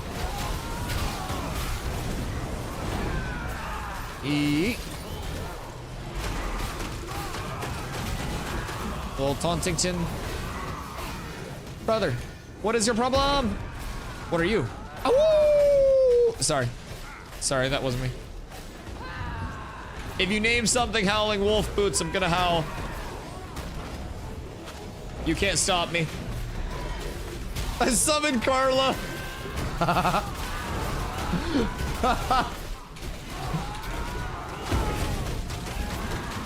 Maybe someone just gets the full Howling Wolf set and just goes around like RP howling in taverns. I can see that entire thing. Okay. Decided reroll into your server and up at some point I can get in your guild. Something like your goals in my life. Yeah, of course. Are you in the Discord combat? I think we might have people on in third guild that can invite, because we made third guild the other day. I think literally yesterday, because second guild was also full, and we're just not going to kick anyone at this point for inactivity because it's so close to the start of phase 3. So if we have anyone on in chat that's in third guild, then we can absolutely get those invites going out.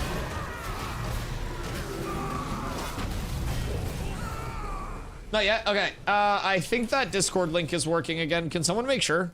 Emos. Hello. Hey.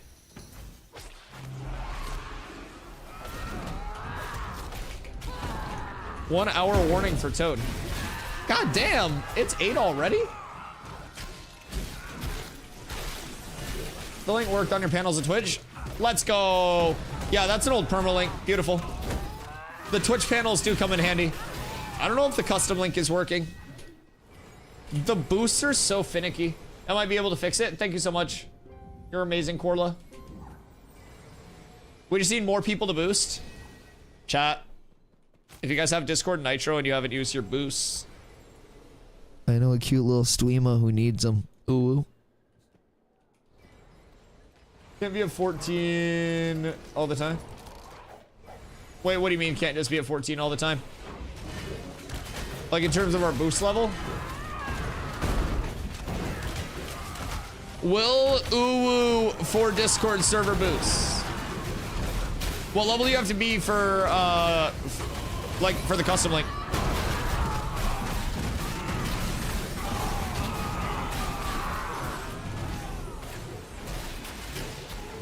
Imagine we just pooped out a Lego energy focus.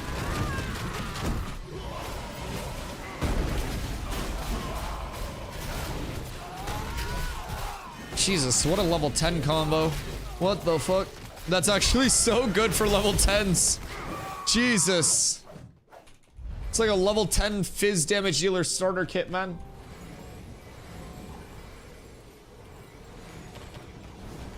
Okay, Slacker, what do you mean a set list, by the way?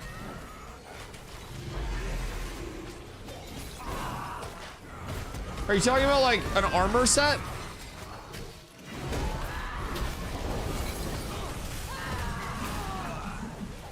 Never seen a set list, so I haven't decided on what I want to do. Oh wait, sorry, you're talking about the spreadsheet in the Discord, weren't you? Yeah, let me see if I have that pinned. I'm pretty sure I pinned it. Yeah. Yeah, it's in the pinned messages in the guild chat channel in Discord. Link works again. Ooh. Thank you. You're amazing. I said I would do it and I'm a man of my word.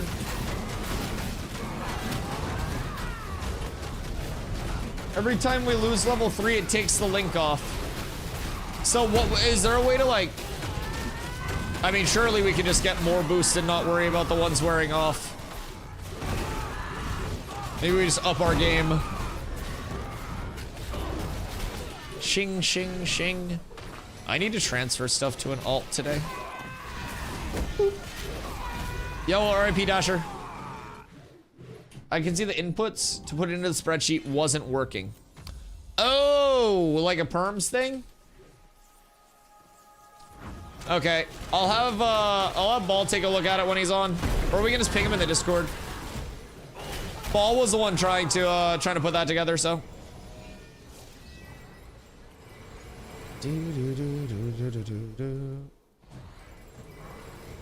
Hello, Emu. I took a nap and left your stream open to help out. The literal first word I hear upon waking up. Ooh. Yeah, I mean, that was crazy. Some mob ran by and said that in game. Yeah, it was kind of wild. Weird coincidence that you'd wake up to that. That mob's gone now, by the way. And they have a really long respawn timer. Yeah, I don't think you'll see him again. Necessarily today. Hey! Jesus! It's my incognito identity. What is this use of the Govy? Jesus, it's so formal. The fuck, man? Let me live my life. The Y makes it so much cooler and more hip. Please. Please. Fuck me, man. Always trying to steal my shine. Dustinius the First? Yo, if I get absurdly rich, that's what I'm naming my kid. Fuck yes. Absolutely Insano style. Yeah, that's huge. That's huge. And then we can go into like Dustavius.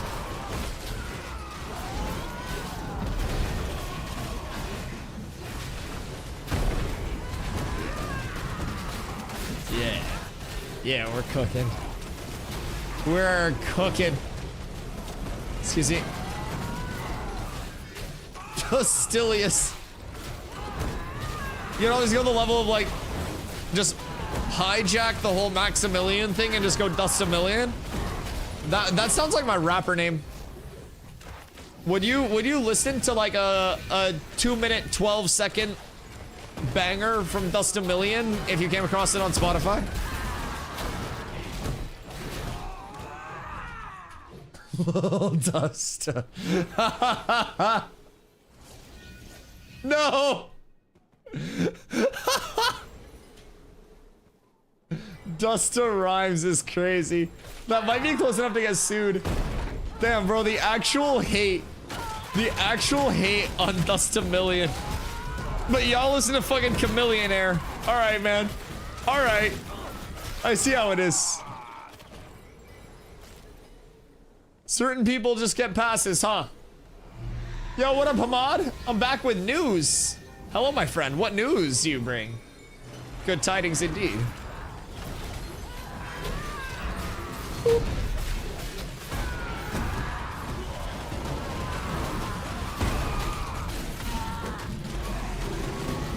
I don't, what? Zine, you're kind of like marketing creative mind, and you're probably on RSO right now. What do you have my rapper name as? Like, you know the stuttery flow at this point. Where are you aligning it?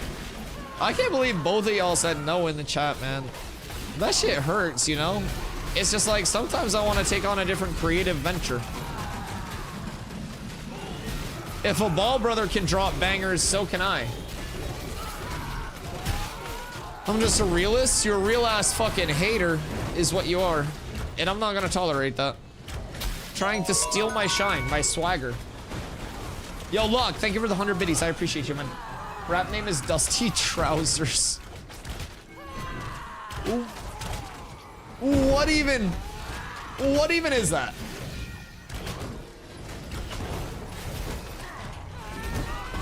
Lil Dusty, I feel like that's like just probably done already, no? With just how many like Lil X's there were throughout the whole like lean rap era. Surely Lil Dusty's gone. Dustamillion, that's what I'm saying, bro. And then I could have this like signature bar about how every time I spin the block, I Dustamillion with the walk. Like, bruh. Come on. Nah? What do you mean, nah? What do you mean, nah?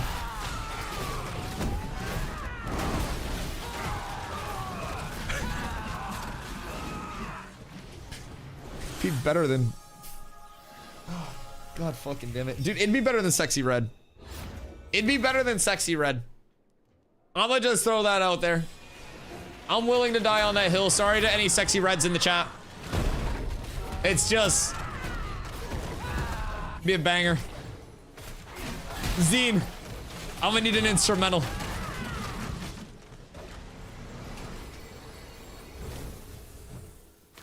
Oh, bro, I don't have room for this. Please. My inventory's so fucked. I'm in pain. I have to pass on everything right now because I don't have any fucking room. Everything sucks.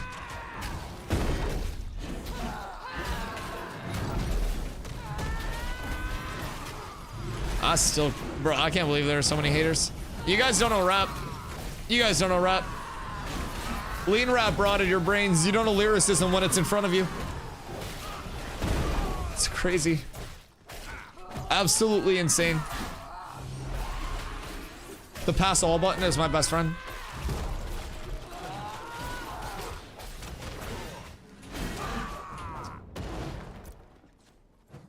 I'm kind of chilling. I got 164 strength right now, and I'm still missing a few pieces. I could push up to 200 relatively easy. I still have more pieces to +6 as well. I feel like 200 I'll be at a really good point. Boop. Oh, nope, that's fine.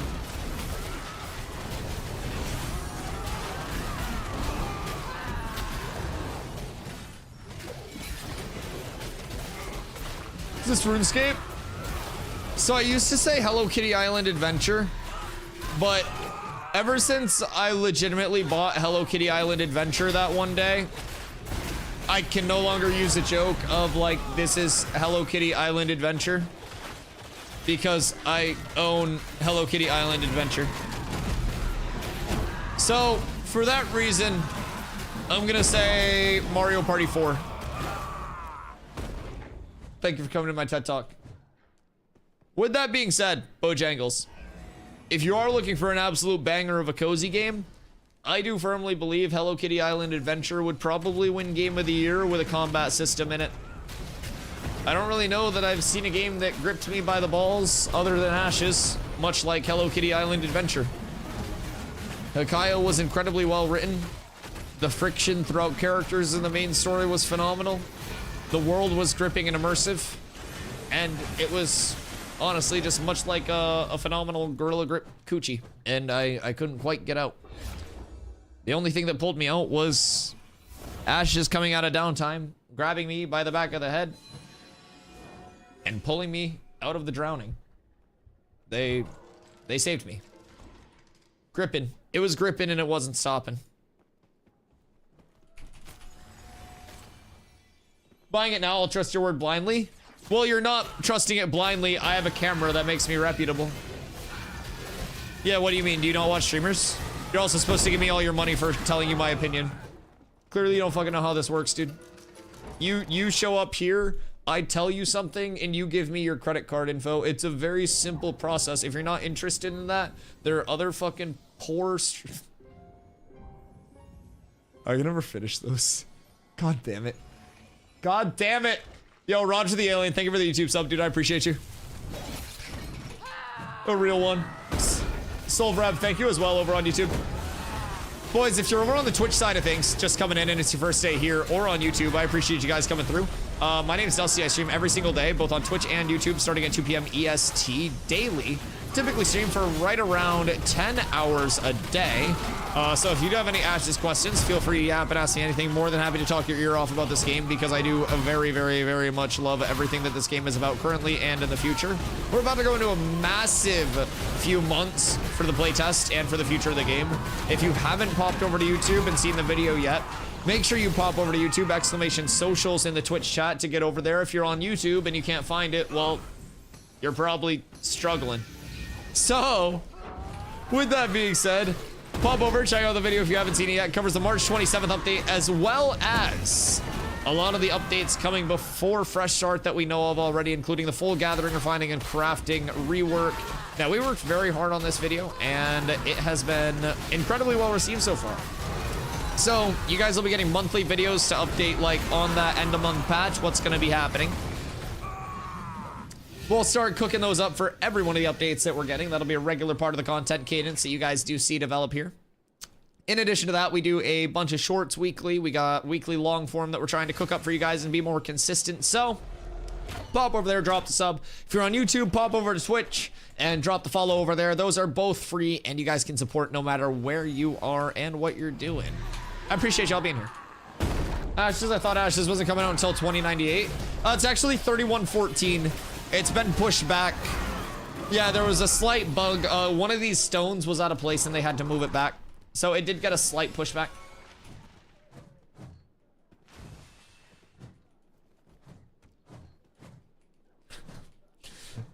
Carla, are you ad-libbing yourself? Did you ad-lib yourself with the bow, bow, bow, bow?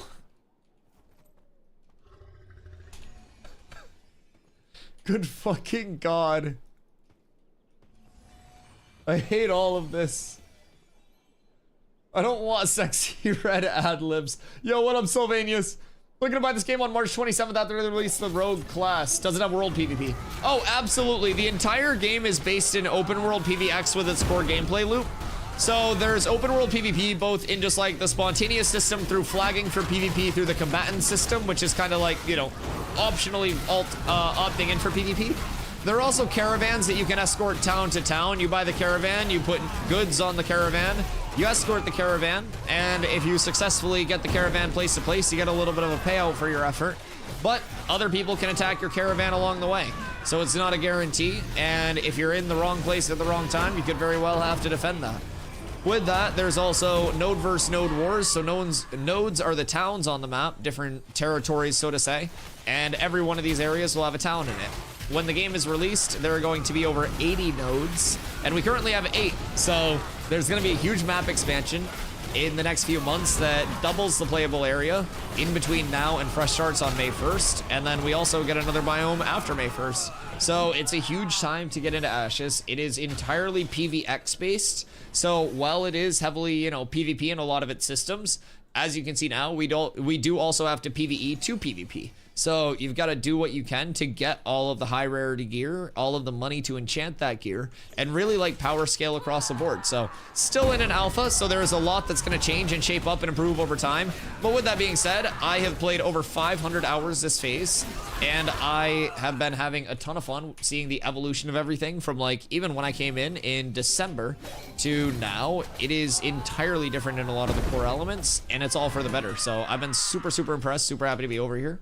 And hopefully when you hop in for the Rogue, you have a couple of cool things to hop into. There will be a lot of people that come in for the Rogue as well, man. It's going to be a good time for new players to get in. When will fresh servers be released? Fresh servers are going to be on May 1st with the start of Phase 3. So in between now and Phase 3, we won't have fresh servers, but that like 27th for the Rogue start, a lot of people are going to reroll Rogues on the existing servers.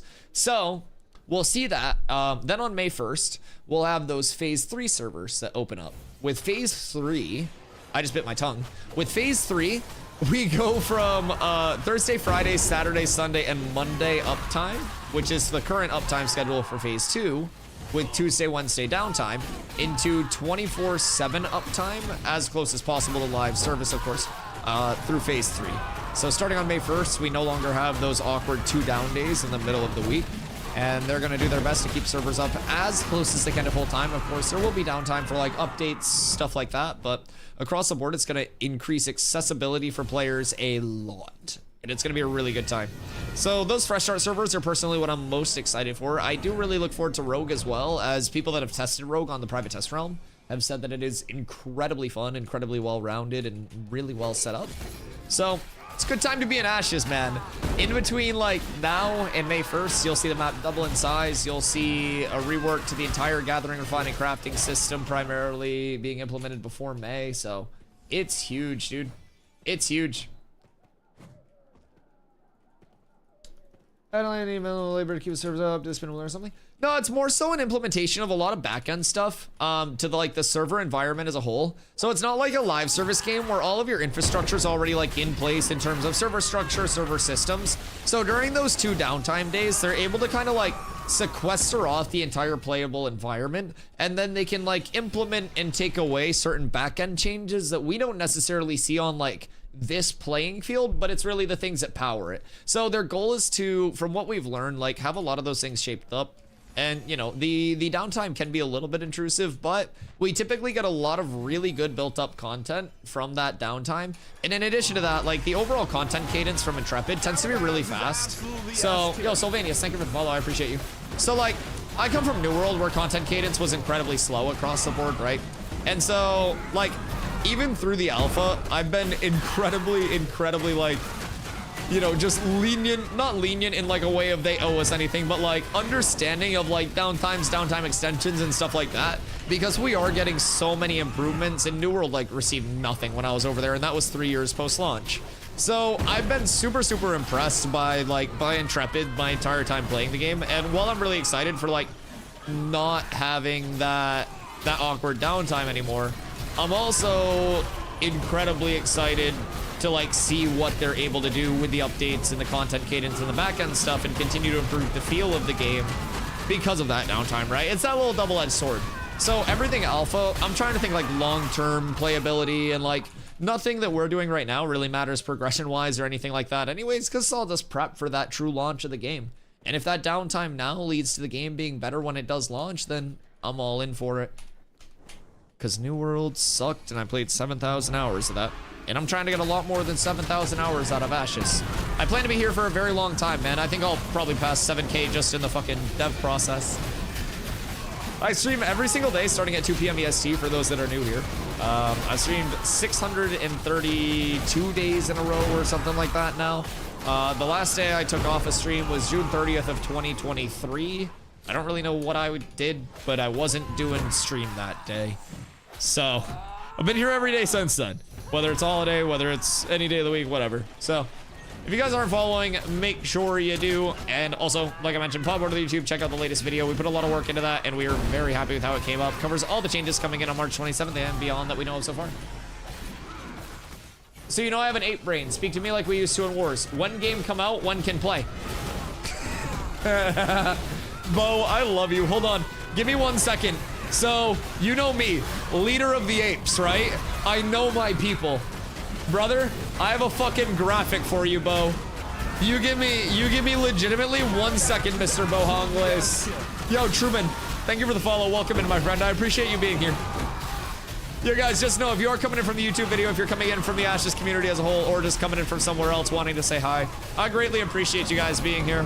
Like, one thing to keep in mind is I'm a very small content creator, so it's like, you guys could be legitimately anywhere on Twitch, anywhere in the world supporting any content creator of any size, and you're all choosing to come through and hang out with me in my little corner of the internet in this game that isn't even launched yet.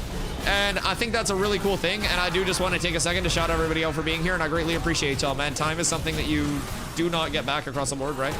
And you guys are choosing to spend it here, choosing to be very chill and contribute to this community and, you know, change my life every single day by allowing me to stream full time for you guys. So I greatly appreciate that, man. Oh, Valdurin, thank you, dude. I appreciate that.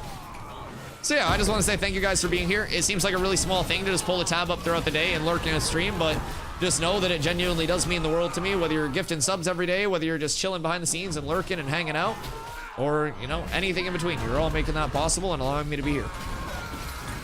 I don't know if I like that emote, Bo. I don't know where you got that from, but put it back. Put it back. Dusty, can I get a business email? Yeah, if you remind me after stream, I can get you one on the domain.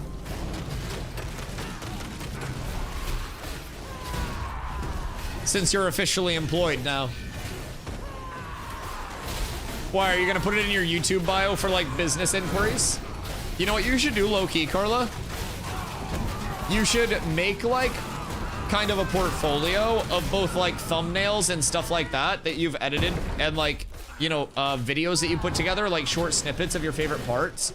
And I'm not even kidding, you should put together a portfolio before we go to TwitchCon of some of the projects you've worked on, and you would legitimately have so many people that would be like, hey, wait, can you like make my stuff? You should just start compiling like references and stuff like that. Business date write-offs? Wait, low-key. Yeah, because if we go out to dinner to discuss videos, then it would technically be a write-off on the LLC if you're editing the videos. Yeah, it'd be a business meeting.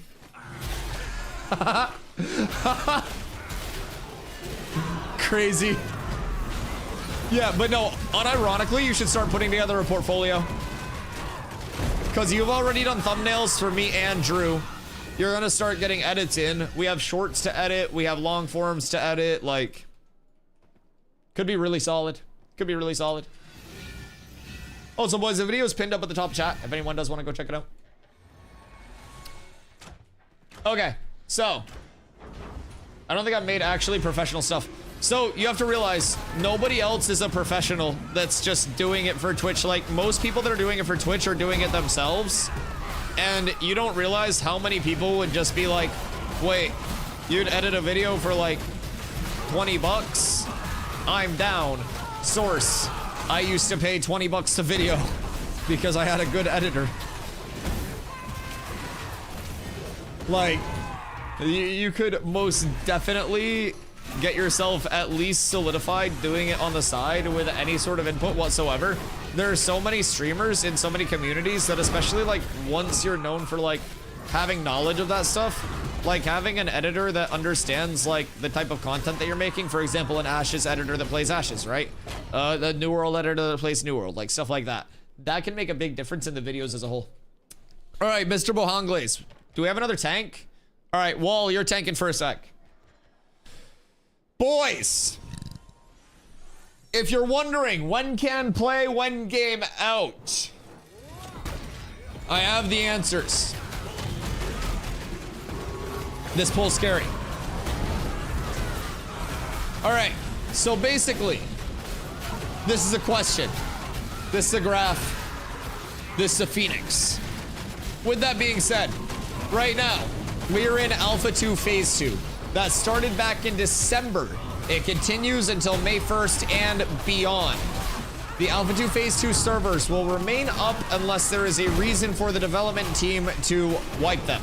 Now, right now, they have recently announced that they are getting good data from them, and they have no lasting impact on the game whatsoever. So even if the economic state of them is fucked or different than what the fresh start servers will be, it still does benefit for them to exist in the sense that they can gather data from them.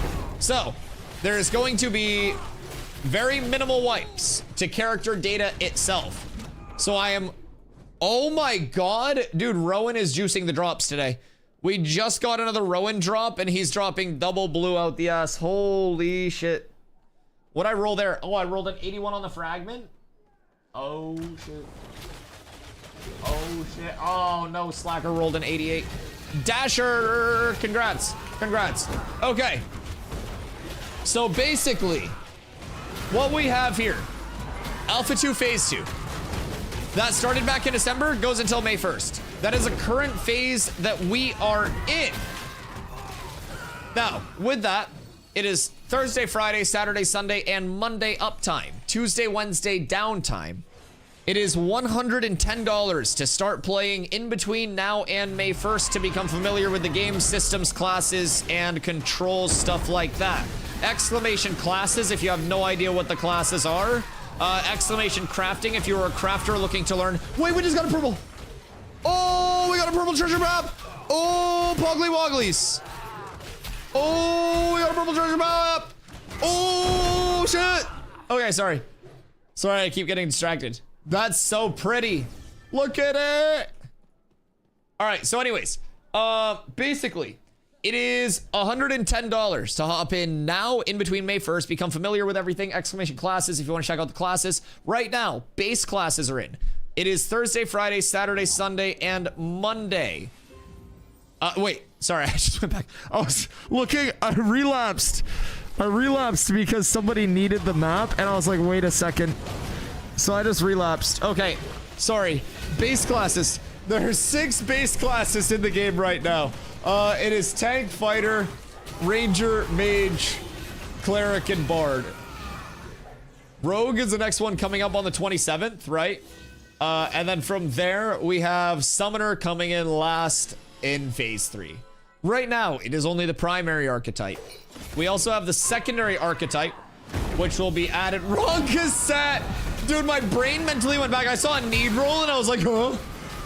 Anyways, so the secondary archetypes will also be coming throughout Phase 3. The first secondaries to come to every class will be tank and cleric. So each of the primary classes will be able to like ascend with either tank or cleric as their secondary, and it'll be free respecs through the entire development process. More secondaries will be continuously added throughout Phase 3 once those are in as well.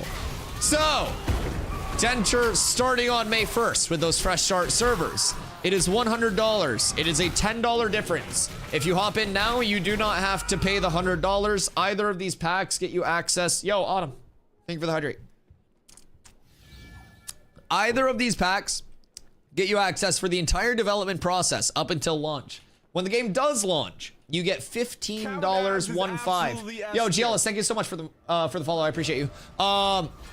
When the game does launch, I'm not good at math. I'm not very smart. I hate you all. When the game does launch, you get your first month of game time included with your pack as a kickback.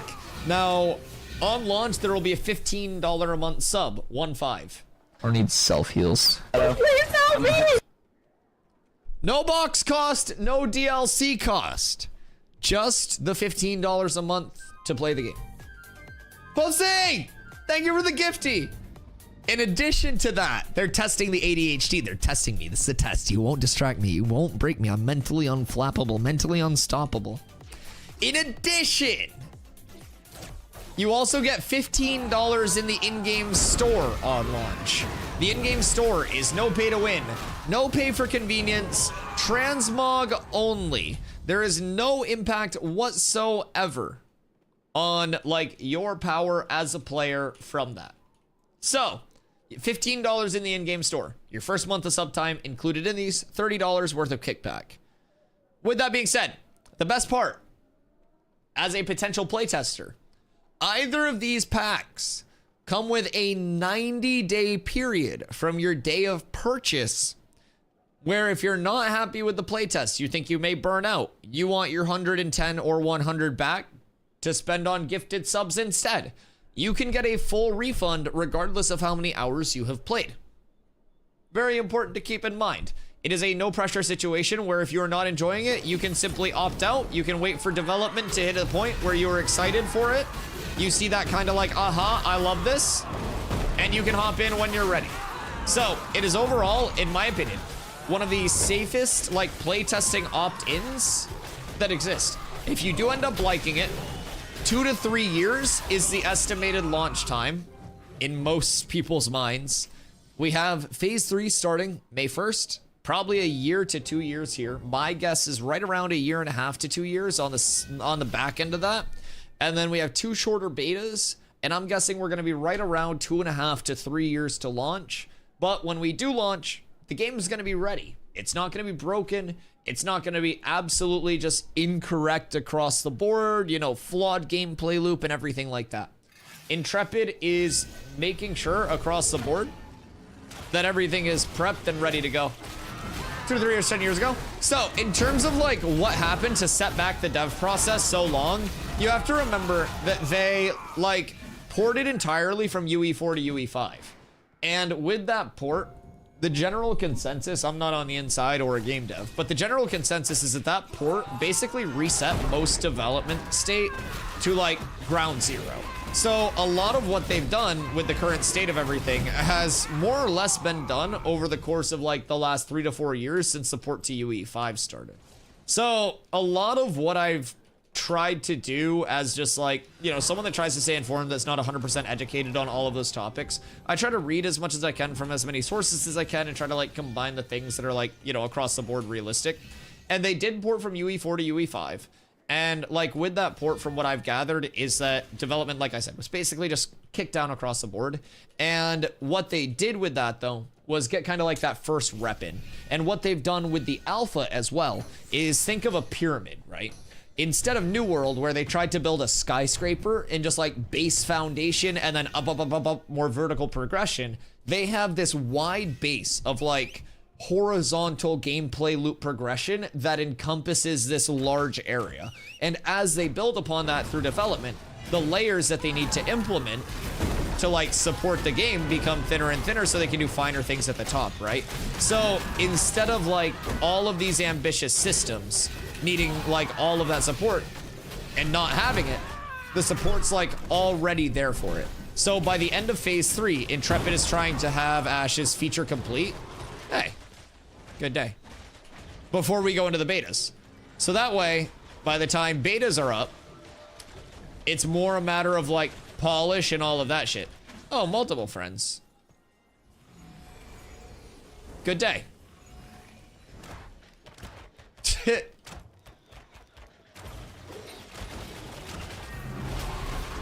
Friends.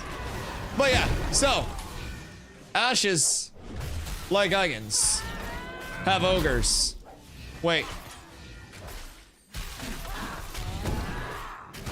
You know what I mean? You know what I mean? Either way. And Bo, if you haven't checked it out, it's a less than 10-minute watch.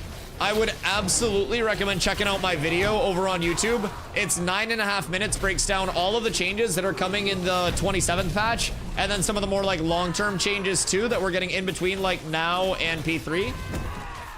So it'll be very, very good to see the world size literally double in between now and the start of fresh starts on phase 3. We get another biome the first month after phase 3 as well. We get an entire gathering, refining, and crafting rework in between now and the middle of May. Well, start of April, middle of May.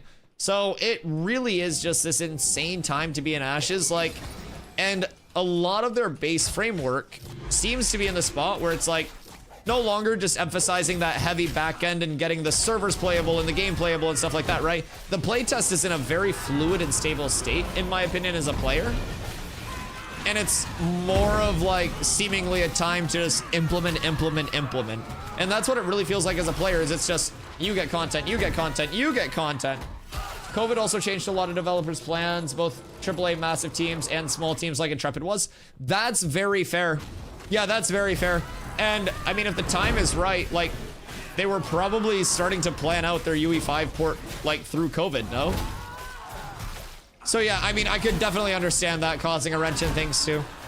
I think just a lot of people from the outside try to have these like, just, oh, you know, development phase is super long, development process is super long. And then as soon as they actually like come in, they check out the game and they're like, oh wait, they ported engines?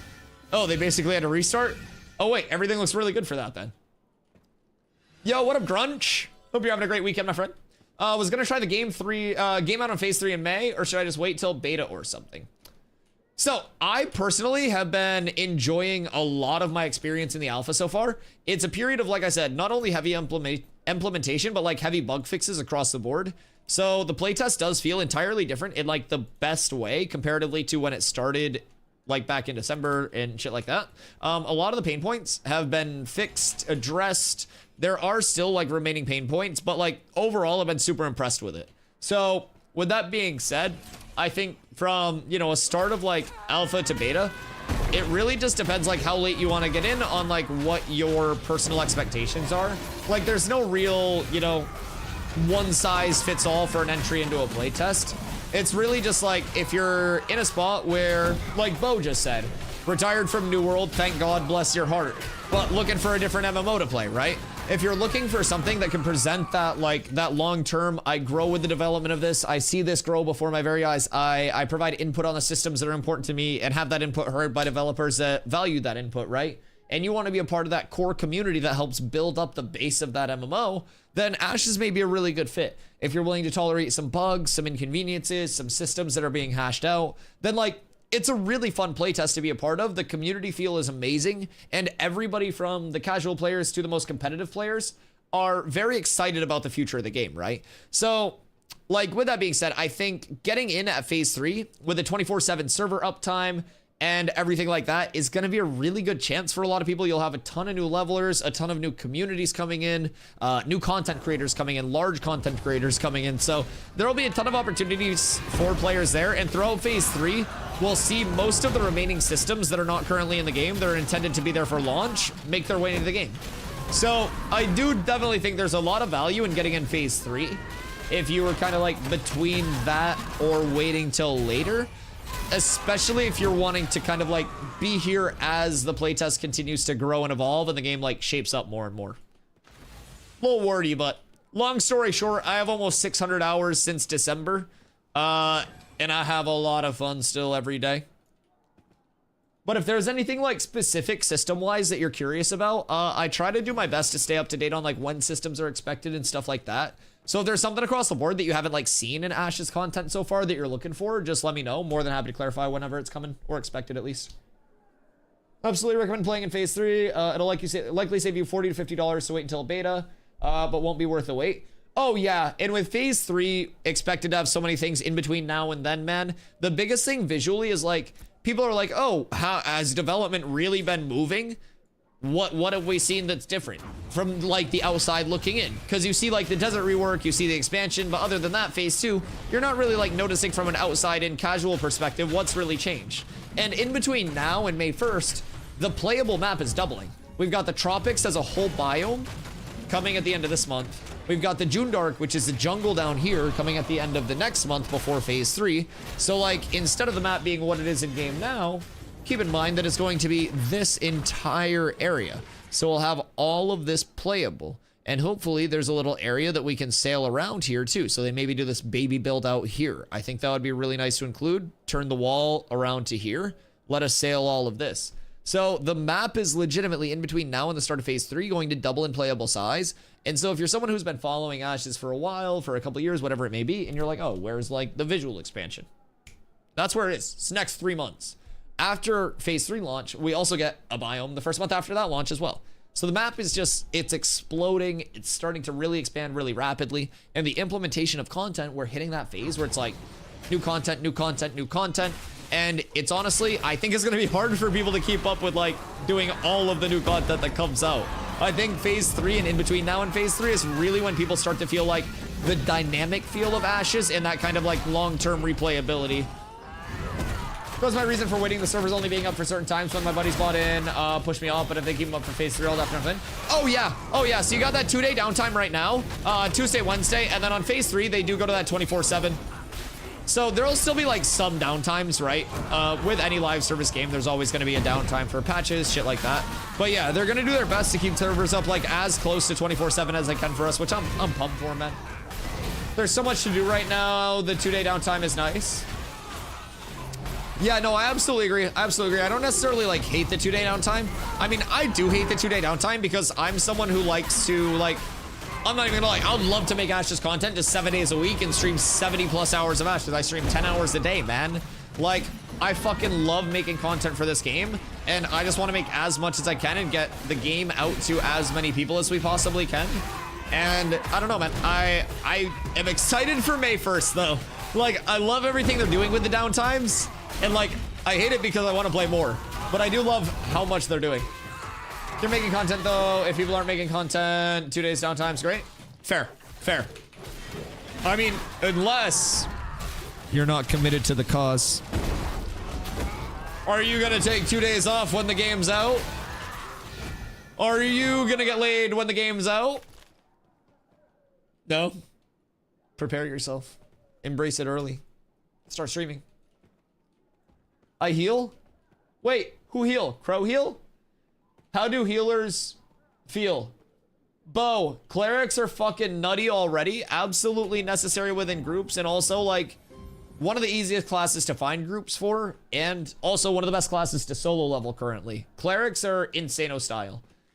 It is probably the best class for solo leveling or small group leveling, and like cleric is the pure healer, right? If you want a supporty class that's higher APM, like actions per minute, there's also the option of a bard. But like a cleric is that pure healer.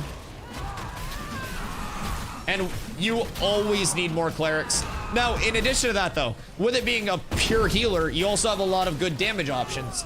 I've had geared out clerics hit me for like 2,500 with a fully charged judgment. Like that shit, judgment hurts. Judgment hurts. So you can get absolutely rocked. But the healer and support type classes are extremely well received. Cleric and Bard are probably the two best solo classes. I agree.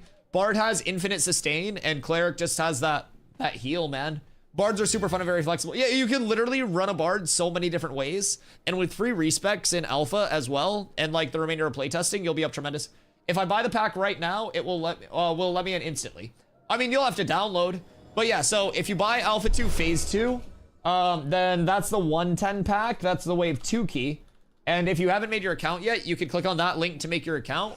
It's a referral link that makes 15% of all of your purchases come back to me as in-game currency for the Transmog store. So, if you already made your account, then tell Ashes that you want to be able to put the code in after the fact, and hopefully they allow us to do that. But with that being said, the 110 pack will literally allow you to download, allow you to hop in, make your character right now. You can play all the way until servers go down, Tuesday at 1 a.m. EST, and then you'll be able to hop back in Thursday at 1 p.m. EST, and that'll be the cycle across the board until May 1st. And then once May 1st hits, we're on.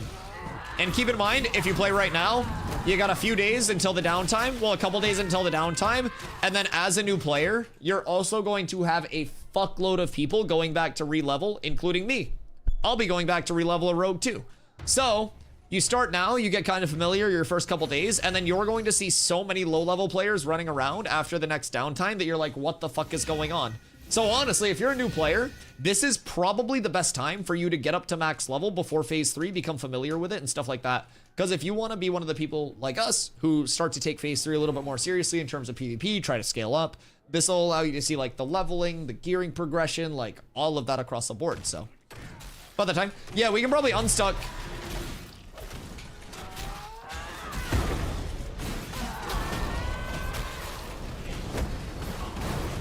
Can I sell my body for currency?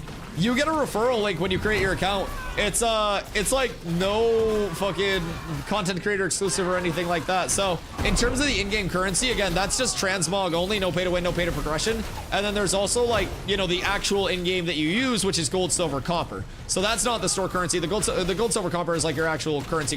But dude, low key, it is it's very cool.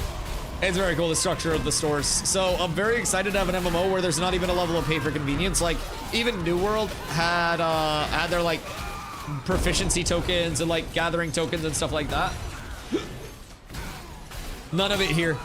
No pay for progression, no pay for convenience, no pay for anything, dude. Like, other than just Drippington. It's so refreshing. Skirt. Oh, and then long-term monetization. I feel like I should also educate you on this, just in case you're curious. It will be, on launch, a sub-based game. So again, your pack, if you purchase it, gets you access to the entire development phase, and then on launch, you get your first month of game time included with your pack. It'll be $15 a month, 1.5, and no box cost and no DLC cost. Cosmetic micros are still attached to me. So I definitely get that to a certain extent, but one thing that makes me more happy about them is that, like, Intrepid has communicated that the coolest, like, cosmetics, so to say, and, like, the coolest skins will be those from, like, you know, the ultra hard content, that loot that you have to earn. Their emphasis is always going to be on play to acquire instead of pay to acquire the coolest shit. So, like, you can kind of take solace in that a little bit, at least. But yeah. I'm definitely, like, I come from a lot of different games with a lot of different, like, levels of monetization across the board. And I think cosmetic micros are, like, a very good level of income potential for developers, especially going, like, no box cost, no DLC cost, or anything like that. Like, they obviously have their sub that's gonna support them if they do the content well, right? But that optional, fully optional level of, like, cosmetic micros and stuff, if it's completely separate from, like, you know, in-game, there's no reskins of in-game drops or anything like that, and it's simply this entirely different, like, realm of skins, then I don't really see it, like, negatively impacting anything or taking away from the accomplishments of players. Especially with Intrepid saying that big emphasis is really on that, like, play to acquire loot, you know? All right, let's unstuck.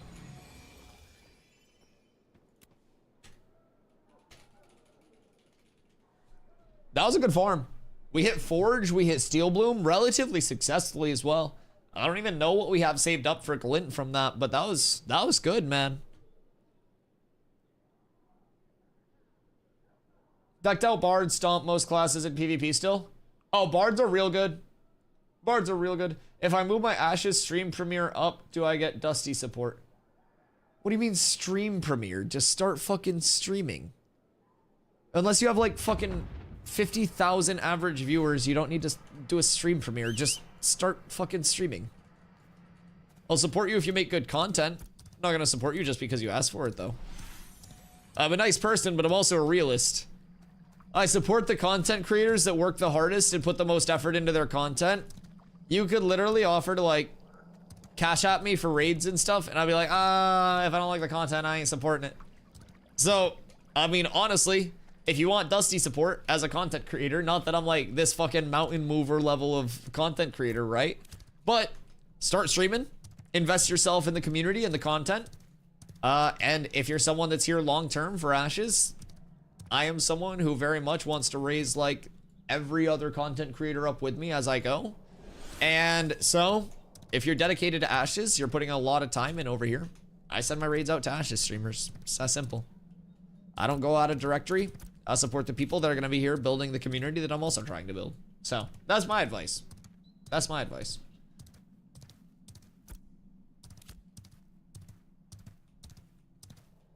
So, kind of hope that Ashes will have a bit more non-classic archetypes in the far future. What do you mean, like, non-classic archetypes?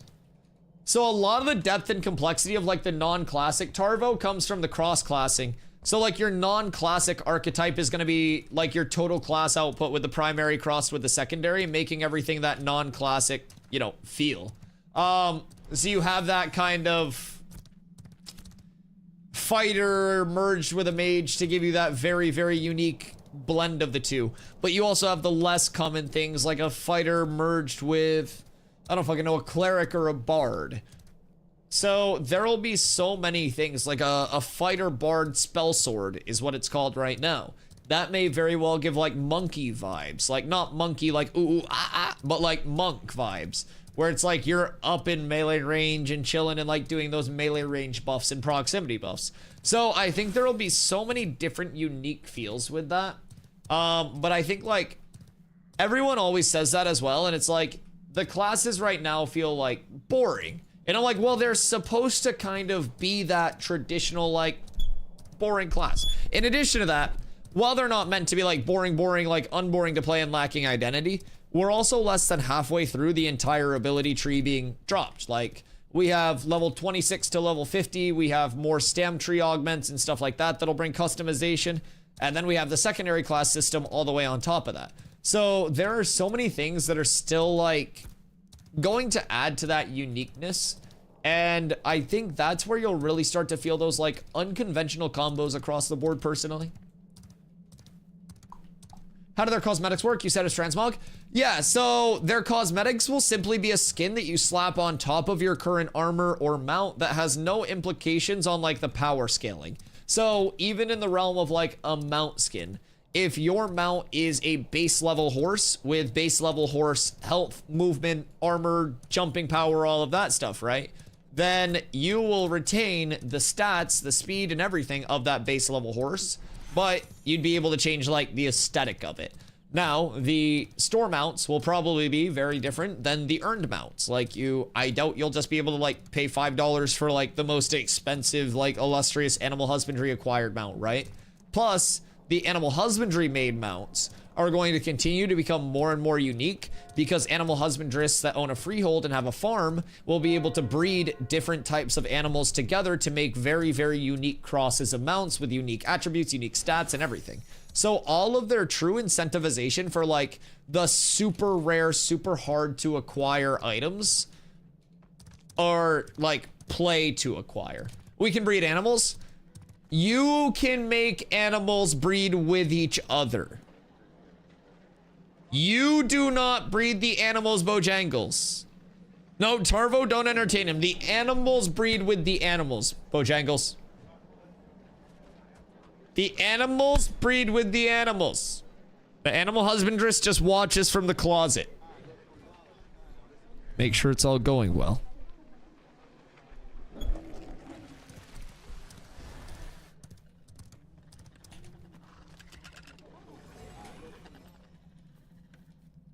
So, oh no.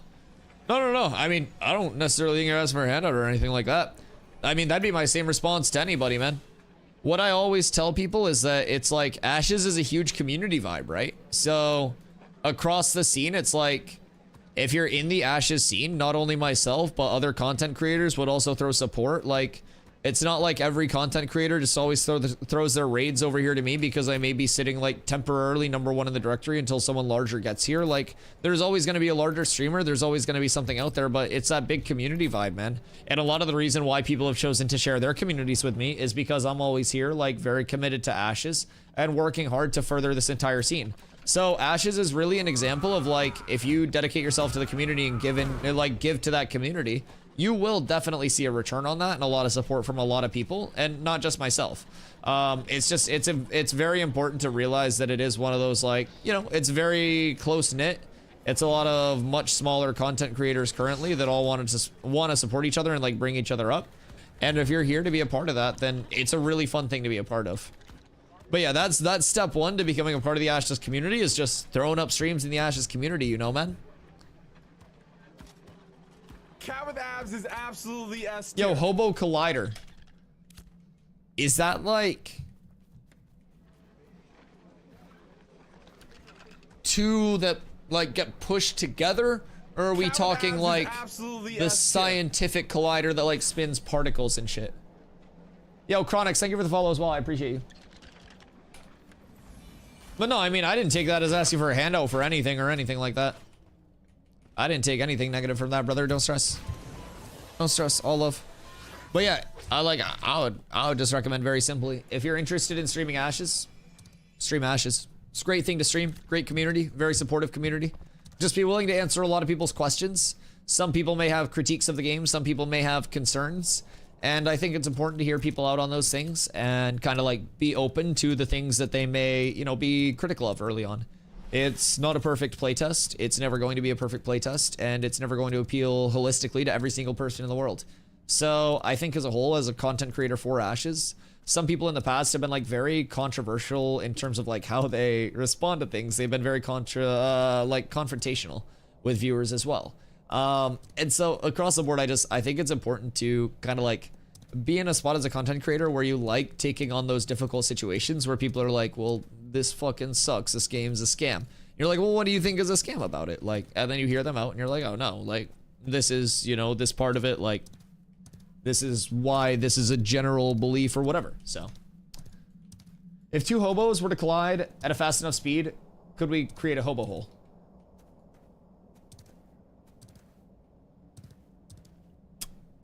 I mean, so based on quantum physics, wouldn't you also at a certain point be able to slam so many hobos together that the particles of one hobo would eventually pass through the particles of another hobo just because of how they line up with negative space?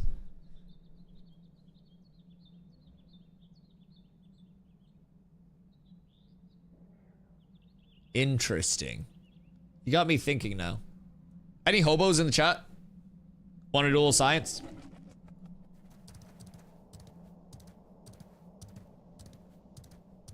These are the kind of thoughts I intended to inspire when I made this name.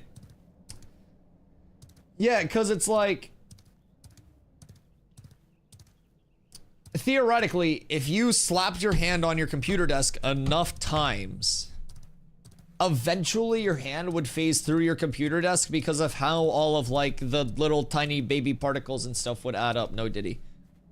But like, I think you would have to do it probably like a couple hundred times at least.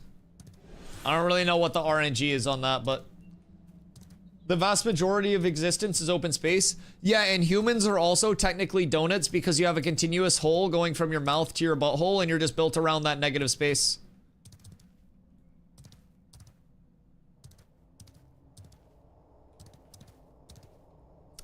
That's something that you guys have to deal with now. When you feel like there's a hole inside of you, it's because, well, there is. There is. Wanted to follow to keep up with all the updates. Played at the beginning of the wave and feel like Ashes has a ton of potential. Probably one of the most fun MMOs to pilot. Excited to see what it turns into. Oh man, it's coming along so well as well. If you didn't come over from YouTube and you haven't checked it out yet, and you are interested in staying on the updates, I just dropped the video that's pinned at the top of chat yesterday. Covers the March 27th update and everything that we're expecting from that. Also going in towards phase 3.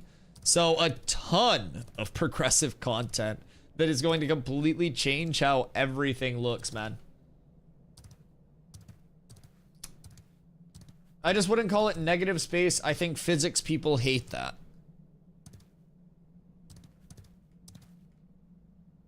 Well, why would I care what they think? What's following me that's red? Fuck was that? That was weird. I'm getting the fuck out of here because that was scary. Can I find a braidwood? Just one singular braidwood to satisfy my craving for RNG with this new axe.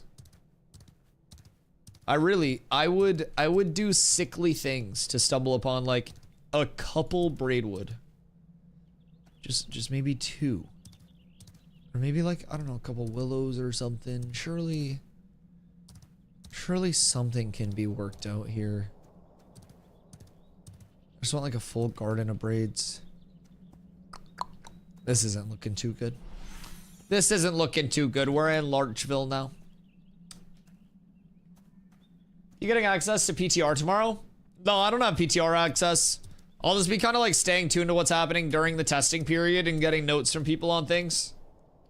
Because even if I did have access to it, like streaming it would be me hiding my screen because it's visually NDA'd but not verbally NDA'd. And then I would just be telling you guys what's happening. So I'll just be playing the game instead, and we'll have people in chat who are on the PTR that are just telling us kind of like what's going down. You stay away from them willows. I'm trying to test my new axe. You stay the fuck away from the willows. I'm trying to get my money back up. I bricked one singular piece like 4 times fucking enchanting today. I'm down horrendous. 50% of my net worth went into the abyss because chat was gassing me up too much. They fucking convinced me to waste all my money. Spent weeks earning that. Don't give me lyrics. That was a skill issue and you know it? Man, I put many hours into Enchanting Simulator just to prepare for this moment. And I stretched I took a mental health break when I started to tilt. I did everything that a human being could possibly do to successfully enchant my shit, and the world was just against me. It was disgusting. Absolutely gross to be a part of. Like, yeah, I don't know. I'll be talking to somebody about it. Oh, my agent, reach out. Alright, well, I don't think I'm finding any fucking high value wood right now. So what's the vibe? What do people need to do? Who's on right now? Oh god. Slacker on? Slacker's on still. Who's on, who's not? Kai on? Kai not on. Uh-oh. You let Carlos stream and you talk about what you see on the PTR. I don't have PTR access anyways. Why not waste the other 50? Dude, I don't make money very fast. Like, I'm gonna keep it a buck. I'm not the best, like, economic player in the game. I never have been. There was a reason why in New World there was a legitimate term called Dusty Poor that was just holding me down. I'm still in your group. Yeah, I see you. I fucking see you. You quit your fucking yapping. Where do we want to go? Slacker's still 24. Slacker, how far from, like, 25 are you? You were broke as hell in New World and you were fine. You can do it here too. Oh, yeah. Yeah, I mean, Dusty Poor will survive. Like, the thing about it is, while I am very poor monetarily, I tend to invest myself in my people, so I'm rich in friendship. And when the time comes, I'm like, hey, yo, you remember that time I spent a whole 10-hour stream leveling your shit? And they're like, yeah, here's a nice piece of gear. So, you know, what goes around comes around. I'm a firm believer. And that's my long-term plan. I'll con everybody out of having to do any work, like a good streamer. Nope. 95% until I hit 25. We could go Tropics. Victor, Tropics XP farm is fucking sick. Ow. Boop, boop. Does anyone want to do Tropics farm?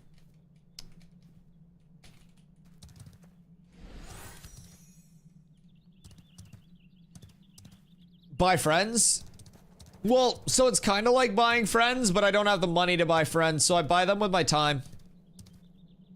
Yeah, I don't make enough to buy my friends. Someday, though, someday I'll be like a really big streamer, so that way I can have way cooler friends. And I'll just have to like buy them rollies and stuff. I learned a lot from like Jack Doherty and stuff. Jesus fucking Christ. Favor X Favor, is that a new anime? We can go Trops or we can go Desert. I'm all for Tropics, so we had 25. All right. Got my vote. Anyone for Trops farm? Tumok up in Ayla. Oh, fucking really now? Is it? Where's the Tumok farm in Ayla? Launching the game? Oh, your download was actually pretty quick. Yeah, it's not bad at all. We are on Vira when you come through. And we probably have a bunch of people that have gear laying around too. If you're not in the Discord, hop in the Discord. Make sure you put your in-game name in the request to join. And right now we're inviting to fill out third company until phase 3. If we get more than 50 people for third company, we'll make a fourth company. But really, no one's getting kicked at this point, so play as casual or as seriously as you want to. It's more about just familiarizing yourself with like the leveling, the controls, and everything like that in between now and phase 3. And then when phase 3 does hit on May 1st, we'll be getting organized leveling groups through signups in the Discord, getting everybody set up with like, these are the crafts that you're focusing, these are the gathering things that you're focusing, and really trying to have that good infrastructure across the board for everybody guild-wide. So each launch, we're trying to take it a little bit more serious and get to a point where, you know, through a lot of our gamers' experience in the past and a lot of the commitment and also a lot of the friendships that we make through alliances and stuff like that, that we're able to get ourselves into a very good spot where we can not only be like competitive, but also be a very good like positive influence on the scene. So that's always the goal. No matter how competitive we may be, we always want to bring like positivity and be like a good aspect of the game that invites new players in with us and brings all those new players up. Regardless of how casual or anything like that they want to be, we always have room for people. So it's been working out great for us so far, and we have a ton of people getting into the game with us, so it's extremely fun, man. Extremely good vibes through the community, and hopefully it continues to grow and foster that. Will companies stay character specific, or does Intrepid also want account-based guilds? Will guilds stay character specific? Yeah, so I think you'll be able to join different guilds on each character. I don't know if there's a specific, like, wiki on that, actually. It's something I haven't looked into. I think you'll be able to join a different guild on each character, though, so you can have different alts in different guilds and shit. Because the intended, like, leveling process and shit to actually get up to that point is pretty long. Chile, what up? These guys are duking it out. Uh-oh. Uh-oh. Alright, so the Bard's got the shielding dance going up. Samba's gonna have a little bit of sustain here. If Bellion ends up ooming before he takes down Samba, then it's over. Samba's gotta maybe hit, like, a mez? Yeah, I mean, he tried to mez, no lullaby after. If he can hit a marionette and gap a little bit, get some heals off on himself, he'll be fine. I don't know what his marionette's looking like. But he's definitely gonna need to get a little bit of a gap close unless he's just like intentionally trying to reset. Oh, I think they're just fucking around. Okay, that makes sense. They're just testing stuff. Yeah, they're just testing stuff, I think. Unless that guy was just like sweating and had to catch his breath. Okay. Fat in cap. Fat in cap. That's the worst. Brother did not have his shake it off ready. All right, Bellion, I believe in you, brother. Switch to that bow, throw some harass king. All right, so chat, this is a good time to remind everybody. No matter which class you are, you have both a range and a melee weapon equipped at all times. So I have mine set to Q, but you can switch back and forth between that melee and that ranged weapon. And those both, that's me, not you. Those both cumulatively impact your power output. So important to keep that in mind when you were gearing out your character. Nomming chicken and pasta? Oh, what kind of sauce? What server? Vira. You checked? If you got baited, you have to gift 1,000 subs. That's the rules. It's like when you hit a hole in one in golf, you have to buy like a drink for the entire clubhouse or something like that. Yeah. If you get baited by the reinstall the Windows updates, you have to gift 1,000 subs. It's written tradition. Ni hao, ni hao, ni hao, ni hao. Good enough. Ni hao. All right. Where are we going to farm? Oh, desert. You cleanse, I don't you want to grab, like... you yeet, you yacht, and you mail. I don't want to post in global looking for more desert farm. Because then we're going to get pulled up on. That's a very simple way to let everyone know we're going to be force flagged. So if people don't want a desert farm... Let's see. 4-person small group XP farm. I feel like we could go tropics. Let's go tropics. Loki. I feel like we could do tropics with like fewer people. Rug, what's your tank's name?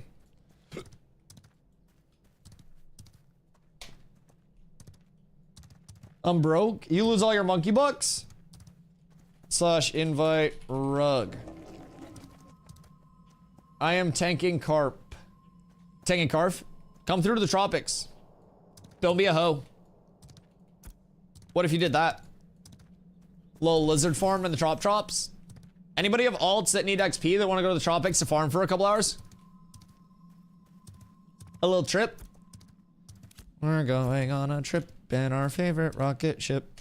I need somebody to take some fucking gear for me, dog. This is like an unacceptable state of things. I have 4 free slots in my entire inventory currently. My storage is full. Hey, assume you're looking for someone above level 5. Yo, combat. I fucking love the enthusiasm, brother. Soon you'll be here. 19 plus would be ideal. Who's this freak? Whoop. New YouTube video's great. I'm glad you enjoyed it, dude. As someone who doesn't play Ashes at all, Doug, did it sound exciting? Were you like, oh shit, like that's kind of cool?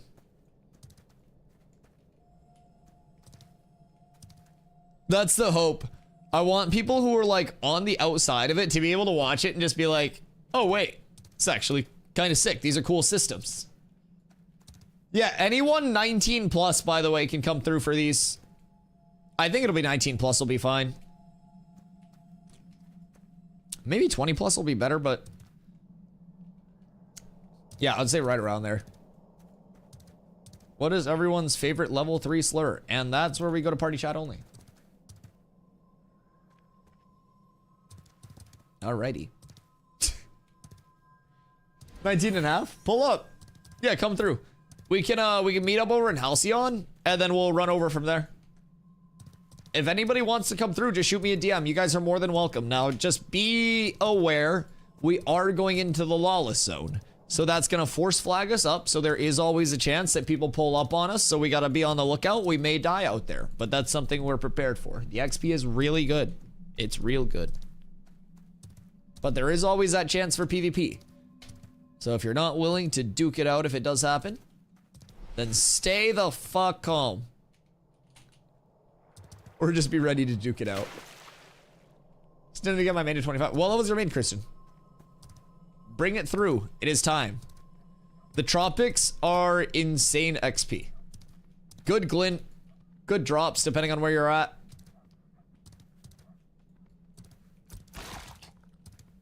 What do we have on? Victor! Oh, fuck yeah. Oh, fuck yeah. Bristle. Did Grumpy go to bed? What's Grumpy doing? Where's Nin? Lochthar's in group. Calzy? Where's Calzy? Oz offline. Kai's offline. XP gold grinds. Oh, it's so good. It's so good. Are you coming over? Level 20? Yeah, pull up. We have 3 slots left in the group, but we can just make it a raid. When will we in the group? I know, I'm sorry. I'm not the most observant. I have a lot going on in my personal life that you don't know about.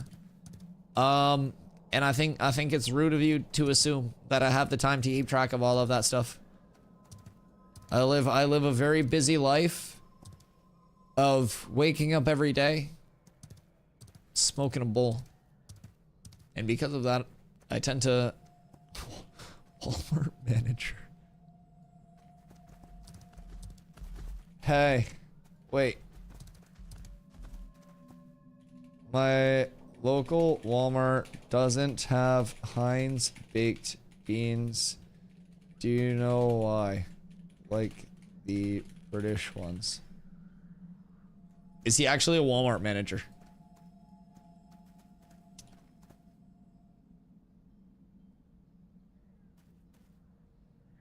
I don't think he's actually a Walmart manager.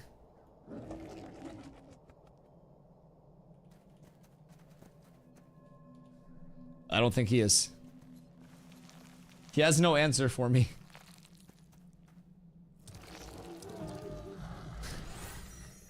Because Heinz Beans sucks.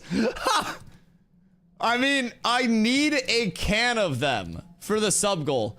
I need to eat beans and toast. And I never thought that I would say that before in my life. But I need to eat beans and toast. Ah! I hate it. I hate it. Ask what aisle the bikes are on. I think he's posing. I think that's stolen valor. I won't even lie.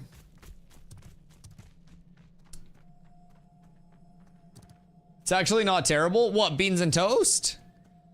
Yeah, like, I don't think it's gonna be terrible to the point where, like, wow, I fucking hate this. Like, bread is a really non-oppressive flavor, so it's just gonna be, like, baked bean flavor, but it's like, it's a baked bean with a tomato sauce. So, if I'm having a baked bean, like, yes, it's not gonna be bad and, like, ruin my entire day, but it's also not going to be a baked bean that has like brown sugar and molasses and like pork belly in it, right? It's just going to be an inferior baked bean. It's like a hand job to a blow job. Like, I'm still not going to complain that I'm eating and getting sustenance, but it's not the same as what the potential could be. And I think that's the problem with beans and toast. It's like, if you're going to do that for breakfast, why not make an actual just breakfast of like eggs, bacon, and like hash browns and shit like a normal human being? I just don't fucking get it. But it's personal preference. Some people choose to eat beans and toast for breakfast. Some people choose to smoke fent and do galaxy gas. I'm not one to tell anybody how to live their life. I just live a better life sometimes, especially for breakfast. With that being said, this is going to give me legendary willow because I said so. We'll pop this. And this will be the start. I'm also right outside of Halcyon, so this will be up tremendous. All right, chat. Big US clams worth of legendary weeping willow in this tree. I know it. Blue's not bad. It's not really good for anything, but it's not the worst. I'd prefer braidwood though. Hey. Anybody want to come through for some troppy farm? Dude, is that a braid? No. I keep seeing yellow leaves and thinking it's a braidwood.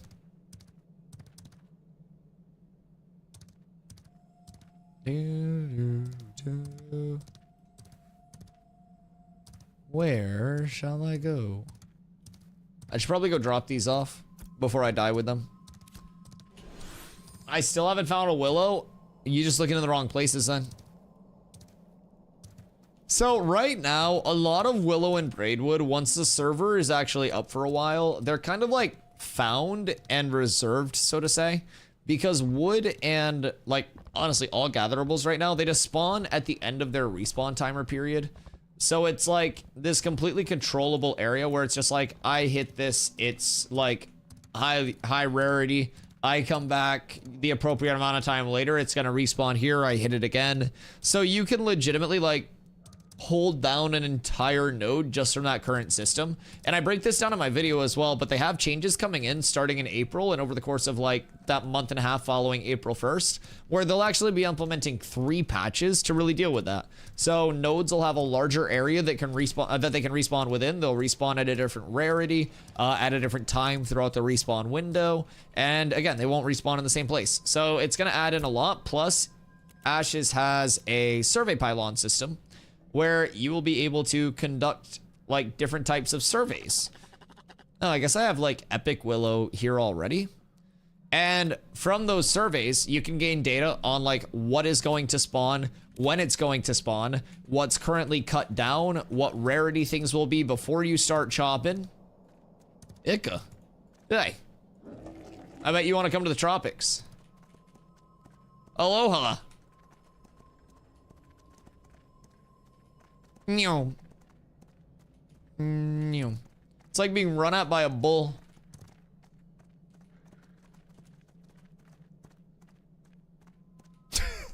The head bob is crazy. It looks so angry.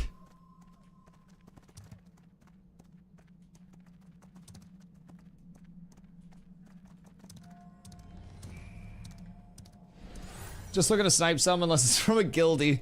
Yeah, I'll be really excited once they get those actual reworks in, man. It's gonna be so fucking nice to have them. Because gathering's actually gonna feel like, I don't know, gathering should in my opinion, where you're able to go out and if you want to try to like mass harvest or just run around, you have a chance to stumble upon something, right? And if you hit it, it has a chance to be a high rarity and you may not know about that. But you could also use the, like the survey system. Oh. What you got?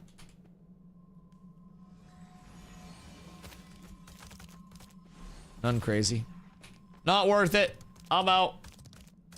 Hello, Panda. How'd you get this? I defeated our Sandal Lord in hand-to-hand combat.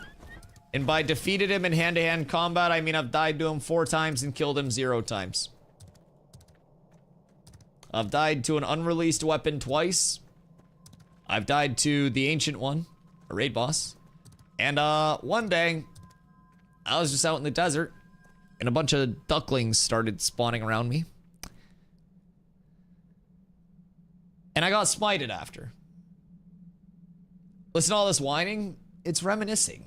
It's reminiscing. I haven't died by Steven's hand in like 2 months. And while it's been extremely, extremely comforting to know our Sandal Lord also loves and protects, in addition to smites, I do miss it. I do miss it. Quack. I will say though, ever since Plank got his +2 duck slippers, we've been safe. We've been safe. Like, Plank's been holding it down. And once dual wielding's out, he's also gonna equip a second weapon. The other day, he got a +2 amulet. So he's actually vibing. He's getting kitted as fuck. It's because Plank's a bad motherfucker. Plank holds the group down, bro. Like, everybody thinks that it's like me out here playing, but it's really Plank with a Neuralink. Like, what he lacks in appendages, he makes up for in grit. And I was running the wrong way. Off to the tropics. We can probably go with 6. We don't necessarily need like a full 8 just to do iguanas. They're not that crazy. But if 2 more people want to come through, we'll have a full group. Feel free to come through. Highly encourage joining up if you want some XP, you want some glint.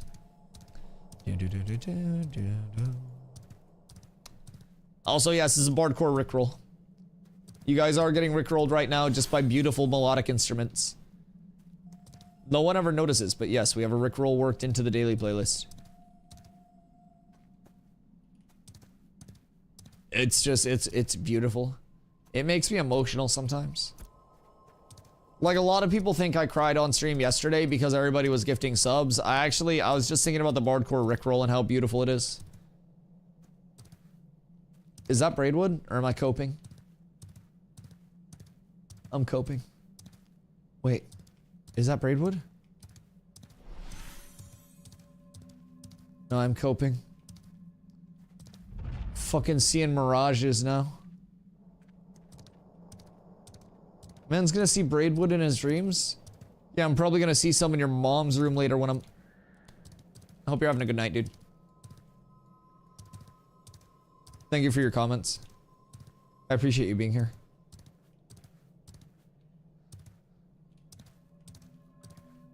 My mom's a top tier Braidwood farmer. Well, maybe that bitch has all my wood.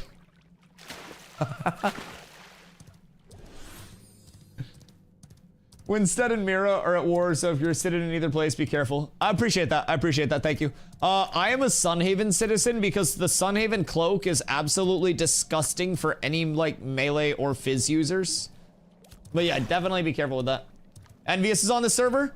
So, would you believe it if I told you Envious and do you remember Axios? Or like Axiom from back in the day too? I don't know if you were with them. But Envious and Axiom are both over here. Axios, Axiom, both of those communities from like the earlier New World days. Yeah. Yeah, I'm close with Envious over here as well. DA's still over here from Envious. He runs them over here. I don't know if Dot's still involved. I haven't heard anything from Dot since I've been over here, but yeah, DA's still kicking. Talk to him relatively normally, but the Envious guys are chill over here. I have a bone to pick with them.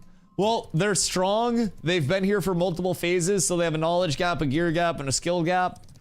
And they're also good friends. But the good news is, if you have a bone to pick and you gear out, we'll be able to friendly them very frequently. Very frequently. Good news is, though, we're kind of friends with everyone, so. Skill gap? No, they have some good players.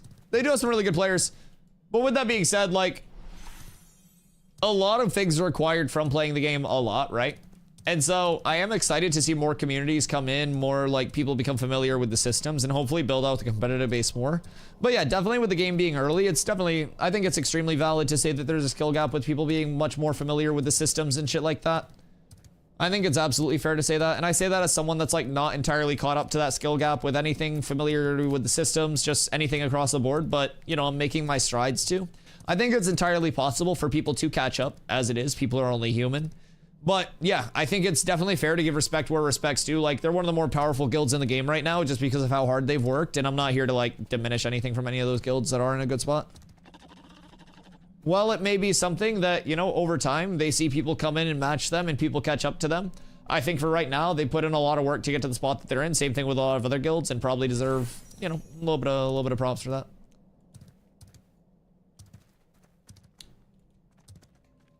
I got on my way to help cats, and we go out of our way to love Alzito. Do you need a healer? Yeah. Yeah, come through. We need everything. There's always room.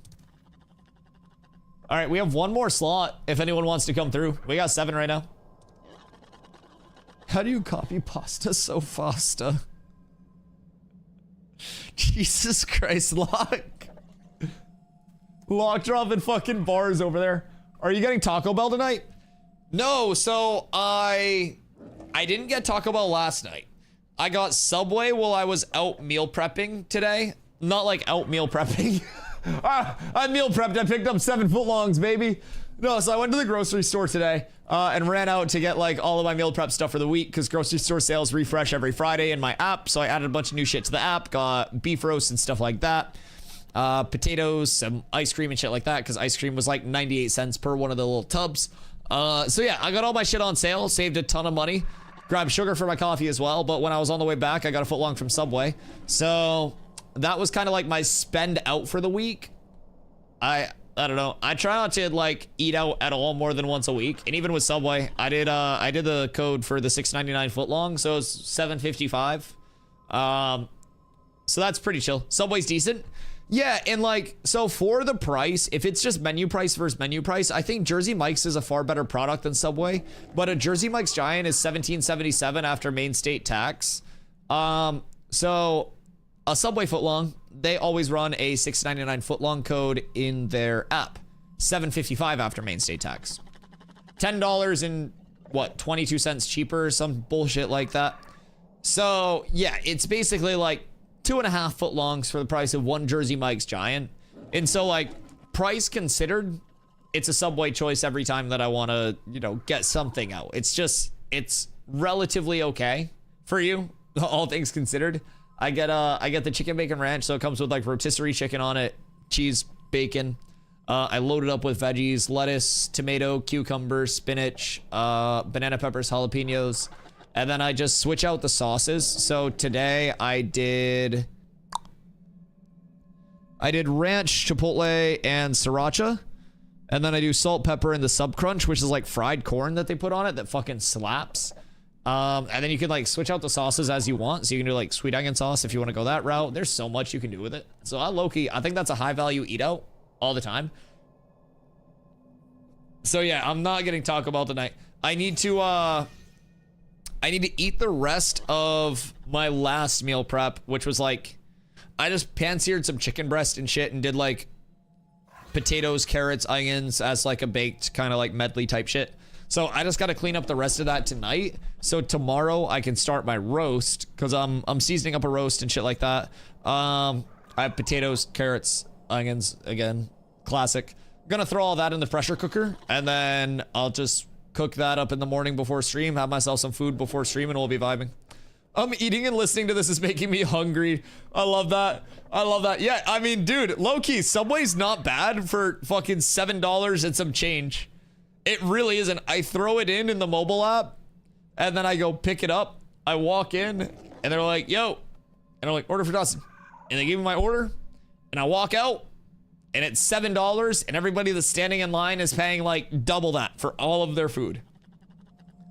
So it's always a nice feeling knowing about the code as well. It's currently $6.99 FL, but it sometimes rotates, but it's always active for the $6.99 footlong. Sometimes they even do $5.99, but I remember when there were $5 footlongs.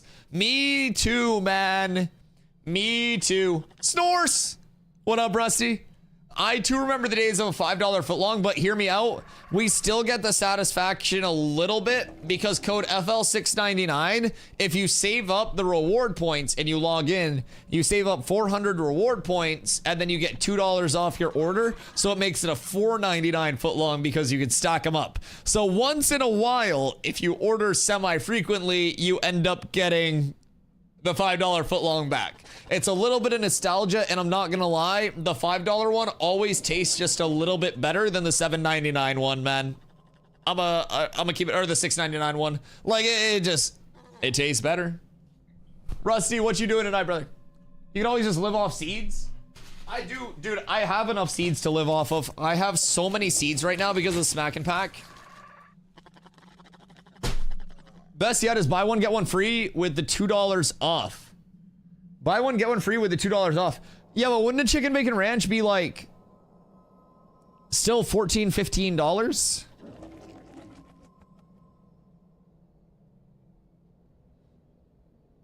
I feel like that'd still be more expensive, no? $5 pizzas at Domino's were great too. Yeah, the choose any 2 medium, 2 toppings. The original, like the OG one of those. Yeah, those fucked. Now it's like, what is it? $7.99 for delivery, $6.99 for carryout. Cause they did like $1 extra. Boxing up MTG cards for an eBay sale. You just like mass boxing commons and lands. I remember boxing up my OG cards. I still have so many cards boxed at my parents' house. I got like fucking OG Magic cards, OG Yu-Gi-Oh cards. I got so much. It's kind of gross how many different types of cards we have. Okay, who are we missing? Judy and then Dasher. Okay, Dasher's coming up. Judy's coming over. Chat, who gets here first, Dasher or Judy? Hold on, let's do a poll. / poll. Oh wait, prediction. Sorry. / prediction. Boys, you can gamba. Who arrives first?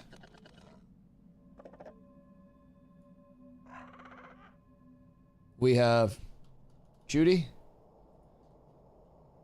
Dasher. Boys, it's a race. You have 2 minutes where you can click on the purple predict button up at the top of chat and you can take your monkey bucks out. And with those monkey bucks, you can gamba on who you think will get here first. You've got Judication coming from the east. You've got Dasher coming from the south. And the first one to arrive will determine the fate of your monkey buckaroos, boys. Now, what can I do with those monkey bucks? Well, those are your channel points here, chat. Yo, Akon, what up, go? We're getting ready to head into the tropics. You want to come through? With those monkey bucks, you can save up 10,000 of those bad boys. You can time somebody else out. You can save up 20,000. You can get yourself or friend out of a timeout in a moment of need. If you save up 50,000 of those bad boys, you can get yourself a gifted sub for the month, or you can make me wear cat ears for a day. I know that sounds crazy, but it's possible. 75,000 of those will allow you an exclamation command of your choice. Whether it's a clip, whether it's a quote that you love, no matter what you'd like to do, that exclamation command will always be available. Then, at 142,069 of these monkey bucks, you can get the illustrious channel VIP. Now, a lot of people in chat that do have that diamond VIP badge have earned that through blood, sweat, and probably lurking in my channel while they're not even home. Which it might be cheesing the system. But with that being said, you too can earn that, chat. Now, I do stream every single day, starting at 2 p.m. EST, 10 hours a day. So, who just ran by us? Gil. Where are you going? Where go, what do? But yeah, so you do have plenty of opportunity to get your monkey bucks up and not your funky bucks up. And this is a good option to do it. All right, boys. The results are locked. The gambas are in. Who will be victorious? I might do that gifted sub next month. Speaking of gifted sub, I did say earlier today that if I was late, if I wasn't early technically, I would have to gift 10 subbies to myself. So, boys, if you're new in the community and you missed all of the subs that went out yesterday, I feel as though I'm obligated to bite the bullet today. So, congratulations, everybody. Here's the 10 bomb going out. If you got it, you got it. If you didn't, you didn't. But I said I would be early today, and by fucking God, the meal prep got me. I hate everything about it. I hate everything about it, but I've done it. I've owned up to my flaws. I've owned up to my flaws, and tomorrow I'll be a better man. Today I was a weak man. I was weak-willed. Tomorrow, I won't make the same mistakes. Because I also don't have to go out. Ronan, Alpha Troll, Fit Focused, Appa, Chubby. Digital pumps. Jamation. Yo, Slacker matching the 10 with another 10. The GOAT. The GOAT. Hey. Oh, wait. Looking to join a group while the war going on. Cool stream. Hi, Gil. Sorry, I was distracted. Yeah, come through. We're not running a van. We're gonna go in. We are doing lizards soon. Waiting on last 2. Boys, I appreciate that. Slacker, thank you so much for the gifties, brother. I appreciate that. The big 10 gifties matching it. Duck slippers? Wait, fuck. Was that for the duck slipper sub goal? Oh, God. Quack. Oh, God. How much of that 50 comes back to you? So, gifting 10 subs to myself out of the $50 that, excuse me, that I spent, I'll see roughly $17,228 come back into my pocket. It seems a little weird, but after conversions, tax write-offs, everything like that, we make out okay. So it's a business expense, yeah. So you have to understand, streamers have it very hard. No, I'm kidding. I have a, hey, together. It's another $5,000. Combat. Thank you for the T1, brother. I greatly appreciate that. An absolute legend. Thank you so much, man. Iframing the gifties as well. You just iframe 20 gifted subs. How does that feel? Boys, surely we have a hype train approaching, right? Or did it tell us no hype trains today since we literally broke the channel hype train record yesterday? We broke the channel all-time hype train record. It was a little bit wacky. I just died because of Firestarter. I wasn't paying attention. Ain't no way. Ain't no way. Did we have a death? Wait. Boys. Lockthar, what you digging for? What you doing? Oh, wait. Hype trains do work. Yo, Sammy. Thank you for the 100 biddies. Boys, I think we're like, what are we away from starting a hype train now? Does it say? Sub, gift, or cheer? I don't think it tells me how much we need to start it. But I think one more subby starts a hype train. It's incoming. Boys, if anybody dodged the 20 gifties and you're not subbed and you want to get the greatest emote on Twitch, make sure you click on your purple sub button, see if you have your primer available. We can get a hype train going, which will get you guys exclusive emotes only earnable from the hype train, lads. And if nobody has their prime, then that's fine. That's fine. That's the second best emote on Twitch, Leon. That's the second best. Slacker coming in with 1,000 biddies? The big biddies coming out? Good fucking God. The big quack quack. Slacker, thank you for the 1,000 biddies, brother. I appreciate that. Absolute fucking legend. This hype train's like edging us.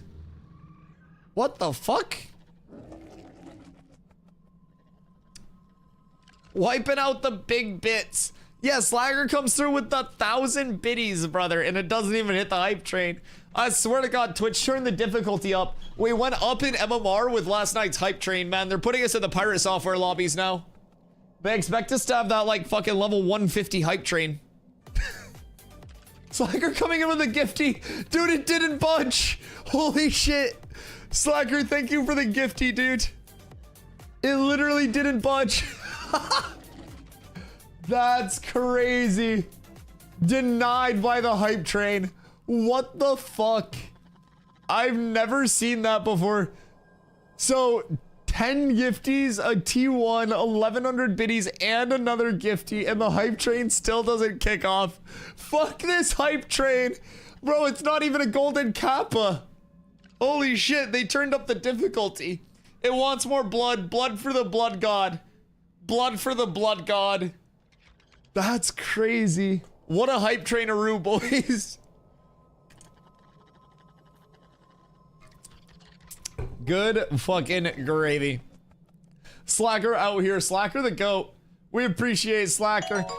Hey, Flibbit coming in with 1,000 biddies as well. John G coming in with a T1 as well. Boys, the hype train is on the tracks.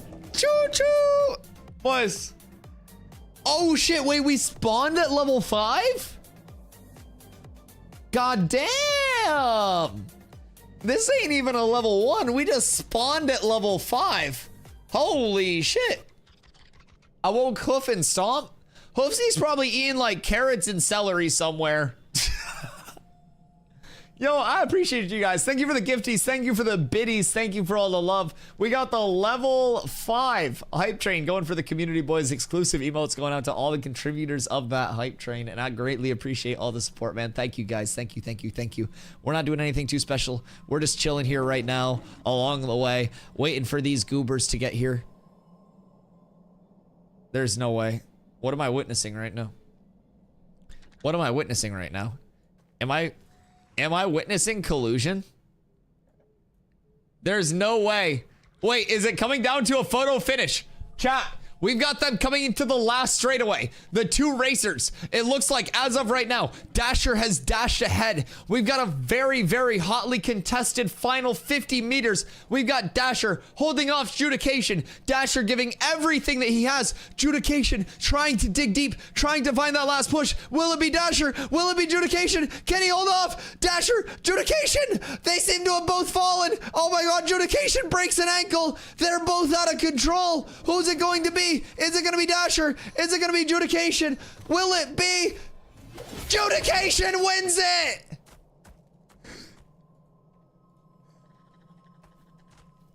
A huge congratulations to all the Judication believers in the chat. A massive congrats.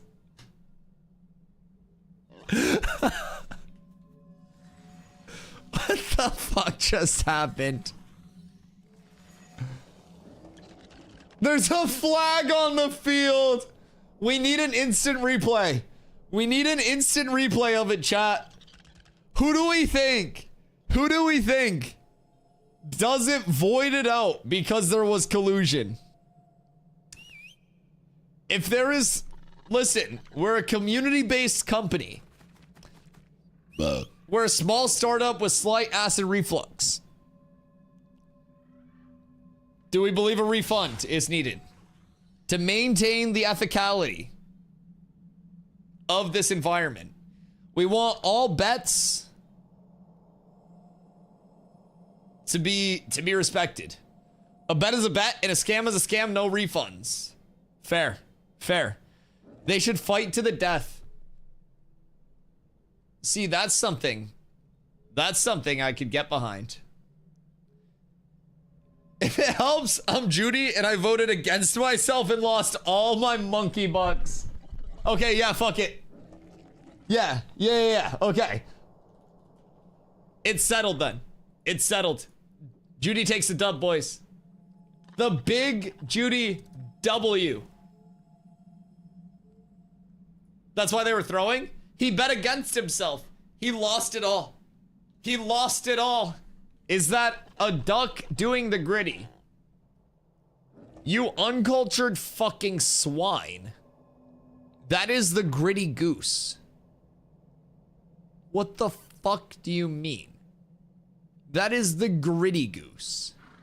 You put some fucking respect on his name or you don't say his fucking name at all, crows. Ridiculous, dude. Ridiculous. Chat, can you fucking believe this guy?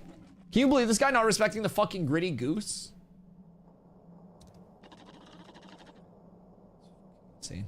It's fucking insane. The audacity. I thought that we were growing like a positive community in here, and recently, the past couple days, I've really been like reconsidering things. I might start streaming on Kick just so we can get some fucking nice people in here, man. Jesus Christ. You can have a gritty goose, but I can't use that emote? I mean, you can. You can. It's just a descriptor of you. I like gritty and you like that. Dusty, can you ask Steven to give us a gritty dance? Yeah, transversal gritty dance. Slacker likes a gritty goose. Slacker! Jesus Christ, brother. You've been going fucking sicko mode lately. Thank you. Another 5 gifties. Insane. Insane. Thank you for the 5 gifties, dude. Is that leveling up the hype train? I can't even see the hype train because the other thing's still blocking it. Oh, boys! The level 6 hype train. We're so up. Thank you. Thank you. Thank you. Thank you. Dude, I appreciate you guys. We hit a fucking level 18 yesterday. I am nowhere near expecting that again, nor was I expecting it last time. Thank you for the level 6 hype train, boys. The gifties, the biddies, I appreciate that so much. You guys are fucking incredible. Dusty's gonna cry again? Nah, I got it all out yesterday. I don't know, man. I don't know what to tell you. Which island are we going to? Because one of them's deleted. If we want to do lizards, I don't know what the, like, peak lizard spot is. But, like, we could either go out to this island and do the same, like, circle farm that we did last time, which was really good XP, or we could do lizard farm, which was, like, what Pox was doing. Yo, Pock! Wait, speaking of you, where were you farming lizards to level? I want to get these hooligans some experience. He doesn't cry for anything less than 12? Yeah, nah, if it's not a double-digit hype train, I'm not crying, boys. I don't know. I feel like the last time, or the first time I got an 8, I cried about the 8 too. But who knows?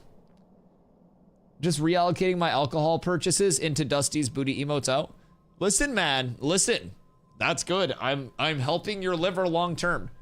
If you're taking money that you would be spending on alcohol and you're spending it on gifted subs instead, that is a long-term benefit to your health. And realistically, that's what this is about. We're improving gaming, but we're also improving lives here, boys. Not only is it about the community in game, it's about the community out of game. And I'm proud of you guys.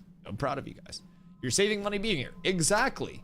You get to yap all day.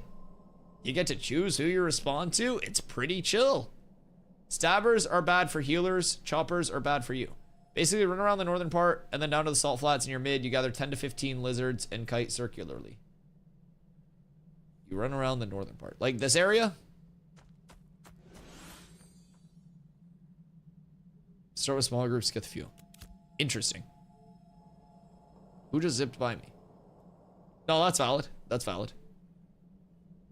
No gifties next month. New MTG set out. Well, I'm not streaming next month then. Fuck you. Show up with your wallet out or don't show up. You know what? Maybe I'll ban you for a month and unban you when you stop talking blasphemous.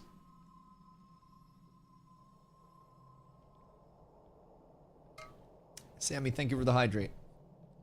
Northernmost island? Word. Oh, like all the way up here? Or this one?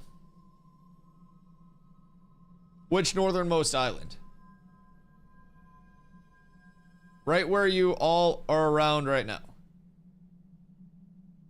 Oh, so we just like go here and then pull shit down? The one Judy's walking to. Here? Kidney Island is my favorite southwest. This one? I also like, this area has the like the 5-pack pulls, which is pretty chill. That area? Okay. So we go over here. All right, cool. We'll go there. Before we go, many of these islands are deleted. You're about to be deleted. This island's not deleted. I was here yesterday. I can confirm that. I'll be right back. 1 sec. I need to fill up my water.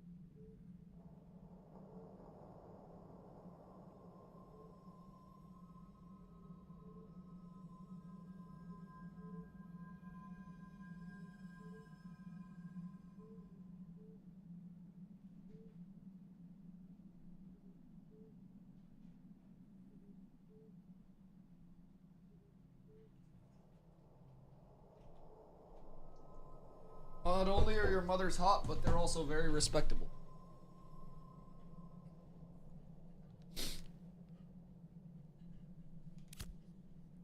Boys, thank you for the level 5 hype train.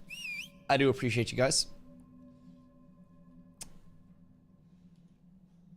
Walking in the door, I'll send you a message in game. Bet. I mean, I like this island with the 5-pack. I won't even lie. 5-pack islands there, a lot of others aren't. I wonder if they're prepping kind of like this entire area for that rework. The duck slippers are in. Did we hit the sub goal? 11:58. It would appear we did. What's this person doing here? Peculiar. Peculiar. Yes. So we did indeed hit the sub goal. 11:58 out of 11:50. We are up tremendous with the sub goal. Choo choo!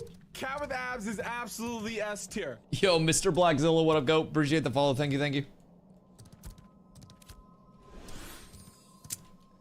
All right, so we pop up north here, and then we ball. Who's Philip and what did he do to your water? You're from the YouTube video. Yo, I appreciate that, dude. What do you think? I hope it helped out. Got some good information out. Are you currently playing the playtest, or are you kind of looking in from the outside?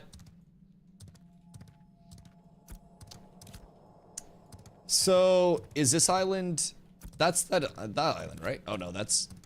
Is that accessible? That doesn't have anything on it right now. I need to fill up my water. Well, I know. But like, speaking of water, right? I went out, and as you know, when I fill up my water, I typically participate in a light bong Rapinski. And it's currently 26 degrees out after being much, much warmer this entire previous week. And my water had started to freeze. And so that was a weird experience. It was like a slushy. But I mean, I brought my piece in, so now we're vibing. But yeah, that was an interesting water change that I wasn't really expecting. 26 is hot as fuck. Freedom units, Fahrenheit. Freedom units. How much hotter was it? 20. I live in the United States. How much hotter was it? It was fucking like 50. We don't use freedom units in polar. Or envious. Why? What the fuck is wrong with you guys? It's weird as fuck. I understand why Barcode doesn't like you guys, no?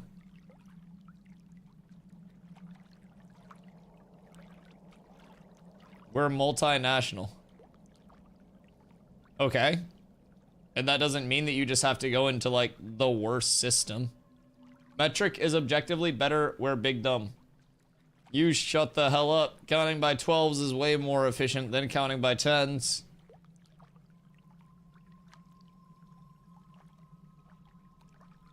Okay, yeah, so it was not 26 Celsius. Cause, like, it was 50. 12s in football fields? Okay. Yeah. Alligators per football field, BIS measurement. I mean, and the classic banana for scale was also originated in the United States. Metrics all based on lies anyways. That is true. That is true. And Vera's flat. We try to cater to all player base, not just Americans. It's very close-minded of you. It's insane. Count your height using Big Macs. I don't think Big Macs are a reliable form of height counting anymore, considering shrinkflation has hit those puppies like Mike Tyson in the face. We use metric to show support that we don't hate non-Americans. It's part of our PR outreach program. You have a training program for every officer where they're doing fucking freedom unit to metric conversions in Discord on video share before they can be an officer. They have to have all of the units of measurement down. We're fucked with the international outreach. Oh no. Oh god damn it. Hold on. Add rank. EU diplomat. Diplomat.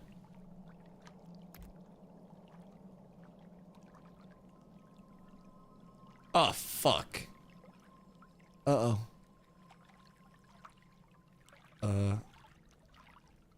Uh-oh. How do I make this go up, but all of these people go down? Fuck. Uh-oh. I fucked it all up. It's borked. It's borked. It's borked. Alright, so we're just gonna go down, down. We're not gonna auto run into those mobs, and then we're gonna delete this. Nice. Alright, we're up. That didn't work. Tariffs? Listen here, dude. People can't buy seeds using exclamation seeds, getting 10% off on smackandseeds.com using my discount because of the tariffs. Well, they can buy seeds, but shipping's expensive apparently if you're like outside of the US, even though they ship worldwide. Did I tell you about these, by the way, Al? I feel like I told you about these, but the seeds that I got, you should come through and try some. I can like give you a bag. But like, okay, so AMC, for example, is my brother. He has diabetes, and I don't really know what diabetes means, but he has to like watch his sugar and salt and shit. So these are my cheddar jalapeno seeds from Smackin'. These are the favorite seeds, they're my favorite seeds that I've ever had. Like, I'm not even exaggerating. These are like S+ tier seeds. And in terms of the salt content, an entire 4-ounce bag of these that has 3.5 servings of seeds has 10.5% of your daily value of salt in the entire bag. That was a burp. So basically, they're not salty. They don't have like a salt burn. They have so many good like flavors. They have sweet flavors, savory flavors, fucking salty flavors, everything. So it is actually insane how good these things are. I'm not gonna lie. I've tried everything from, like I said, the cheddar jalapeno to the black pepper to the lemon pepper to the garlic parmesan to the dill pickle to the backyard barbecue to the cinnamon churro is what I've tried so far. Now, still left to try from this variety pack, I have the maple brown sugar, I have the ranch, I have the OG, and I have sour cream and onion. Now, they also do pumpkin seeds. The pumpkin seeds got nuked in terms of their stock. They're currently out of stock, but I'm sure we'll see more of those bad boys stock soon. They also do rotating limited time flavors. Currently it is ketchup. And they do also have a currently like always evolving lineup. So they recently did a teriyaki flavor as well a few months back that I guess was an absolute banger. I was doing some research. So yeah, these things fucking slap. Exclamation seeds, you guys can get 10% off. Their spring sale, their largest pack with their spring sale called the season, like the season pack, you get 33 bags of the 4-ounce seeds, 66 bags of the 1.5 ounce bags for a total of 99 bags for about $1.57 a bag before shipping after using my code. So that's gonna be way cheaper than most of your gas station seeds, all of those big popular brands. And I'm not gonna lie, these things fuck.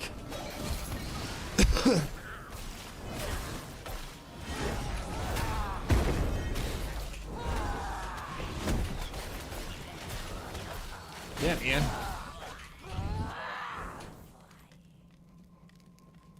That's a sad caca, holy shit. That man really doesn't like diabetes.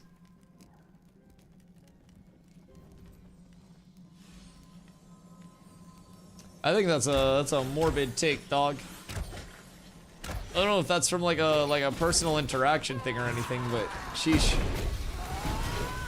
Don't need to necessarily like bring that energy in.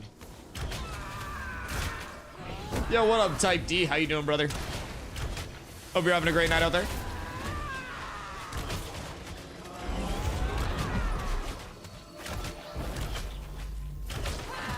Well, I'm very sorry to hear that, dude. My thoughts are definitely with you. I'm sorry that you and your family are going through that. That definitely sucks.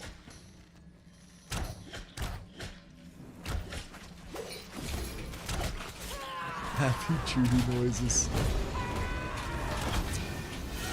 Akon, let me know when you get on as well. Yeah, Type D Slagger came through with the big gifties, dude.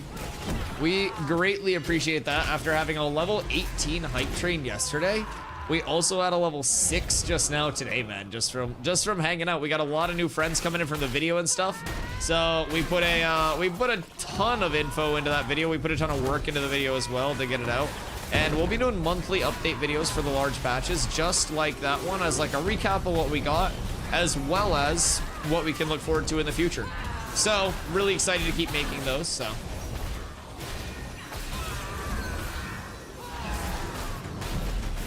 I don't mean to be a total rat, but there's a guild stacking up where you were having a race to. What guild is it? Abs is absolutely S tier. That is good info. I appreciate that. Joe, thank you for the follow. I appreciate that. Welcome in.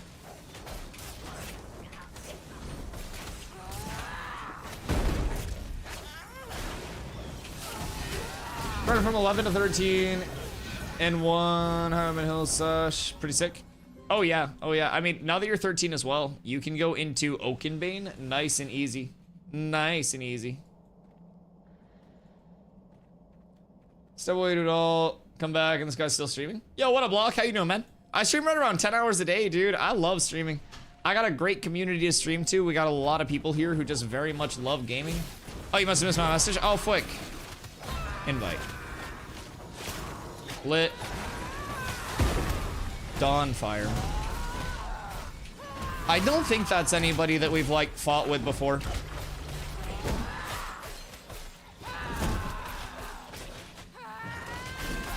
I don't think so.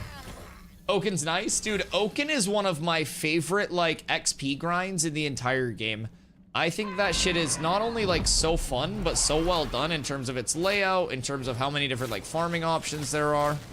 Oh, right. Hey, make sure you guys all alt and F. Like, alt F so you can get buffs and stuff from each other. Everyone, alt plus F to flag, please. Make sure swords are on your buff bar. There we go. Very important. No 4. No alt F4. No, just the alt and the F.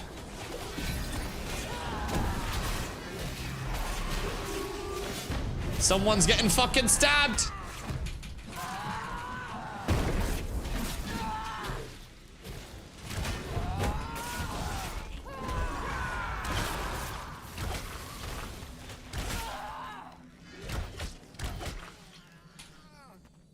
Have you seen Tropics Draft in Alpha 1? Those pirate codes were sick. Shit, you should post it in my React channel. I probably watched it way back in the day, but I haven't in a long time. It would be good to revisit it during the downtime days, honestly. We can go back and look at a lot of the OG Tropics stuff if we want to, like, assemble a bunch of that. That would be cool to see how, like, the original conception and vision works out versus, like, what it is. Pop a little bit of food real quick just in case. I hate Oaken so much, almost as much as I hate Steel Bloom Bears, but that's because I spent so much time at it. Fair, fair. I spent so much time in Carfin. Like, I did a lot of my leveling at Oaken, and it was more like a get the fuck in, get the fuck out type thing. Granted, I did stay there until level 18 because I liked the leveling there so fucking much. Like, I thought it was extremely well done, and the XP there was just fucking flowing. So I definitely spent maybe more time there than I should have, but at the same time, it was definitely time well spent. I had a lot of fun leveling there. I would highly recommend that everybody goes there, like level 12, 13-ish, if you can get a group for it. Worst case scenario, you go over at like 13, 14, get a group, and I did mine right up until 18, and then I headed over to the remnants of Seth over in Northeast Nuela, and it was nice, man. It was a nice chill leveling path. Now, I am also excited because the map's gonna double in playable size before fresh starts hit. So, like, by the time May 1st rolls around, man, we got double the map. We don't know necessarily, like, what's going to be early game, what's going to be late game, and necessarily, like, where everything's shaping up, right? But I am extremely excited to have, like, the full Tropics playable, the June Dark before we actually go into Phase 3 servers. I'm really hopeful that they do, like, this little tiny nub of a build-out for the Anvil as well. They're the Anvils. So on the map, there's like a tiny nub here, similar to what they could do with the Tropics here, just to access this for us. And I think with that, they'd be able to move the invis wall out this way. and make like all of this playable ocean, which would be really cool for the current seeing, like the current sailing stuff. And then the June Dark should complete the bottom of the continent as well. So theoretically, they could have all of the ocean around the outside of the map, and they could like island this entire area right now. So it could be very, very cool to see how they do it. Did we get gold 3 up today? Yes. It's like cats with abs with a bunch of S's. But I saw somebody in it.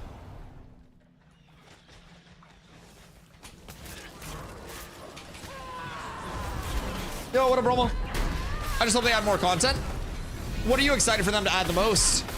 In my video, I do break down a lot of like the content additions that are coming as well, past just like the biomes and stuff like that. We're getting a couple core systems with naval combat, which is being tested on the private test realm starting tomorrow. We're getting node sieges, which are going to be honestly like a big highlight piece of content. These massive siege battles that require a lot of input to plan out and spin up, multiple days to spin up, where you're recruiting other nodes to come defend your node or attack that node that you're trying to siege.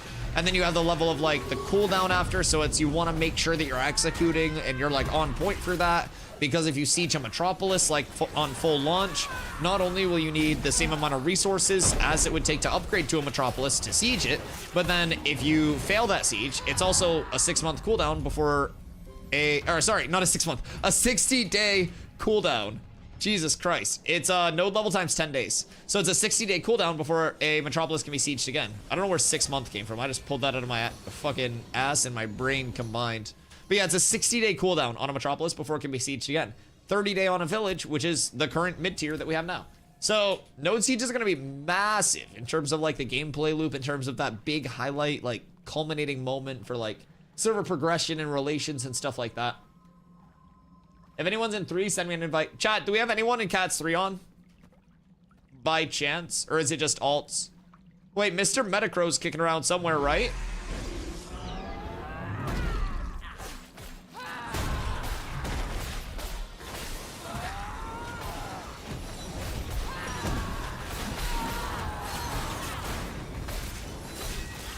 I feel like Crow was kicking around earlier. So the video is great. Something a little more instance like Battlegrounds or something. I don't necessarily think that you'll see like instance Battlegrounds, so to say, but phase 3 does also have like arenas and dueling on the agenda. Now, I don't know exactly when they'll be coming in phase 3 with those, and we don't know the exact structure of arenas, but I 100% agree. Like something that has a little bit more of that like small to mid-scale numbers match replicatable PvP type shit. Like, I 100% agree. I think getting, like, the Ashes class matchups and stuff like that with 3v3s, 5v5s, 8v8s arena and stuff like that, dude, I would fuck with that so heavy. And the more, like, small to mid-scale numbers match that there is, I think it allows people to kind of, like, iron sharpens iron to a certain extent. And I really look forward to that in a little bit of a controlled environment. Now, my hope with arena... Hello, Miss Corla, how are you? If you look at the map above Nuela in the lake, there's a weird island. The map above Nuela. Here? Right here? Maybe this lake? I mean, it very well could be. It looks rather thick. Would surprise. But yeah, so my thought with arenas is that it would be cool to see kind of like playing into the open world and player-to-player aspect and like the server lore and everything like that, right? Just like each server building its own lore and shit across the board. I would love to see every biome have like one open world arena in it. And in that open world arena, there's like an area that you go in, of course, right? An entrance, as some would say. And if you go around the outer ring, it brings you up to seating and like amphitheater seating. If you go down into the inner ring, then it puts you into the queue, so to say, for the arena. And with that queue, when you're in the inner ring, there's a viewing area, but the arena is winner stays, and when somebody loses, that team is teleported out of the arena, and they can opt to go watch or go enter the queue again. But the next team in the queue is moved into the arena to then take on the winner of the previous match. So with that, you could do kind of like a last man standing type thing. And if each biome had a unique arena to it, then you would also have kind of like different setups of arena structures on different servers depending on progress. For example, if the Riverlands was the main biome for Vyra, then you would have the Riverlands Arena, which would be home to the most competitive arena teams and the most competitive arena players. And that would be a non-instanced thing, but you would naturally have that biome because of who occupies it, having like the premier arena matches. So past just going there to fight, you would be able to go into the queue, which is that inner ring, see which teams are around you, see who's at the arena. You'd be able to look in and spectate from that inner ring and see who's fighting, and you'd be able to watch that match develop, right? So from the spectator side, you could do bets on who's coming in. You could do little like gambas. There could be an entire player to player, like, you know, just side like aspect of the game because of that. Just going to watch different arenas on really high level arena matches with your friends if you're a more casual player, or if you just want to go support the guildies or whoever's fighting. You pull up and you're all just like spamming area chat and shit like that and getting hyped for the people that are in the arena. So it adds that level again of just like open world level, the community element. Within that, you then have the outskirts arenas. So while that main Riverlands arena may be popping off and it's this big show where you go over and there are a ton of people just sitting in the seating, a ton of people in the queue, and you gotta wait a long time to get a premier match against like the S tier arena players, right? You could also go off to a less populated area of the map, a different biome that doesn't have huge competitive players, right? And from there, you would be able to get that arena access, maybe on a less populated and even potentially empty scale, where you can run scrims against your friends. You can run against less established players. And then you also have the hype of like, okay, well, this biome thinks that they have the best players. This biome thinks they have the best players. You're just a Zerg guild. We're the arena specialists. Well, you and Frostgrave Fells can come take on the best Riverlands arena team, and there can be this big hyped up match on the entire server where it's like, yo, this Friday, these guys are coming through, and it's like a fucking schoolyard fight, except it's in an MMO, so it's even better, right? So you have like the best arena players all on the server come through for this one big fight night where everyone's just like, yeah, I'm not even queuing up. We're gonna let them queue up. We're gonna run. Everyone else is gonna group up and spectate. And dude, it could be so cool with that system. You wouldn't even need to do like rewards or anything. You wouldn't need to do X arena matches a day, no dailies, no forcing to play it, but it would be something that's just always there for that actual just practice and like fucking skill base. And then you can do just like a record of like who has the most wins and losses. You literally just have like an arena leaderboard at each arena that you interact with to see the local like arena winners. Now again, people may win-loss trade to try to get to the top of the leaderboard. That creates server lore. This person has 300 wins, but they're a win trader, so those 300 wins don't matter and they fucking suck, right? Then you have server lore within that, considering there's no like, you know, a reward to it other than having your name on that arena leaderboard. It goes so hard. I put so much thought into this, and there are surely like essences that I'm missing that would be necessary within the implementation, right? I'm not a fucking game dev or an expert by any means, but I think that would play very heavily into player-to-player interaction, like the open world systems that Ashes wants to present. Dawnfire's here, they're on the island. All right, everybody flag up and we can probably go try to get the jump. How many people are there? 1% until you're leveled? Well, I regret to inform you that these guys are probably going to be here. So let's give it a look-see real quick. They may just be coming out trying to mob grind. But from what I was told, they had an entire guild out here. So just try to chill, try to stay close. I think we have our full 8, right? Yeah, just stay close, just stay close. Where did we see them? Near the beach? Careful that you don't pull those. Stay kind of like on this ridge so we can play the LOS. We're chilling. They might just be running mob circles. Near beach over here. Southeast? Southeast? So like behind us? Were they trying to rap on us?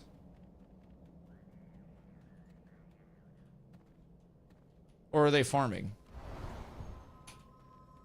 I'm coming over with you guys. Weird that they'd be trying to wrap around on us and avoiding all the mobs.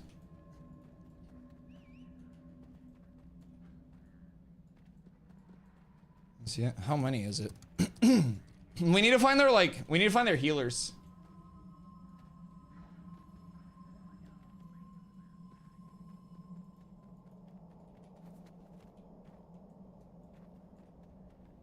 I don't see anyone.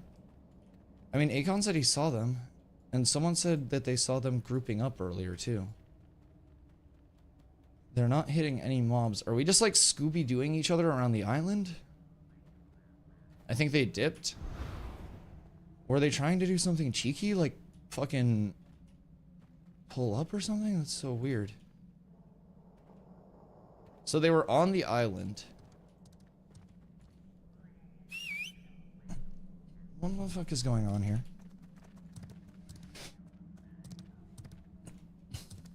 Game is potentially the perfect game for something like OnlyFans, the streamer guild. Do you happen to have a video on settings of keybinds that are optimal? They're here. At least, I saw at least 4 where I am right now. Weird.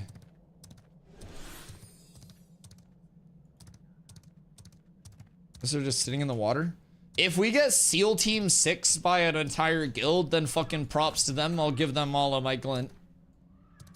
I'll give them the rest of it.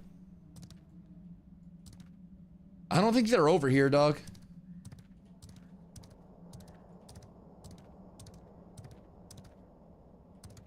Yeah, I don't think they're like lurking in water or anything. Okay, sorry. I had to make sure that we weren't gonna get fucking run up on real quick. Wait, what's over here? That mob was just running. No, we're chilling. I think we're vibing. I think the island's good. I just did a full loop. Wait, is this us? Yeah, that's us. I was like, I see him! By God, I got him in my sights. All right, yeah, I think island's good. We should be chilling. Resume leveling? I just don't want, no. That's a good comm. It's way better. Wait, down on the beach? Nope, that's Dasher, okay. It's way better to like calm that you think you see something and have us take a second and look at it in the lawless zone than like not comment and then have us get run up on and be like, oh fuck, I did think I saw something. It's way easier for us to just check real quick and then turn back and be like, all right, I guess we're good and go back to farming than just get run up on, lose all our shit. 100%. I would rather have that calm. Just make sure you keep mounts out in a reasonable area as well. If we do think people are gonna be close, then just keep mounts out. And that way, if shit does go down, you can just kind of like pop your mount real quick, relocate to where you need to go. I should probably put some PvP shit on since we're out here too. I still have my meme mana regen build on. Oh. Okay, as long as we don't lose both clerics, then we're up tremendous. Like, absolutely up sicko. Oh, I should wall, but... no need wall. No need wall. All is fine.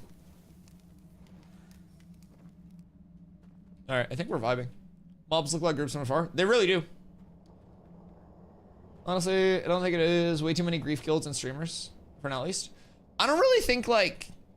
I don't know. I'm also like a small content creator, so like I don't really have that level of like, I don't know, parasocial viewership, so to say, with like griefers and shit typically. Like there are people that don't like me, but I don't necessarily think there are people that are so obsessed with me that they'll like go out of their way and their entire day will be dedicated to like following me around, posting in my chat, like griefing me and shit like that. And I do think a lot of the streamers that are like OnlyFans, like large streamers, shit like that, like the mega streamers of Twitch, they would definitely have a percentage of people that just want to grief them off. I mean, the entire reason that you can't PvP people, like, right off rip is because when Asmongold came over to try the game out the first time on stream, he got PK'd on the starting beach so much that he couldn't play the game. So, like, there's definitely a certain level of, like, when you are large enough, the grief may probably follow. But, I don't know, I think it's also a part of, like, this game is always a level of making sure that you're prepared with, like, an adequate sized defense, right? So, even, like, a Pirate Software level streamer, like, that whole thing that he had with Fed going back and forth was only possible because Pirates was respectably strong. If Pirates was legitimately just a rollover, then it wouldn't have even been worth making videos about because they would have just been full farmed. So like, with that, he had like an adequate level of defense to actually make it worthwhile and, you know, do the content thing with it for a little bit. So I definitely think in the right settings, like, you know, Sum comes over to Vyra. He played on Vyra. If he comes back for Rogue and is still with Envious, then Envious will probably be in a spot between Polar and Envious where they'll be able to, you know, hold off whatever, right? Pretty reasonable. Plus, something tells me Sum would be like a protected commodity on the server. I think everybody would just pull up and kick the shit out of whoever, like, was bullying Sum. Wait, yo, Lock, you hit 25? Hey, wait, no you didn't. You're 24 on my screen.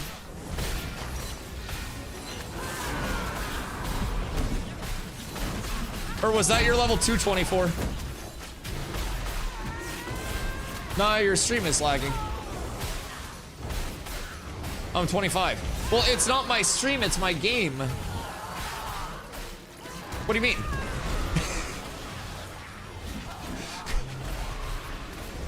I congratulated you after you said you leveled. It's not my stream.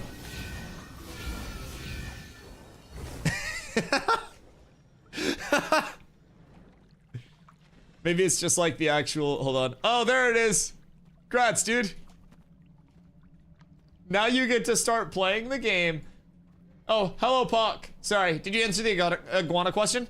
Yeah, so we just ended up coming over here, honestly. It's kind of like a comfort farm for me. I don't mind it at all. It's also kind of like hard for people to get over to. And while I was waiting for everybody else to get over here, it only made sense.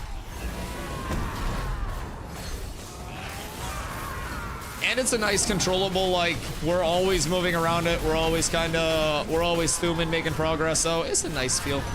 It may be slightly less efficient than like Iguana mass pulls, but it's super consistent. And sometimes I get to watch my DPS get stats. It's so good. So the stabbers, chat, for those that haven't seen this area before, there are two packs that spawn here. So you have your flame speakers, which are kind of like fire mobs, caster mobs that'll lob out fireballs, shit like that, that leave burning areas on the ground. And then you have the stabbers.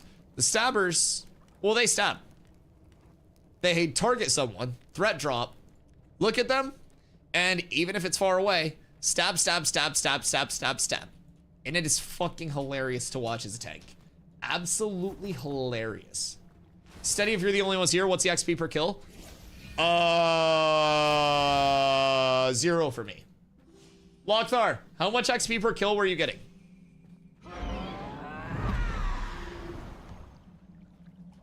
I may not be the best resource on that one.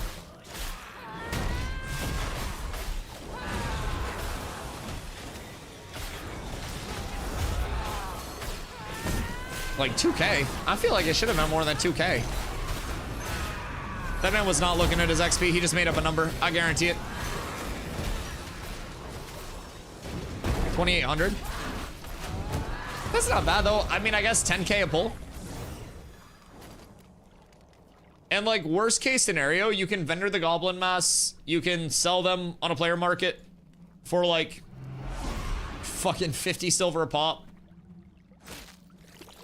4,600 for the flame speakers. Okay, that's not bad. So like 12K a pull, right around there. A little over 12K, 12K, 13K-ish. That's really not bad. Consistent 12 to 13K pulls like this is really good. And for me, it's all about like the little bit of variety. I'm willing to do something that might not be like the most efficient across the board to just kind of like change up the scene. Comfort farm? So for me, like a comfort farm is somewhere that I'm like super familiar with. I know the area, and it's also a pace that's not this like breakneck on-off pull speed. So you'll notice this is just kind of this like cozy, go along, pull packs, hit the packs, chill. Like people are only really at risk of death if something goes horribly wrong here. I'm gonna need a saga when we go into this, by the way. But yeah, so if something like entirely breaks down, then people can absolutely still die here. But for the most part, this is gonna be a nice, chill, consistent farm. It's incredibly just like smooth pack to pack. And that's kind of like my comfort farm level of things. Not necessarily that like, okay, I'm speed running this, I'm grabbing 20 packs and shit like that.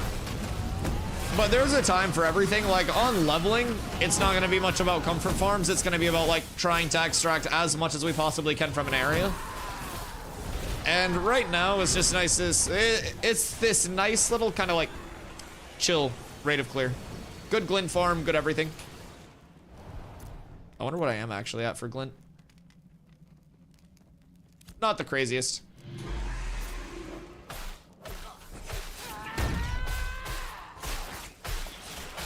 Boop. You come here.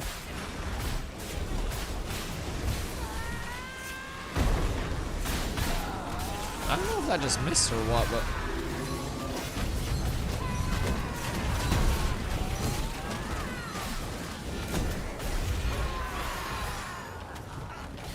What's glint? So, glint is something that drops from mobs. And you can also get it from quest rewards. Now, questing is going to be like less than optimal right now across the board. It still has a lot of improvement to be had to it. But basically, glint, when you pick it up, there are different tiers to it. It goes in your materials tab. And if you bring it back to a town, you can sell it to a vendor for gold, silver, and copper. Now, if you save that glint, you can end up buying something called a commodity with it. Commodities you can put on caravans, and with a caravan, you drive it town to town. You can drive it kind of like freely, take whatever route you want to take, and other players can attack your caravan along the way. Other players can defend your caravan along the way. If you get attacked and you die, somebody could kill your caravan and take the goods off your caravan, and you lose the caravan itself as well as the glint worth of commodities that you put on that caravan. Now, if you spend, you know, like a gold worth of glint on the stuff to put on your caravan, you put that on your caravan, you successfully arrive at the new town, then you get like a larger payout than what you put in. So it's like a multiplier on how far you travel. It's a really good form of open world PvP opportunity as well, because people will see that caravan, especially if you have multiple caravans, and there's a huge incentivization with like the more vans that there are, the more money there is to be made if you hit the caravans. So recently, one of the largest alliances on the guild, like Polar and Envious, they run a nightly caravan run. Now, I don't exactly know their route, but they basically get a ton of people together, and they run a lot of caravans. And so there was this like community uprising from the server, basically, where a bunch of people got together and just like hit their caravans. And so they lost quite a few of their caravans that night in what's normally a safe route for them. So now they have to, next time they run that route, be a little bit more like aware of what's going on there. They'll be a little bit more on edge, and it makes that gameplay a little more fun. And had a ton of fun doing it. Oh yeah, I bet your caravan getting hit in a way that you guys had to defend it and try to salvage all of that was way more fun than if nobody hit that caravan. Like, you guys had massive PvP with a bunch of people banding together to just kind of like randomly pop out and stand up to you guys. And normally you just free run the vans and everyone checks out and you guys probably just yap in Discord or watch stream or whatever. And now you actually, I was talking about this last night, but the number of people that were in that caravan train that were probably like sitting there slouched over just chilling, and then we're like, oh shit, what the fuck is this? And like legitimately sat up, right? Is probably hilarious to think about. But stuff like that is what's so cool about a lot of the systems. You can do them so many times and be so comfortable with it. And then out of nowhere, it gets crazy. You get fucking RKO'd with the systems of the game. So glint is basically the base to making a lot of currency gain happen. Long story short, glint's gonna be like a good money maker for you. You either sell it to get money or you put it on caravans to get money. You cannot trade glint player to player. So I'm right now not doing a lot of caravans. So I'm just selling my glint to secure gold, silver, copper because I need it to enchant my stuff. And you need it for taxes. Good calm. I don't pay my taxes. Absolutely. Past that, Ashes has a couple of on death kind of mechanics. So on a normal death, 25% of what's in your materials tab, so glint goes in here as well, drops onto your ashes that are on the ground when you die. Another 25% just goes completely into the abyss, like it poofs. So the more you have in your materials tab and are carrying on you actively, the more risk reward you constantly have associated with that, especially in an area like we're in, which is a lawless zone, so everybody is like forced to flag up, right? So you're very much incentivized to weigh the risk of dying in the areas that you're farming versus, you know, the reward of what you're gonna get with what you're looking for. Gear payout, XP payout, glint payout. But Ashes is built around a constant level of weighing risk versus reward. Can I use those skulls to make masks? I would assume.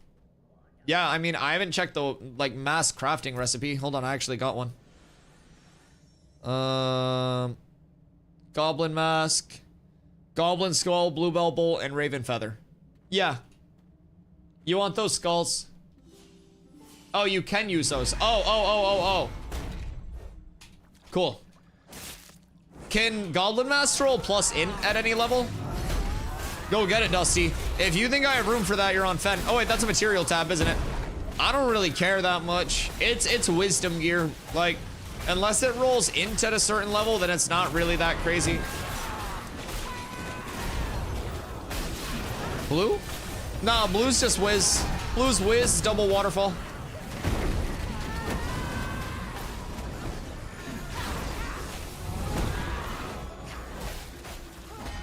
At least I'm pretty sure. Zine, what up, baby? How you doing? What you getting up to tonight?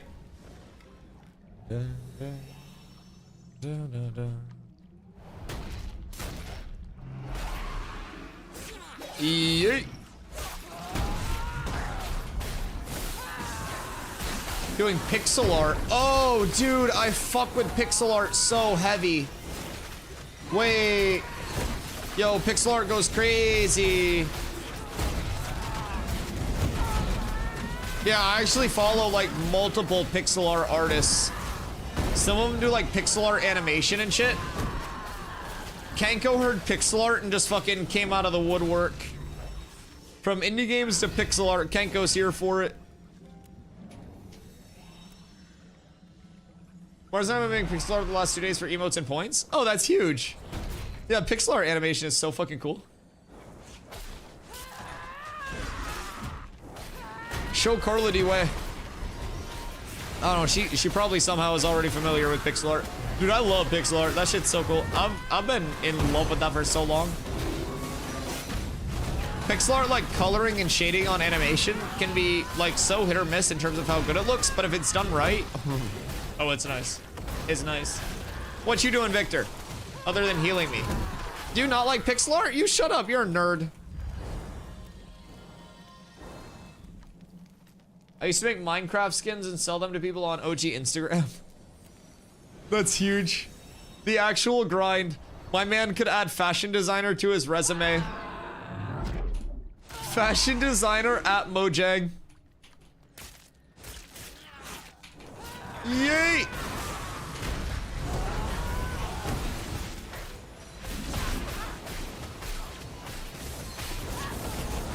Best style of game? Your indies? Your little indie pixel arts? They're always cozy. Because, hear me out. I have a theory on this. Pixel arts don't necessarily have the level of like, okay, we're just gonna go with jaw-dropping, make you shit your pants and cum ropes graphics. It's like, we're gonna put pixels on this screen to resemble the things roughly that we want to try to resemble, and we're gonna chock it full of so much gameplay that you don't have a choice but to like it, you dumb little bitch. And I feel like that's every like pixel art game. They either have to be so like gameplay sound that it's okay, or people will be like, well, this sucks, it doesn't look like IRL. Been playing Dome Keeper for like 5 hours now. Dome Keeper is such a silly name. If you did a 24-hour streamathon playing Dome Keeper into King of Meat, AGS's upcoming co-op like dungeon crawlery title, it would definitely be an interesting stream. The titles you could come up with. Hey, hey, over here. Boop, bop, beep, bop.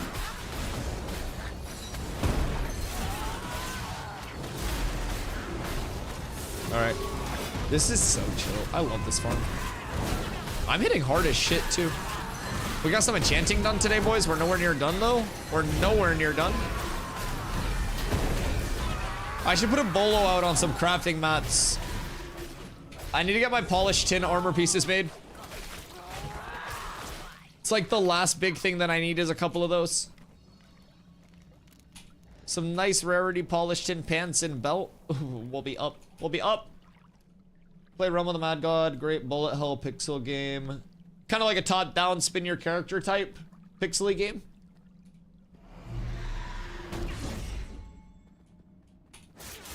Those can be kind of fun with like the bullet hell type shits. Also roguelike. Interesting. Okay. No, that sounds cool. You die, you die. He dies, he...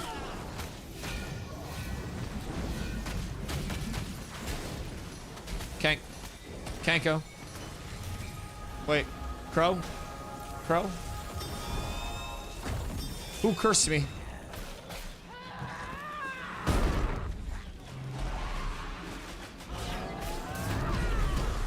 The stabbers are running rampant. Oh no.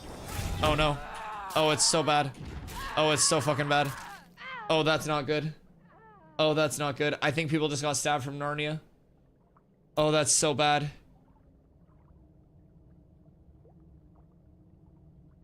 I blame the yapper. Wait, no, someone in chat said, so you die, you die. Did we get ganged? We got ganged by mobs. There's that tax god, blood for the blood god. Blood for the blood god. Apparently cleric, bless weapon mana damaged me for 1,000. Wait, what? Was one of our clerics not flagged? No, they were both flagged, surely. They're both intelligent people. I got hit the first death for a lot. Let's see. Intim linger.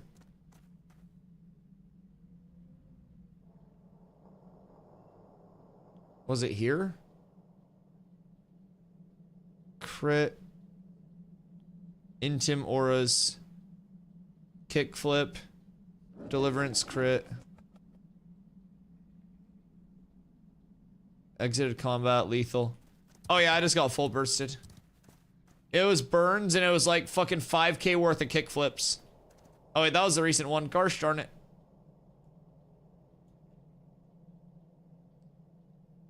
Where is the other one? Entered combat, so I'd be right before here.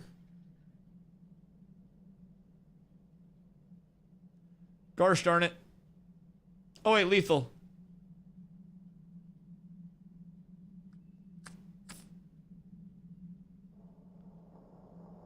Inciting strikes hit. That's weird, wait. What did I get killed by? I just didn't get healed for a while, I think. Yeah, I don't think I got healed for like 10 seconds. There ain't a damn heal in that combat log, boys. Sacrifice the Dusty, why don't you? Jesus. Jesus. All right, well, dick up, back in.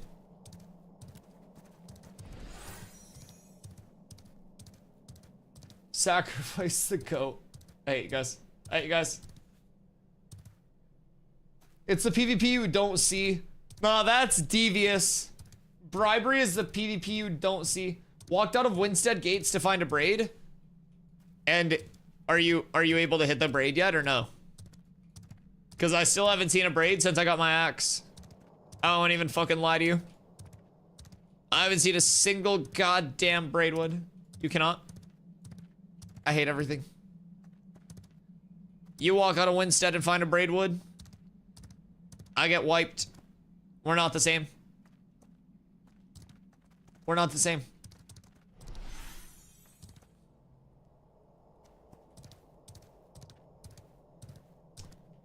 Man. If you like pixel art, check out Orna game on mobile. Dude, I just don't really have like, I don't really have time to check out like other games. I'm just making so much Ashes content between like streaming 10 hours a day and like now ramping up YouTube like crazy and trying to take that so much more seriously. Yo, what up, Hatchet? Over on YouTube. How you doing, my friend? Wondering why caravans rather than rob caravans. All risk loss is on the caravan owner. If you die attacking, so what? Yeah, no, there's definitely a valid take to that. But in order to like rob the caravan and kind of like get the payout for it, you have to kill the players, hit the caravan, and then like take the goods, summon your own caravan where the goods are, and then complete the escort yourself. So it kind of like, you still have less of a risk reward there for sure if you're hitting the caravans and trying to go around and steal them and complete them. But it's also not that like guaranteed, you know, you're gonna get the payout just because you hit that caravan. But yeah, that's all the level of risk with it too. Like you as the caravan owner are at risk of like losing your caravan. You're at risk of losing the goods that you put in. So there is that bit of reward, and there's always that incentivization with caravans to make sure that you're defending it like crazy.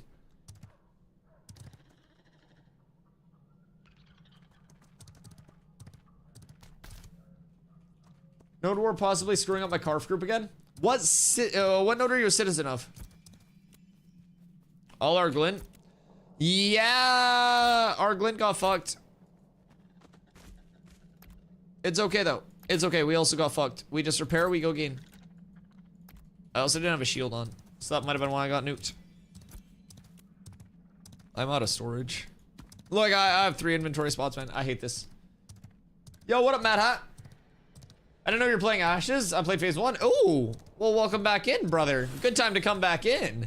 Yes, sir. I came back over in, well, not back over. I came over for the first time, like streaming and playing wise, in December. A little bit after Christmas, right after Christmas, actually. And it was my first time playing. I've had my access since January 2024. And I followed the game for a couple of years, just kind of like lurking from afar, checking out the development. And finally saw enough over here and was fed up enough with New World where I was like, you know what, fuck it.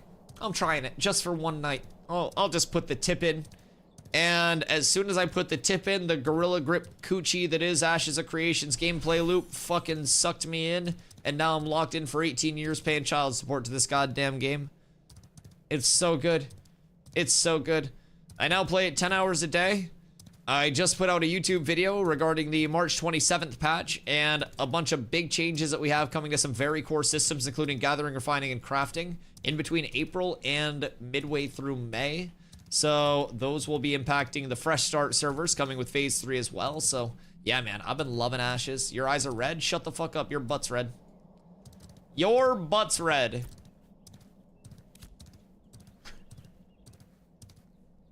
Yeah, I mean, I'm down to do some more loops of this. I think everyone was getting good XP, right? But yeah, man, so I've been loving Ashes. Super happy to be over here. Super happy to be making content for Intrepid and for the Ashes community. I think a lot of people over here are extremely excited for everything. We're ramping up like crazy too. 3 biomes in 3 months. Node sieges, naval combat, rogue, dual wield. So much more. So much more.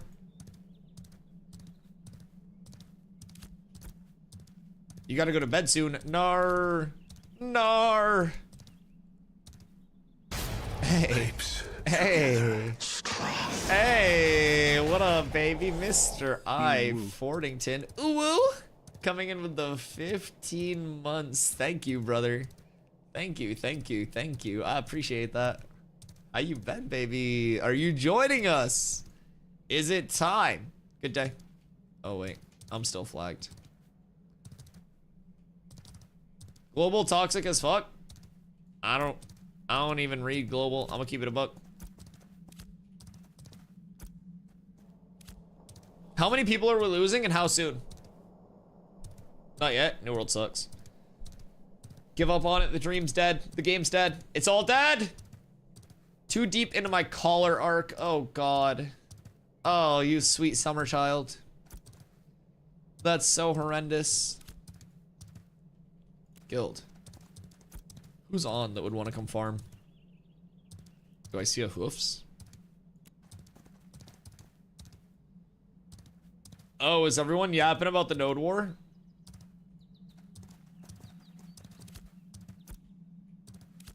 Saguna Ordum might gank. Isn't that a Nova group? Am at a Braidwood. How do you want me to send you info? DM me a screenshot of the map on Discord real quick.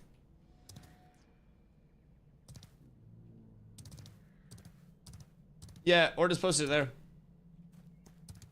It was y'all who were dead. Wait, what do you mean? Were you over on the island?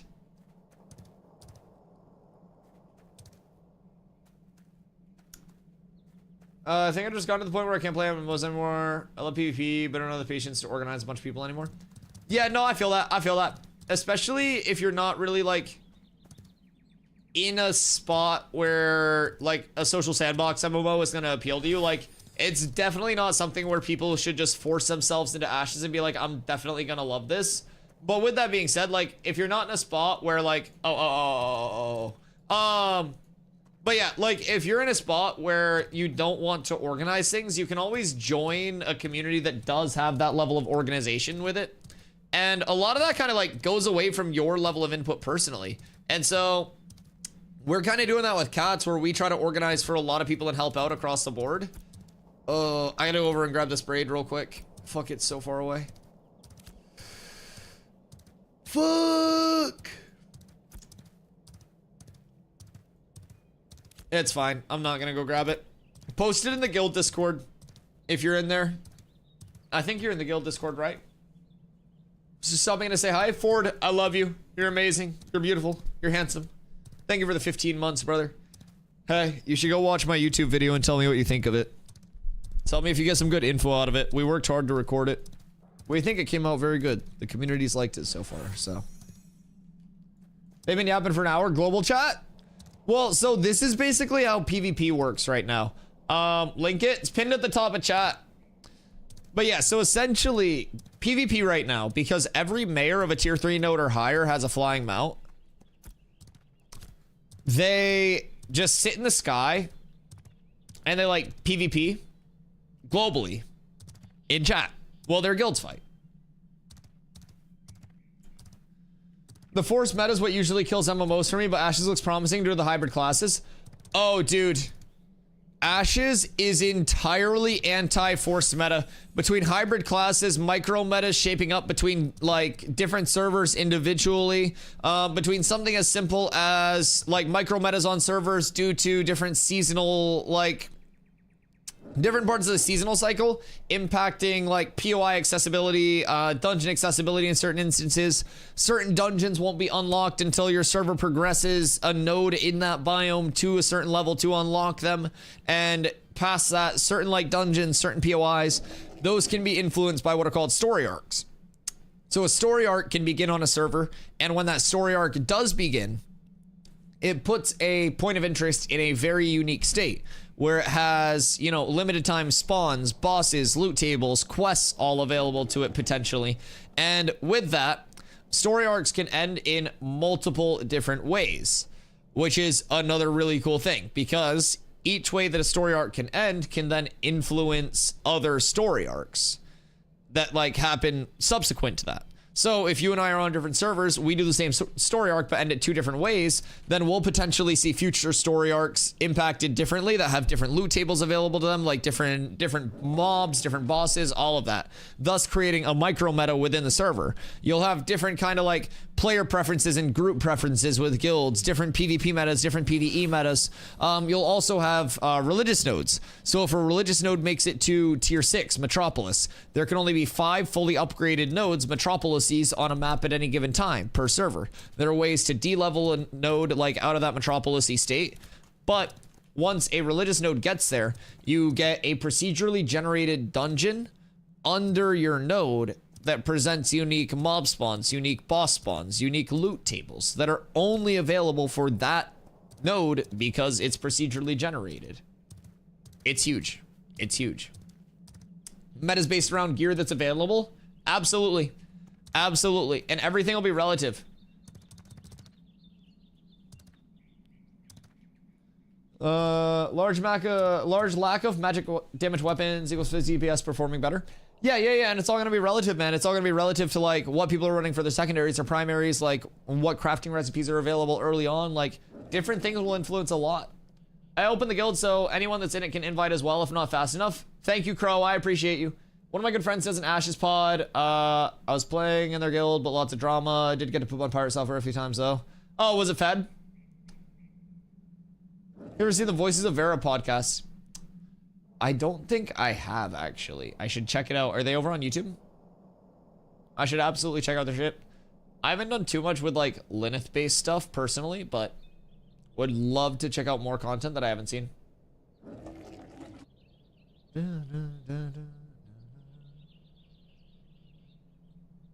It's Nice and no one else? Oh, okay, cool. It's Nice's podcast? Twitch and YouTube? Oh, fuck yeah. No, I know Nice. Okay, cool. Yeah, no, I haven't seen their pod. I'll definitely check it out. I usually put, like, Ash's content on in the morning while I do my, like, morning routine. I wake up, I make coffee, I clean the place a little bit. I get some food sometimes. So, yeah, I'll definitely check it out tomorrow morning. I'll let you know what I think. If I hate it, I'll tell you. No, I'm kidding. I bet it's great. I bet it's great. Just not seeing it in the guild tab or in social. If you hit you... Sorry, I got thirsty. If you hit you in the bottom right, you can send an invite and then you just type there. It should be there. Got it? Okay, huge. Happy to help. Exclamation key. Chat, give me a fresh exclamation key. I want a big exclamation key. This is gonna be a banger too. DJ Khaled's been saving up for this one. I can feel it. We have to get money. We have no choice. It costs money to eat. Yo, that's actually so true. DJ Khaled only spits facts. Chat, for those that are curious, exclamation key will give you a random DJ Khaled quote from quite possibly the most populated database of DJ Khaled quotes in existence. It is a truly one-of-a-kind command that can change your entire outlook on life, providing you look at it in the right way.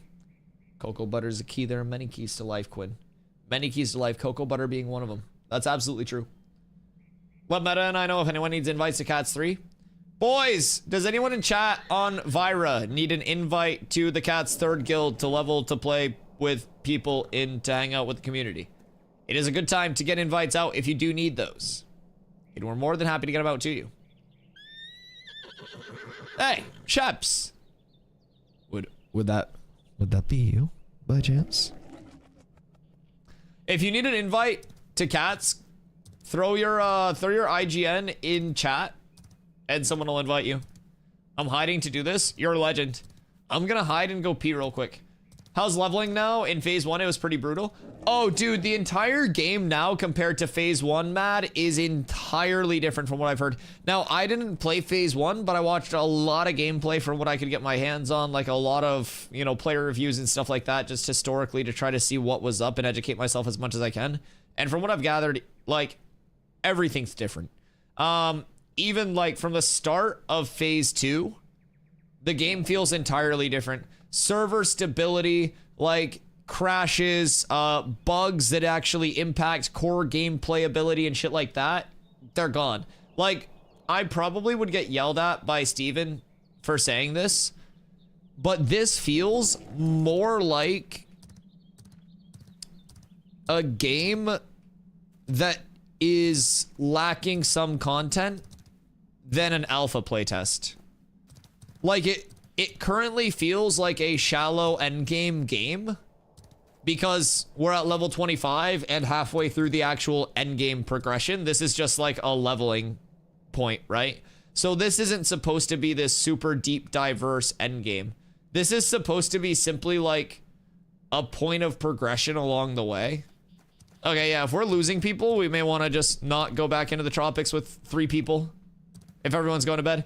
But yeah, like, it is still a true alpha. Like, there are still things that are wacky. TTK is still crazy. Like, core systems are always subject to change across the board, right? But it definitely does feel, in terms of its core gameplay loop at this point, I won't even lie, more of a completed core gameplay loop to me than New World felt like 3 years after New World's launch. And somewhere out there, Steven's shaking his fist going, Dusty, don't say it's a game. And he's probably gonna smite me. See, he's even throwing trees at me. Chat, do you fucking see this? Yeah, I see you, Treven. Uh-huh. Yeah, what, you feel bad now? No, he's coming back for more. Stay away from me, Treven. Fucking freak, man. So, like, it's still an alpha in a sense. Yeah, run. Hide your shame. Hide your shame. That's a softwood tree if I've ever seen one.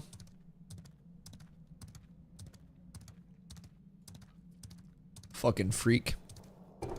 Stream snipers come in all shapes and sizes, chat. Never rule anyone out. Always assume that everybody that walks near you is a stream sniper. That tree, dude's been looking at me for weeks.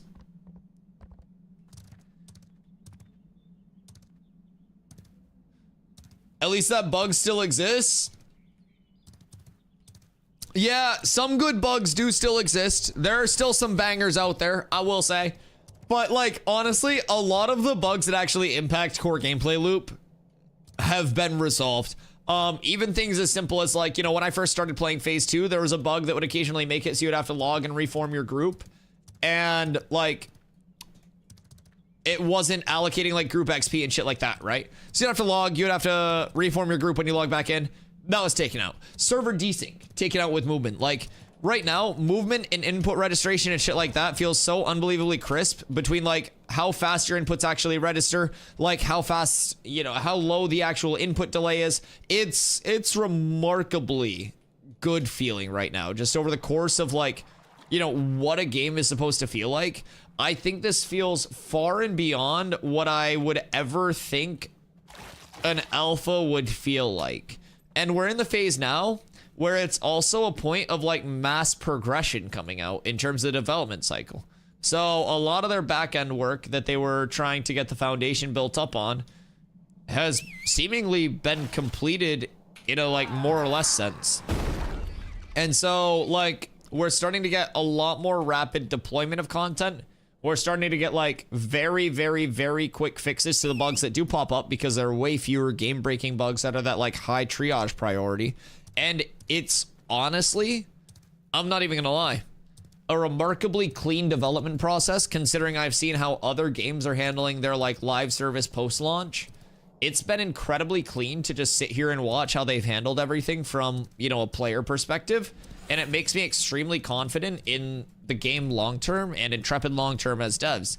Because not only have they been fixing and implementing content, but they have also been listening to community pain points, community feedback, and they've basically, like, escalated things as a priority based on community feedback. They are incredibly responsive, incredibly, like, well ingrained, I guess, within the community, so they know what's going on, what the pain points are and shit. It's crazy. PvP was insanely fun, but gear scaling was insanely broken. Gear scaling is definitely a bit broken, and TTK is still fast due to enchanting and main stat right now. But Intrepid is very, very aware of that, and Steven recently told us they are working actively on an enchanting squish that's going to change, like, the enchanting system a bit up and make that low-level enchanting possibly, like, less scaly worth it for the output, or the input, I should say, and, like, reward high-level enchanting more.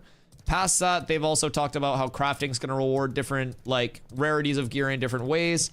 And overall, they have said, like, TTK as a totality is a concern that they've had because it is an incredibly fast TTK comparatively to what they want long term. So it's something that they're monitoring. But again, balance is always a tough thing to, like, build around when things are very, very, you know, limited in terms of the level cap. We're 25 right now. We'll go up to 30 for phase 3, and we'll go up beyond that, closer to our level cap of 50 on launch, so it'll be nice. It'll be nice. How many classes are playable right now? There are currently 6 playable classes. There is tank, fighter, ranger, mage, cleric, or bard. We're getting rogue on the 27th. I cover that in my video that's pinned up at the top of chat, where I talk about that entire 27th patch and everything that we're getting, all those goodies. And then starting in phase 3, throughout the early months of phase 3, we'll be getting our summoner, That'll round out all of the base classes, and then they'll start working on the secondary class deployments. So you can do exclamation classes if you want to see what those will shape up to be. And with those secondary class deployments, we'll start to see tank and cleric secondaries become available to every class. And from there, you'll be able to pick one of those, augment your primary class with some of the elements of that secondary class of your choosing. And from there, you'll be able to freely respec, freely swap back and forth for the testing phase so you can get the most out of the experience and customize as much as you want. So the class development is ramping. Finally able to game. I shouldn't be. Are you at work? Has it been busy? They're gonna catch you on Discord. The ops are watching. No, I got back home? Oh, true. What are you playing? Were you gonna hop into the Valorant? But I have stuff to do. Yes, always more stuff. Always more stuff. Hey, do you want to try editing a short? Chat said that they got a short that they really like. Flibbit specifically requested the clip. Don't re-me. You literally on the phone today were like, oh my god, I love editing. I want to help however I can. I can try. It's not a rush, by the way. It's not a rush. Flibbit, do you have the clip? Corla's the one that edited the video that's on YouTube. And she's been wanting to like work more on editing. So it's not like a rush, Carla, by any means, but you can tweak it how you'd like it. Edit the wood clip. I have so many comments, but Carla worked hard today, so I'm not gonna say anything. Bless her soul. I love her. Man, I have so many good one-liners ready to go. Crow clipped it above, but let's see. Whereabouts? Man, I figured I would have seen at least a singular braidwood.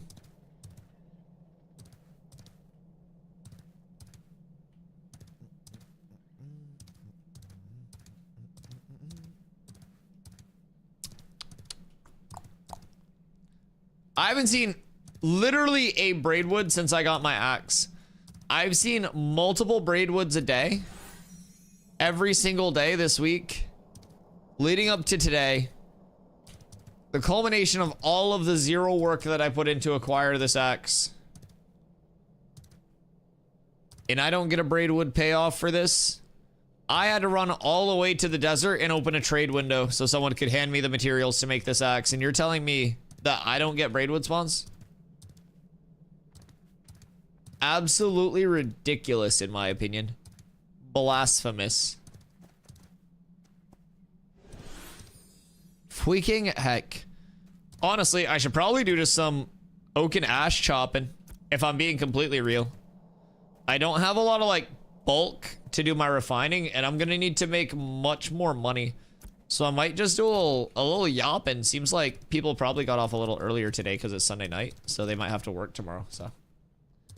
Because you've already been on Ashes for 9 hours, and the game is telling you that you haven't spent enough time with me. Well, the game is also telling me that I haven't made enough money today.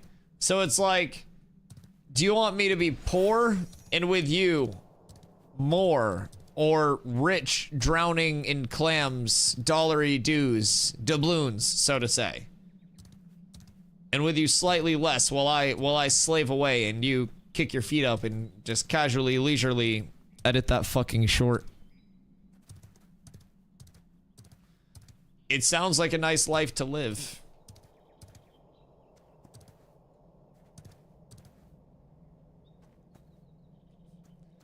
Did you ever sort out the Panda Express situation? Did you just like stop eating it? Was it just the beef and broccoli that tasted bad? Cause like you get your super greens and shit too. So like what? I stopped eating it. Did you get super greens?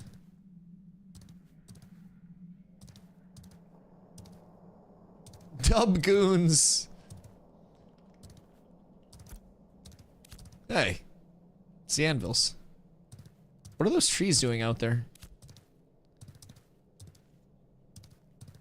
Surely there's like gotta be a braidwood in this bitch, right? I find it disrespectful that there's not.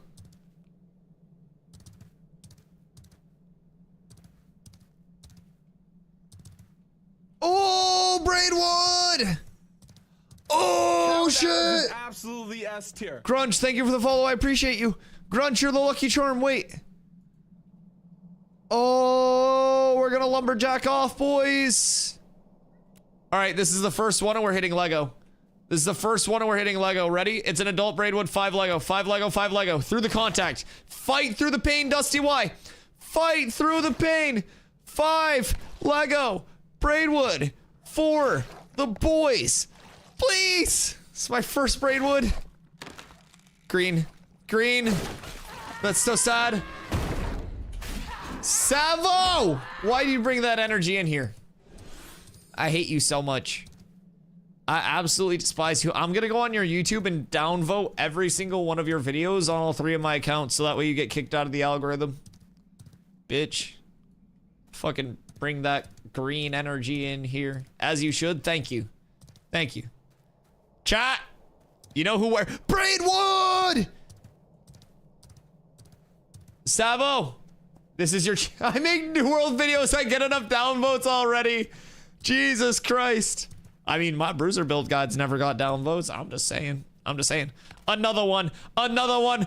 Another one. Please. I can't believe I just got 2 braidwood for the free.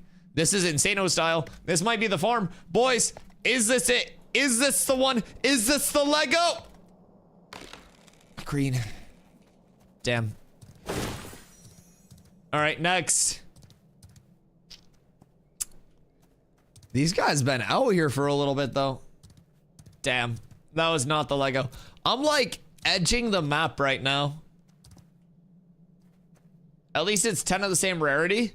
That is true. 10 green braidwood is still easy money.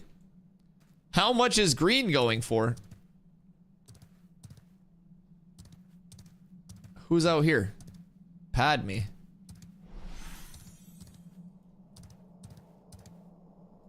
What are you doing?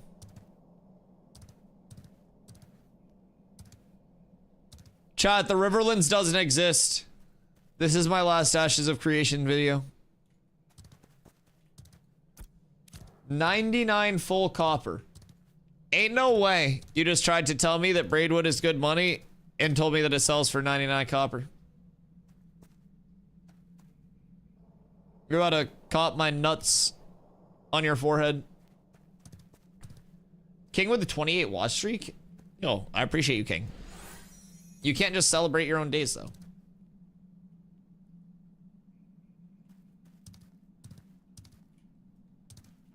King comes in and goes 28 streak W. Steven probably has a button that turns off rare drops for 30 seconds just to watch this. You know, I wouldn't be surprised. He stopped killing my character and he kills my ambition now. He kills my moral. No, my morale? Not my morals. I stand strong on my morals. Yo, what up, Air? How you doing, brother? Welcome back in. Hope you've been well. Do. Not Steven, it's Planendorf. Steven's a fool if he gives Planendorf any power. He's a fool! How's Ashes going? Dude, it's so good. It's so good. Just dropped the video yesterday about all the changes that are coming on the 27th. It's a huge time for Ashes over the next few months. We got Rogue coming in on the 27th. A couple big systems as well. We got 3 new biomes coming in over the next 3 months. Find a braidwood straight south. Oh, in Winstead? Bet. I'll be over. I'm on my way. So, like, it's a really exciting time. We got fresh start servers over on May 1st for phase 3. So phase 3 on May 1st, we also go to 24/7 server uptime. No more downtime for that Tuesday, Wednesday period. So it's going to be really exciting. An entire rework to the gathering, refining, and crafting system to improve all of those systems. Level expansion coming to level 30 in phase 3 as well. So I'm pumped, man. I'm super happy to be in Ashes. Super happy to be an Ashes content creator right now. And it's really a good time where a lot of things are going to kick up extremely quickly. And I think like from the inside, we've seen a ton of changes with the game, but from those that are like outside looking in, right? They're not necessarily seeing all the back-end development, all of the feel of the game, like all of those things, right? So I think these next few months are going to be the period where a lot of people across the board go, oh shit, like Ashes is really doing it. What is this? Interact. Strange monuments covered with incomprehensible glyphs. Oops. Weird. Weird. Will the underworld come in phase 3? Let's check it out. We can peep the roadmap and see exactly what's coming in. So Ashes of Creation Wiki has a fantastic up-to-date catalog of pretty much everything like Ashes based. And the phase 3 roadmap over here brings in the Turquoise Sea and the Anvils early on. Now keep in mind, the Turquoise Sea is also being put into this patch on the 27th. So like the Tropics and the Turquoise Sea, you're going to get those together. So that's been moved up into this phase. So the Anvils will be the first biome that drops after phase 3. You have 4 different unique node layouts as well. But like, I can only assume that there's more planned in terms of map expansion on top of just this based on how things have shaped up, because roadmaps can be old and everything can be subject to change. And sometimes that means things are going to be a bit slower. But in terms of like biome expansion and development, Intrepid has actually worked on systems that are like conducive to their biome expansion process being faster. So like they have a lot of new systems across the board that they're familiarizing themselves with that allow them to just implement more content more quickly. And it's very nice to hear, and it's also very nice to experience. So this is the phase 3 roadmap. Can't for the life of me get 2 clients running. Ran a VM and everything. They really don't want people having multiple clients. Yeah, I think they're very against people having multiple clients. I'm pretty certain.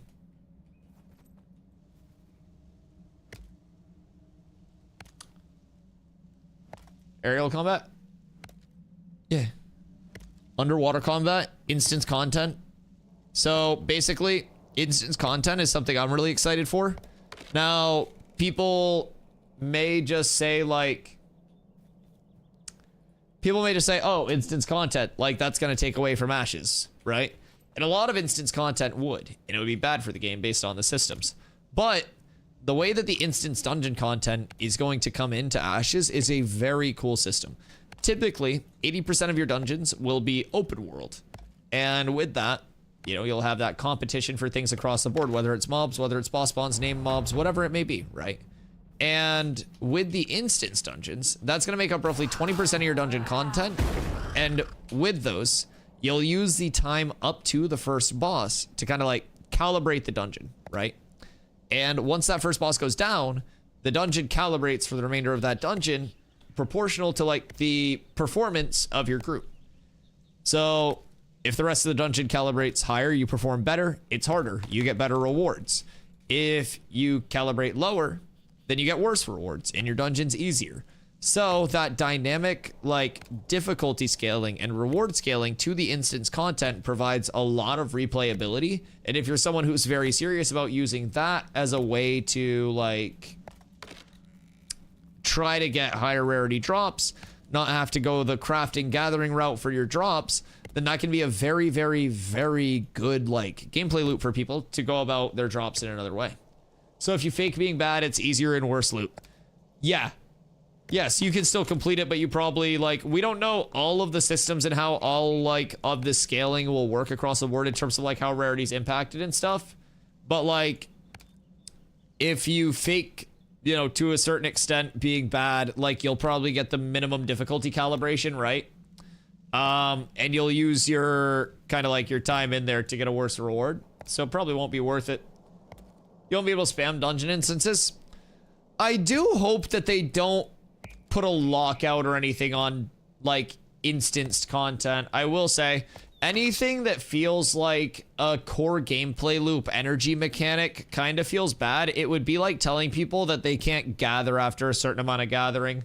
Like, I don't necessarily know that there would be a reason to keep people from spamming instance dungeons, like, with it being a part of that core gameplay loop, but Steven said you'll do something to enter. Oh, yeah. So there will be, like, an actual input to enter, and you won't just, like, that's the thing, like, you won't just queue up, go into a group finder, and teleport to that. Yeah. Even the instance content, it's gonna be, like, from what we know, it kind of sounds like WoW, where it's almost like you actually have to run over to the instance, get your group over there, no summoning stone or anything like that. And then there may even be, like, something to kind of, like, get you access to it. Yeah. It would be extremely cool. Yeah, I think they should definitely do that and keep it organic to, like, the Ashes kind of, like, way of life in their core tenets. But yeah, I hope they don't do, like, an energy mechanic where it's like you can only do so many instances a day or anything, because I'm someone who, as much as I like, you know, the gathering and stuff like that in Ashes, if I have the option to, as a tank player who loves dungeon content, be able to have a chance to get higher rarity gear through, like, you know, more difficult dungeon progression, then it's going to be a mix of crafting to get those guaranteed core pieces that I need, and then finding what's in those dungeon tables and chasing high rarity versions of those through trying to speedrun the dungeon. Through that, we get good content, we get a good chase every single day of, like, grouping up, running the dungeons this time to this time, and it's, like, it's a really good thing that I look forward to. Nin, thank you for the big 5-day streak. I appreciate you. My 60-day broke on daylight savings. You poor sweet summer child. I'm so sorry. I'm so sorry to hear that. What cooked you on daylight savings? Were you just, like, sleeping hella late? Is that the problem? If you had to pay some glint to get a dungeon key? I don't necessarily think, like, glint is a huge thing, but I mean, yeah, potentially. Potentially. I almost think of something like an open world build out around the dungeon itself as well. So, like, I almost think of when you're running into, like, dead mines or something like that, right? In WoW, you have that little bit of, like, a mob build out area, like the mines themselves, before you actually go into the dead mines instance. So you have to clear through that. You have to get through there with your group, meet up with your group outside, prep to go in. You guys go in, you clear through that, then you get to the instance. And then when you finish the instance, it sends you out of the backside and you have to re-clear it. If you want to re-clear it, you have to go out, run all the way through, and then go back and do that full clear again, back to the start of the dungeon. So, like, that kind of, like, you know, you go in one side, you come out the other, poop shoot style, and then having to wrap back around and actually fight through more mobs to get to the dungeon would be a really nice thing. I think I would be in favor of that. No New World orbs to enter, although I did make a lot of gold crafting them. Oh my fucking god. The days of, like, New World, like, dungeon orbs to enter, like, their expedition orbs to enter, and then even just, like, their open world arena orbs. That was something to behold. Scribes just craft the key with an open world drop.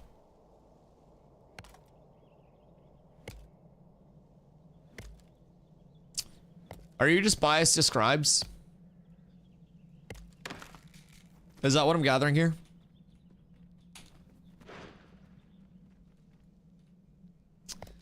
Do you think, what if there were different keys that you could craft with different trade skills that would modify the dungeon in different ways?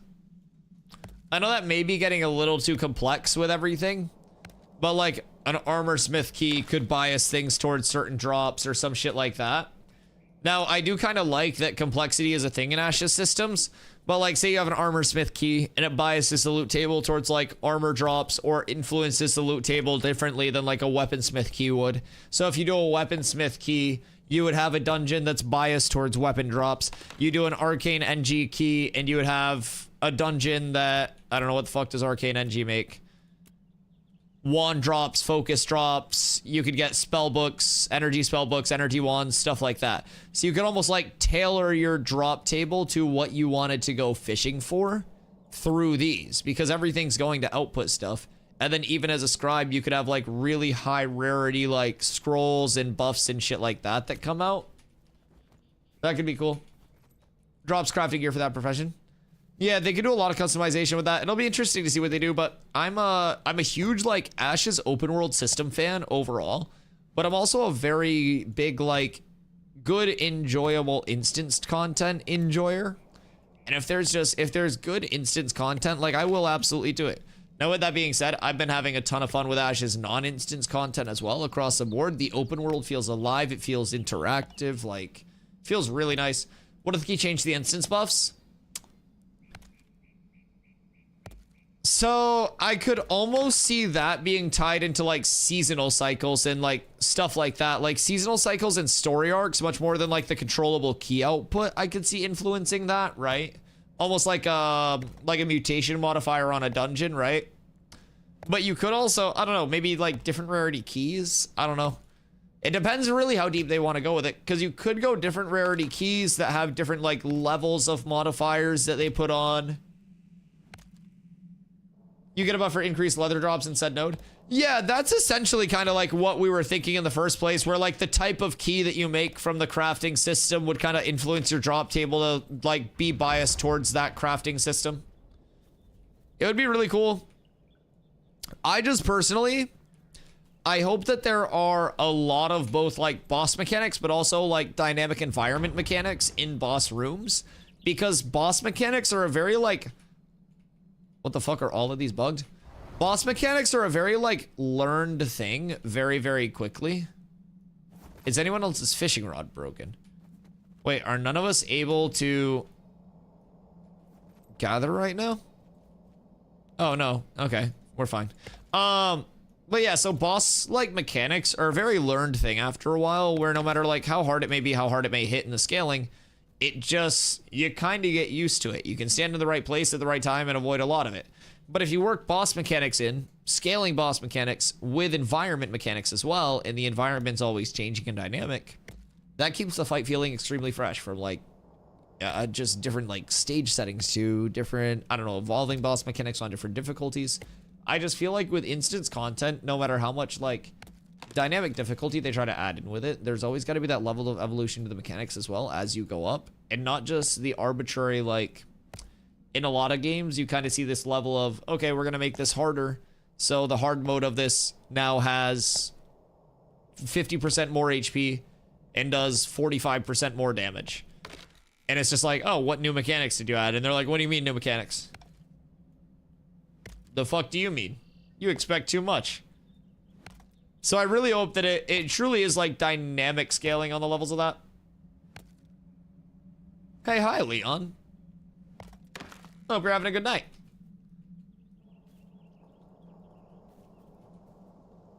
Arcane NG, why would a scribe open a door? What's paper gonna do?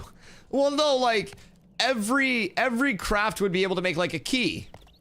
But yeah, I don't know. We don't know like what their system is, man. Everything that we spit is just like theory crafting. Even some dungeons that are only accessible by night.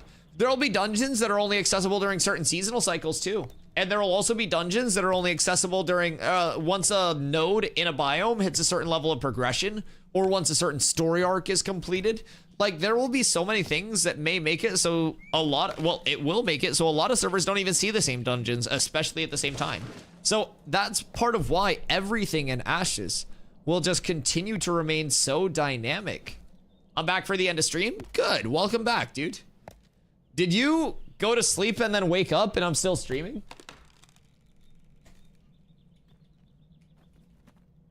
That's commitment.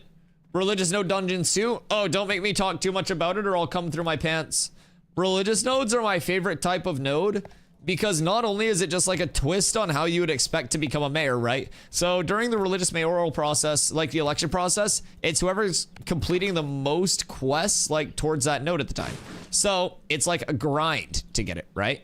And then from there, if a religious node hits tier 6, which is Metropolis State, there are only 5 tier 6 nodes, Metropolises if you will, on the map at any given time on any server. There cannot be more than 5. So with that, if you hit tier 6 on a religious node, you get a procedurally generated dungeon underneath your religious node that is unique to your node. Even if there are 2 religious nodes on the same server that both hit Metropolis State, they will not be the same dungeon. You'll have unique mobs, unique bosses, unique loot tables, all associated with your religious node dungeon. This game is going to be so diverse and dynamic. Server to server, guild to guild, group to group. absolutely remarkable in terms of like how much dynamicism the servers are going, like the servers will experience between the two, like how much change the game will offer group to group, player to player, just everything, man. It is so cool to think about. I'm so incredibly excited about the future of the game as well. And I get more excited the more that I think about it. And we also get more people in the community every single day who like match that energy, match that excitement. And it's such a cool feeling. Like I'm super grateful across the board for everybody that chooses to come and hang out every day and listen to my fucking 10 hours of nonstop yapping. Like legitimately the only time that I stop talking is when I go to fill up my water or take a bong rip. That's about it. So I appreciate you guys coming through as much as you do, hanging out, giving me so many people to talk to. Like it's great. And I really love across the board, like what Ashes has to offer. And I love that the community is so excited. Come to see you get assaulted by trees. Those trees tried, but they will not hold me down. They will never hold me down.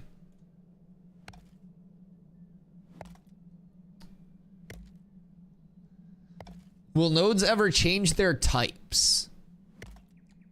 Like after losing a siege? That I'm not 100% certain about.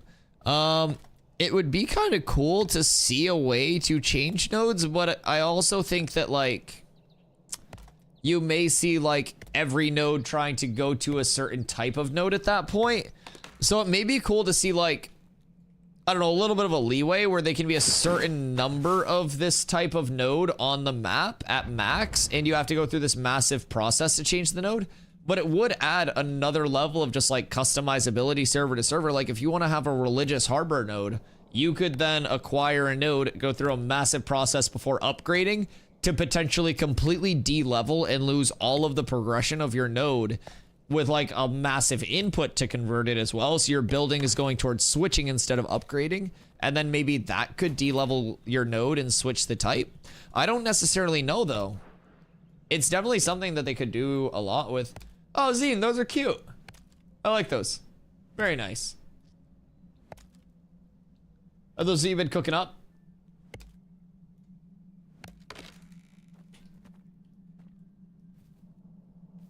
Man, it's gonna make me cry 2 nights in a row. Ain't no way that almost made you cry. I was just saying thank you for coming through, dude. I just like that the community's so excited. Like, you guys don't understand how much it motivates me as a content creator to have a community around me who like shows so much support but is also so excited. Like New World and New World content creators constantly deal with the state of like dread regarding the future of the game, right? Everybody over there knows it's in a bad spot and that it's going to continue to be in a bad spot, and everyone just tries to kind of like ignore everything, right? And over here it's like, I'm just living the life, man. People come in and they're like, how's the game? And I don't have to be like, like the thing that I say is, it's an alpha. If you're cool with running into some bugs and shit, you'll have a lot of fun. If that's not for you, then you'll want to wait. And honestly, even if you want to wait, you're going to see a lot of changes coming up. And if you see a point where you're just like, oh, fuck, I got to play, that's when you hop into the playtesting phase, because the only thing you gain in playtesting is familiarity with systems in between now and launch. And if you want to go into it completely blind, then waiting till launch is good. So dude, I'm so excited about the future of Ashes. It is so easy for me to make content for Ashes 10 hours a day, because when I played New World, I hopped on and I played 10 hours every single day pretty much of the same just queued up PvP game mode, right? Time and time and time again. And people would literally come in and they'd be like, Dusty, how are you just doing the same shit all the time? And I feel like even in the alpha of Ashes, I have enough to do to keep me entertained 10 hours every single day with doing maybe similar things but slightly different, going about it a different way, approaching something different. And that's with so many systems being limited, not fully implemented, and like honestly in their baby phases. And dude, it makes me so fucking excited. Like I have never felt this level of motivation as a content creator, because like even when I was growing in New World all the way up to like 300 average viewers when I was peaking there, like it was exciting, but I knew that it was only going to be temporary in New World because it was New World. So it almost came with this level of anxiety. And in Ashes, it's just like, I really think this is a long-term thing that has a lot of staying power as a community. And I think that we're nowhere near like done building the community. I think we're nowhere near done like, you know, securing ourselves some space in this game, enjoying some fun with this game long term. And I think it's like the entire Ashes community, man, not just this stream. I think we're gonna get a lot of people that come into this game, to this community, that really bring a lot of passion and a lot of energy in. And it's just gonna further bring this community even further, man. And it really is just that level of constant progression, adding more people, getting more people passionate about the game, that just facilitates it deeper and deeper throughout more communities. And it has that chance to snowball, and I really think it will. Your community is maybe 10 times more excited. Man, it's just that passion spreads. That passion spreads. And a lot of the people in the community, man, they're also willing to say the things that they don't like about the playtest. And I think that's the good thing and the healthy thing about this community, is we're not just out here like blindly coping for stuff. We're willing to say when we don't like systems. We're willing to talk about what we would improve for systems, and we always hear out other people's takes, even if it's not something we necessarily agree with. And it's just, I try to have a very healthy community for the game that I am in, and I've never really been, you know, the fucking influencer level streamer or anything like that, and I may never will be. But I hope that I can at least have my own little corner of the internet in the game that I do play with my community, where we're like well respected in our own right, and everyone sees us and they're like, hey, those guys just love this game and want to make this game better. And then they try to do that themselves because of it. That's my goal, dude. Numbers regardless, it is always about the quantity of, or the quantity, always about the quality of the community and like what we bring and what we offer, instead of the quantity and just like the raw numbers, man. When will they up the fall damage? Low key, I kind of hope soon, but like, I also kind of don't hope, because no fall damage is fun as fuck. Like, yes, there's 150, but I can dwarf launch myself in a lot of places. Quality over quantity? Oh, 100%, 100%. Community is big and the devs are also amazing with the comms and involvement. Oh, yeah. Yeah, I say a lot. Like, after interacting with Amazon Games, not only as a player, but as a content creator for the titles that they were putting out, like, night and day. Night and day. Every aspect of it. Intrepid has been legitimately a better developer to have in charge of this game and developing this game than I could have ever imagined. I did not think, after coming from New World, that an ambitious MMO that was probably going to be a very large thing someday would have any level of devs that actually gave a shit. And coming over here and seeing how involved the devs are with the community, and like seeing how really like in touch everyone is, and like just how close the community is, it's fucking amazing. It's a bunch of players and playtesters that care about the future of the game and bring a lot of passion to the game and the playtesting environment. It's a bunch of devs that just really want to be making the product that they're making and believe in it.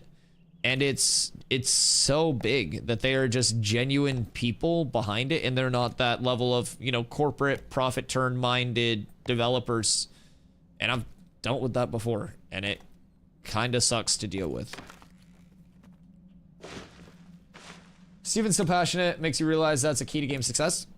Man, and even like, so I always say that it starts at the top, right? But like, Steven's passion trickles down through hopefully that entire organization. And there are both people at Intrepid who are like forward facing and tend to lurk in the shadows more and don't have that forward facing persona, but they're always around in the community. They're watching streams, they're playing the game in parts of communities that they may not even be noticed in. And there are so many people, like, again, both forward facing and just lurking in the shadows, that are contributing to this game being made, that play the game when they've finished their 40+ hour a week job developing the game, because they love it so much and they love the community that much. And like, it's important for them to know the community sees all of that effort and fucking loves them right back, dude. And hopefully this community is a way for us to kind of like show that to them, and they're able to pop in here and be like, oh shit, you know, people do see the work that we're putting in. They notice the little things, they appreciate those, and they're willing to give us honest feedback when we do need it. And all of that together just helps the future of the game so much. What up, Eclipse? How you doing, brother? Honestly, have you ever thought of being a part of Ash's development? I mean, I don't really have the qualifications to be like an actual developer, right? But like, I do feel involved in the development process, and I know that feels weird to say, but like I'm able to just freely voice my opinion and feel like that has the potential to be heard with like the small platform that I already have. Now, I would love to directly work with the team and provide my input on things, just as someone who's very self-aware, and like not all of my ideas will work. I won't have the solution for everything. But if I do have input on something, I would love to be able to, you know, work with the team directly if that were ever an opportunity. But maybe I have a lot to say about a game that sucks balls. Yeah, man. I mean, not everyone's gonna like every single game, and it's important to realize that if something's not for you, maybe for somebody else.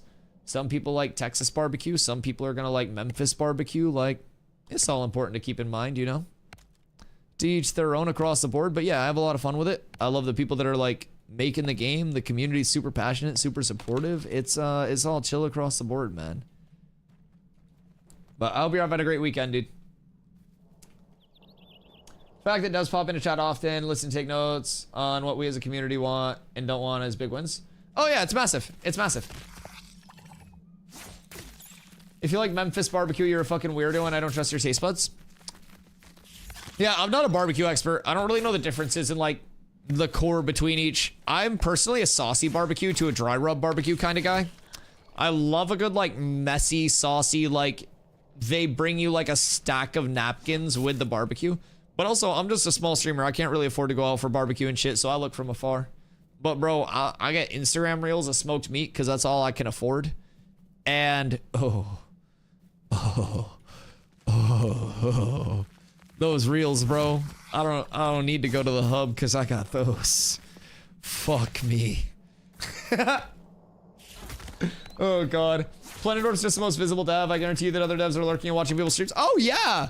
That's what I was just saying. There's so many people that just aren't forward-facing people. Because you gotta remember, not every dev is like this media-trained person who enjoys person-to-person interaction. Like, a lot of devs and gamers are going to be very introverted people who just do what they enjoy. And while they may lurk, while they may, you know, pop in and hang out, they see community sentiment, they hear community sentiment, they take notes on it. They just might not be forward-facing. And I think that's very important to remember. Like, you know, it's awesome that the people who are forward-facing are out there, but it's also important to recognize the people who just aren't forward-facing because they don't want all of that, like, that attention, that constant, oh my god, it's this person, and stuff like that, you know? Not everybody's cool with that. Not everybody knows how to handle that. And so, you know, it's important to remember that there are 250 plus people working on this title at this point. And it is, it's a community effort from the playtesters to the devs to everybody in between.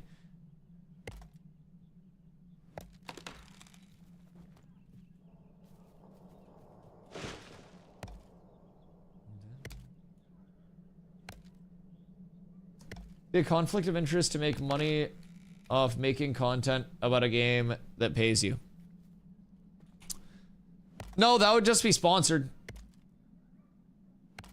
Yeah, it wouldn't be a conflict of interest to make money or make content about a game that pays you. That's called streaming, Quinn. Yeah, so not only are there like public sponsorships where it's like a hashtag ad, you're just getting paid as a sponsored streamer to do that. But game developers will very frequently also reach out to, yo, Boom Bomb Diggity. Thank you for the follow, I appreciate you. But basically, developers will also sometimes offer content creators that they very much enjoy and want to keep around in their scene, making quality content, contracts of some sort. And these will typically be like, you know, you record X amount of YouTube videos about like this and that. And, you know, we are able to, you know, compensate you for recording these videos and putting out these like this level of content. And so that's another form of like, you know, a way that you can work with the development team to push certain updates and stuff like that. Working for a game in a creative capacity while making content about your work. I mean, I disagree because, again, it's not like in the sense that people were talking about it. I would be taking a salaried job with Intrepid, like showing up to the office, attending meetings and shit. Like, I think chat was more talking about it as in like a, would you be like a fucking player community consultant to the dev team is kind of how I took it, right? Like, not necessarily like this direct line of, oh yes, I'm going to go in and code this change now and talk about what I'm coding, but more so a level of like, oh, I gather community feedback and almost like an extension of the community team. Like, I gather the community feedback on topics. I put out feelers on certain topics that they want brought up in like a lighthearted, casual way to get honest feedback on. And from there, they have another level of kind of like consulting on system implementations, what people want, what people don't want. And that's kind of how I took it, much more than like a, you know, get hired by Intrepid. And I would honestly do that shit for free. And that's kind of what I was saying in a roundabout way, though. Like, I already feel like I'm able to do that, to where, you know, there are so many developers, so many people in the community team that welcome with open arms DMs that are constructive about the game and stuff like that, recommendations that are constructive about the game. And again, they're always out there lurking too. But I've always said, man, even back in my New World days, I really want to help the game that I am a part of grow in a very positive way. And so for me, whatever I can do to help that, even if it's not a paid position, I was constantly reaching out to Amazon Games, people being like, hey, I'd love to get involved with these events and help out however I can lend my expertise. Like, just let me know. I don't need money. I'm not a huge streamer. I'm not doing it because I want to see dollar signs. I'm doing it because I want to see the game succeed. And that'd be the same thing with, you know, if I were to work with Intrepid in any way, shape, or form regarding consultation of shit. But I think that's also like a very far out there like pipe thing that would be such a small chance of actually happening. But yeah, I mean, I would definitely love to offer feedback like on behalf of, you know, my sliver of the community that I interact with. And I feel like I'm very aware that not everything that we say would be the end all be all. And there are so many underlying solutions and systems that they have already thought out that may change how we think about things. But yeah, having those lines of communication, even in like an informal sense, can be really healthy for the community, I think, because you do have that level of like, oh, you guys want these questions asked. Well, I have a weekly meeting at this time before stream with them where I'm able to just like, oh, you know, I'll run this by you. Here's what's happening this week. Here's what was good. Here's what was bad. Here's what the community's saying. Like basically a pulse check. And from there, we're able to be like, oh, you guys are wondering about this. I got feedback on this. You're wondering about this. We don't have the information until later on. So I think that'd be cool. I think that'd be cool. Yo, what up, Saker? Also, hi, Sewer. Sorry, I was yapping. I love you. I hope you had a great day. Stream's always fantastic, man. You know that. Just because you're not on the face of something doesn't mean you just aren't just as important as another dev. Yeah, 100%. 100% Eclipse. If you're on the dev team, is there anything you would push to change?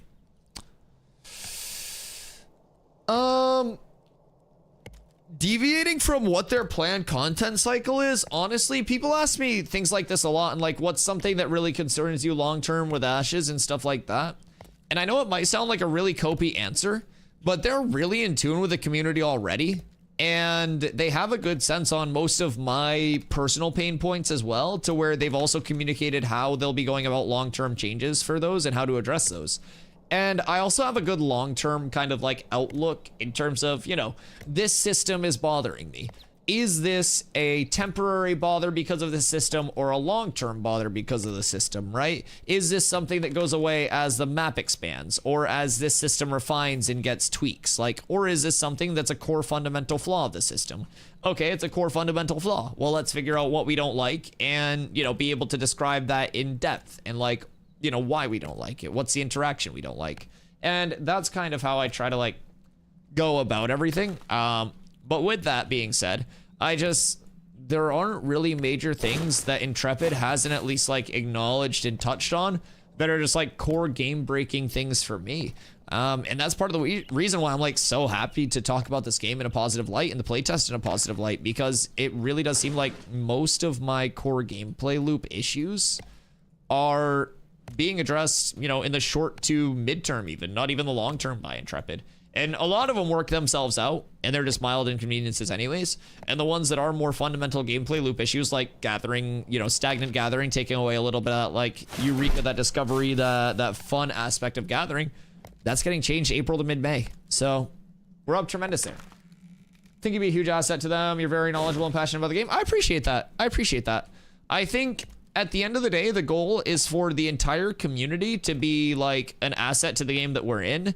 And it's important to remember that I didn't just magically pop up with all of the knowledge that I have about the game. It's because this community so frequently discusses so many different aspects of the game that we both like and don't like. And I just tend to be like the outward voice, literally, of the community, right? You guys all come in with these discussion points, these ideas, you get the topics flowing every day. You're like, Dusty, what do you think of this? Well, I think this. And from there, I'm able to have all of these differing looks on these topics that, like, you know, if I was just one person providing input to them based on my biases, that wouldn't necessarily have as much impact. And I try to take into impact like everything that my community says, whether it's the competitive players, whether it's the casual players. And I'm like, okay, let's hear this out from both sides and let's use both sides like input to see what the middle ground is and how we can really make this better for both sides that are involved, because a healthy game does need both and it needs everything in between. And I think that's one thing that Ashes is really trying to build towards. And even the most competitive of the competitive, the feared warmongers, those absolute barbarians, they too, at the fiber of their heart, want this game to be really fucking healthy long term. And that's important to remember. But here, my day's been all right. Just doing a lot of citizen stick and farming and almost have enough for 2 journeyman scrolls. Sewer, you should have seen my luck bricking enchanting earlier today. It was so unbelievably rough. I literally considered clipping it and putting it on YouTube because of how bad it was. Dude, I had the worst luck. I had the worst luck. Are they going to be doing a wipe for phase 3 in May, Mr. Fanatical ass? Sorry about that, Mr. Fanatical. I went on a massive yap. So, basically, for phase 3, there will be fresh start servers. So that is what we've heard so far. New servers opening up for those wave 3 access packs. New servers opening up for all of those players that have been playing this entire time and shit like that want to reapply it and see what all of that knowledge can get them on that even playing field with the competitive players. So it'll be really nice. In between then, we have that March 27th patch that's going to be massive that I covered in my latest YouTube video up at the top of chat. That's linked there for you guys in the pinned message that you can check out if you haven't. So big changes in between now and then we also have those fresh start servers coming for phase 3, which is going to be a huge chance, like I said, for players to start fresh if they have learned the knowledge, those wave 3 packs to hop in and join us, and communities to expand a lot. So it'll be really fun. Really fun. Dusty got all his knowledge by infiltrating other guilds and discovering their tech, then leaking it publicly? Yeah, absolutely. Yeah. I don't know why, but everyone always just wants to show me cool shit. I don't know what it is. It's just like, maybe it's because I get so excited about simple things and someone shows me something and I go, yeah, good job. But like, I don't know, dude. Everybody just be showing me shit. But remember, your health matters more than Ashes. Mine? I'm healthy as fuck. I'm not even gonna lie. I have been streaming more than I have ever streamed since I've come over to Ashes.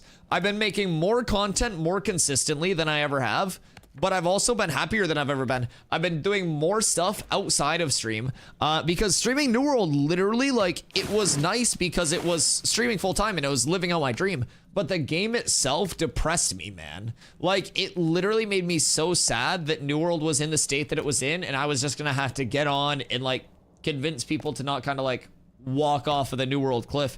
So me personally, oh my god, I have been doing so well, not only because of like Ashes, of course, but like because of the community, man. You guys took me in over here with open arms. The community's been going insane since I did choose to come over to Ashes and give up what I had in New World. And like, I can't thank you guys enough, man. Like, I am eating better, I'm meal prepping, I'm fucking keeping up on all my cleaning more, I'm staying ahead of content, I feel more organized, I feel more energetic, I'm sleeping more, I'm sleeping better, I'm working out routinely. Like, everything for me has just picked up not only momentum like on stream, but also just in my life. Because of the move to Ashes, because of all of the positivity from the community, because of all the good vibes, man. And I really do just want to say thank you to you guys. Like, it's something that past just streaming has been a huge positive for me. Tempted to start playing the playtest when Rogue releases, or is it better to wait for May? Yo, good question, Boo Bomb. Good question. So, in terms of hopping in for Rogue release versus, like, hopping in May, I think it breaks down to, A, how much you value $10, because if you want to hop in May 1st, it is going to be, and I can pull this up for you since I'm just hitting trees. But basically, you have access now for the remainder of phase 2. That's your wave 2 pack on the website. That's going to be your $110 pack. So these servers, if you do get in right now, will continue throughout, and they don't want to wipe this character data unless they absolutely have to. So these will be what are called legacy servers. So these characters will stay concurrent throughout. And then on May 1st, you'll have fresh start servers with phase 3, those wave 3 packs, and that'll be your chance again to get in on that fresh start. So Rogue's coming out on the 27th on these servers.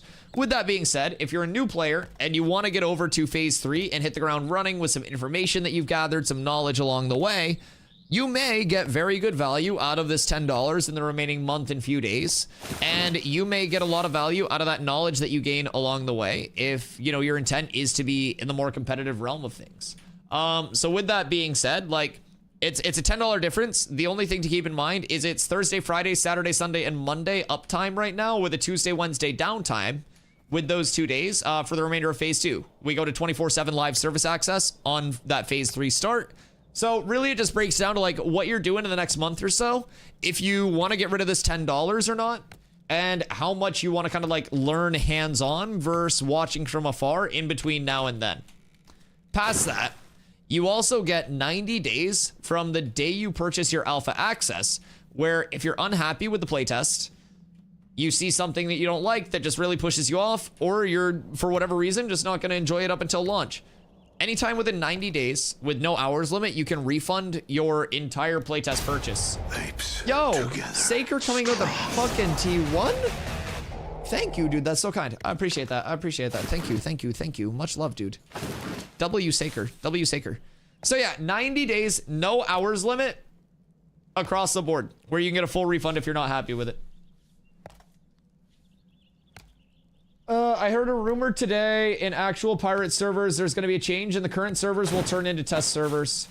So that is basically something that is throughout the wiki. So there's a good chance that Alpha 2 servers could eventually, like, or Alpha 2 Phase 2 servers could eventually even turn into like an NDA'd future server that they use for testing, like an expansion of the PTR service and stuff like that, right? So with that, that would probably be later on in development. But yeah, that's part of why their goal is to probably not like eliminate all of this character data. But I'm sure they have many motivators to that. Okay. So as a Linux lurker, you bring a lot of great content. I love the stream. I appreciate that, Sewer. Thank you so much, man. Thank you, thank you, thank you. Don't lie to them about eating. I'll order you more food. I mean, you can order me more food. I do have meal prep tomorrow morning, though. I have meal prep tomorrow morning, so before stream. I got lots of food. I bought a lot of food today. All right, so anyways, this is a Phoenix, by the way, if anybody was wondering. I made this myself because Intrepid started trying to steal my graphic for like their own just benefit. It was really barbaric of them. They tried to usurp me. And so I drew this because it was something that not even AI could replicate in terms of its beauty, its detail, and its elegance. I was not wondering. Somebody was wondering. I'm sure somebody out there would. Okay, anyways. So it's a $10 difference between now and May 1st. $10 difference. All right, man. Just trying to show people my Phoenix. I spent like 3 hours on that. You don't need to be jealous, Flibbit. I sense your jealousy through the screen. Ridiculous. Absurd. The haters. The haters. At full game release, they did say they're full wiping. Oh god, yeah. Nothing from playtesting other than knowledge gained and familiarity with the feeling of the game itself will carry over.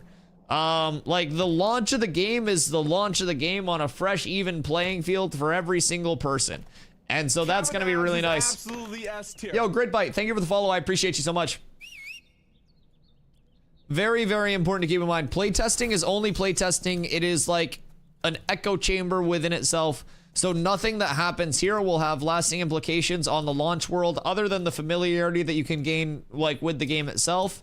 And with that being said, you can also just gain familiarity with the game if you don't want to spend $110 or $100 right now by watching stream for free. If you guys are new, I stream every single day starting at 2 p.m. EST. I stream right around 10 hours a day, pretty much every single day. And I've streamed 632 days in a row now. So you guys know where to always come for Ash's content day to day, whether you're available at 2 p.m., 10 p.m., midnight, or anything in between. I'm pretty much always here. So happy to have you guys. If you're not already following, make sure you do follow so you know when I go live daily. We do have a couple of guilds. We just started our third guild over here, prepping for phase 3. Cats with Abs over on Vira. We come from a long time in New World as well. I played over 7,000 hours of New World, very PvP focused. Before that, I come from a plethora of different games.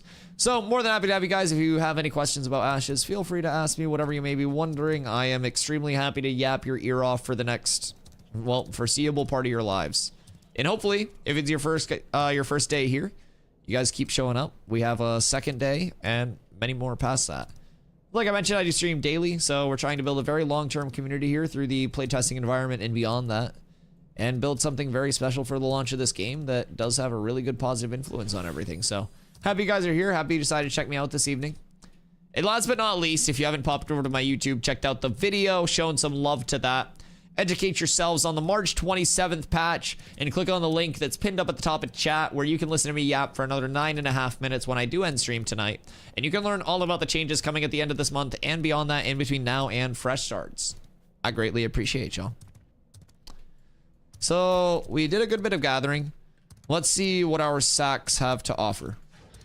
Oh yes. Oh yes, we're up. We're so up. I'm excited to watch Dusty go bald during Ashes content. My dad is 63 and still has a full head of hair and no recession. You guys are fucked being jealous for your entire lives. Hate, hate, hate, hate, hate, but it'll never change. Hey.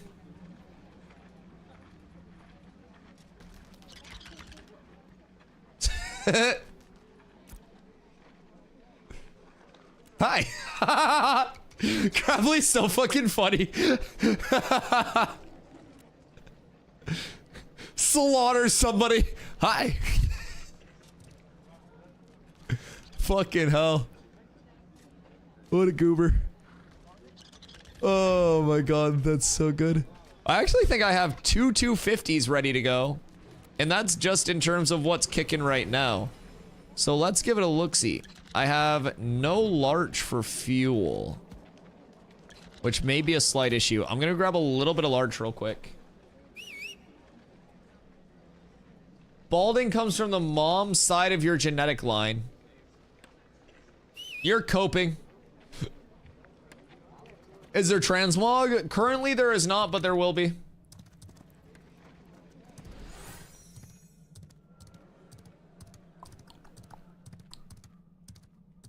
Your dad didn't have the stress of streaming to me.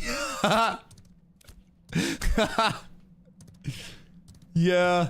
The stresses of the Marines were nothing compared to the stresses of this on a day-to-day. I mean, by God, I have to sit here and talk. Is there fast travel? Nope. And I love it. It's an open world based game. There's no fast travel unless you want to die.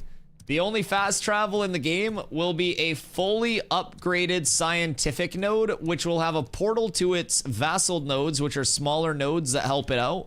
And multiple scientific nodes may have like a form of transport between them that's not instant. Fast travel makes worlds feel small. Oh, absolutely. And Ashes is all about not only the world feeling large, but the functionality of the size of the world playing into the gameplay systems itself. So safety is like through space and time in Ashes, and not in like the space-time continuum, but in the sense of like, if you are in a really populated area of the map trying to be a part of a metropolis, you're very likely to get war declarations, guild declarations, stuff like that on you for being present in that area.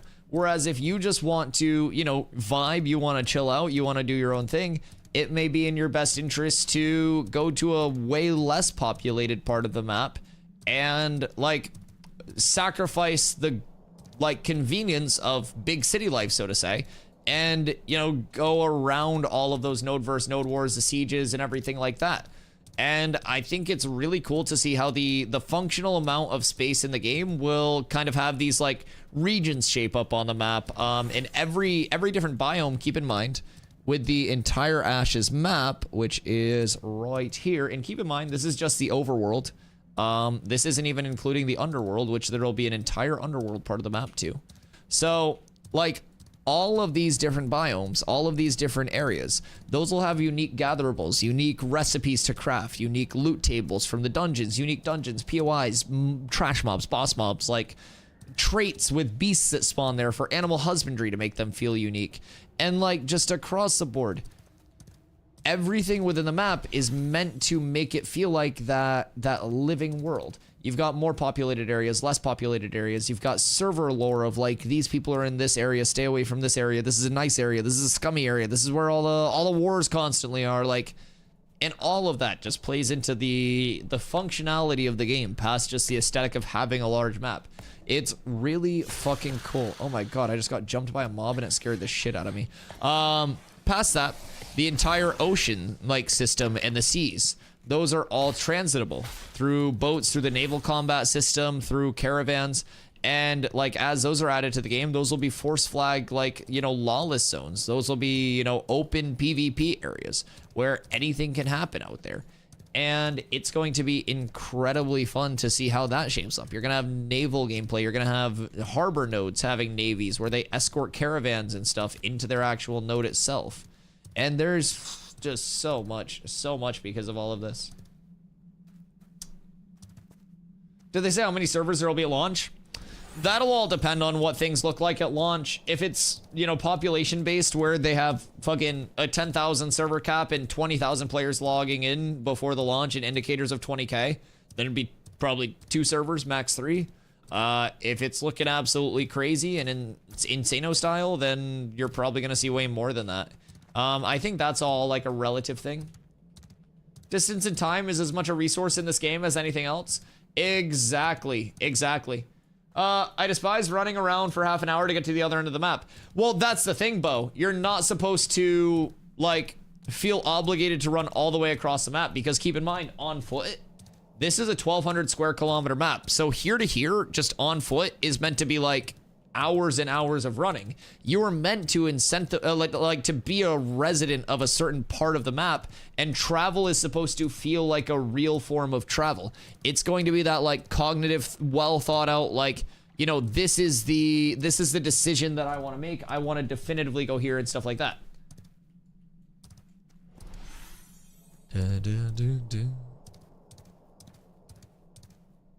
I have a quest to turn in on the other end of the map.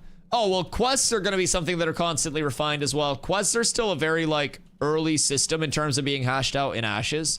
But, yeah, I mean, the thing about it is, in addition to something being across the map, Ashes is something that incentivizes you while you travel to level your professions, to participate in that holistic gameplay loop. Because even if you're only PvP based, right? Like, if your end-all be-all goal is PvP, I'm hitting trees right now. Because that's the best way to, well, one of the best ways to get yourself into the gathering, refining, crafting system. And with that system, it's a really consistent way to make money. And you can either like craft best in slot gear, which is, by the way, the most attainable way to get best in slot gear. It's the most consistent way. It's the way that you control your outcome of it. Like, crafting is the best way to get PvP gear in the game. Past that, if you don't want to craft, you've got to like PvE grind endlessly, so you can afford to buy your gear, or you can get like raw drops of your gear from chasing loot tables. So I really do think across the board, like, Ashes is a big example of a true PvX gameplay loop. And the people that see the most success in Ashes will be the ones who really embrace that PvX side of things and see that it's like, you know, as much a game that's about the journey place to place as it is a destination. From something as simple as turning in a quest in a different part of the map and filling your inventory with trees along the way and dropping that wood in town to refine and leveling your trade skills, to, you know, the journey of a 300 plus hour leveling process to get to level 50 on launch. It's meant to be that very long drawn out thing. Why do I have a purple name now? Oh, you might have stolen somebody's stuff. So if your name goes purple and you have these swords beside your name, that means you're flagged for combat. You can hit Alt F and you want to like get those swords away from your name if you have those. Otherwise, if your name's purple, it'll just mean that you're temporarily flagged for combat if you like stole somebody's loot or hit another player or something like that. I got some heroic larch. Very cool. I wonder if you can choose your spawn location when you make a new character. So that's actually something we've been discussing long term. So there won't be like, you know, any racial bonuses that determine race class combos, because they want to keep it sandboxy, right? And they don't want to like deterministically incentivize someone like, you have to do this if you want to play this class or anything like that. So it would also be cool across the board with how large the map is going to be to have that level of like, you can pick where your character starts. But one thing I've always thought would be a little bit peculiar about it and would just change it up like in a cool way would be in your initial starting area, no matter like, you know, where the change up is. If you are, for example, a dwarf that spawns in the Riverlands instead of the Dunes and Kill Mountains, then you would have different like introductory dialogue options with those NPCs. So it wouldn't change your quests or what's available. Well, like the intro NPCs, instead of giving you the traditional hail greeting, you'd go up in your first interaction with the NPC, they'd be like, oh, the dwarf in these parts. And there would be kind of that like little bit of an integrative lore to starting somewhere else. And it doesn't even have to be like a long-term ongoing thing, but just that starting area being like, oh, you're out of place here, traveler. I think that'd be a cool little augment to it. Killer trees, yeah, the trees are on hard mode tonight. I'm scared. The Riverlands is essentially the same size as the original New World map before Brimstone Sands for scale. That's fucking crazy to think about, actually. Yep.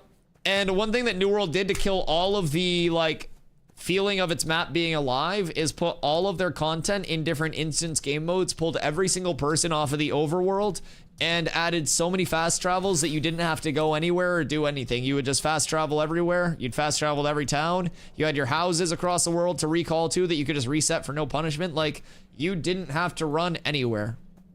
New World's map felt so dead because New World made their map feel dead. It was crazy. So yeah, even with like Ash's map already having fewer players than peak New World map did, Ash's feels so fucking alive, man. So alive. And I can't wait for not only Rogue launch to see servers as soon as Rogues go up, but also that Phase 3 launch, man. Phase 3 is going to bring so many people in. It's going to be so good. I think the only real time you actually go across world is past levels 20 plus. What do you mean across world? Like to the other continent? I mean, there are going to be starts on both continents and the underworld. So like, you're going to have different scaling areas in what I would imagine are like radar pulses that go out in a circle, right? So you'll also have land management score associated with the different nodes. So land management score can impact a lot of things within the node, and that's based on like how the node itself is being upkept and progressing and stuff like that, with gathering, with, you know, people participating in the node systems. So that land management score can impact like the tier of things that spawn within that node.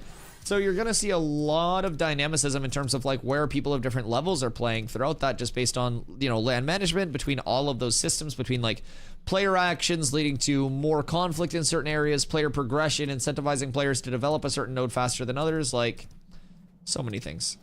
So many things. I'm very excited. Oh, should I get my money back in New World from the premium store?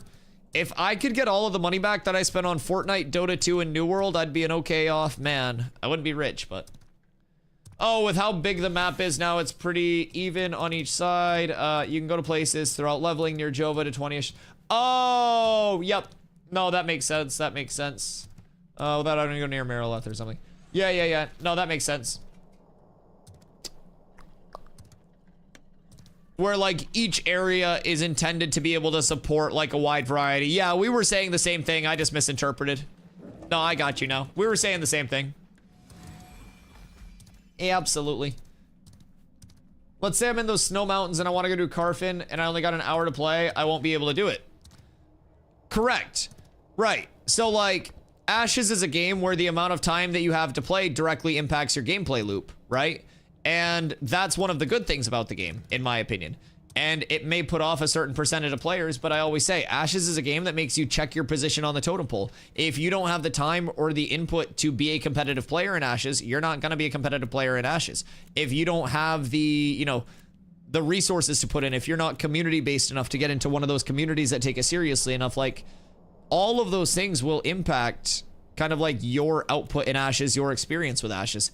And that's kind of like what it's meant to be as well. If you only have an hour to play, then you design a gameplay loop around like what you can do within that hour, and that becomes your personal gameplay loop. So not everyone's on the same thing. It's not that level of everyone has the same daily where you go do this, go do that specifically and nothing else. And I think that's honestly, in my opinion, one of the best things about the game. If you have the convenience of playing 10 hours a day, you can plan out this big journey where it's like, I take 3 hours to run across here, and then we farm this for the next 7 hours and get a lot out of it.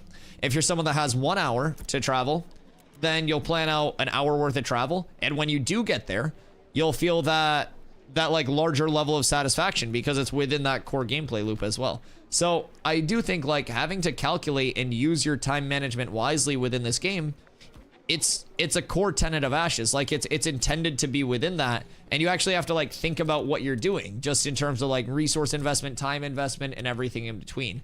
So it's really nice to think about that, like within the game, it's this level of cognitive thought. It's like, did I start my refining before I logged off? Because if not, that refining's not going to be done when I get on. That's going to be like lost time, shit like that, right? There are just, I don't know, so many different things to think about with Ashes to keep it fresh and keep like player input mattering, that I do think it is really nice to have the level of inconvenience mixed in with the convenience that it has. But I also have the convenience of playing 10 hours a day. So maybe the inconveniences of the system are kind of like lost upon me, but I also think like from that standpoint, as a casual player, you also have so much content before you that you can constantly be doing something and never worry about running out, right? So there are a lot of ways to look at it. And there are many right, wrong, and indifferent solutions that could all be considered. And there may never be one end-all be-all solution to that, because it is definitely based on like how individual people feel about that gameplay loop and that time allocation. But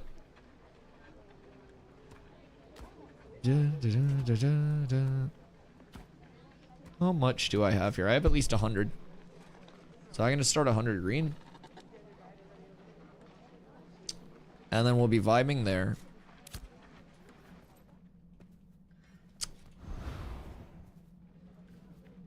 Gonna be real, the no fast travel point makes me really not want to play the game.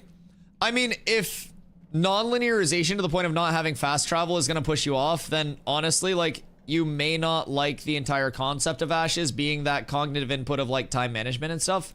But I would definitely encourage you to look past just the linearization of fast travel and try to lean into what the game actually offers.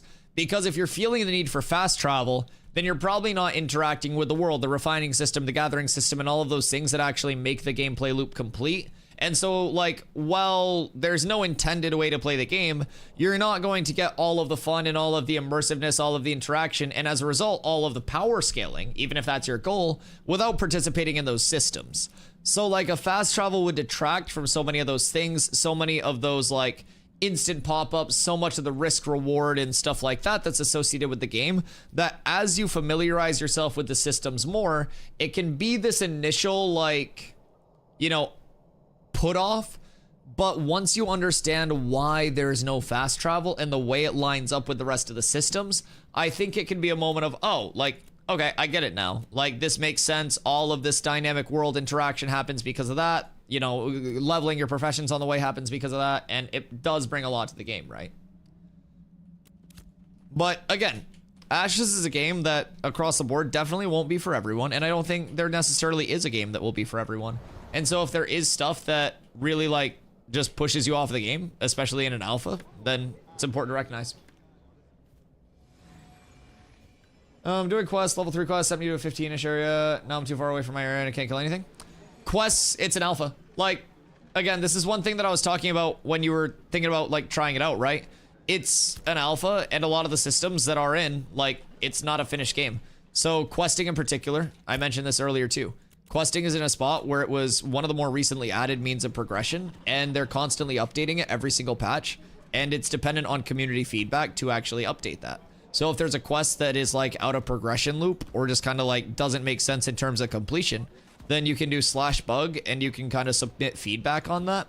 And while it may be an inconvenience, everyone that's playing right now should get into it with the mentality of like, I'm here to get feedback to improve the future of the game. And a lot less of that just, I expect it to be done now. Because it's not done now and it won't be. So you will run into bugs, you'll run into less than optimal things. For example, I just had to drag all of my materials over to here because my right click stopped working. It happens, it's an alpha. But like, expecting it to be done is just gonna lead you to disappointment right now. And I think like, if you're in that spot where you want that fully polished, you know, 10 to 20 hours to max level, and you're done and you're gearing for endgame and you gear for 10 hours and then you're at max power cap, that's not Ashes. 1 to 50 is going to be 300 plus hours on launch, probably even more than that with mob competition and stuff. It's meant to be like a month worth of grinding to hit max level, and then the end game grind starts. And end game grind is also meant to be a very long, near never-ending grind of progression. Like, you're genuinely gonna have so many things to constantly work towards. That Ashes is a game where you will never feel like done and complete, and it's intended to feel that way. So, I think that's a really important thing to keep in mind.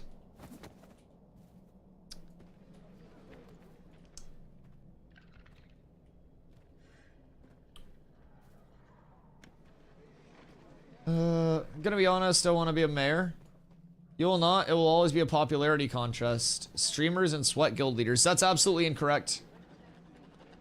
Grunch, I don't know if you know like the different types of nodes that are going to be in the game or not, but that's an absolutely incorrect take. There will be multiple different types of nodes that are accessible to all types of players, from PvP-based players, PvE-based players, and everything in between. I would definitely recommend checking out the node types page on the Ashes wiki.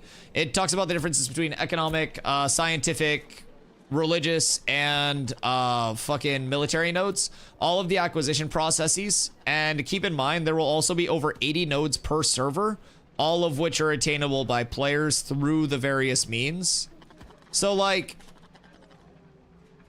I don't necessarily think that Ashes systems are in a spot where it's going to be anywhere near a popularity contest. Like, you'll have those servers, or those nodes that are, of course, you know, democratically elected scientific nodes that do turn into that popularity contest, but that's not going to be every node, and they're also not necessarily going to be able to get the entire server populace behind them to build that up if they are popularly like elected. There's so much that goes into this game, and reaching a metropolis state also isn't just going to be this immediate thing. It's scaled to have the input around a massive community with vassal nodes, like, and still be a long input process. That's a huge thing. I really think like the take of like, you know, mayorship is only going to be for streamers and popular people is way, way, way off. Why can't I interact with this? Weird.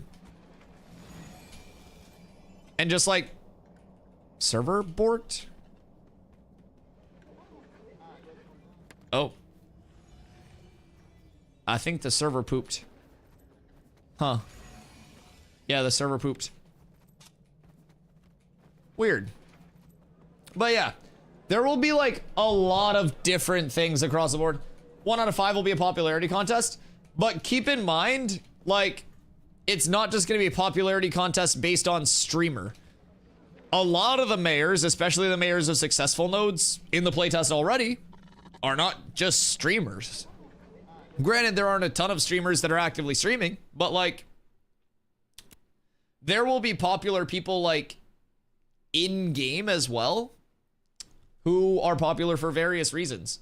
Whether that's, you know, being a well-liked player, whether that's being a very good player, whether that's having a good base of like what they want to upgrade and shit like that. Like, popularity comes in many forms. There are plenty of mayors on Lineth I've almost never heard of. Yeah, not even in a bad way, but it's just like they're not necessarily the most popular, but they have a very dedicated community that's kind of just like lurking in the shadows, right? Yeah, there are going to be so many different types of people that come into this game that I think like, it's definitely not just going to be a popularity contest, especially just like streamer this, streamer that, every streamer gets it, like. And then you look at the different types of nodes too. It just brings in so much, so much.